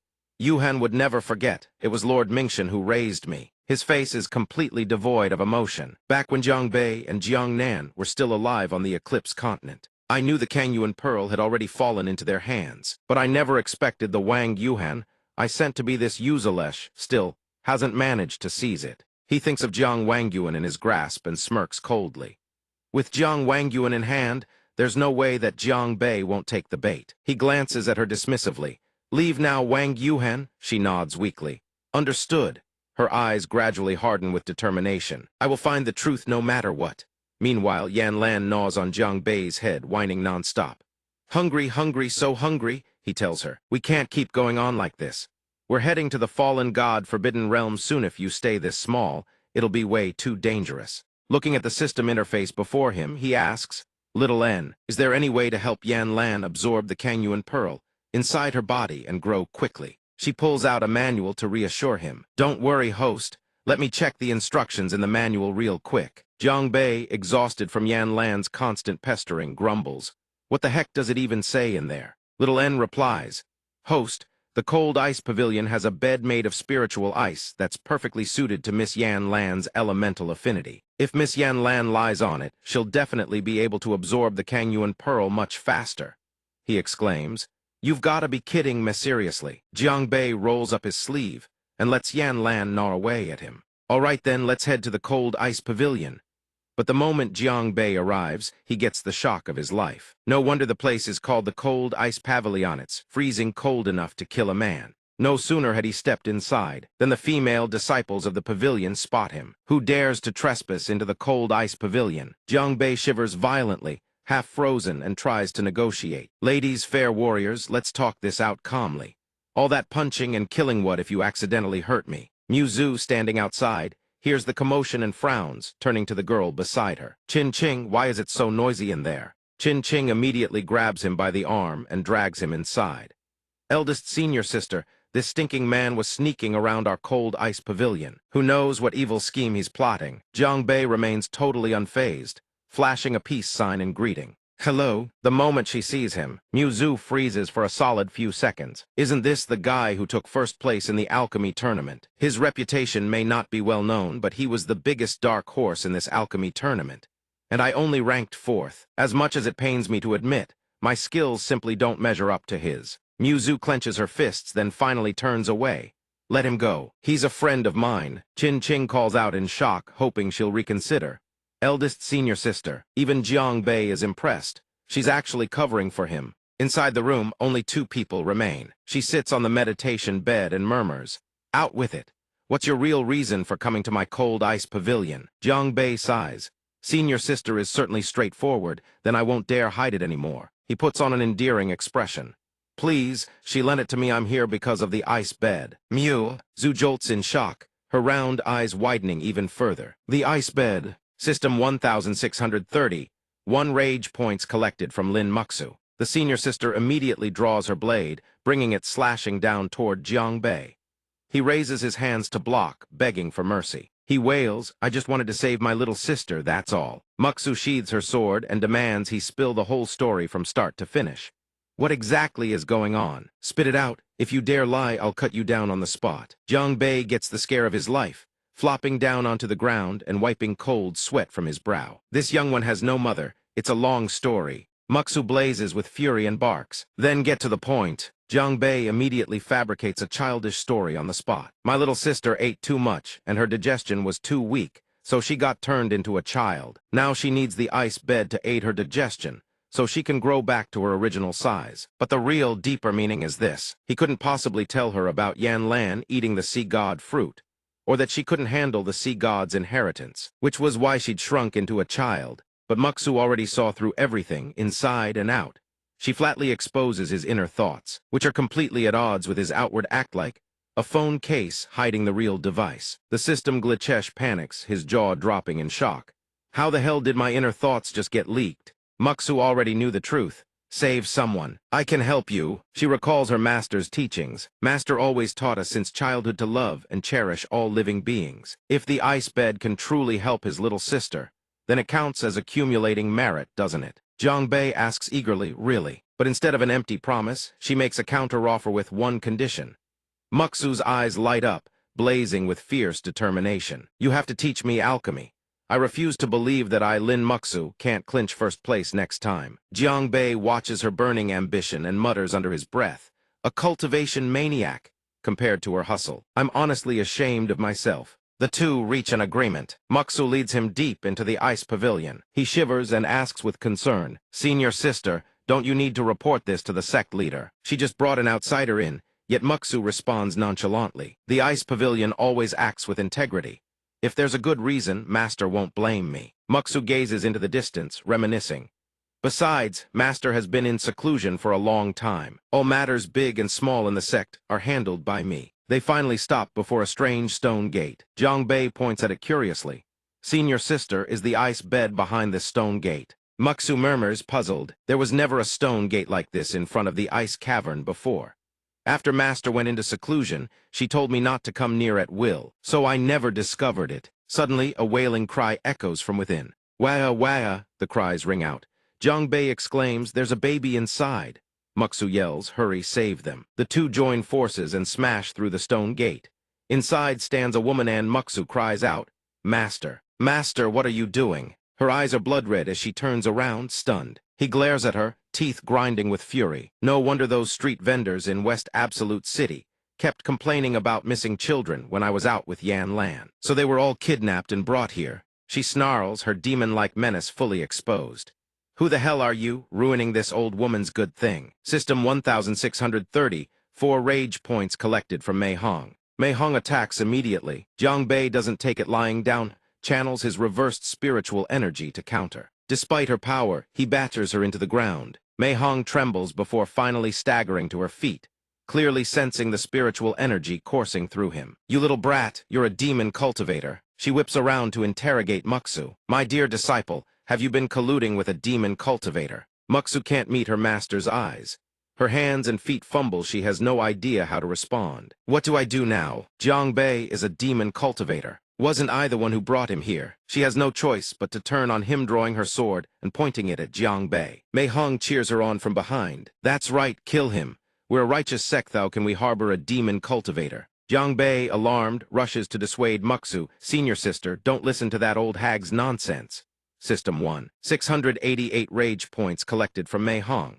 She grips the Zhuking sword and drives it downward, her eyes burning with newfound resolve. Jiang Bei raises his arms to shield himself, but to his shock, the person Muksu's blade is pointed at is Mei Hong. "Master, the one at fault here is you. I'm questioning you, Master. I witnessed you killing people indiscriminately." Muksu even stands up to defend him. And what if Jiang Bei really is a demon cultivator? I saw with my own eyes that he was saving people. Jiang Bei reevaluates this young woman. She refuses to follow the heretical path, just because of her bond with her master. Who would have thought Lin Muksu was this level-headed? But she still can't bring herself to strike her master. Her hands tremble on the hilt. "The demonic banner, it truly is you, Master." The old woman lets out a horrifying cackle. "If you're this stubbornly deluded, then..." A tremendous surge of power erupts from deep within the sect hall, shaking the entire sect to its core. The sky above burns crimson red. Below, the disciples point upward, crying out in alarm. The sky, who is that? Isn't that Sect Master Mei, who's been in seclusion for ages? Mei Hong, consumed by towering rage, unleashes the demonic banner to annihilate everything. All of Yaodi. Inside the ice pavilion, Jiang Bei curses under his breath. What a lunatic. Outside the sect, every disciple writhes in agony, as if pierced by 10,000 arrows. But it's still not enough for her.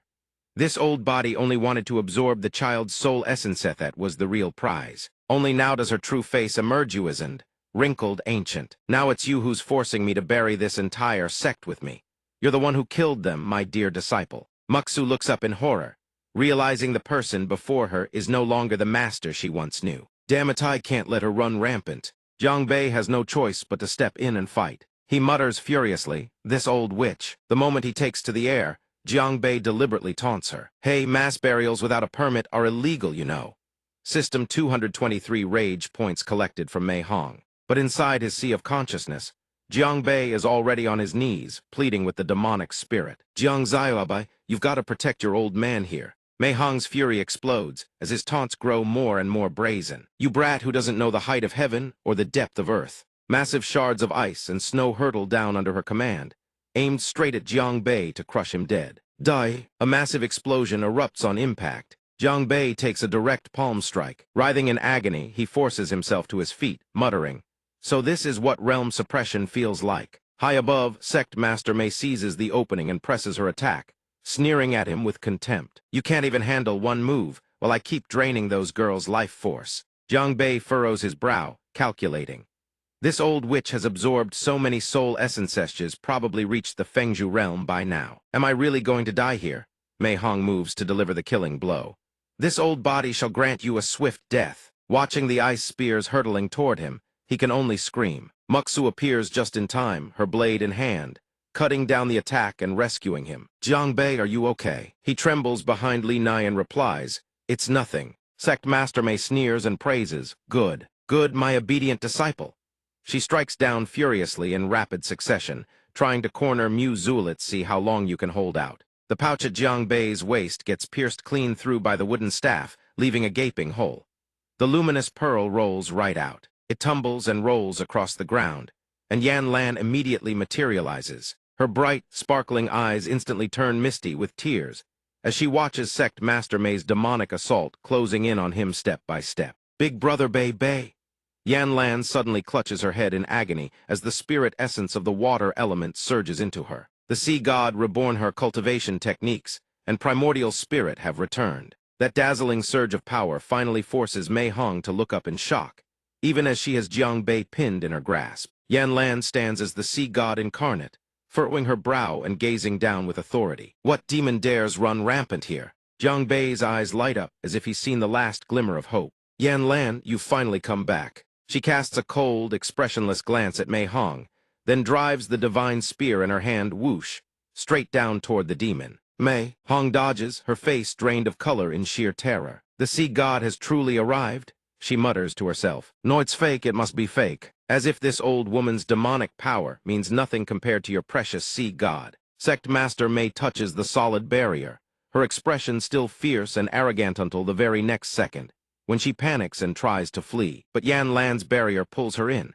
and she slowly dissolves into nothing. Mu Zhu anxiously supports him step by step toward Yan Lan, his face and entire body beaten to a pulp. Jiang Bei steps forward, overjoyed to welcome her. Yan Lan, you've really come back. Yan Lan frowns, irritation flashing across her face the moment she sees Mu Zhu clinging tightly to his arm. She stiffly offers Mu Zhu a formal word of thanks. I must thank Miss Mu for shielding Jiang Bei just now. Yan Lan doesn't dare linger for another second, bluntly announcing her departure. We shan't trouble Miss Mu any further. Jiang Bei watches her flip attitudes faster than flipping a pancake, utterly bewildered by what just happened. Before he can even get a word out, his battered body gets dragged away by Yan Lan at breakneck speed. What the hell? They return to Tingsu Pavilion. Yan Lan immediately lets go of Jiang Bei's hand, turns away in a huff, furious now, refusing to speak another word. Figure it out yourself. Seeing her reverted back to a child's form, Jiang Bei scratches his head in confusion. How did Yan Lan turn back into a kid? Little N immediately appears behind him to clear things up. To save you earlier, host, Miss Yan Lan forcibly broke through the suppression on the sea god's inheritance. The more little N explains, the more heartbroken she feels. She climbs onto Yan Lan's shoulder to comfort her. Now her spiritual energy has been completely depleted, which is why she's reverted to that child form. My poor little Yan Lan. Jiang Bei strokes his chin thoughtfully off to the side. So, does she still need the ice-cold bed? Right then, Yan Lan feels the weight pressing down on her shoulder and murmurs in confusion. Why does it feel so heavy? Suddenly, Muzu appears from afar, approaching young Master Jiang. Jiang Bei turns around to ask about the sect situation. Senior sister, have all the Hanbing Pavilion disciples been accounted for? Have the kids been sent home yet? Little N immediately crosses her arms and glares at Muzu like a sworn rival. Little N absolutely will not let this woman break up her ship. Muzu nods in response, but her voice gradually grows quieter and quieter. The children have been returned to their parents, but the sect has suffered devastating losses this time. I'm afraid that Jiang Bei. He pats her shoulder sympathetically, wanting to share her resolve. Senior sister, don't worry. We'll definitely restore Hanbing Pavilion to its former glory. Muzu is stunned, seeing a blinding light of righteousness radiating from him. Watching the two of them interact like this, Yan Lan seethes with jealousy, her face dark as thunder. She keeps slumping over the sewing machine. Grumbling and groaning her jealousy is like furiously pedaling that thing. The more she pedals, the angrier she gets, until even Jiang Bei is clutching his head in exasperation. Hanbing Pavilion. The next morning, Jiang Bei arrives bright and early, megaphone in hand. Comrades, today marks the day Hanbing Pavilion rises from the ashes. Below, a crowd of disciples has been assembled, but not a single one of them understands what the hell is going on. He announces, after extensive deliberation by upper management, we have finally decided to rebrand Hanbing Pavilion into a dazzling new sign is raised the Female Empowerment Corporation. Jiang Bei shouts the name for all the disciples to hear. The Female Empowerment Corporation, all orchestrated single-handedly by Jiang Bei. Because of this, Muzu can't help but feel worried, truly unsure whether her decision was right or wrong. Up on stage, he aims the megaphone down at the crowd below. Why did the sect master of Hanbing Pavilion fall to corruption and lose control? There is only one reason, and what is that? He immediately points at the sisters below and bluntly declares, "You're not strong enough." Jiang Bei drags them into a simulated boardroom, where he is the undisputed big boss sitting right in front of them. He presents a new action plan. The only way for our sect to go global and make a name for ourselves is to improve ourselves. In summary, there's only one word: strength. All the sisters, Muzu included, are left utterly dumbfounded. Wait, where even am I right now? He plays the part of a sharp-suited executive, pushing up his spectacles. From this day forward, every member of this sect must identify a starting point for everything they do. All departments must link together, fine-tune the details, and create seamless synergy. Muzu's jaw drops in bewilderment. She doesn't understand a single word, but somehow it sounds amazing. Finally, we must forge alliances with other sects to amplify our authority and seize consolidated resources. Below, everyone feels their spirits soar, chanting in unison to echo his words. Female Empowerment Corporation. Female Empowerment Corporation. Female Empowerment Corporation. Little N watches the entire spectacle and finally chimes in with her assessment. Host, has anyone ever told you that you sound exactly like a Ponzi scheme? Muzu shyly approaches, her cheeks flushed red to thank him. Young Master Jiang, thank you so much for helping us rebuild our faith in the sect. Meanwhile, Yan Lan is scowling at her from the side, looking like she wants to devour Muzu whole. Jiang Bei quickly steps in to mediate. Senior sister, don't mind her. Yan Lan is still just a kid. Muzu turns away, unfazed.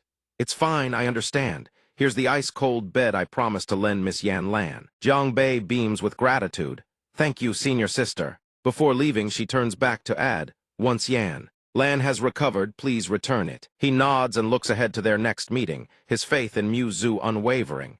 Next time we meet, it'll probably be at the ruined God-forbidden ground. I'm confident you'll pass the sect's trial without a doubt. Yan Lan doesn't forget to mark her territory either, clinging stubbornly to him and refusing to let go. Xiahua sect, the disciples' quarters. Your young master has returned. Yuhan immediately appears at the door and pummels him without mercy. Finally, she plants her hands on her hips and screams, "You actually know the way back. Do you even know what time it is?" Jiang Bei wails, "Sister Wang, didn't you say Wuda was plotting against me?" Jiang Nan appears right behind Yuhan, speaking up for her.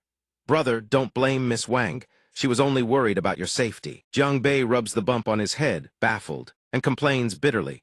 Bro, it's only been a few days and Sister Wang has already bought you out. And now you're taking her side. Neither of them bothers to explain. They just shake their heads at the bratty child throwing a tantrum in front of them. You two are acting exactly like my parents, you know that. One plays the bad cop, the other plays the good cop, right? Du-Han still resorts to her fists to keep Jiang Bei in check. What the hell? Stop dawdling and go train already. The day after tomorrow, we head to the fallen god Forbidden Zone. Now sporting 2 swollen bumps on his head, Jiang Bei deflates. What? There's no other choice. Du-Han explains with a dark expression the situation has changed. The fallen god Forbidden Zone is experiencing anomalies, and the interior is extremely dangerous. The sect master has made the call directly only disciples at Hegu Realm, 5th stage, or above may enter. Jiang Bei's expression turns serious as he calculates. Previously, you needed to be at least at Hegu Realm to enter, and anyone below Jihai Realm didn't qualify. He never expected the threshold to jump straight to Hegu Realm, 5th stage. Hegu Realm, 5th stage, is just 1 step below Jihai Realm. He clears his throat, confused. Does that mean my big bro can't come? He's still only at Hegu Realm, 2nd stage. The words barely leave his mouth before Du-Han erupts in fury, charging at him with accusations. Your brother has been grinding like a madman, and already broke through to Hegu Realm, 5th stage. The only one still lagging behind is that Xiao Zai at Hegu Realm, 3rd stage. Right now, she looks like a demon girl forcing poison down his throat. Jiang Bei, it's medicine time. Thanks to my pills, Jiang Nan broke through with ease. Why don't you give it a try, too? But Jiang Bei absolutely refuses to comply. He grips Du-Han's arm with one hand and clamps his mouth shut with the other. A single pill to break through? Yeah, right. My brother may trust you, but I sure as hell don't. Seizing the moment she lets her guard down, Jiang Bei strikes back, shoving the tonic pill right into Du-Han's mouth. Good stuff from the princess should stay with the princess, right? System successfully collected 1,781 rage points from Princess Du-Han. The very next second, Du-Han scrambles to the corner and retches violently. Only Jiang Nan is easy to fool, it seems. Right on cue, the system flashes the updated rage points notification. Xiao En murmurs through the calculations and reports, "Young master, I've been stockpiling rage points for ages now." Reaching Hegu Realm, 5th stage would be a cakewalk, wouldn't it? Back at the sect master bellows out his orders. This trial lasts 1 month and will be led by your second senior brother, Qin Mobai. He addresses the Hegu Realm 5th stage disciples directly during the trial. If you encounter danger, you cannot escape crush your disciple Jade token immediately. Do not seek glory at the cost of your lives. Come back alive. Is that understood? A formation array materializes beneath the ground, ready to teleport the entire batch of Hegu Realm 5th stage disciples into the Forbidden Zone. Yes, understood. Du-Han mutters with iron resolve, this time I will succeed. Father, mother, wait for me. Jiang Bei lands on the ground, frowning. He strokes his chin, scanning his surroundings with deep suspicion. This is the fallen god Forbidden Zone. How bizarre. The next to arrive is Mobai, studying the map intently, though it reveals little. The map provided by the elders only charts the areas previously explored by those who came before. He points ahead and announces to the disciples behind him, "Let's head to those areas first and see if we can find the Yanaming grass you're all after." Immediately, sounds rumble from the distance. A swarm of giant ants charges toward them in waves. Mobai rushes in to engage first, shouting a warning to his juniors, bone skeletal ants. Everyone stay sharp, but there are far too many. The bone skeletal ants quickly herd the 4 of them into a tight cluster, surrounded on all sides. Jiang Bei asks cautiously, "Brother Qin, there's way too many of these things. Is there nothing we can do?" Mobai thinks for a moment, then says, "Fire. We need fire to kill these ants." He nods eagerly. "Good call." Jiang Bei shouts to Jiang Nanbro, and his sibling instantly catches on. A violent gust of wind surges alongside a blazing fire dragon as Jiang Nan unleashes his power. Flame Dragon Sky Formation. The Flame Dragon sweeps through the swarm of bone skeletal ants in one blazing pass. Finally, as night falls, Jiang Bei collapses onto a pile of sword casings, utterly spent. Damn, those things were hard to kill. Mobai gathers everyone and reminds them, in the Forbidden Zone, there's no set day or night. It's dark now, and nighttime is even more dangerous than daytime. Everyone rest in place tonight. We move out at first light. Jiang Bei mutters, "Let me try scanning the area with my divine sense. See what I can find." His eyes snap wide open. The eldest senior sister is in danger. He sprints toward her location. "Eldest senior sister, you're at the Tang Long ancestral grounds. He arrives to find a Tang Long sprawled out on the ground. Is everyone all right? Muzu smiles at Jiang Bei. What a coincidence, we meet again. He grins to mask his embarrassment. He'd planned to play the hero and rescue the Butenver, expecting to find a cultivation maniac out here instead. Jiang Bei sits down and pokes at the dragon, whispering to Muzu, eldest senior sister. How on earth did you manage to catch this thing? She shrugs and casually recounts the whole story. This dragon is, well, a bit on the dim side. When it charged at us, it slammed headfirst into a tree and knocked itself out cold. Jiang Bei jolts upright, laughing in disbelief. Pathetic, it's even dumber than a rock. Right on cue, the dragon snaps awake. It raises its razor-sharp claws and roars in a terrifying display. I am the great Tang Long. How dare you conspire against me? Then it crawls away. Jiang Bei watches it wander off in completely the wrong direction and shouts, Hey, buddy, wrong way. He cuts it off and grabs both of its whiskers, barking orders. Look, you're clearly not the sharpest tool in the shed. So let me ask, where the hell did this green forest come from? The dragon rages back. Everywhere I go, it's nothing but sand and gravel. Not a single blade of grass grows. The Tang Long clutches its head in fear, curling up defensively. I won't tell you this is the ancestral grounds of my clan. Under the governance of the Tang Long clan. That's why it's so lush and green here. Seeing it tremble, Jiang Bei steps forward and pats it with a gleeful grin. So this is the ancestral grounds of the Tang Long clan. Then there must be tons of treasure here, right? Hearing this, the dragon breaks into a cold sweat of confusion. How did this stupid human figure out this is our ancestral ground? The Tang Long's clueless words make Jiang Bei's eye twitch with rage. Literally, just blabbed the secret out itself. This stupid dragon. Jiang Bei grabs the dragon by its whiskers and drags it along. No more questions. Take me to your ancestral tomb so I can loot the treasure. The Tang Long can't take Ithling in pain. Ow, ow, ow. My whiskers, my precious whiskers. Muzu stands to the side, completely speechless. The further they walk, the more suspicious Jiang Bei becomes. How long have we been walking? Why don't I see anything? Behind us, the Tang Long furrows its brow and mutters, I will never betray my ancestors. I'll just wear all of you out. And that'll be mission accomplished. Jiang Bei frowns. He looks back and immediately figures it out. This dumb dragon has been leading them in circles. We can't keep going like this. Jiang Bei hatches a perfect plan and proposes a deal. Here's the deal. You are the last dragon in this green forest anyway. If you take us to the ancestral grounds, we'll help you find a cute little lady dragon. At those words, the Tang Long's eyes sparkle with hearts, completely love-struck. Human, are you for real? You're not tricking me, are you? The Tang Long puffs up its neck with pride. I am the last bloodline of the Tang Long clan. The lineage must not end with me. It's not like I miss my little lady dragon or anything. It finally nods in agreement. Fine, I accept your terms. Then it orders the two of them. Close your eyes. I'll take you to our ancestral grounds. Jiang Bei nods. No wonder we couldn't find any traces after walking for so long. It was hidden within spatial rifts all along. The very next second, the two of them materialize inside the ancestral grounds. The green dragon immediately lowers its head and bows in reverence. Tengzioth, sole descendant of the 78th generation of the Longdong tribe. Due to concerns regarding the Longdong tribe's bloodline, humans were specially brought to the ancestral homeland to pay their respects. Please do not punish us, O ancestral elders. Jiang Bei stood off to the side and immediately sized it up. The little vine dragon's name was Tengzio. What kind of name was that? Then it led them deeper inside. Jiang Bei squealed with delight and dove headfirst into a pile of gold, rolling around and screaming. Is this heaven? Tengzio reminded them with a weary tone.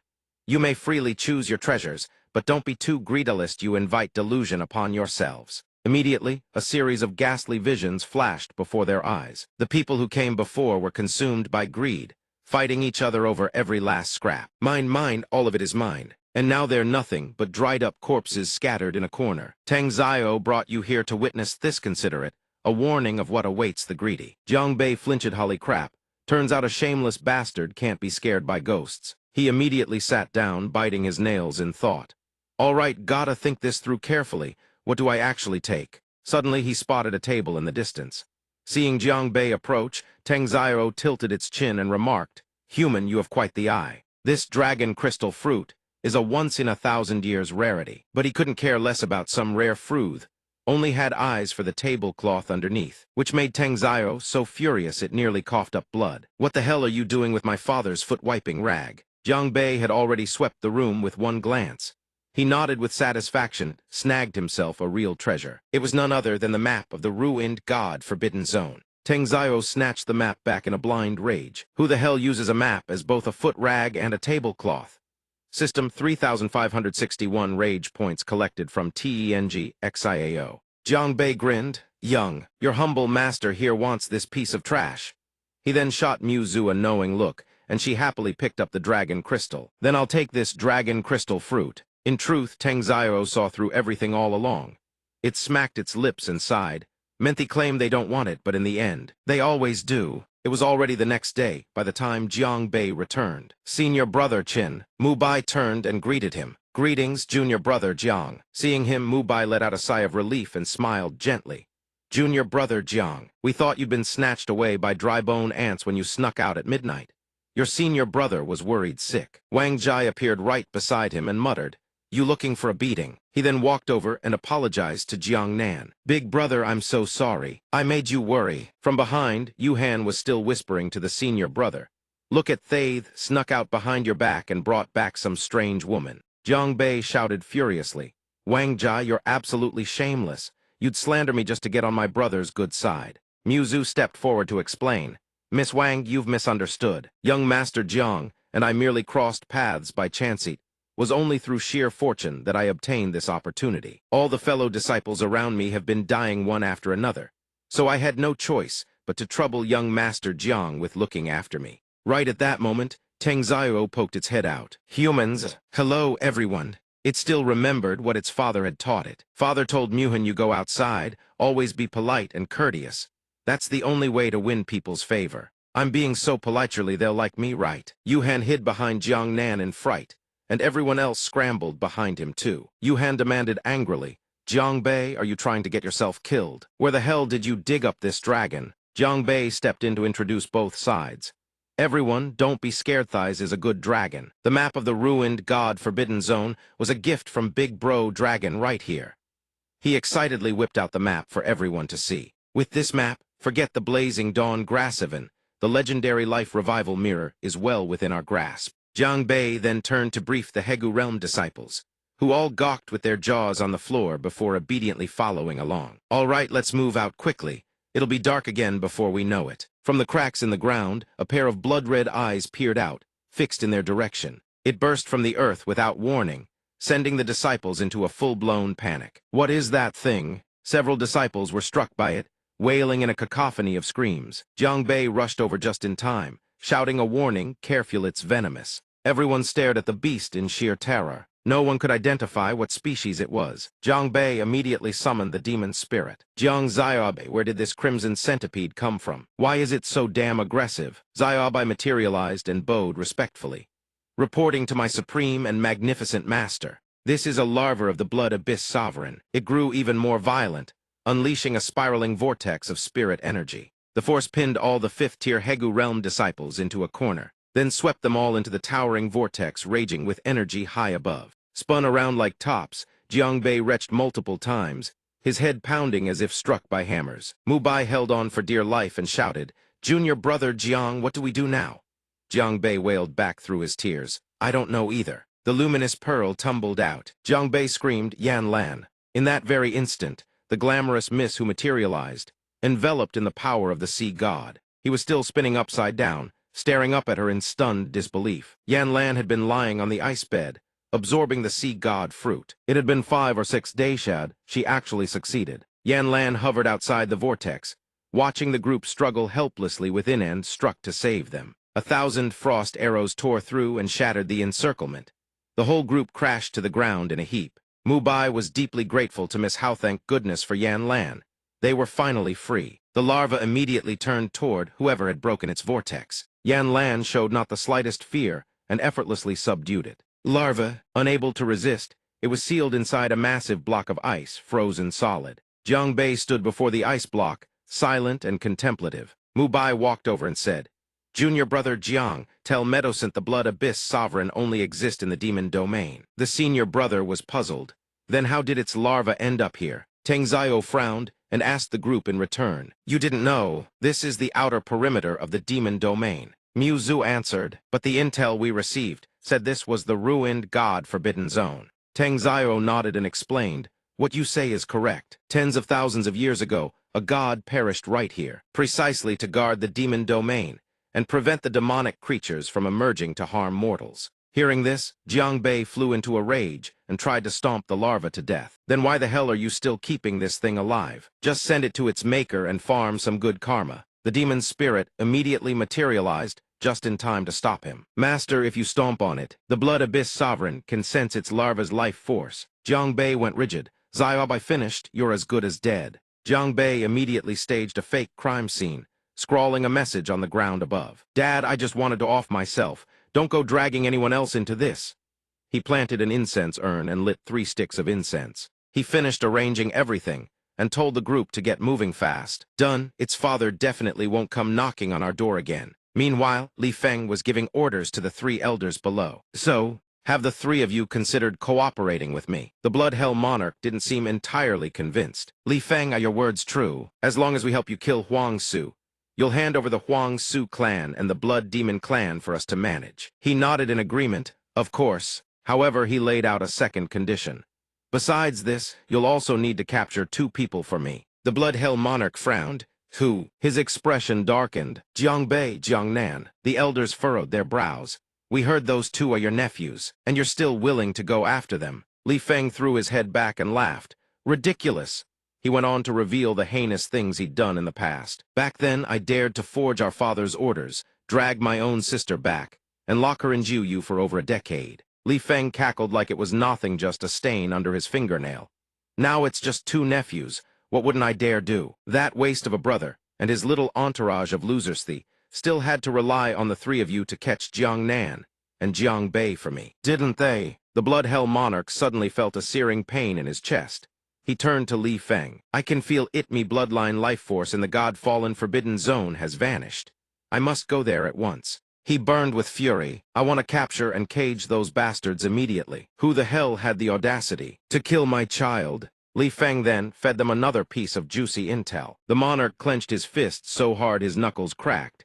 "Isn't that a coincidence? The Jiang brothers are also in the God-fallen Forbidden Zone." At the God-fallen Forbidden Zone, the moment they arrived, they scanned their surroundings. The Blood Hell Monarch thought to himself, "Even though the demon realm is under our control, every time we enter the God-fallen Forbidden Zone, our cultivation gets suppressed down to the Sea of Silence realm." He clenched his fist and cursed, "Damn it!" Then the silver-haired one beside him spoke up. "Boss, look." Before them lay the corpse of the monarch's bloodline heir, alongside a scrawled message. "Father, I just wanted to kill myself. Don't go looking for others." The sight drove him into a frenzy. He screamed, "Who the hell did this?" Scene shift Mount Dengshan. He studied the map and spoke. "If this map is accurate," he pointed at a mountain in the distance and continued, "then that's Mount Dengshan, and the Yanaming Grass Elder Du needs is up there." He suddenly clutched his head, recalling Wang Yiding's words. "After you find the Yanaming Grass, don't forget my rebirth mirror." And then there was the deal with Deng Zio. "And what about my female dragon? Where is she?" He slumped into despair. "I'm still so young and I'm already drowning in debts." Yan Lan reached out and held his hand. "It's okay, I'm here to help you." Jiang Bei gazed at her with deep emotion. "Yan Lan." Suddenly, system notifications rang out in rapid succession. System anger points collected: Jiang Nan 9 anger points. Lin Muxu 99 anger points. Wang Yuhen 999 anger points. Qin Mobai 9,999 anger points. Deng Zio 999,999 anger points. He scratched his head, catching all the glares directed at him. "If I'd known I could farm anger points from all these single dogs, I wouldn't have bothered sweet-talking." He quickly rallied everyone forward. "Move it, people, Mount Dengshiano." They walked from dawn until sunset and still hadn't arrived. Jiang Bei desperately tried to keep his spirits and everyone else's. Almost there, almost there. 2 hours later, he was the first to lose patience, cursing loud enough to echo. "Damn it, why the hell haven't we arrived yet? Are we stuck in some kind of ghost wall?" Jiang Nan suddenly spoke up.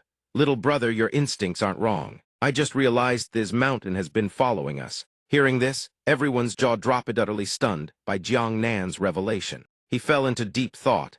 If this continues, we'll never reach Mount Dengshan. There has to be another way up. He rubbed his chin and turned to Deng Zio.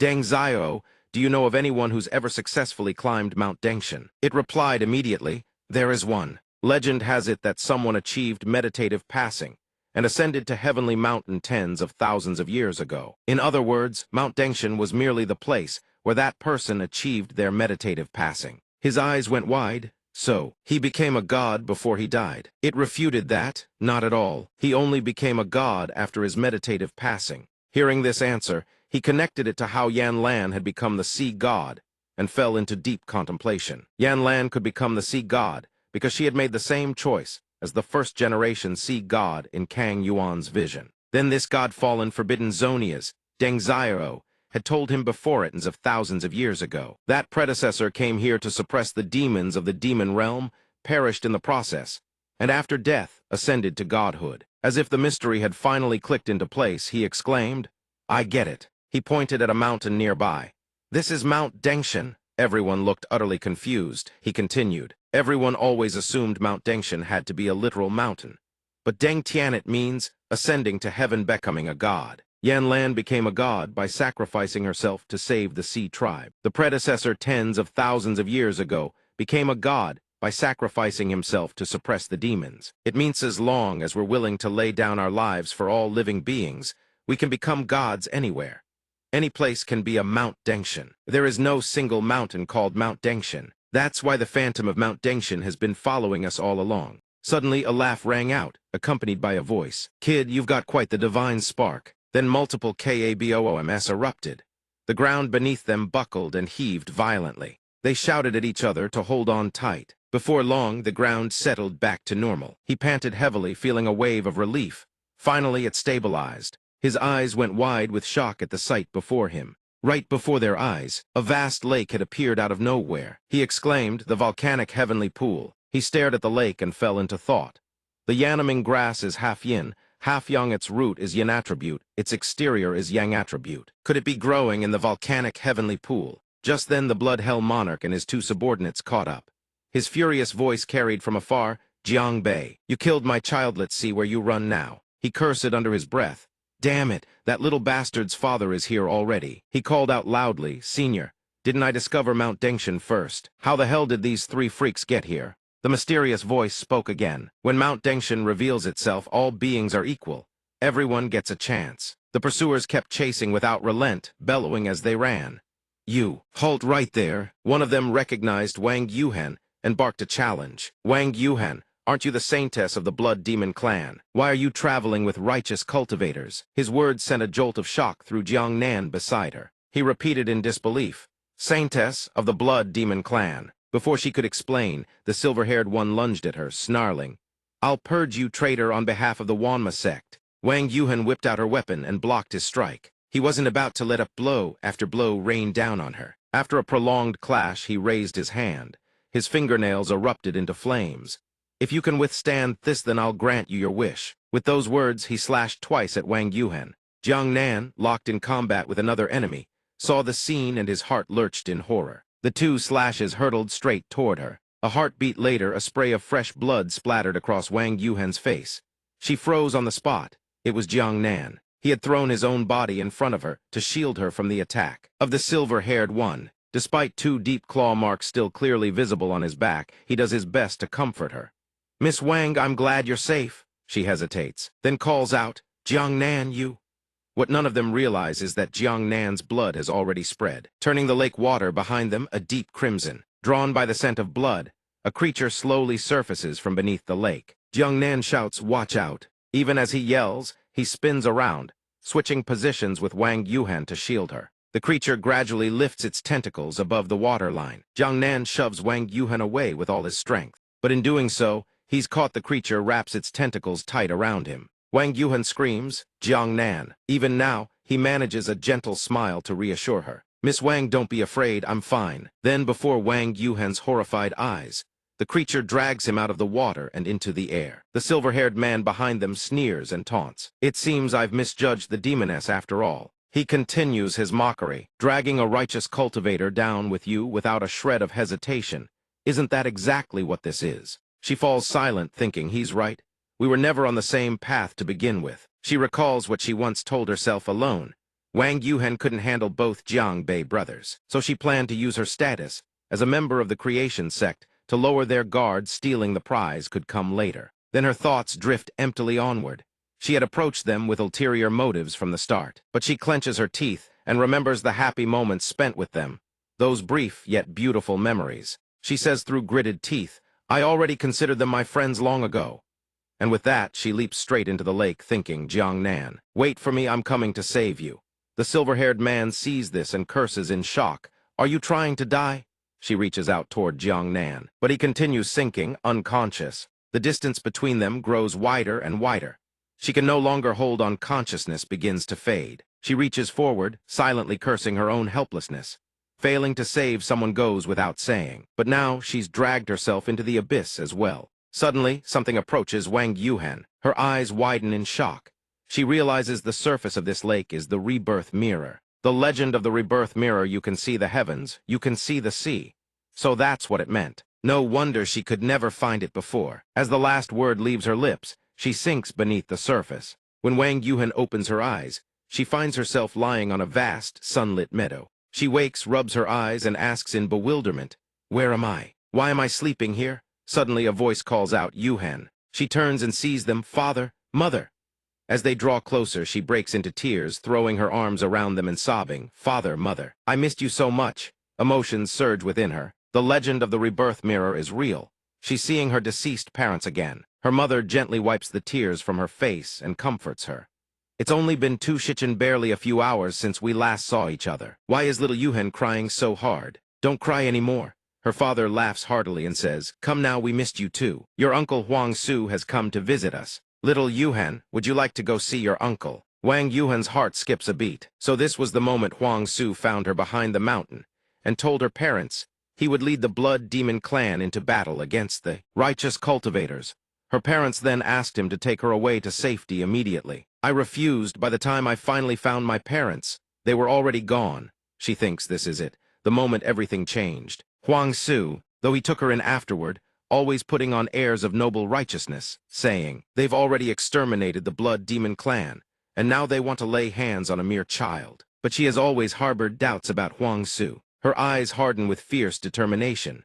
This time, she vows, I will uncover the truth no matter what. Little Yuhan, still a child who doesn't understand a thing, skips happily to her mother and says, Mommy, little Han wants to stay here and catch butterflies. I don't want to go. Her mother instructs her gently. Then stay here and be a good girl. Don't want her off, okay? Do you understand? Little Yuhan nods obediently. I understand. Father, mother, come back soon. Looking back now, she can't help but regret it. She didn't follow her parents that day, so she never even learned who murdered them. This time, she will see for herself. Inside the room, her parents are speaking with someone. He says Huang Su has come this time because he has a matter to ask her father and mother for help with.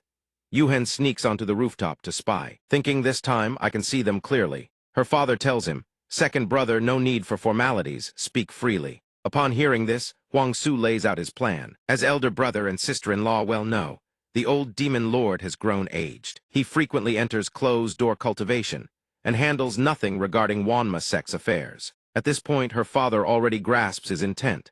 Enraged, he slams his teacup onto the table. He says, so you want us to betray the old demon lord and help you seize the throne, is that it? Huang Su doesn't deny it. With a sinister smile, he says, elder brother, please calm down. Betray, that's such an ugly word. I merely wish to ease the burden on the old demon lord. He's already past his prime. It's only right that he steps aside. Her mother takes a sip of tea, then warns him coldly. Let me remind you of something. To become the demon lord of Manhwa sect, one must obtain the inheritance artifact within the heavenly demon garden. Her father also says, without speaking such treasonous words, even if you killed the old demon lord, it would be pointless. Huang Su then reveals his own scheme. That's why I've already taken control of both the Eternal Night clan and the Nether Abyss clan. Hidden on the rooftop, Yuhan finally understands everything. So that's it all this time. Huang Su had already seized control of the Eternal Night and Nether Abyss clans. No wonder Aunt Wanyu was captured. There were no Eternal Night clansmen left to rescue her. Huang Su's words are laced with veiled threats toward Yuhan's parents, leaving her father seething with rage. As long as elder brother and sister-in-law support me, the true power of Manhwa sect will belong to me alone. Then he says with a sinister grin, as for that inheritance artifact in the heavenly demon garden, do we really need one at all? Before he can finish his sentence, Yuhan's father hurls his teacup in fury.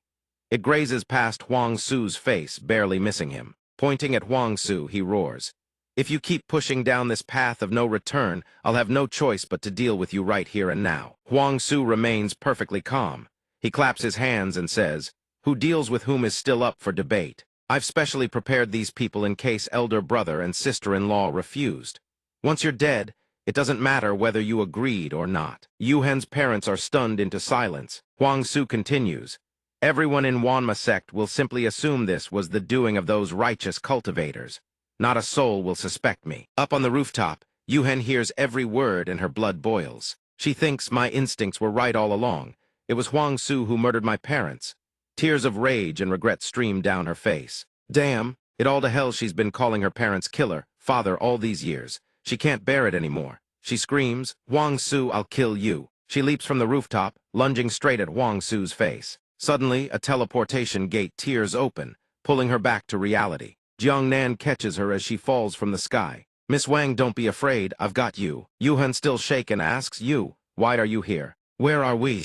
Jiangnan sets her down and says, "I was dragged here by aquatic vines in the heavenly pool.